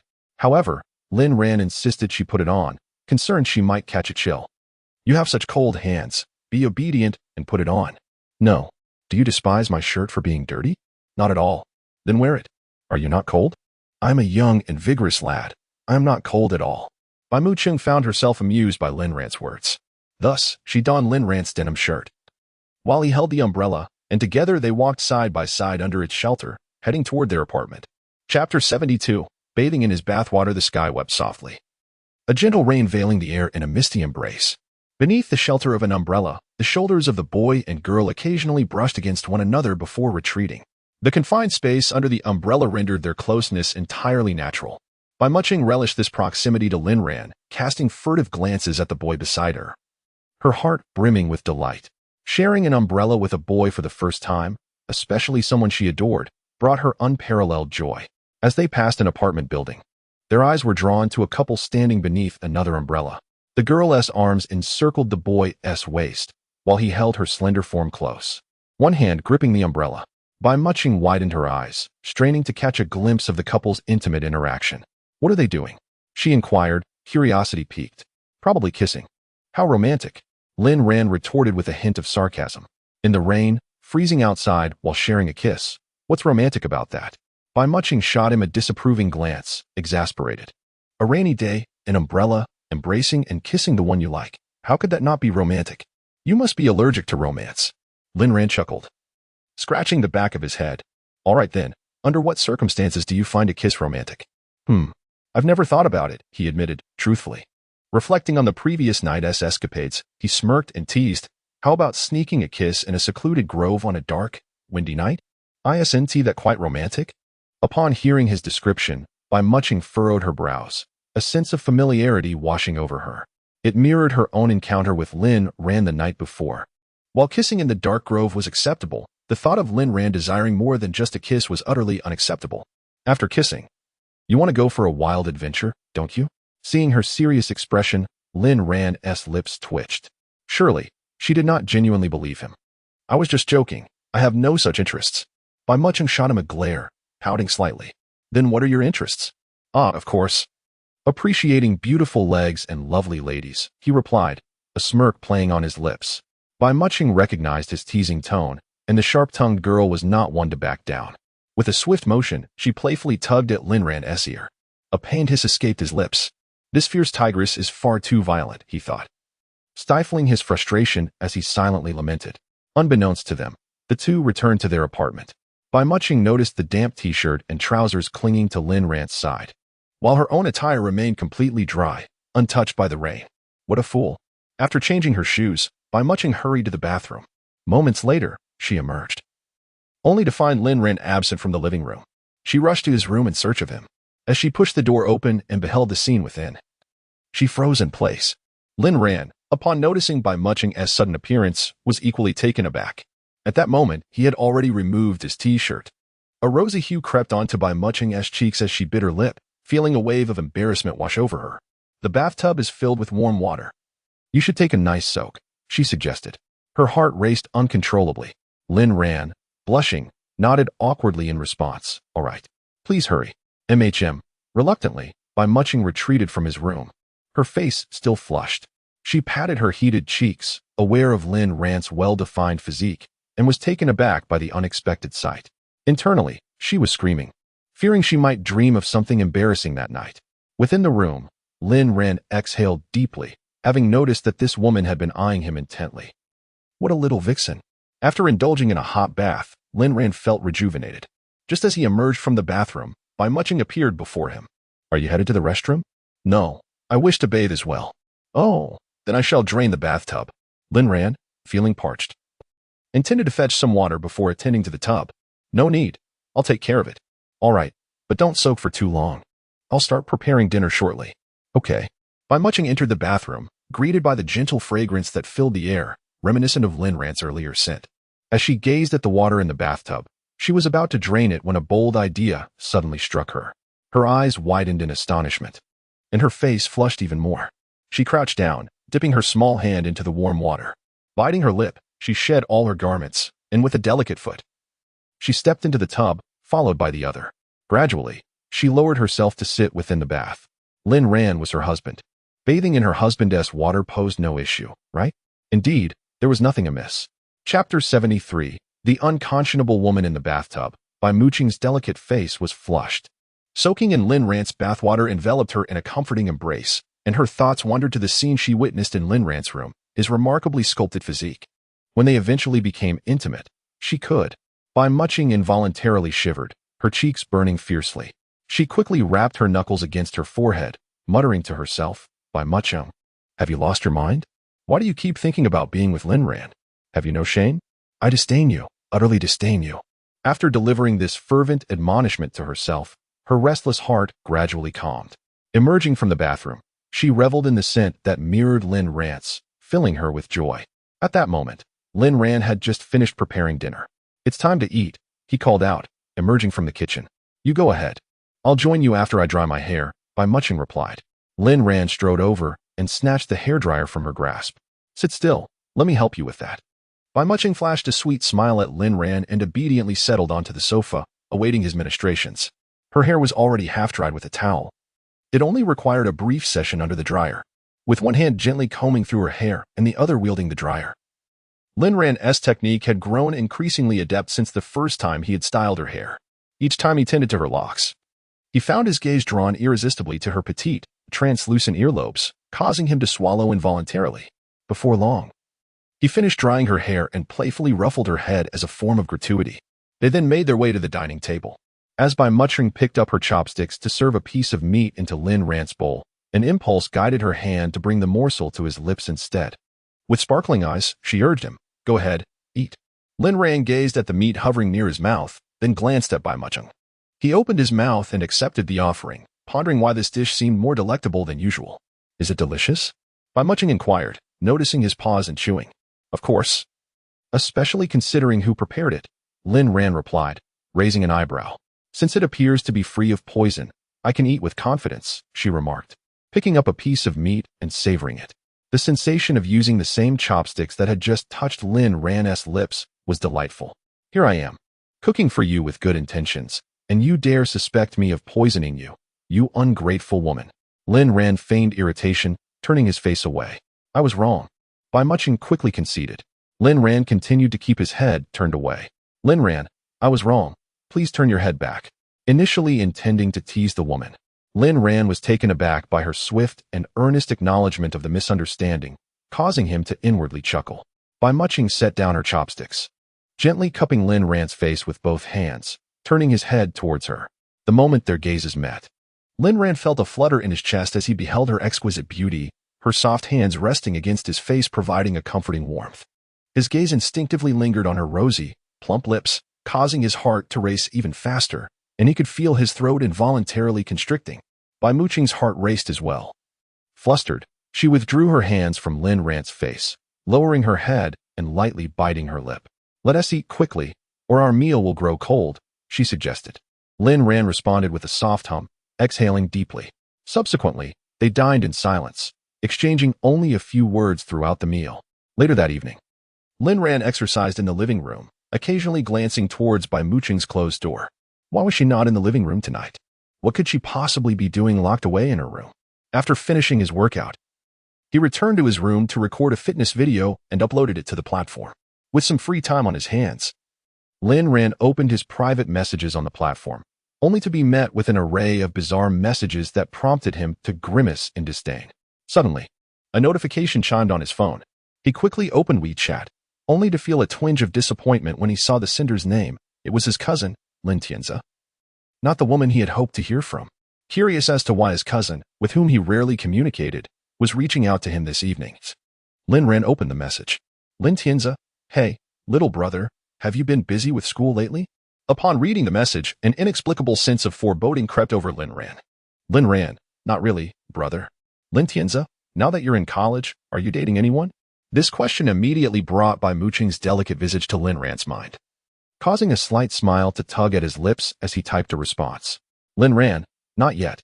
Lin Tianze, I've recently opened an emotional consultancy. If you ever face any relationship issues, feel free to consult me. I can provide clear insights." Lin Ran, "All right, brother." "Lin Tianze, and if any of your classmates encounter emotional dilemmas, don't forget to send them my way. Rest assured, I'll give them a 30% discount out of consideration for you." Lin Ran couldn't help but twitch his lips in response. His premonition had been accurate. Lin Ran, "Sure. I'll remember."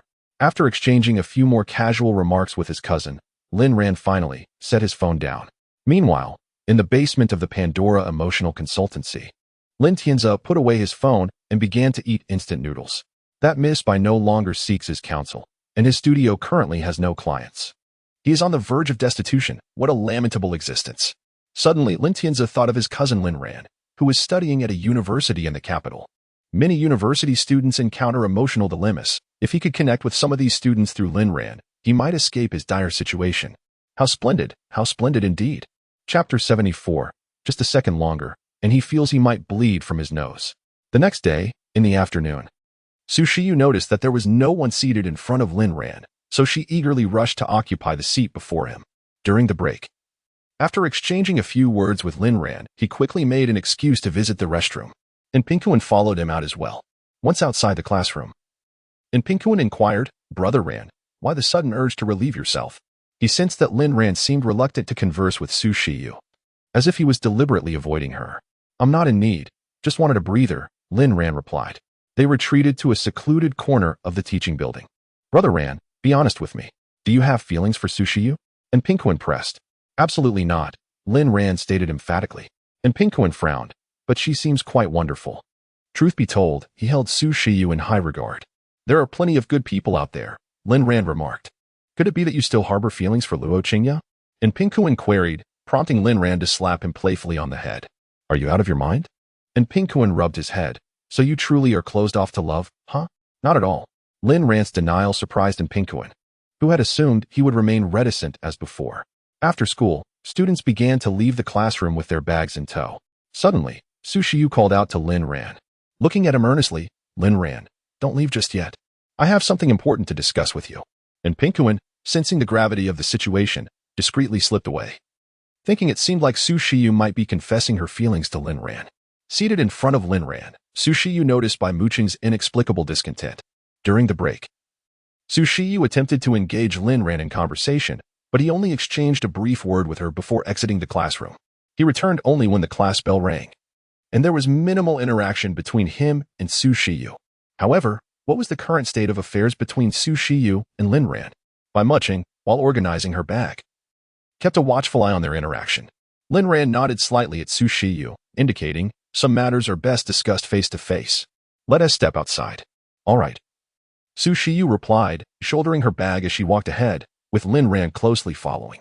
As they departed, Lin Ran cast a glance towards Bai Muqing. At that moment, Bai Muqing was secretly observing the exchange.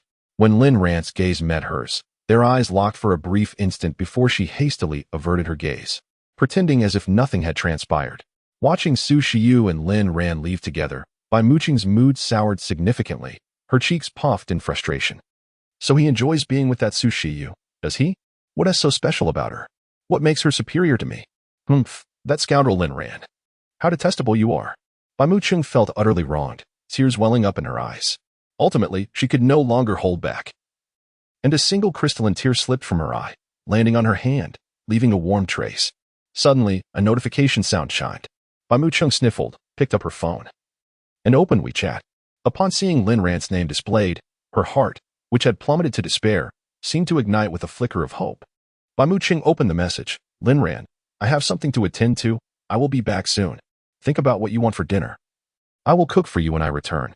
The moment she read the message, Bai Muqing broke into a smile, her mood oscillating like a roller coaster, rising from the depths to the heights. Scoundrel Lin Ran, considering your proactive update and your intention to prepare a meal for me, I shall reluctantly forgive you this time. With a slight lift of her lips, Bai Muqing tapped a few words on her phone screen and sent them to Lin Ran. Bai Muqing, okay. I'll wait for you. Inside the teaching building, in a secluded corner, Su Shiyu stood face to face with Lin Ran. She adjusted her round metallic-framed glasses and clenched her fists. Despite her nervousness, Su Shiyu was resolute in confessing her feelings to Lin Ran. From the beginning of the school year until now, her many interactions with him had revealed that he was not only handsome and academically accomplished, but also a person full of ideas. She did not want to miss out on such a boy. Gazing at Lin Ran, the boy she admired, she summoned her courage and declared, Lin Ran, I like you. Would you be my boyfriend? Lin Ran had long anticipated Su Shiyu's words. In contrast to her anxiety, his expression remained calm. He slowly replied, I'm sorry, Su, but I cannot be your boyfriend.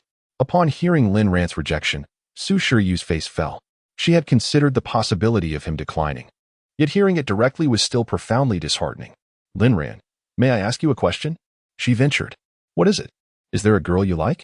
At the mention of this question, Bai Muqing's face abruptly flashed in Lin Ran's mind, and he nodded towards Su Shiyu. After Lin Ran departed, Su Shiyu stood frozen in place, realizing that he had feelings for someone else. What kind of girl was fortunate enough to capture Lin Ran's affection? She felt a twinge of jealousy for that girl and was even more curious about who she might be. Exiting the teaching building, Lin Ran took out his phone and sent a voice message to Bai Muqing. Lin Ran, I'm heading back now. Have you decided what you want to eat? Bai Muqing, how about we eat out? Lin Ran, sounds good. I'll follow your lead. Bai Muqing, then you head back to the apartment first, and we'll set off together shortly. Lin Ran, all right. In the apartment. Within Bai Muqing's room, she rummaged through her wardrobe, swiftly uncovering a particularly delightful outfit. Soon after, she paired it with a pair of elegant white thigh-high stockings. By Muching adeptly adorned herself, hastily arranging her hair. As she gazed into the mirror, satisfaction washed over her, prompting a nod of approval. Before long, Lin Ran returned to the apartment. Upon opening the door and encountering the unexpectedly stunning Bai Muching, he was momentarily rendered speechless. The girl before him had cascading long hair styled into playful, irregular curls, exuding a delightful charm. Her face was adorned with subtle makeup, her lips glistening a luscious pink, reminiscent of enticing, bouncy jelly. She wore a white short-sleeved blouse, accented with a gray bow tie at her neck, and a gray pleated skirt that gracefully fell just below her thighs. Her long, exquisite legs were elegantly encased in the white stockings that hugged her form perfectly, the length of which delicately brushed against the hem of her skirt. On her feet, she donned a pair of chic black loafers. This was a side of Bai Muching that Lin Ran had never witnessed before. Her beauty was simply breathtaking. Particularly striking were her legs, encased in the white stockings, which made Lin Ran feel as if a mere second of staring could lead to an embarrassing blush. Noticing Lin Ran's captivated gaze, Bai Muching couldn't help but chuckle to herself. After all, she had merely donned an outfit she had never worn before. Was his reaction truly warranted?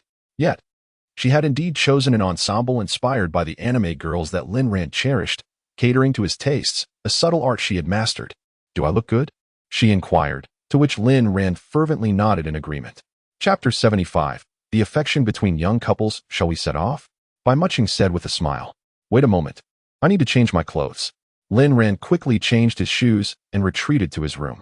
He had not anticipated that Bai Muching had dressed up with great care. Although Lin Ran usually paid little attention to his attire, seeing Bai Muching looking so exquisite prompted him to consider changing his outfit as well. Before long, Lin Ran emerged wearing a pair of jeans and a white t-shirt, his hair simply styled. Bai Muching was quite satisfied with his new look. His previous athletic wear was fine, but this new ensemble complemented her appearance much better.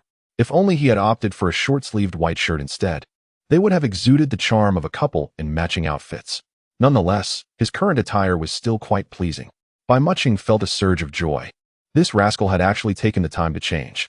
Was he looking forward to their first outing alone for dinner as much as she was? In any case, she was certainly filled with anticipation. Soon, they entered the elevator. Through the reflective surface of the elevator walls, Bai Muching caught sight of their silhouettes, her lips curving into a faint smile. Lin Ran noticed the subtle smile playing at the corners of her mouth. Was she truly this happy about their dinner outing? He had to admit, he felt quite pleased himself. Before long, a black Porsche glided into the underground parking lot of a shopping mall in the capital. As they stepped into the mall, they attracted numerous gazes. The young man was tall and handsome, while the young woman possessed extraordinary beauty and a figure that was both alluring and voluptuous, particularly her legs clad in high white stockings, which were simply breathtaking. It was not just the young men who were captivated by Bai Muching's striking looks and figure. Even the young women cast glances in her direction. After all, beauty is universally appreciated. Whispers floated around, commenting on the couple's striking match, with some discreetly discussing the young woman's exquisite legs. Lin Ran certainly noticed the attention directed towards Bai Muching's legs. They were indeed stunning, but the constant glances from others made him feel inexplicably uncomfortable. He began to understand why Bai Muching often opted for long skirts or trousers. Her natural beauty was already enough to draw attention. And if her magnificent legs were further exposed, the implications were evident, as demonstrated in this very moment. Lin Ran's assumptions were not unfounded. Bai Muching shared his sentiments. If it weren't for Lin Ran's fondness for her legs, she wouldn't have dressed up so nicely for their first dinner together, hoping to impress him. Yet she could not escape the prying eyes of onlookers. In no time, they arrived at the dining area on the top floor of the mall, where they chose a hot pot restaurant. Bai Muching had a fondness for hot pot, so they decided to indulge in it that evening. During this bustling dining period, many patrons filled the establishment. Just as Lin Ran and Bai Muching took their seats, an unfortunate young couple entered, only to discover that the last vacant table had already been claimed by the two of them. Faced with the prospect of waiting for a table to enjoy hot pot, the girl, clearly unwilling to bide her time, pouted and pulled her boyfriend away. Having placed orders for their preferred dishes, Bai Muching, with her sparkling eyes, remarked, "How fortunate we are." Lin Ran nodded in agreement. Indeed, without a table, we would have had to wait. If there were no table, we could always opt for something else. What would that be? She inquired. Barbecue, of course. Isn't that your favorite? he replied, but it must be paired with some wine. Eating barbecue without a drink feels somewhat lacking, Lin Ran mused. Bai Mucheng pouted. All you think about is drinking. Well, it's quite normal for a man to enjoy a drink, he retorted. Oh, so you must have quite the tolerance, she teased. Just average, really, Lin Ran chuckled. How about we drink together next time? Upon hearing this, Lin Ran's eyes lit up. So, you can hold your liquor then? Bai Mucheng playfully pointed a finger at him. Lin Ran, caught off guard, realized that this woman might just outlast him in drinking. As he pondered this, Bai Mucheng's melodious voice broke the silence. Just one glass. Lin Ran nearly faltered. Wait, you can't toy with my expectations like that. I thought you could drink endlessly. What's wrong? Bai Mucheng sensed something amiss in his expression. Lin Ran quickly regained his composure and gave her a thumbs up. You're impressive, truly impressive. A sweet smile graced Bai Mucheng's lips, but she felt a twinge of embarrassment at his compliment. However, his next words were a sharp contrast. You can only manage one glass, and yet you claim to be a drinker? That's quite something. Her cheerful demeanor immediately faltered, and with her cheeks puffed in indignation, she protested, being able to drink one glass still counts as being able to drink. What's wrong with that? Lin Ran nodded. Yes, you can drink. So, shall we drink together next time? That sounds fine, but what if you drink a glass and then pass out? What will I do then? She countered. A glint of mischief crossed her eyes as she devised a clever plan. What if I take a small sip each time while you take a full glass? Perhaps you'll end up succumbing before I do. Lin Ran scoffed lightly. This woman seems intent on outmatching me in drinking. Isn't my idea quite brilliant? Bai Mucheng asked, her large eyes sparkling with excitement. Indeed, very much so. By that time, I shall have been thoroughly outplayed by you. Bai Mucheng quickly retorted. I have no intention of toying with you. Lin Ran is her husband. She cares for him deeply and could never wish for his downfall. At that moment, two boys at the adjacent table caught snippets of their conversation. They whispered to each other, is that guy really so weak? Afraid his girlfriend will outwit him? Didn't she just say she wants tea playing him? Who knows what games they're engaged in? Between them, it's their affair. If I had such a beautiful girlfriend, I'd happily surrender to her whims. Just enjoy your meal and stop daydreaming. The girl was undoubtedly a goddess, and the boys were envious of him for having such an exquisite partner. Chapter 76, embraced in excitement soon. All the dishes arrived. They ordered a dual-flavored hot pot, and Lin Ran added only a hint of spice to his side, while Bai Mucheng had no qualms about indulging in the spicy broth. After all, their previous experience dining at a hot pot restaurant was still vivid in their memories. As they savored their meal, light-hearted conversation flowed between them. The dinner concluded swiftly, and as they exited the hot pot establishment, Lin Ran suddenly inquired, it's still early. Would you like to explore somewhere else? Bai Mucheng's lips curled into a subtle smile. She had initially contemplated engaging in another activity after their meal, but to her surprise, Lin Ran proactively brought it up. Yes, I'm quite delighted. At that moment, a phone rang. Lin Ran retrieved his phone from his pocket, glanced at the caller ID, and informed Bai Mucheng. I'll take this call. All right. Bai Mucheng assumed Lin Ran would step aside to answer, but to her astonishment, he remained right in front of her. It was a voice call from Ping Kuan. Ran Gu, are you heading to the internet CAF later? I'm busy. What are you up to? Lin Ran cast a sidelong glance at Bai Mucheng and replied to Ping Kuan. I have something to attend to. Ping Kuan, feeling a twinge of curiosity, yearned to know what Su Shiyu and Ran Gu had discussed. Was it as he suspected? He intended to invite Lin Ran to the internet CAF to play games, hoping to seize the opportunity to investigate, but it seemed Ran Gu had other commitments. Hearing the commotion on Lin Ran's end, Ping Kuan remarked, it sounds like you're out. Let us discuss going to the internet CAF tomorrow evening. Fine, I'll hang up. After ending the call with Ping Kuan, Lin Ran instinctively informed Bai Mucheng that was Ping Kuan. He wanted me to join him at the internet CAF. A glimmer of amusement danced in Bai Mucheng's eyes, acknowledging his willingness to divulge information. It seemed her husband was rather obedient. Oh, why don't you go with him? Gazing into her round, expressive eyes and hearing her innocent question, Lin Ran playfully ruffled her hair. I'm with you. Why would I go to the internet CAF? Have you thought about what to do? There's a claw machine over there. Let us try our luck at that first. And then perhaps we can catch a movie? Sounds great. Today, I shall demonstrate my prowess at the claw machine. Haha. Lin Ran boasted confidently. I look forward to your performance, dear brother. Wait, I'm not your brother. You must call me Gu.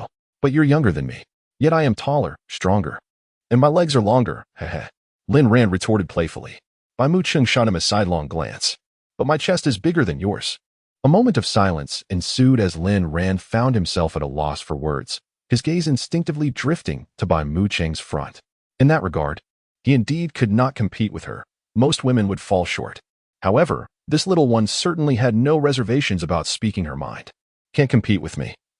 Can you? Call me sister. I'm a man. Competing with a woman is absurd. Bai Mucheng suddenly halted her steps, gazing at Lin Ran. How about this? You call me sister first, and I shall call you brother in return. This way, neither of us will be at a disadvantage. Lin Ran pondered. Well, this method does seem quite reasonable, but something feels amiss. You go first, Bai Mucheng insisted. Ladies first, you should begin, Lin Ran countered. I fear you may not handle it well. What nonsense is this? Lin Ran exclaimed. Fine, he will go first, let him do so. Clearing his throat. Lin Ran looked at Bai Mucheng and slowly uttered, sister. Bai Mucheng stifled a laugh, delighted that her husband had called her sister. It was rather amusing. After awkwardly scratching the back of his head, Lin Ran said, now it's your turn. Lean in. Upon hearing this, Lin Ran obediently leaned in. Bai Mucheng brought her lips close to Lin Ran's ear and, in a gentle tone, called out, brother. The sound reverberated through Lin Ran, causing his body to tense instinctively. He felt as if he might dissolve entirely at the sweetness of her address. Observing Lin Ran's reaction, Bai Mucheng secretly chuckled to herself, thinking, it appears the tactic I learned from novels is quite effective. Indeed, reading has its merits. Soon, they arrived at a claw machine.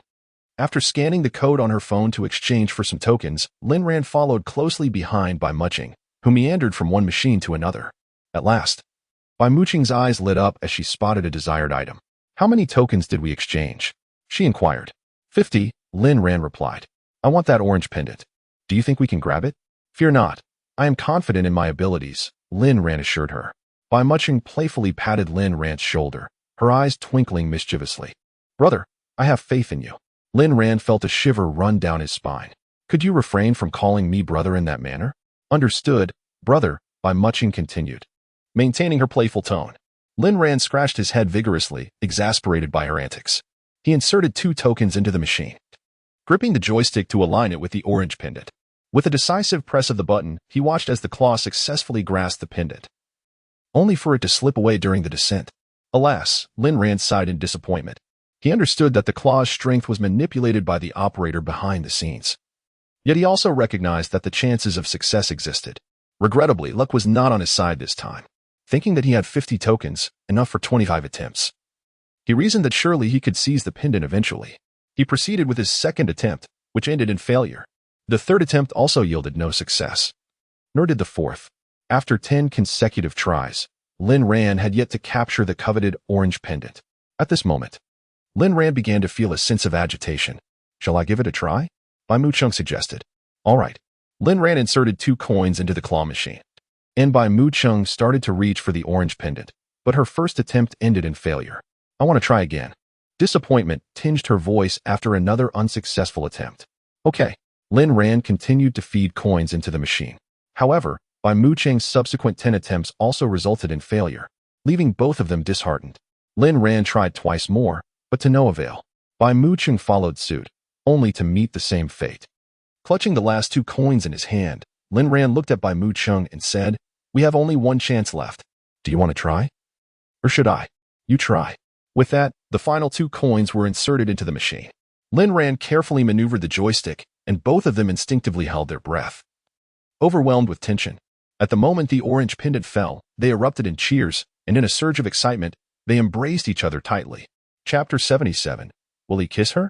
After embracing for a few seconds, the two reluctantly released each other, their expressions tinged with a hint of awkwardness. Lin Ran presented the orange pendant to Bai Mucheng, urging her to cherish it, as it had taken them 25 attempts to acquire it. Lin Ran had suspected that the claw machine might have been tampered with, yet he was astonished that such a trivial trinket required so many tries to capture. What a scam. He silently lamented. Bai Mucheng was equally contemplative, pondering the difficulty of obtaining the orange pendant. Had she failed on the last attempt, she would have returned to exchange for more tokens, vowing to seize the pendant at all costs. Fortunately, Lin Ran had managed to secure it on the final attempt. However, Bai Mucheng did not accept the pendant, declaring, "It's a gift for you." Taken aback, Lin Ran exclaimed, "Isn't this what you wanted? We worked hard to get it. Why are you giving it to me?" Bai Mu Chung bit her soft pink lip, her round eyes fixed on Lin Ran, insisting, "It's for you. Do you want it or not? If not, I'll take it back." Seeing Lin Ran's hesitation, Bai Mu Chung reached out to reclaim the pendant. "I want it. I want it," Lin Ran hastily responded, swiftly tucking the orange pendant into his pocket. Bai Mu Chung smirked slightly. "You must treat it well. Rest assured." Lin Ran replied with a playful grin. "Don't let it get dirty. Perhaps I should enshrine it," Bai Mu Chung teased, giving Lin Ran a mock glare. "That sounds good." Before long, they arrived at the cinema, standing before the array of films. They found themselves in a quandary, deliberating over which one to watch. "Which one do you want to see?" Lin Ran inquired. "What do you want to see?" Bai Mu Chung countered. In unison, their fingers pointed towards a particular film. "This one? This one?" They exchanged amused glances, surprised to find they were in sync. After purchasing their tickets, they both headed to the restroom, mindful of the lengthy film ahead, preferring to resolve their needs beforehand. After Lin Ran finished, he waited for Bai Mu Chung. Just then, a girl approached him, her phone in hand, shyly asking, "Hi, can I add you on WeChat?" As Bai Mu Chung exited, she spotted the girl standing before Lin Ran. Then, she noticed both Lin Ran and the girl glancing in her direction before the girl hastily departed. Bai Mu Chung walked over to Lin Ran, teasing, "Your charm is quite impressive. It didn't take long for a girl to approach you." "I didn't give her my WeChat," Lin Ran quickly clarified. "She was quite pretty." "Why didn't you?" Bai Mu Chung remarked, though her thoughts betrayed her outward words. If Lin Ran had indeed shared his WeChat with that girl, she would have been furious. "Should I give it to her now?" Lin Ran raised an eyebrow, jesting. "You are so annoying," Bai Mu Chung pouted, stomping her foot as she walked ahead. "Just kidding," he called after her. Lin Ran chuckled softly and quickly followed suit. The girl who had been rejected returned to her friend with a look of disappointment. Her friend inquired, "So, did you manage to get that boy's WeChat?" The girl shook her head, stating that he had a wife. Her friend exclaimed, "Oh, I didn't expect him to be married at such a young age." Before long, Bai Mu Chung entered the theater, clutching a bag of popcorn, while Lin Ran carried her handbag in one hand and 2 bottles of cola in the other. To their surprise, the theater was sparsely populated, with no children in sight. Given the late hour, it was understandable that parents would refrain from bringing their little ones, especially since school awaited them the next day. However, it raised the question of why several couples were present. Were couples now inclined to watch animated films?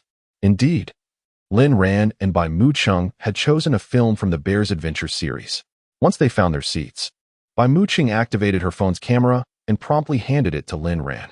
They had to capture a photo to commemorate their first movie outing together. Lin Ran took the phone, adjusting the angle as Bai Mu Chung leaned her little head slightly towards him. As their heads drew closer, Lin Ran's familiar peace sign appeared atop Bai Mu Chung's head at the moment the camera clicked. Another peace sign, Bai Mu Chung thought to herself, bemused. Is it to be that every photo with Lin Ran will feature a peace sign over my head? With future photos in mind, she felt compelled to speak up. She smiled at Lin Ran, saying, "Your peace sign is nice, but let's skip it next time." "Oh, really? Then I'll pinch your cheek next time." Lin Ran replied with a mischievous grin. "You, naughty boy," Bai Mu Chung pouted playfully. Before long, the movie commenced. The atmosphere of watching an animated film was light and joyful. They munched on popcorn while engrossed in the film. Bai Mu Chung unconsciously glanced to her right and witnessed a girl planting a kiss on her boyfriend's lips. Simultaneously, Lin Ran glanced to his left, observing a boy kissing his girlfriend. Bai Mu Chung instinctively turned her gaze back to Lin Ran, who, in turn, also looked at her. At that moment, an unspoken tension lingered between them. Their eyes quickly returned to the movie screen. As they both reached for the popcorn, their fingers inadvertently brushed against one another, prompting them to pull away with a start, their reactions seemingly exaggerated. After a brief moment, a piece of popcorn suddenly appeared before Lin Ran, accompanied by Bai Mu Chung's melodious voice urging him to open your mouth. Leaning forward, Lin Ran opened his mouth wide to catch the popcorn, inadvertently nibbling on Bai Mu Chung's finger.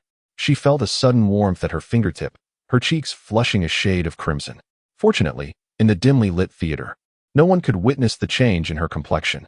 After finishing his snack, Lin Ran picked up a piece of popcorn and offered it to Bai Mu Chung. A wave of joy surged within her as she opened her small mouth and accepted the morsel.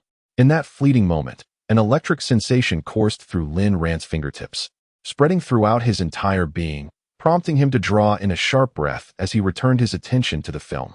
Indeed, moments earlier, Bai Mu Chung had playfully licked Lin Ran's finger, a playful retaliation for his earlier nibble on her digit, compelling him to share in her delightful mischief. With the first act of feeding, the second came quite naturally. As the film progressed, the two exchanged bites in an endearing manner. As the movie neared its conclusion, both of their drinks were depleted, and the popcorn had vanished as well, having indulged in an abundance of popcorn. Bai Muqing found her fingers sticky and reached for a wet wipe to clean them. She then extracted another and offered it to Lin Ran, suggesting he clean his hands. Lin Ran instinctively extended his hand towards her. In truth, Bai Muqing had intended for him to take the wipe himself, yet he seemed to have misunderstood her cue. Nonetheless, she was more than willing to serve her husband, a gentle smile gracing her lips. With one hand clasping Lin Ran's, she delicately used the wipe to clean his hands. The cool sensation jolted Lin Ran into realization that Bai Muqing was tending to him. She meticulously wiped each finger, attending to every crevice. Taking great care as she admired the beauty of his hands, which she found quite appealing. All done, she announced, lifting her gaze to meet his. Noticing the remnants of popcorn stuck in her hair, Lin Ran chuckled softly. What is so funny? Bai Muqing inquired, puzzled by his laughter. Suddenly, Lin Ran leaned closer, causing Bai Muqing to tense up. What was he about to do? Was he going to kiss her? Her eyes widened, and her heart raced in anticipation. Chapter 78. Expressing mutual affections at last, it was removed. Lin Ran gently plucked the remnants of popcorn from Bai Muqing's hair. In that fleeting moment, Bai Muqing experienced an overwhelming sense of disappointment. She had just believed that Lin Ran was about to kiss her, only to discover otherwise. At that juncture, the film concluded. Some individuals began to rise, intending to depart. Suddenly, the movie screen flickered back to life, but this time it did not showcase bears can't be friends. Instead, an image of a girl appeared, and as her everyday photographs played one by one, they transitioned into snapshots featuring her alongside a boy, captured in various settings. When the final image was displayed, a young man clad in a suit emerged, cradling a magnificent bouquet of roses. His gaze was fixed in a particular direction, a smile gracing his lips as he gradually approached. The young man guided the girl to the forefront, to the very center. The girl, enveloped in a whirlwind of shock and joy, stood frozen. The young man knelt before her, retrieving a meticulously prepared diamond ring from his pocket, presenting it before her. With earnestness in his eyes, he proclaimed, Li Xin, today marks the 500th day since our acquaintance, and the 365th day of our formal relationship. Over the past year, we have shared countless moments of sweetness, albeit with occasional minor disagreements. We have traversed so much together, and now, I am utterly certain that you are the woman I wish to walk through life with. Li Xin, will you marry me? Originally, the audience was meant to disperse as the film concluded, but the moment the girls' photographs began to play, everyone returned to their seats, eager to witness what would unfold next. Thus, the spectators in the theater bore witness to an intricately orchestrated proposal. Lin Ran and Bai Muqing were riveted, their eyes fixated on the couple before them, having never witnessed such a proposal before. Upon hearing the young man's heartfelt declaration, both Lin Ran and Bai Muqing felt a stirring in their hearts. Say yes to him. Suddenly, a voice erupted from the audience, quickly followed by a chorus of voices echoing the sentiment. Say yes to him. Say yes to him. Lin Ran and Bai Muqing joined in as well. It was evident to everyone present that the girl's feelings for the boy were profound. There was a unanimous belief that she would consent, for otherwise, the audience would not join in the playful encouragement. The choice to propose within the theater undoubtedly held significant meaning for the couple, marking an essential chapter in their shared memories. The young man had provided the girl with the ceremony she desired, rendering the proposal exquisite. Tears of warmth cascaded down the girl's cheeks as she nodded vigorously, her voice choked yet resolute as she replied to the kneeling young man, I do. With her affirmation, applause erupted, and cheers filled the air. The girl extended her hand towards the young man, who gently placed the diamond ring upon her left ring finger. Suddenly, the young man rose to his feet, enveloping his beloved girl in his arms as they shared a blissful kiss. Exiting the cinema, both Lin Ran and Bai Muqing felt a tumult of emotions within them. They made their way to the underground parking garage and settled into the sleek black Porsche. Yet, Lin Ran hesitated to start the engine. He turned to Bai Muqing and inquired, Are you tired? She shook her head in response. Then allow me to take you somewhere special. All right. The car roared to life, and before long, they found themselves parked beside a bridge near the prestigious university of the capital. The hour was approaching midnight, and the streets were almost deserted. Stepping out of the vehicle, they strolled towards the bridge. The night breeze was cool, gently tousling the girl's long hair. A delicate strand brushed against Lin Ran's nose. carrying a faint fragrance that filled his senses. Upon reaching the center of the bridge, Bai Mu Chung turned to Lin Ran, offering him a sweet smile. It seems we find ourselves on this bridge once again, admiring the scenery. White Mu Chung, there is something I wish to convey to you, Lin Ran said. His expression earnest. He was eager to avoid any delays. Though he was unbothered by the chill, he was concerned for her comfort, having no coat to offer. As he contemplated the words he was about to utter, a wave of nervousness washed over him. Go ahead, she encouraged, sensing the gravity of the moment. Her palms instinctively clenching together. Gazing intently at Bai Mu Chung, Lin Ran took a deep breath and declared, Bai Mu Chung, I no longer wish for our marriage to be a mere facade. I desire for you to be my true wife. At his words, Bai Mu Cheng's heart raced with excitement, her eyes fixated on his face in anticipation. Could I truly be your genuine husband? The silence lingered, and Lin Ran felt a surge of urgency as Bai Mu Cheng remained quiet. Internally, Bai Mu Cheng was overwhelmed with joy, her heart shouting in elation. Yet she maintained a calm facade.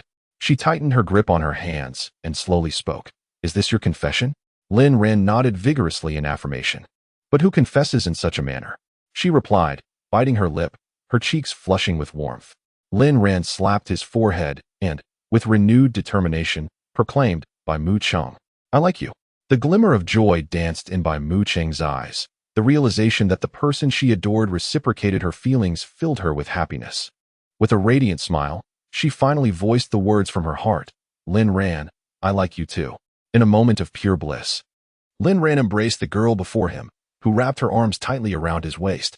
As the clock struck midnight, the distant chimes from the University of the capital resonated in the air. On the very bridge where their paths first crossed, they finally revealed their true feelings for one another. Chapter 79. The Quest for the Mystery of the First Kiss. Lin Ran was uncertain when he first developed feelings for Bai Mu Cheng. Perhaps it blossomed amidst their shared moments, or during a fleeting exchange of glances, or perhaps it ignited the instant she kissed him. Love is an enigma, one of the most elusive concepts in existence. If it could be easily articulated, it would cease to be love. The world would be devoid of lovesick souls. Lin Ran held the girl in his arms tightly, inhaling the delightful fragrance that enveloped her. Had he not witnessed the proposal scene in the cinema, he might not have found the resolve to confess to Bai Mu Cheng this evening. Yet, in that pivotal moment, determination surged within him.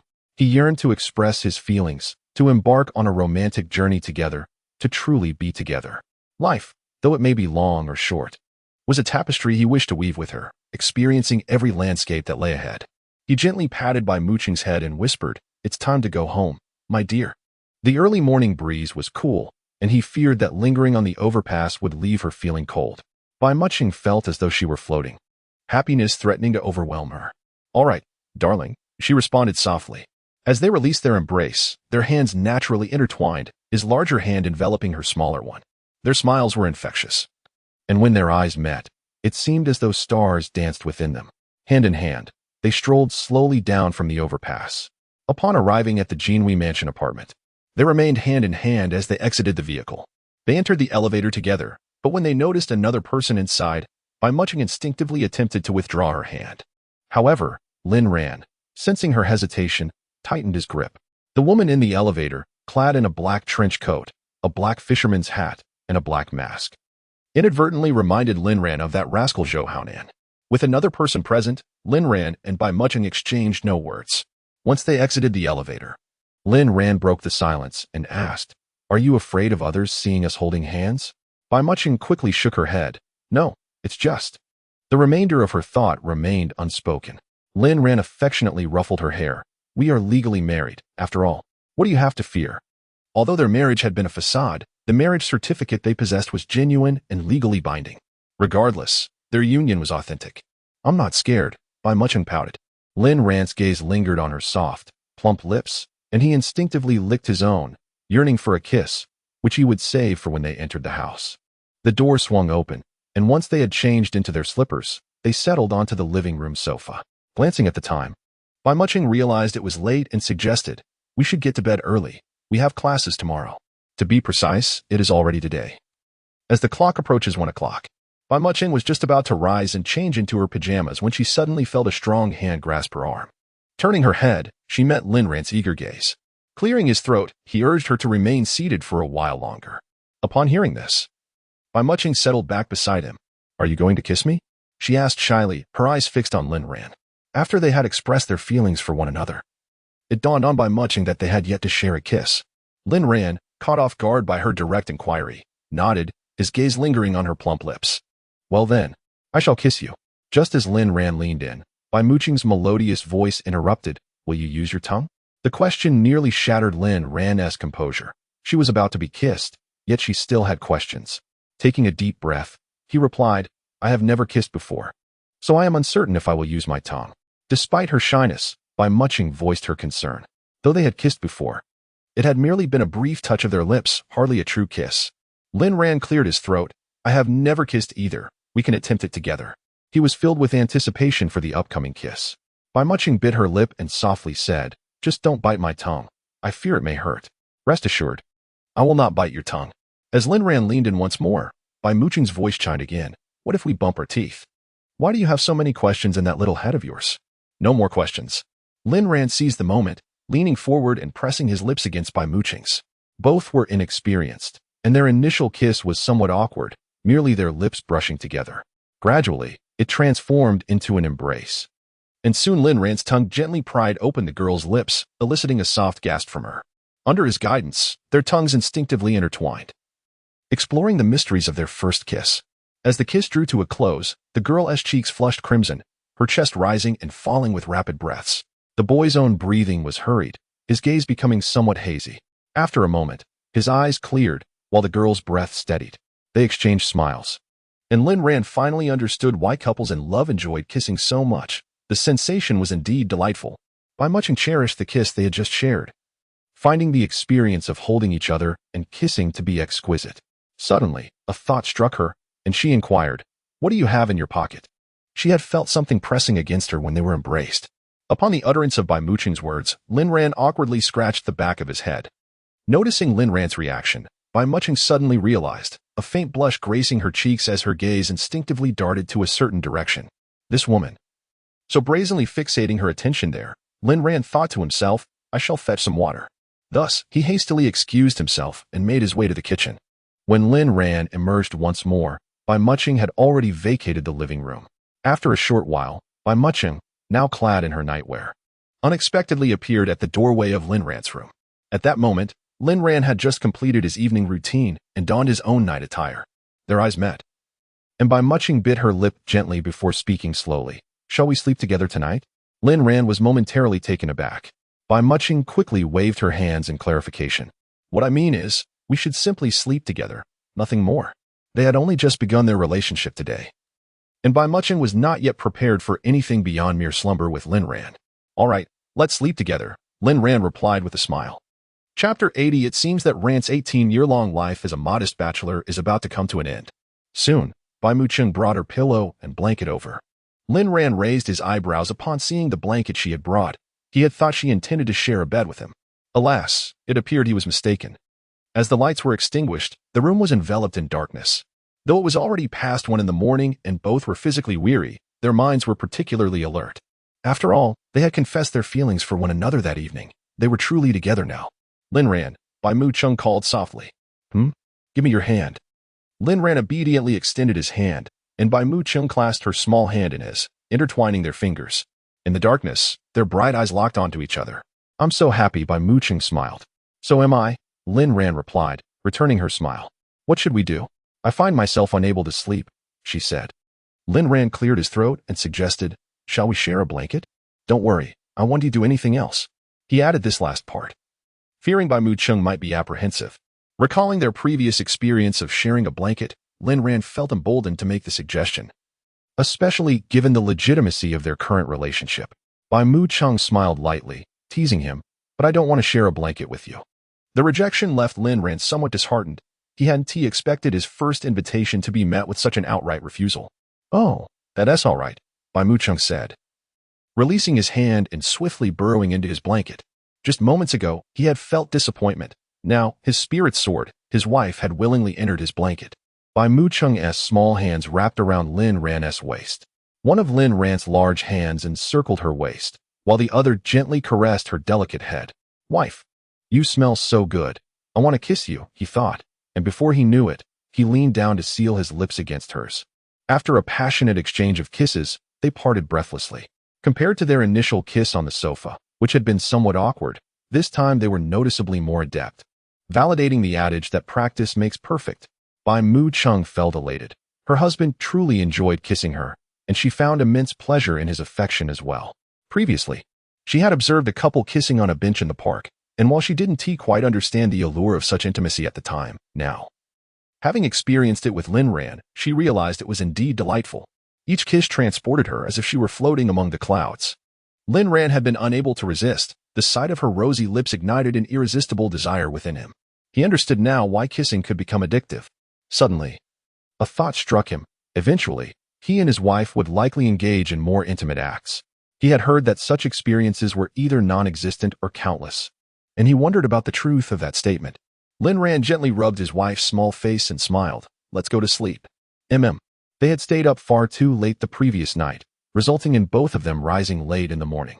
Each of them hastily stuffed a bread roll and a box of milk into their backpacks before heading out. This time, they left together rather than one after the other. They arrived at the classroom just a minute before the class bell rang, breathless from their rush. Most of their classmates were already present, though a few, like them, had sprinted in at the last moment. Upon seeing the simultaneous entrance of the school beauty by Muching and Lin Ran, their classmates exchanged glances filled with momentary surprise. Though it quickly faded back to normalcy, they naturally assumed that Bai Mucheng and Lin Ran had coincidentally arrived together. Despite arriving late, the seat behind Bai Mucheng remained vacant, as if everyone had instinctively designated it as her exclusive spot. Lin Ran took his place beside Impinkuan. Impinkuan teased, "Ran Gu, impressive. You came in with the school beauty." Lin Ran merely responded with a soft He pulled out his bread and, taking advantage of the teacher's distraction, quickly shoved a generous bite into his mouth. And Pinkuan found it hard to believe that Lin Ran had come with Bai Muching, dismissing his words as mere jest. As Lin Ran munched on his bread, he glanced toward the little girl, noticing her gaze fixed on the blackboard. After staying up so late the previous night, she must have been hungry by now. Why wasn't she eating the bread she had brought? Was she afraid the teacher would notice? In college, even if a teacher did notice, they usually turned a blind eye. Which teacher would be so petty? Lin Ran sent a WeChat message to her. Buzz. Bai Muching felt her phone vibrate and discreetly took it out to check the message. Lin Ran, you can eat the bread. The teacher won't mind. Bai Muching had already noticed her husband secretly eating bread. Knowing he cared for her made her happy. A smile crept onto her lips as she quietly replied. Lin Ran's phone buzzed again. He opened the message. Bai Muching, I'll wait until the break to eat. She had also sent a cute kissing emoji. Seeing the emoji from her, Lin Ran grinned widely, realizing how increasingly adorable she had become. He responded with a kissing emoji of his own. And Pinkuan noticed Lin Ran eating bread while fiddling with his phone. As he leaned in to see what was happening, Lin Ran swiftly turned off his phone and tucked it into his pocket. What is going on? And Pinkuan asked, feeling disgruntled. Not a chance, Lin Ran replied, inserting a straw into his milk and taking a sip. That silly girl, even when hungry, wouldn't eat in class. From now on, they couldn't stay up so late. They had to ensure they had breakfast before coming to class. Lin Ran mused. Why is Ran Gu's phone so mysterious? Could it be that something is happening? And Pinkuan speculated, suddenly breaking into a grin. Could it be that Su Shiyu confessed to Ran Gu successfully? It is incorrect. Ran Gu did not express any romantic interest in that girl, did he? Could it be that he has been genuinely moved by her sincere affections, leading him to consider embarking on a relationship with her? As a seasoned bibliophile, Pinkuan possesses a remarkably vivid imagination. He nodded thoughtfully and remarked that he had high hopes for Su Shiyu, and to his surprise, she truly proved herself. When the noon class concluded, Pinkuan grabbed his backpack and walked ahead. Noticing that Lin Ran had not kept pace, he halted and called out, Ran Gu, why are you dawdling? Hurry up. I'll go on my own. I'm not joining you, Lin Ran replied. Typically, the two would share lunch at the cafeteria. So Pinkuan was somewhat taken aback by Lin Ran's statement. Are you dining with someone else? He inquired. Lin Ran nodded affirmatively. Is it a woman? Pinkuan pressed. To which Lin Ran again nodded. Pinkuan chuckled softly. It seemed that Ran Gu was finally experiencing the joys of romance, and it would be best not to intrude. It appeared that Ran Ji's 18 years of being a novice in matters of love was nearing its conclusion. Chapter 81. The adorable way my wife asks for a kiss. And Pinkuan did not linger for long. Like most of his classmates, he was eager to head to the cafeteria for a meal. Lin Ran, with his backpack slung over his shoulder, approached Bai Muching and affectionately ruffled her hair. "Let us go." Bai Muching replied with a soft her eyes sparkling with a smile as she looked at Lin Ran. In the classroom, 3 students remained. And upon witnessing the departure of the school beauty and Lin Ran together, expressions of sheer astonishment spread across their faces. A significant question loomed in their minds. What exactly is the relationship between Bai Muching and Lin Ran? The two had arrived together at the start of the day. And now, during the lunch break, they were leaving in tandem. This unusual occurrence sparked their curiosity.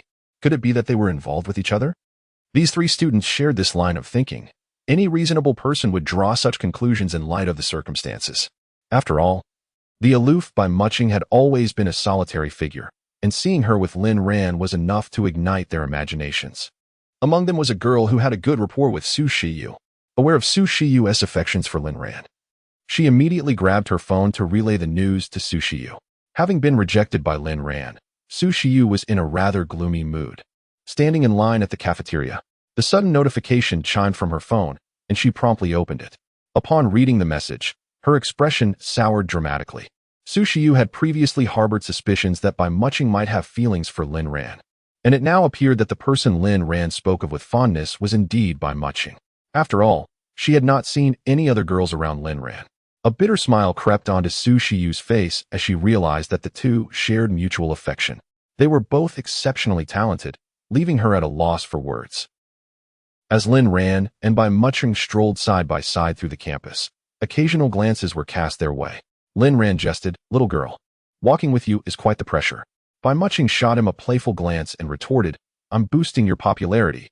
You ought to be grateful." With a smile, Lin Ran nodded. "Then I thank you, kind lady. Don't mention it. What are we to each other?" Bai Muching mischievously winked at him. Lin Ran raised an eyebrow, teasing her. "What exactly are we to each other? I'm not quite clear on that." Bai Muching pouted slightly and beckoned him closer with a finger. "Come here." As Lin Ran leaned in, Bai Muching whispered softly into his ear, "We are in a relationship that allows us to sleep together." At her words, Lin Ran felt a slight flush creep to his ears. This girl truly had a knack for startling him, yet she was right. They were indeed husband and wife. And such a relationship permitted them to share a bed. Raising an eyebrow, Lin Ran replied, "You're correct. When others inquire, I shall say just that. You mustn't." Bai Muching pouted slightly, her little feet tapping impatiently. Lin Ran chuckled softly, and the two engaged in lively conversation. Before long, they arrived at the Unforeseen canteen of Imperial Capital University. The Unforeseen canteen is the most prestigious dining hall at the university, rather than a mere canteen. It resembles an upscale restaurant. The decor is opulent, the ambience refined, featuring both individual seating and private rooms. Indeed, every aspect exudes grandeur. Naturally, the prices of the meals are equally exorbitant.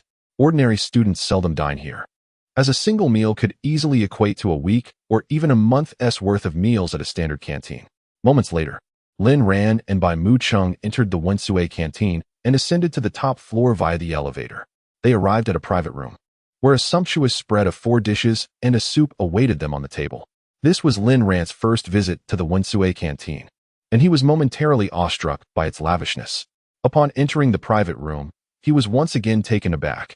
The room was elegantly adorned, resembling more of a cozy home than a dining space. It featured a separate lounge, a private restroom, a sofa, and a writing desk among other amenities. Previously, he had heard in Pinkuan speak of the Unforeseen canteen, though none of them had ever visited, not due to financial constraints, but rather a reluctance to squander such funds. For after all, money does not come easily. "Wash your hands before eating, dear," Bai Muching said with a hint of shyness, her tone imbued with a touch of playful affection. They had previously addressed each other by name, but after confessing their feelings the night before, she now referred to him as husband, a title that still made her blush. Lin Ran was completely captivated by her sweet address. "Yes, my dear," he replied with a smile. They made their way to the restroom, and after Bai Muching washed her hands, as Lin Ran was about to do the same, she suddenly offered, "Would you like me to help you wash your hands?" Sure," he responded, delighted by her offer. Before they had expressed their feelings for each other, he had never experienced such tender treatment from her. Her demeanor had been rather indifferent. Now, post-confession, even the act of hand-washing had become a shared experience. Lin Ran felt blissfully content. Having such an enthusiastic wife was truly delightful. Standing side by side at the sink, Bai Mu-chung dispensed some soap onto Lin Rant's large hands, her small hands gently rubbing against his, quickly generating a frothy lather. She took his soapy hand and rinsed it under the faucet, soon ensuring that one of his hands was impeccably clean. Bai Mu-chung then diligently washed his other hand. Watching her attentively focus on washing his hands, Lin Ran couldn't help but smile, leaning down slightly to plant a kiss on her cheek. "Thank you, my dear." The moment he kissed her, Bai Mu-chung was filled with joy, her eyes sparkling with uncontainable happiness. After ensuring both of his hands were washed and dried, she beamed with satisfaction. Just as Lin Ran was about to rise and depart, a small hand firmly grasped the corner of his garment. Lin Ran inquired, "What is it?"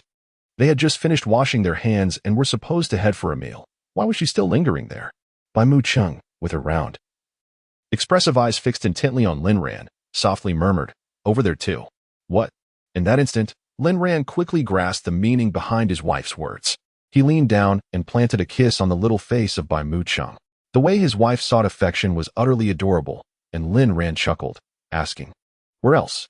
Bai Mu-chung gently bit her lip, yearning for her husband to kiss her lips, yet knowing that their affectionate exchanges could extend for quite a while.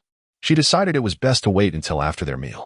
Before Bai Mu-chung could utter another word, Lin Ran leaned in and pressed a kiss on her small lips, then affectionately ruffled her little head. "Let us eat."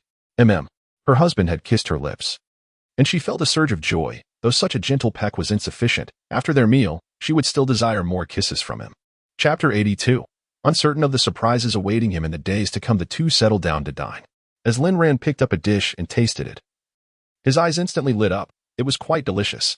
"Does it suit your palate?" Bai Mu-chung inquired. Lin Ran nodded. "Indeed, it is very tasty." Bai Mu-chung smiled gently. "Do you usually have lunch here?" Lin Ran asked her. "Yes," she replied. Though she had visited the ordinary cafeteria, she preferred this tranquil environment. Thus, she often dined here at noon, where she could also take a moment to rest afterward, which was rather pleasant. Lin Ran pondered the life of privilege Bai Mu-chung had experienced since childhood. He realized that their perspectives on spending were likely vastly different. Previously, they both thought their marriage was a mere facade, destined for dissolution. However, now that they were together, their marital bond would naturally persist. Bai Mu-chung was undeniably a true daughter of wealth, and the disparity between their circumstances was stark. Their relationship felt akin to that of a noble lady and an impoverished youth. Contemplating Bai Mu-chung's considerable fortune in contrast to his own financial struggles, Lin Ran felt an inexplicable discomfort. After he finished his question, he lowered his head and continued eating silently, as Bai Mu-chung seemed to sense something amiss. Nonetheless, she had no intention of discussing such matters during their meal. "Husband, I want meat," came the melodious voice with a hint of playful coaxing, ringing in Lin Ran's ears. He looked up to see her slightly parted lips. "Husband, feed me," Bai Mu-chung winked at him. "All right," Lin Ran replied, picking up a piece of meat and offering it to her small mouth. As she chewed, Bai Mu-chung smiled at him. Once she finished the morsel, she playfully requested, "Husband, the meat you fed me was delightful. I want more." Seeing her invitingly parted lips, Lin Ran chuckled helplessly and offered another piece of meat. "Okay, I shall ensure you are well fed." He anticipated this side of her. He was truly curious about what surprises the future held. Bai Mu-chung felt a hint of shyness while playfully teasing Lin Ran. However, remembering that the one she was charming was the man she adored, her husband, she deemed it entirely natural. Although she had never been in a relationship before, she understood that in a couple's dynamic, comfort and joy should reign supreme. Bai Mu-chung also picked up a piece of meat and brought it to Lin Ran's lips. "Let me feed my husband as well." Lin Ran obediently consumed the morsel she offered. "Husband, was the meat I fed you delicious?" Bai Mu-chung asked with a smile. "Delicious, exceptionally so," Lin Ran replied, his previous gloom dissipating. After their meal, there was still some time before their afternoon class.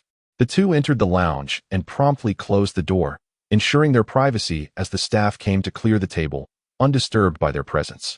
After their experience of sharing a kiss last night, the two found themselves alone, gazing at each other with a palpable yearning.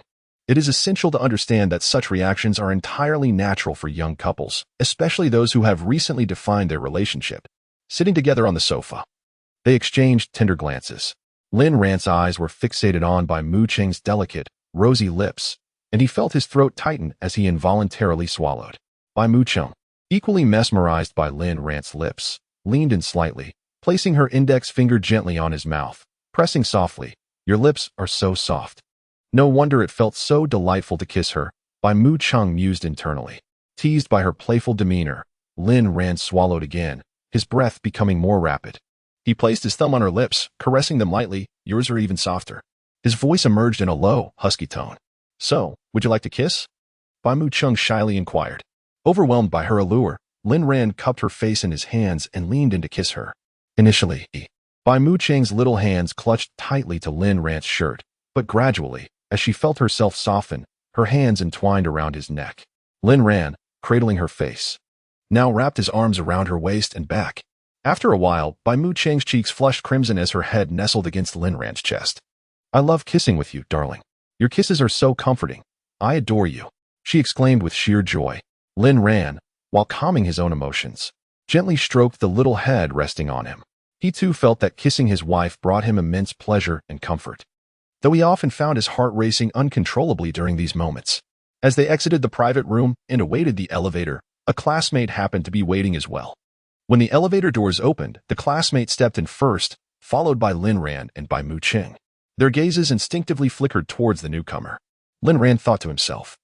If he wasn't mistaken, this classmate was indeed a boy, yet his features bore an uncanny resemblance to those of a girl. Bai Mu Cheng, on the other hand, perceived the boy as delicate and charming. It was the first time she had associated the term cute with a boy. She believed that if he donned women's attire, he would undoubtedly be mistaken for a girl. Bai Mu Cheng's attention then shifted back to Lin Ran. My husband is so handsome, tall and robust, exuding masculinity, she reflected, feeling a profound sense of security with him by her side. She pondered, if any girl were to become that boy's girlfriend. She truly wondered who would protect whom in times of danger. Ling Shi sensed the gazes of the two individuals and instinctively shrank back into the corner of the elevator. He was quite unaccustomed to the scrutiny of others, which made him feel exceedingly uncomfortable. To make matters worse, he had forgotten to wear his hat when leaving home, and his mask had just fallen to the ground and become dirty. What a dreadful day it was. The elevator doors opened, and Lin Ran and Bai Mu Chung stepped out first. Covering his face with his hand, Ling Shi exited the elevator and glanced around. Relieved to find no one in sight, he hurriedly approached a staff member to request a mask. Once the mask was secured over his face, a sense of relief washed over him. Chapter 83. Truly terrifying. Lin Ran and Bai Mu Chung exited the cafeteria, and as they walked along the path, curious glances were occasionally cast in their direction. With a beauty like Bai Mu Chung, the campus flower of Imperial Capital University, the sudden appearance of a male companion sparked immense curiosity among onlookers. Over time, however, as familiarity grew, their interest would inevitably wane. Much like a fleeting trend that garners attention initially but soon fades into obscurity. This was the phase Lin Ran and Bai Mu Chung were currently navigating. They merely needed to grant others time to acclimate. As Lin Ran and Bai Mu Chung approached their classroom, they fortuitously encountered Zhou Haonan. Ran Guth. Zhou Haonan greeted Lin Ran first. Haonan, Lin Ran responded amicably, teasing, have you finally found time to attend class? Just woke up, Zhou Haonan replied, casting a glance at Bai Mu Chung before returning his gaze to Lin Ran. Is this your sister-in-law? Since the commencement of the academic year at Imperial Capital University, Zhou Haonan had scarcely attended any classes, rendering him unfamiliar with most of his classmates. The girl beside Lin Ran struck him as exceptionally beautiful and graceful, her face vaguely familiar, yet beyond that, he knew little. There were many stunning girls in university, but no matter how striking, they failed to stir any emotions within Zhou Haonan, whose heart belonged solely to his aunt. Lin Ran nodded and provided a brief introduction. This is my sister-in-law, Bai Mu Chung. Cheng Chung. This fellow is Zhou Haonan. Hello, sister-in-law, Zhou Haonan greeted. Hello, Bai Mu Chung replied, acknowledging Zhou Haonan. Unacquainted with Zhou Haonan's reputation, Bai Mu Chung had previously only known Lin Ran's close friends, in Ping Kuan and Jiang Yin. Now, she silently committed Zhou Haonan's name to memory. He was a friend of her husband, and naturally, she felt it necessary to be aware of him. Zhou Haonan's casual reference to her as sister-in-law lifted Bai Mu Cheng's spirits, creating a favorable first impression. Upon hearing Bai Mu Cheng's name, Zhou Haonan realized with a start that she was none other than the campus flower they had all been discussing during rehearsals for the freshman gala. It was impossible not to remember such a prominent name. Surprised that Lin Ran was connected to the campus flower, Zhou Haonan silently commended Lin Ran with a thumbs up in his mind. However, Witnessing Lin Ran and his sister-in-law together inadvertently cast a shadow over Zhou Haonan's mood as thoughts of his aunt crossed his mind. When he suddenly recognized that he ought not to intrude upon Lin Ran and his sister-in-law's moment, the trio found themselves at the classroom door. Bai Mucheng settled into her designated seat, while Lin Ran and Zhou Haonan chose a vacant spot beside and Ping Kuan. Bai Mucheng longed for her husband to sit beside her, allowing them to hold hands during class, but the prying eyes of gossip-mongers made her reconsider. After all, the desire to hold hands with her husband was not limited to this moment alone. Rand, did you enjoy your lunch? And Ping Kuan chuckled. Lin Ran nodded in affirmation. After finishing your meal, did you stroll through the grove? And Ping Kuan teased mischievously. What on earth would I do in the grove during daylight? Lin Ran retorted. Ah, so you're saving it for the evening. Then, and Ping Kuan quipped. Lin Ran smacked and Ping Kuan on the head, exclaiming, I won't be going to the grove tonight either. You seem rather keen on it. All you know is to hit my head, and Ping Kuan replied defiantly, returning the gesture with a playful slap of his own. Zhou Haonan observed the playful brawl between the two with a look of exasperation. When Bai Mucheng glanced over at Lin Ran, she happened to witness and Ping Kuan's slap land on Lin Ran's head. Instantly, her expression tightened. Her heart ached for her husband who had been struck. She could hardly bear to scold him, yet here he was, enduring a hit from Ping Kuan. This incident was promptly noted in the little ledger of grievances in Bai Mucheng's heart. After school, Lin Ran and Ping Kuan and Jiang Yin went to the cafeteria for a meal. Once they finished, Lin Ran and Jiang Yin headed to the student council. Meanwhile, Ping Kuan, feeling satisfied and content, sauntered off to the internet CAF. Initially, he felt slighted for not being accepted into the student council. But seeing Lin Ran and Jiang Yin toiling away there in the evening while he enjoyed gaming leisurely, he felt utterly delighted. After finishing a round of gaming, Ping Kuan removed his headphones and guzzled a few swigs of cola. Just as he was about to don his headphones for another round, an unexpected voice caught his attention, causing his eyes to widen in astonishment. In the adjacent seat, a burly man with a scruffy beard was engaged in a rather flirtatious phone call. Adopting an exaggeratedly sweet tone, Darling, have you eaten yet? The burly man cooed into the phone. I just had my meal. How about you, sweetheart? Not yet, came the reply. Why haven't you eaten, darling? The man continued. I just bought a lipstick that cost several hundred. It pains my heart. For the next few nights, I plan to skip dinner to save that money. Alarmed, the man on the other end immediately expressed concern. You can't skip meals. It would hurt my heart if you starve. It's just a few hundred. I can transfer it to you. That wouldn't be right. I can't accept your money, the burly man protested. You are my wife. Spending on you brings me joy, the voice insisted. Well, thank you, darling. I love you, moi. After hanging up, the burly man chanced to glance at Ping Kuan, who was still in shock. The burly man rolled his eyes at him and snorted softly. Ping Kuan snapped back to reality, quickly shifting his gaze back to the game screen. At that moment, his heart was overwhelmed by an unprecedented shock. What on earth had just transpired? A robust and burly man was playfully indulging in affection towards another gentleman. After a considerable time, Ping Kuan's anxious heart gradually settled. He truly felt a sense of sorrow for the young man on the other end of the line. If that gentleman were to discover that the one playfully calling him husband was not a delicate and charming girl, but rather a burly figure adorned with a full beard, would he not be driven to a state of utter despair? Initially, Ping Kuan had entertained the notion of gaming and perhaps even forming a romantic connection with a sweet-voiced girl. However, he has now completely relinquished this thought. Who could have predicted that the seemingly gentle young lady might actually be the very burly man sitting beside him? It is utterly terrifying, simply unfathomable. Chapter 84. This madwoman, the school organized a freshman ball, and Lin Ran, Jiang Yin, along with several other members of the student council, gathered to help prepare the venue. Su Shiyu, as one of the student council members, also came to lend a hand. When Lin Ran and Su Shiyu encountered each other, a sense of discomfort lingered between them, aware that they would be working together in the student council in the future. Su Shiyu resolved to clarify her feelings with Lin Ran. She had once harbored affections for him, but upon realizing his mutual feelings for Bai Mucheng, she had completely relinquished those sentiments. Su Shiyu was someone who could let go when necessary. If Lin Ran did not reciprocate her feelings, she would not squander her emotions on him any longer. As Lin Ran stepped out to fetch some items, Su Shiyu followed him outside.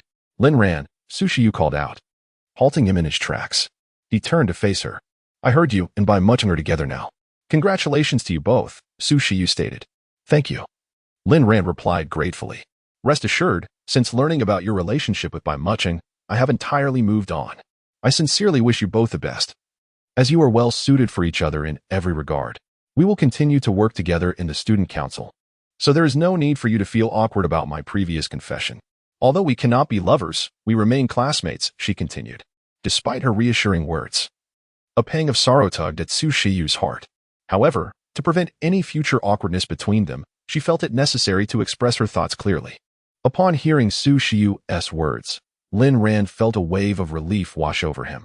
After all, he had rejected her confession, which had created a psychological burden whenever they met. He was more concerned about her discomfort than his own. Lin Ran offered a faint smile and said, "Hearing you say this puts my mind at ease. Thank you for your well wishes. I too sincerely hope you find your own love soon." "Indeed," Su Shiyu replied with a smile. With their conversation resolved, the atmosphere became less tense as they collaborated on the preparations for the ball. Meanwhile, Jiang Yan's eyes narrowed with caution upon the sudden appearance of Lu Lingxue. The last time they had encountered each other, this woman had inexplicably kissed him forcefully, and he had been unable to escape her grasp due to her overwhelming strength. The more he replayed the incident in his mind, the angrier he became, perplexed by her surprising vigor. Recently, Jiang Yan had taken to morning runs and enrolled in a combat course, determined to strengthen his physique, which had previously left him vulnerable to Lu Lingxue's advances. He was resolute in his commitment, despite the exhaustion he felt after each class, as he could no longer afford to be bullied by that unpredictable woman. Noticing Jiang Yan's startled expression upon seeing her, Lu Lingxue smiled at him, causing him to instinctively retreat slightly, feeling intimidated by her unsettling grin. Seeing Jiang Yan's fearful demeanor inexplicably thrilled Lu Lingxue. The recollection of their last encounter, when she had forcefully kissed him and he had struggled unsuccessfully against her advances, heightened her excitement further. Teasing a junior was truly delightful. After completing her tasks for the evening, Jiang Yan and Lin Ran were about to depart when Lu Lingxue called out to them. "Jiang Shuedi, I need to speak with you. Please accompany me to the office." "My apologies, but Ran and I have urgent matters to attend to," Lin Ran, caught off guard as a shield, nodded along absent-mindedly. After agreeing, Lin Ran suddenly sensed something amiss. "This is very important, Jiang Shuedi. Please think it over carefully." With that, Lu Lingxue turned and strode away. Shortly thereafter, Jiang Yan's phone chimed. Upon seeing the message, his expression darkened immediately. "This crazy woman," he cursed inwardly. "Ran, you go ahead. I'll head to the president's office." "All right." Lin Ran felt an inexplicable tension between Jiang Yan and Lu Shuedi. Yet he dismissed it from his mind, eager to return home to his wife. Inside a black Mercedes, Bai Muching removed her black baseball cap, stepping out of the vehicle with a look of disappointment. Once again, she had come up empty-handed. Initially, she had changed Magic City University to Imperial Capital University, partly in a bid to escape her father's control, but she had another motive for coming here, to investigate a matter of great significance. However, since her arrival in the capital, her discreet inquiries had yielded no results. Bai Muching quickly ascended to her designated floor via the elevator. As the doors opened, she exited only to brush past a charming girl with long white hair, dressed in a Lolita outfit, adorned with white lace stockings and black leather shoes, who entered the elevator. Bai Muching found the girl's eyes somewhat familiar, but did not dwell on it as she proceeded homeward. The girl who had just crossed paths with Bai Muching was indeed Lingxi. Upon seeing Bai Muching, Lingxi felt a surge of panic. She hadn't anticipated encountering the beautiful girl from the cafeteria elevator, nor did she realize that they were neighbors. Fortunately, her current attire prevented the girl from recognizing her, and Lingxi exhaled a sigh of relief, patting her chest. The elevator descended slowly, and with a chime, the doors opened. Just as Lingxi was about to step out, she spotted a boy standing outside the elevator, causing her previously relaxed demeanor to tense once more. The boy was none other than the companion of the beautiful girl she had just encountered. As Lin Ran beheld the girl exiting the elevator, his eyes lit up. She was quite an adorable white-haired girl. As Lingxi exited the elevator, Lin Ran entered. Lingxi could not help but murmur her frustration about the two not being able to appear together, leaving her anxious on 2 occasions. Upon realizing that these 2 individuals had glimpsed his true visage and that they were neighbors, he understood that he must exercise greater caution in the future. The sound of the door opening drew his attention. Bai Muching promptly dashed to the entrance. As Lin Ran opened the door, a charming little face suddenly appeared before him. Joy surged within Lin Ran, and he could not help but smile. "Husband," Bai Muching gazed at him with her large, captivating eyes, softly calling his name. Wife. Lin Ran replied, affectionately ruffling her hair. Shall we take a stroll outside or remain at home? He inquired. You must be tired from work. How about we stay in? She suggested. Do not underestimate me. My physical condition is quite robust. Bai Mucheng chuckled lightly.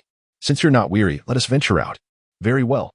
Chapter 85. The indulgent husband. In order to avoid the rush of waking up late and hurrying to school the next morning, Lin Ran and Bai Mucheng decided to stroll down the main street. Hand in hand, they ambled along the bustling avenues, immersed in the city's vibrant flow, illuminated by the shimmering neon lights. The young couple needed no words. The mere presence of each other was enough to fill their hearts with contentment. As they passed a trendy bubble tea shop, Lin Ran turned to Bai Mucheng and inquired if she desired some tea. She shook her head, declining with a sigh about the long line.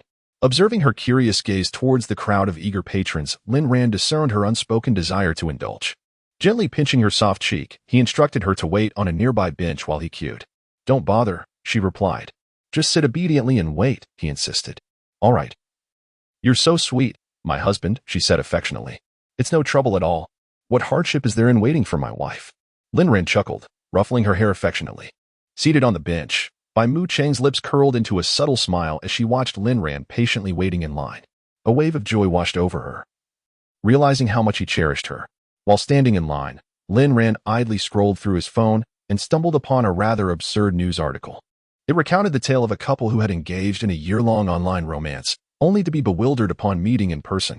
Each had assumed the other was female, resulting in a rather comical realization that they were both men.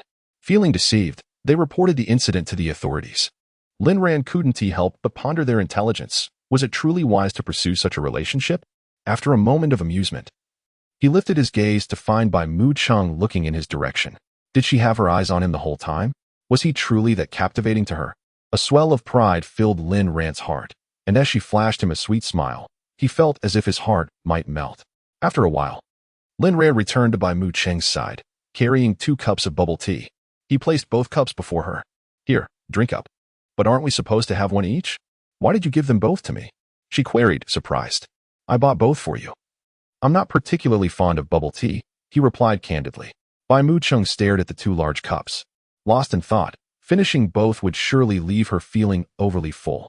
Just buy one, Lin Ran reasoned. Having queued for so long, it seemed illogical to only buy one. So I got 2. Her laughter at his rationale was infectious. What's more wasteful, not finishing both or tossing one away?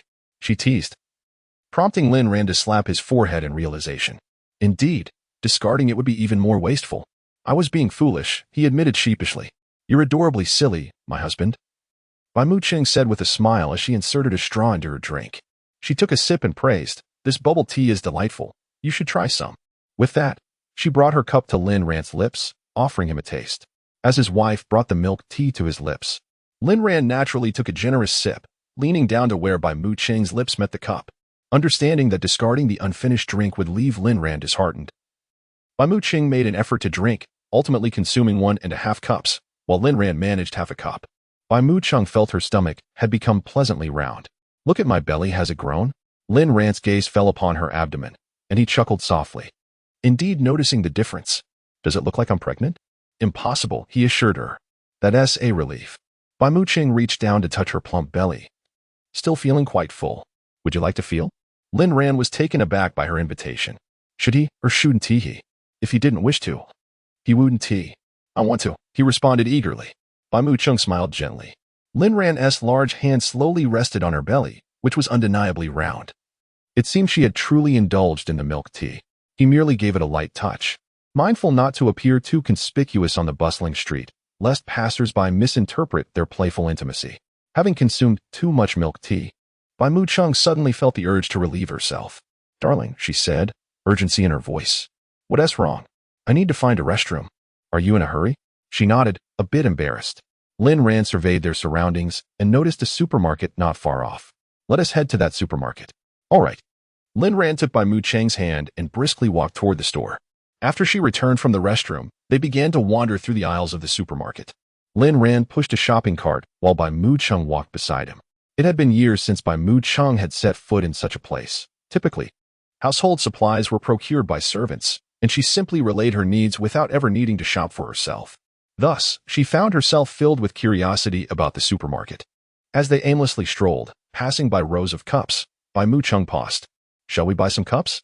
Lin Ran inquired. "These cups are so adorable," she exclaimed.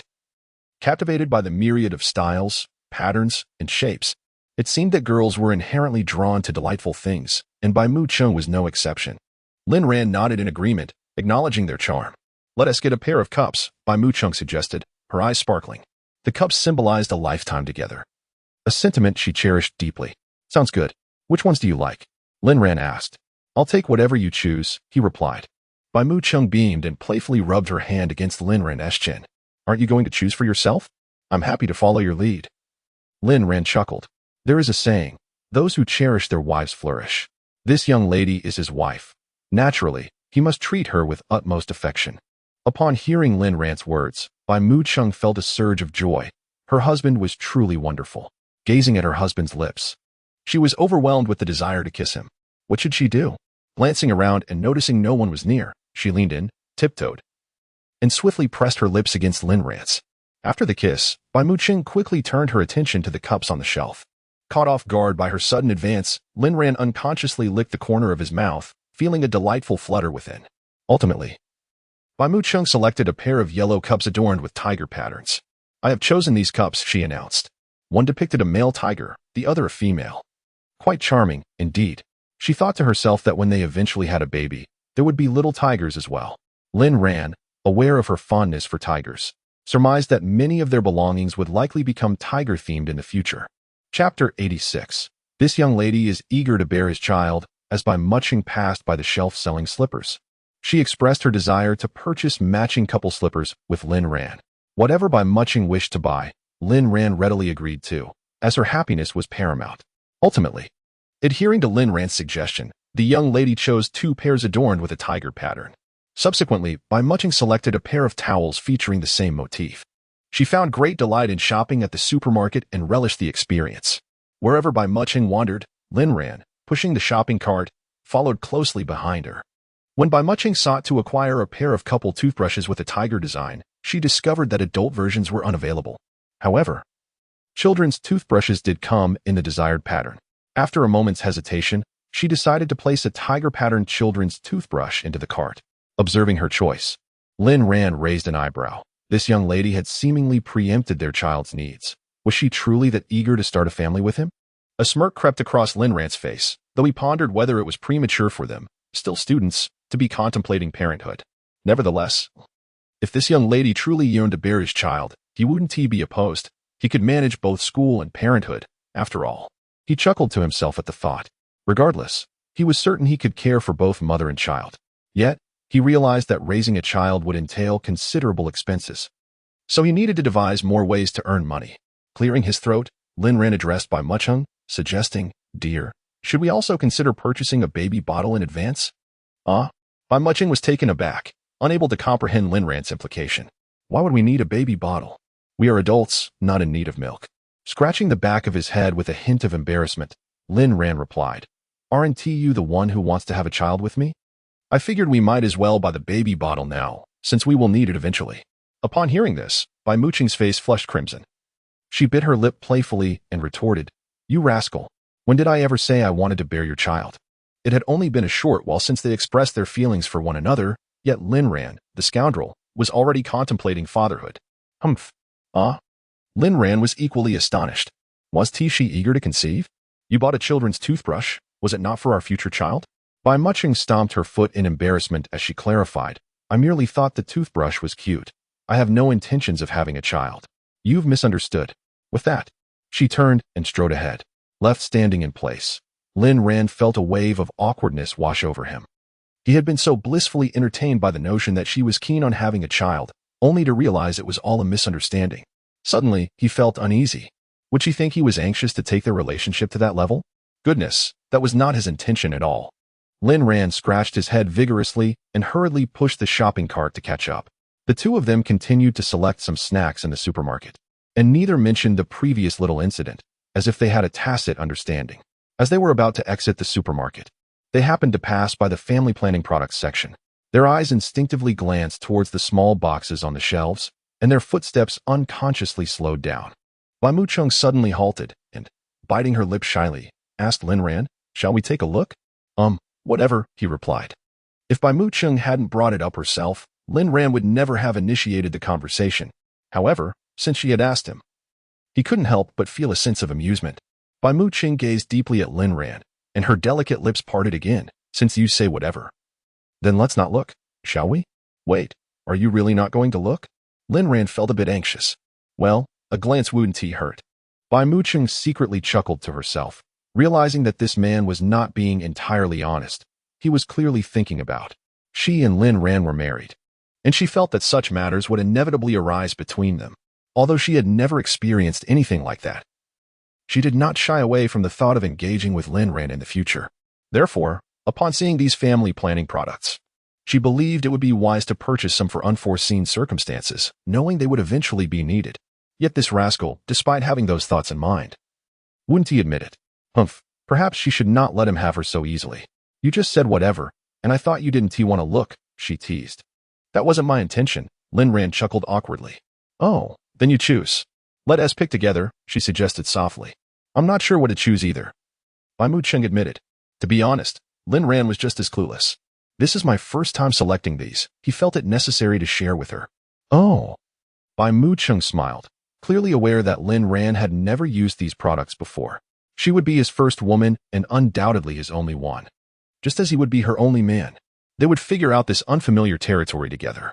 "Let us check the descriptions on the boxes," Bai Mucheng proposed. "Sure," Lin Ran replied, setting down the shopping cart. He and Bai Mucheng stood in front of the family planning products shelf, each holding a small box, examining it earnestly. Bai Mucheng furrowed her brow at some unfamiliar terms on the packaging. After looking at several boxes, she turned to Lin Ran and said, "Honey, should we go back and figure it out before buying? There are so many models here." Upon hearing her words, Lin Ran's heart raced. He glanced around, relieved that no one was nearby. It would be quite embarrassing if someone overheard her. "No need. I've made my selection," he declared, placing 2 boxes into the cart. With Lin Ran having made his choice, Bai Mucheng felt there was no need to waste any more brain cells on it. Nevertheless, she still felt a twinge of unease and inquired once more, "Are you truly certain we need not clarify before making a purchase?" Lin Ran playfully pinched her cheeks on either side, responding, "It is unnecessary." Bai Mucheng pouted, acknowledging the response. "Isn't 2 boxes rather insufficient? Shouldn't we procure a few more?" Bai Mucheng genuinely did not comprehend how much would be required in one go, nor the duration a single box would last. Hence, her question. "How many do you wish to acquire?" "Let us purchase 8 additional boxes, making a total of 10. "Very well." Chapter 87. What an enchanting girlfriend. As the cashier beheld the 10 boxes at checkout, he could not help but exclaim inwardly, "Impressive." He stole a few more glances at Lin Ran, and, upon noticing the stunning Bai Mucheng by his side, he thought to himself, "Goodness, how fortunate this young man is to have such a beautiful girlfriend." A pang of melancholy washed over him as he reflected on his own situation. At such a young age, Lin Ran had already secured a girlfriend of such beauty and purchased 10 boxes in one go. How blissful their evenings must be. In contrast, this cashier had graduated from university over a year ago, only to find himself thrust into unemployment when his company collapsed. For days, he had been tirelessly searching for work, lamenting the excruciating difficulty of finding a job nowadays. With no employment, he could not afford to simply wait around, as that would inevitably lead to starvation. Consequently, he had taken up a temporary position as a cashier at the supermarket, and the thought of a girlfriend felt like an unattainable dream. How had his life become so arduous? Alas, unbeknownst to Lin Ran, the cashier was engulfed in such tumultuous thoughts. As Lin Ran retrieved his phone to initiate the payment, Bai Mucheng swiftly scanned the code to settle the bill. The cashier's heart sank once more. What an extraordinary girlfriend this was. Not only was she breathtakingly beautiful, but she also insisted on paying. Lin Ran, too, felt helpless at her eagerness to spend. With the shopping bag in one hand and Bai Mucheng's delicate hand in the other, Lin Ran departed the supermarket, leaving the cashier thoroughly satiated with dog food. Also witnessing this scene was Ma Biao, who was concealed behind a pillar in the supermarket. A wave of despair washed over him. Why did that guy get to hold Bai's hand? Why did she not resist? What made that fellow superior to him? He could not comprehend Bai's choice to be with him. Ma Biao felt on the verge of tears, desperately biting his arm to suppress his sobs. The pain was excruciating. Watching the goddess he adored with another was a torment few could fathom. Of course, The most agonizing part was knowing he could not compete with that guy. Even if he sought help, he would still be outmatched. Sigh, what a frustrating predicament. Upon returning to the apartment, Bai Mu-chung headed to the bathroom for a shower, while Lin Ran busied himself organizing their purchases from the supermarket. After tidying everything else, only the tin boxes remained. During their shopping, she had been particularly enthusiastic, even deeming 2 boxes insufficient. Did she harbor special anticipation? Indeed. He found himself quite eager as well. Lin Ran placed the tin boxes in the drawer of his nightstand. After her shower, Bai Mu-chung emerged clad in a white camisole nightgown. For a moment, Lin Ran was rendered speechless by her beauty. Do I look good? Bai Mu-chung inquired. Drying her hair, Lin Ran nodded vigorously. How fortunate he was to have such a stunning wife. Honey, could you help me dry my hair? There will be a reward for you later. Upon hearing the mention of a reward, Lin Ran's eyes sparkled with excitement, and he promptly asked, Wife, what kind of reward? Bai Mu-chung pouted slightly, requesting, Please finish drying my hair first, and you'll understand soon. Lin Ran promptly picked up the hairdryer and began to style her hair. Observing Lin Ran's eager anticipation for a reward, Bai Mu-chung found her husband amusing, akin to a child striving to perform well for parental approval. As Lin Ran dried her hair, his gaze inadvertently lingered on her translucent earlobes, and an inexplicable dryness settled in his throat. Once her hair was dry, Bai Mu-chung leaned closer to Lin Ran, bestowing a sweet kiss upon him. Yet, just as she attempted to withdraw, Lin Ran held her fast, capturing her lips once more. He relished the opportunity to kiss her delicate earlobes. As they kissed, Lin Ran lifted her onto his lap, finding this position more comfortable for their embrace. Time slipped away unnoticed until they reluctantly parted. Lin Ran retreated to the bathroom for a shower, while Bai Mu-chung returned to his bedroom. It seemed her own room would remain unoccupied from now on. Back on the bed, Bai Mu-chung picked up her phone and opened the app, casually scrolling through it. Upon seeing a familiar cute girl on the screen, her finger froze mid-swipe. The girl streaming in the live room was the very white-haired girl she had encountered in the elevator that evening. To her surprise, the girl living next door was a streamer. When Lin Ran returned from his shower, he noticed Bai Mu-chung intently staring at her phone. Curiosity piqued. He glanced over and was taken aback by the sight of the white-haired girl in the live stream. Dear, this girl is our neighbor. I happened to bump into her while waiting for the elevator, Bai Mu-chung informed him. Lin Ran replied nonchalantly. She has a lovely singing voice, Bai Mu-chung continued. Yet she speaks in a husky tone, Lin Ran remarked. Indeed, but her way of speaking is quite melodious. I even sent her a gift just now. Bai Mu-chung smiled at him. Lin Ran scratched the back of his head, contemplating the matter at hand. He felt compelled to be honest with her. Wife, there's something I need to tell you. What is it? Bai Mu-chung inquired. Actually, I'm a social media influencer on MOE with over 600,000 followers. Upon hearing this, Bai Mu-chung was left utterly stunned. Chapter 88. It turns out she has such a strong sense of possession over him upon discovering Lin Ran's videos on his MOE account. Bai Mu-chung's delicate face tightened with tension. It was no wonder Lin Ran had previously forbidden her from watching his videos. Most of them were rather suggestive in nature. The thought of her husband's splendid physique being admired by countless netizens left her inexplicably displeased. She wished for her husband's remarkable form to be solely for her eyes. Are you making these videos for profit? Bai Mu-chung inquired, to which Lin Ran nodded affirmatively. Do you earn a substantial amount from this? She pressed on. It's not bad, he replied. How much do you make in a month? I haven't calculated it precisely. Could it be as much as 100,000? She asked. Her voice tinged with hope. Lin Ran quickly waved his hand. No way, that's impossible. If I were earning that much a month, I would be quite the sensation. However, noting the tension etched on Bai Mu-chung's face, he felt a twinge of concern. Then, in a voice that carried a hint of seriousness, Bai Mu-chung said, Darling, I'll give you 100,000 a month. Will you promise to stop filming videos? Hearing her proposition, Lin Ran hesitated. After a moment of silence hung in the air, he replied, I don't show my face. No one can recognize me. It's not a big deal. He had no desire to accept her money. Filming videos on MOE was not burdensome for him, and aside from receiving attention for his physique and various peculiar comments from netizens, he had no losses. Why would he refuse the opportunity to earn a considerable sum? Bai Mu-chung then wrapped her arms around Lin Ran, resting her head against his chest. But I don't want others to admire your body. You are my husband, and your physique belongs solely to me. Upon hearing her candid declaration, Lin Ran felt a flutter in his heart. It became clear that she harbored a strong sense of possession over him. While he was reluctant to abandon his video-making venture, he valued his wife's feelings far more. Gently caressing Bai Mu Cheng's head, he promised, "Rest assured, my love, I will no longer film." Upon receiving Lin Ran's agreement, Bai Mu Cheng felt elated. Indeed, her husband cared for her feelings. However, with Lin Ran ceasing his video production, he would lose his source of income, which might leave him discontented. It seemed she needed to assist him in finding an alternative avenue for earning. Lin Ran was similarly pondering this dilemma. With over 600,000 followers on his MOE account, it was inconceivable for him to relinquish it so easily, even after agreeing to Bai Mu Cheng's request. At that moment, a promising idea began to take shape in Lin Ran's mind. In bed, nestled under the covers, Bai Mu Cheng lay in Lin Ran's embrace, her small hand stealthily slipping beneath his pajamas. Lin Ran instinctively tensed at her touch. "You've shown your splendid physique to strangers online. What's wrong with me touching it?" Bai Mu Cheng pouted.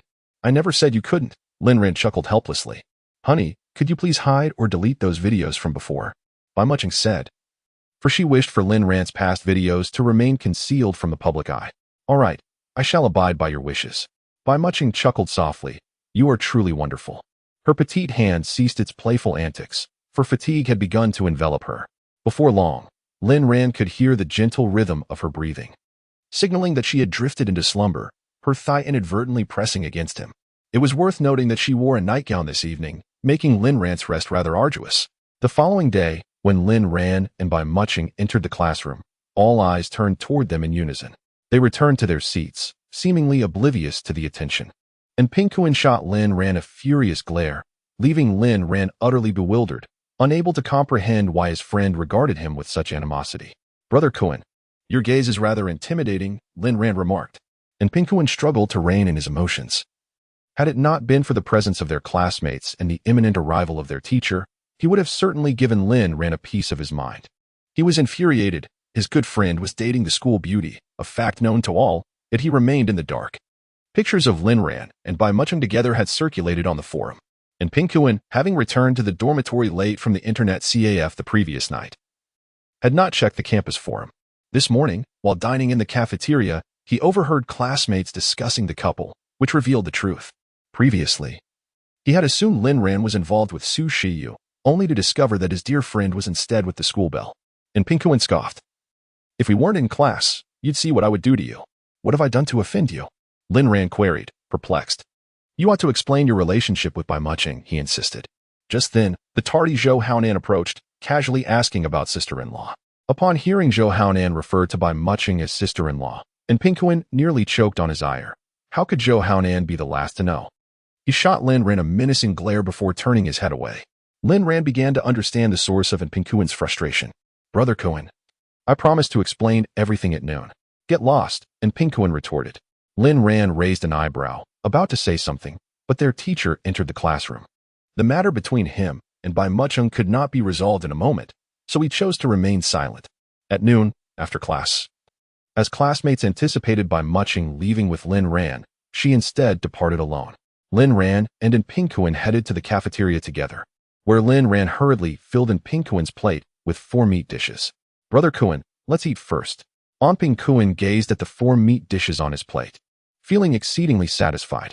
By noon, his hunger had become undeniable. Without hesitation, he grasped his chopsticks and indulged in a hearty meal, firmly believing that dining should always take precedence. Lin Ran chuckled softly, picking up his own chopsticks to join in the feast. After enjoying their lunch, Lin Ran and Ping Kuan made their way to his dormitory. When Lin Ran revealed that Bai Mu Cheng was, in fact, the wealthy woman he had once pretended to marry, Ping Kuan was taken aback, exclaiming in astonishment at the depth of Lin Ran's concealment. Reflecting on how Lin Ran and Bai Mu Cheng had previously seemed like strangers, he was surprised to learn that they had known each other all along. Both had been quite adept at their charade. Lin Ran grinned mischievously, suggesting that their situation had indeed transitioned from a mere pretense to something genuine. Lin Ran nodded in agreement, recalling how they had initially agreed to a sham marriage, only to find themselves together now, a perfect instance of life imitating art. Chapter 89, The Torture of Love in a Private Room on the 5th Floor of a Dining Hall. Bai Mu Cheng had just finished her lunch. She picked up her phone and dialed a number. Soon, the call was answered. "Hello," came a steady male voice from the other end. "Dad," Bai Mu Cheng called out to Bai Chengfeng. Since Bai Chengfeng's return to the bustling metropolis, The father and daughter had not met. During Bai Muqing's time in the capital, apart from a few instances whereby Changfeng reached out to inquire about her well-being, she had not taken the initiative to contact him. Today, her decision to call and took Bai Changfeng by surprise, yet brought him a touch of joy. Dad, I have something to discuss with you. Go ahead. In the afternoon, as Lin Ran and Pingkuan entered the classroom, they found that half of the students were already seated. Bai Muqing occupied her designated spot, and upon seeing Lin Ran, her gaze instinctively fixed upon him. Since entering the classroom, Lin Ran's eyes had unconsciously gravitated towards Bai Muqing. Their gazes met across the room, both pairs sparkling with mirth. Lin Ran had just glanced at the campus forum, where their silhouettes and profile pictures had already circulated widely. Most discussions centered around their relationship, with many expressing astonishment at how he was with the renowned by school beauty.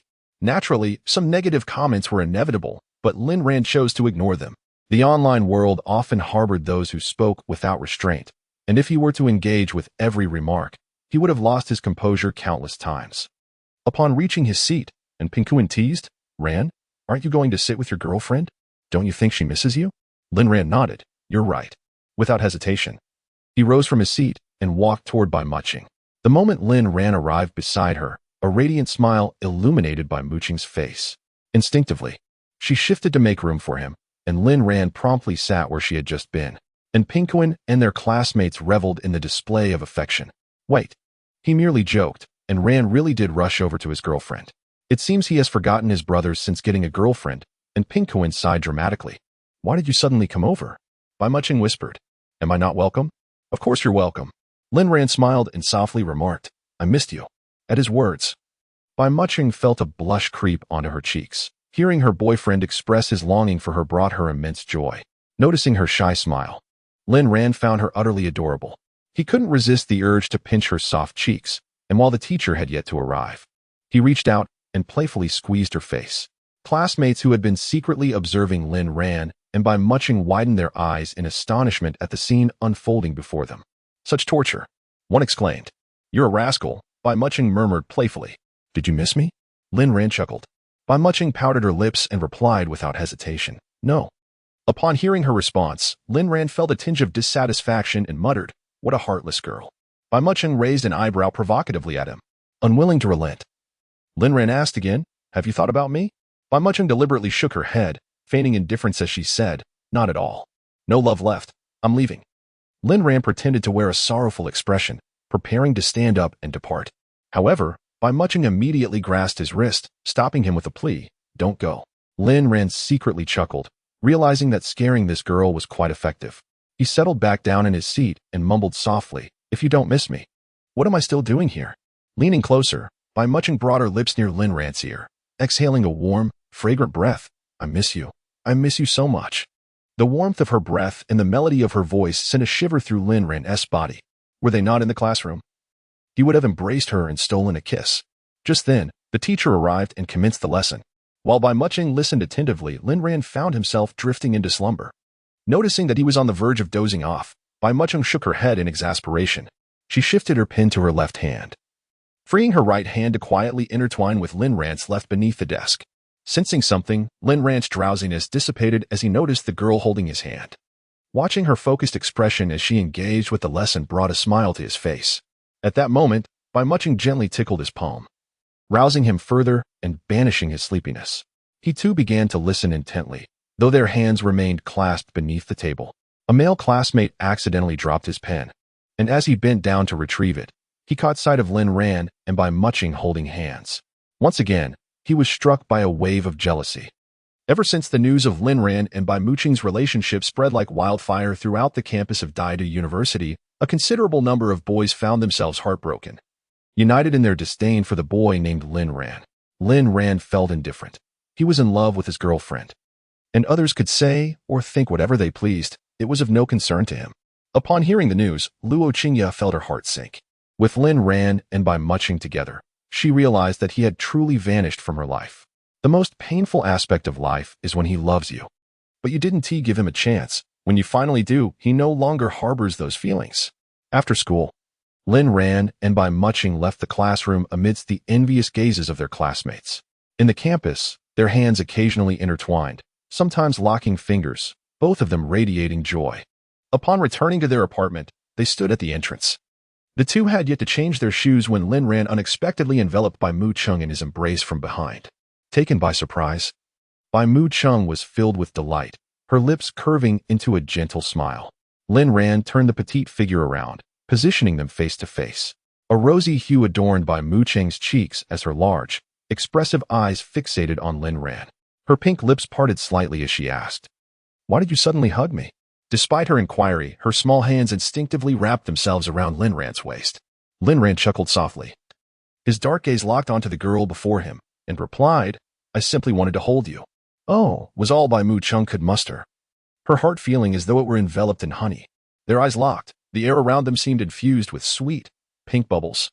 Suddenly, Bai Mu Chung pressed her lips against Lin Ran's. He instinctively grasped the back of her head, deepening the kiss. Chapter 90. Could it be that this pair of siblings is engaging in inappropriate behavior? They shared a brief moment of intimacy before swiftly parting ways, as they had plans to go out. Shortly thereafter, Bai Muching emerged before Lin Ran, adorned in a new outfit, and inquired, "Darling, how do I look in this attire?" Anticipating the forthcoming introduction to his friends, Bai Muching had deliberately changed her clothes for the dinner gathering. As Lin Ran beheld the young lady in her short skirt, he instinctively furrowed his brow. Her legs were undeniably beautiful, and truth be told, he wished for no one else's gaze to linger upon them. Clearing his throat, he suggested, "Perhaps you should consider changing into another skirt." Bai Muching glanced at her attire, feeling quite pleased with it. "Is there something wrong with the skirt?" "I thought you liked my legs," she responded, believing Lin Ran would appreciate her appearance. To her surprise, his reply was different. "I think a longer skirt would be more appropriate," he replied. Upon hearing this, Bai Muching chuckled softly and asked, "Do you not want others to see my legs?" Lin Ran nodded candidly in affirmation. "Very well, I shall change into a long skirt. My legs will only be for your eyes." With that, she turned and returned to her room.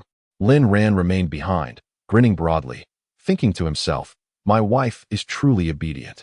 Before long, Bai Muching reappeared, now adorned in a light green long skirt. "How about this one?" she asked. Lin Ran nodded. "Yes, it looks splendid. Absolutely marvelous. It radiates a refreshing and ethereal vibe. Reminiscent of first love. Hee, my wife looks beautiful in anything she wears. And what now? What? No compliments for me." Bai Muching winked at him playfully. Realizing his oversight, Lin Ran quickly responded, "My dear wife is stunning, like a celestial fairy descending from the heavens." Bai Muching beamed with joy, fully aware that, despite her coaxing, her husband's praise was genuine. As they stepped outside, Lin Ran and Bai Muching held hands as they entered the elevator. After descending for a while, the elevator suddenly halted. Upon seeing a familiar, robust figure enter, both Lin Ran and Bai Muching instinctively released their clasped hands. The newcomer was the plump, middle-aged landlady they had encountered during their previous tenancy. Noticing their abrupt separation, the landlady's expression turned rather intriguing upon recognizing the pair. "What a coincidence, Auntie." Lin Ran greeted her warmly. The landlady smiled in return. "So nice to see you again. Are you taking your sister out for a day of fun?" Feeling a bit awkward, Lin Ran nodded. "Yes. You two siblings share a remarkable bond, always inseparable," the landlady remarked. Lin Ran chuckled lightly. "Auntie, I see you are busy with your rental duties." "Indeed," she replied as they exited the elevator. Lin Ran and Bai Mu Chung both felt a sense of relief wash over them. Bai Mu Chung shot Lin Ran an exasperated glance, blaming him for the earlier claim of being his little sister. Did he not realize how anxious she had been just moments ago? It was all his fault. Lin Ran, however, had no inkling that they would share such an uncanny connection with the landlady. They had crossed paths before moving into the new apartment and had encountered her again afterward. He never anticipated that his casual jest would evolve into this situation. The landlady pondered silently. Were they not siblings? She had instinctively released their joined hands when she sensed Bai Mu Cheng's tension. Moreover, was it not peculiar for siblings of their age to hold hands in public? Regardless, the landlady felt their earlier reactions were somewhat odd. Suddenly, a foreboding thought crept into her mind. Alarmed, she gasped and quickly covered her mouth. Could it be that this pair of siblings was getting involved in something inappropriate?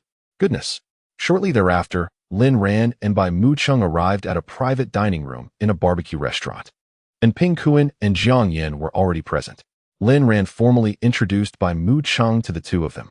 Bai Mu Chung was somewhat familiar with Ping Kuan and Jiang Yin, having previously dined with them at a hot pot restaurant, though that experience had been rather unpleasant. so it was best left unmentioned.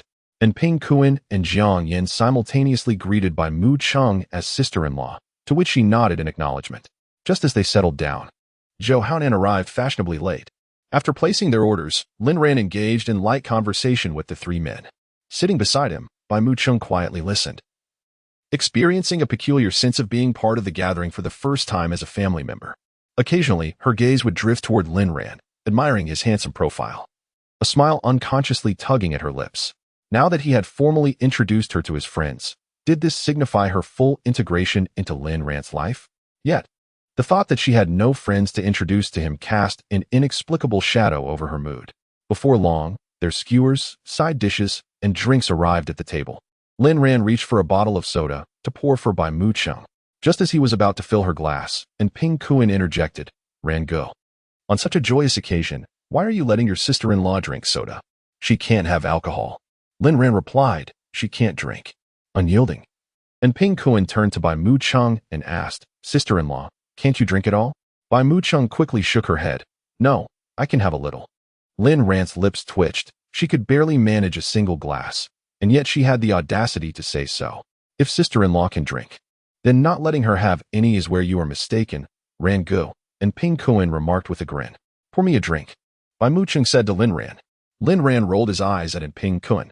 Since the young lady herself had spoken up, it would be inappropriate for him to refuse, so he poured her a glass. Lin Ran leaned closer to Bai Mu Cheng and whispered, "Be a good girl and drink this glass."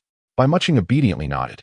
The main concern for Lin Ran was that he had never shared a drink with Bai Mu Cheng before, and he was uncertain about how she would behave after consuming alcohol. If it were just the two of them, her drunken antics would be inconsequential. But with the trio of brothers present at the dinner table, any potential embarrassment would be undesirable.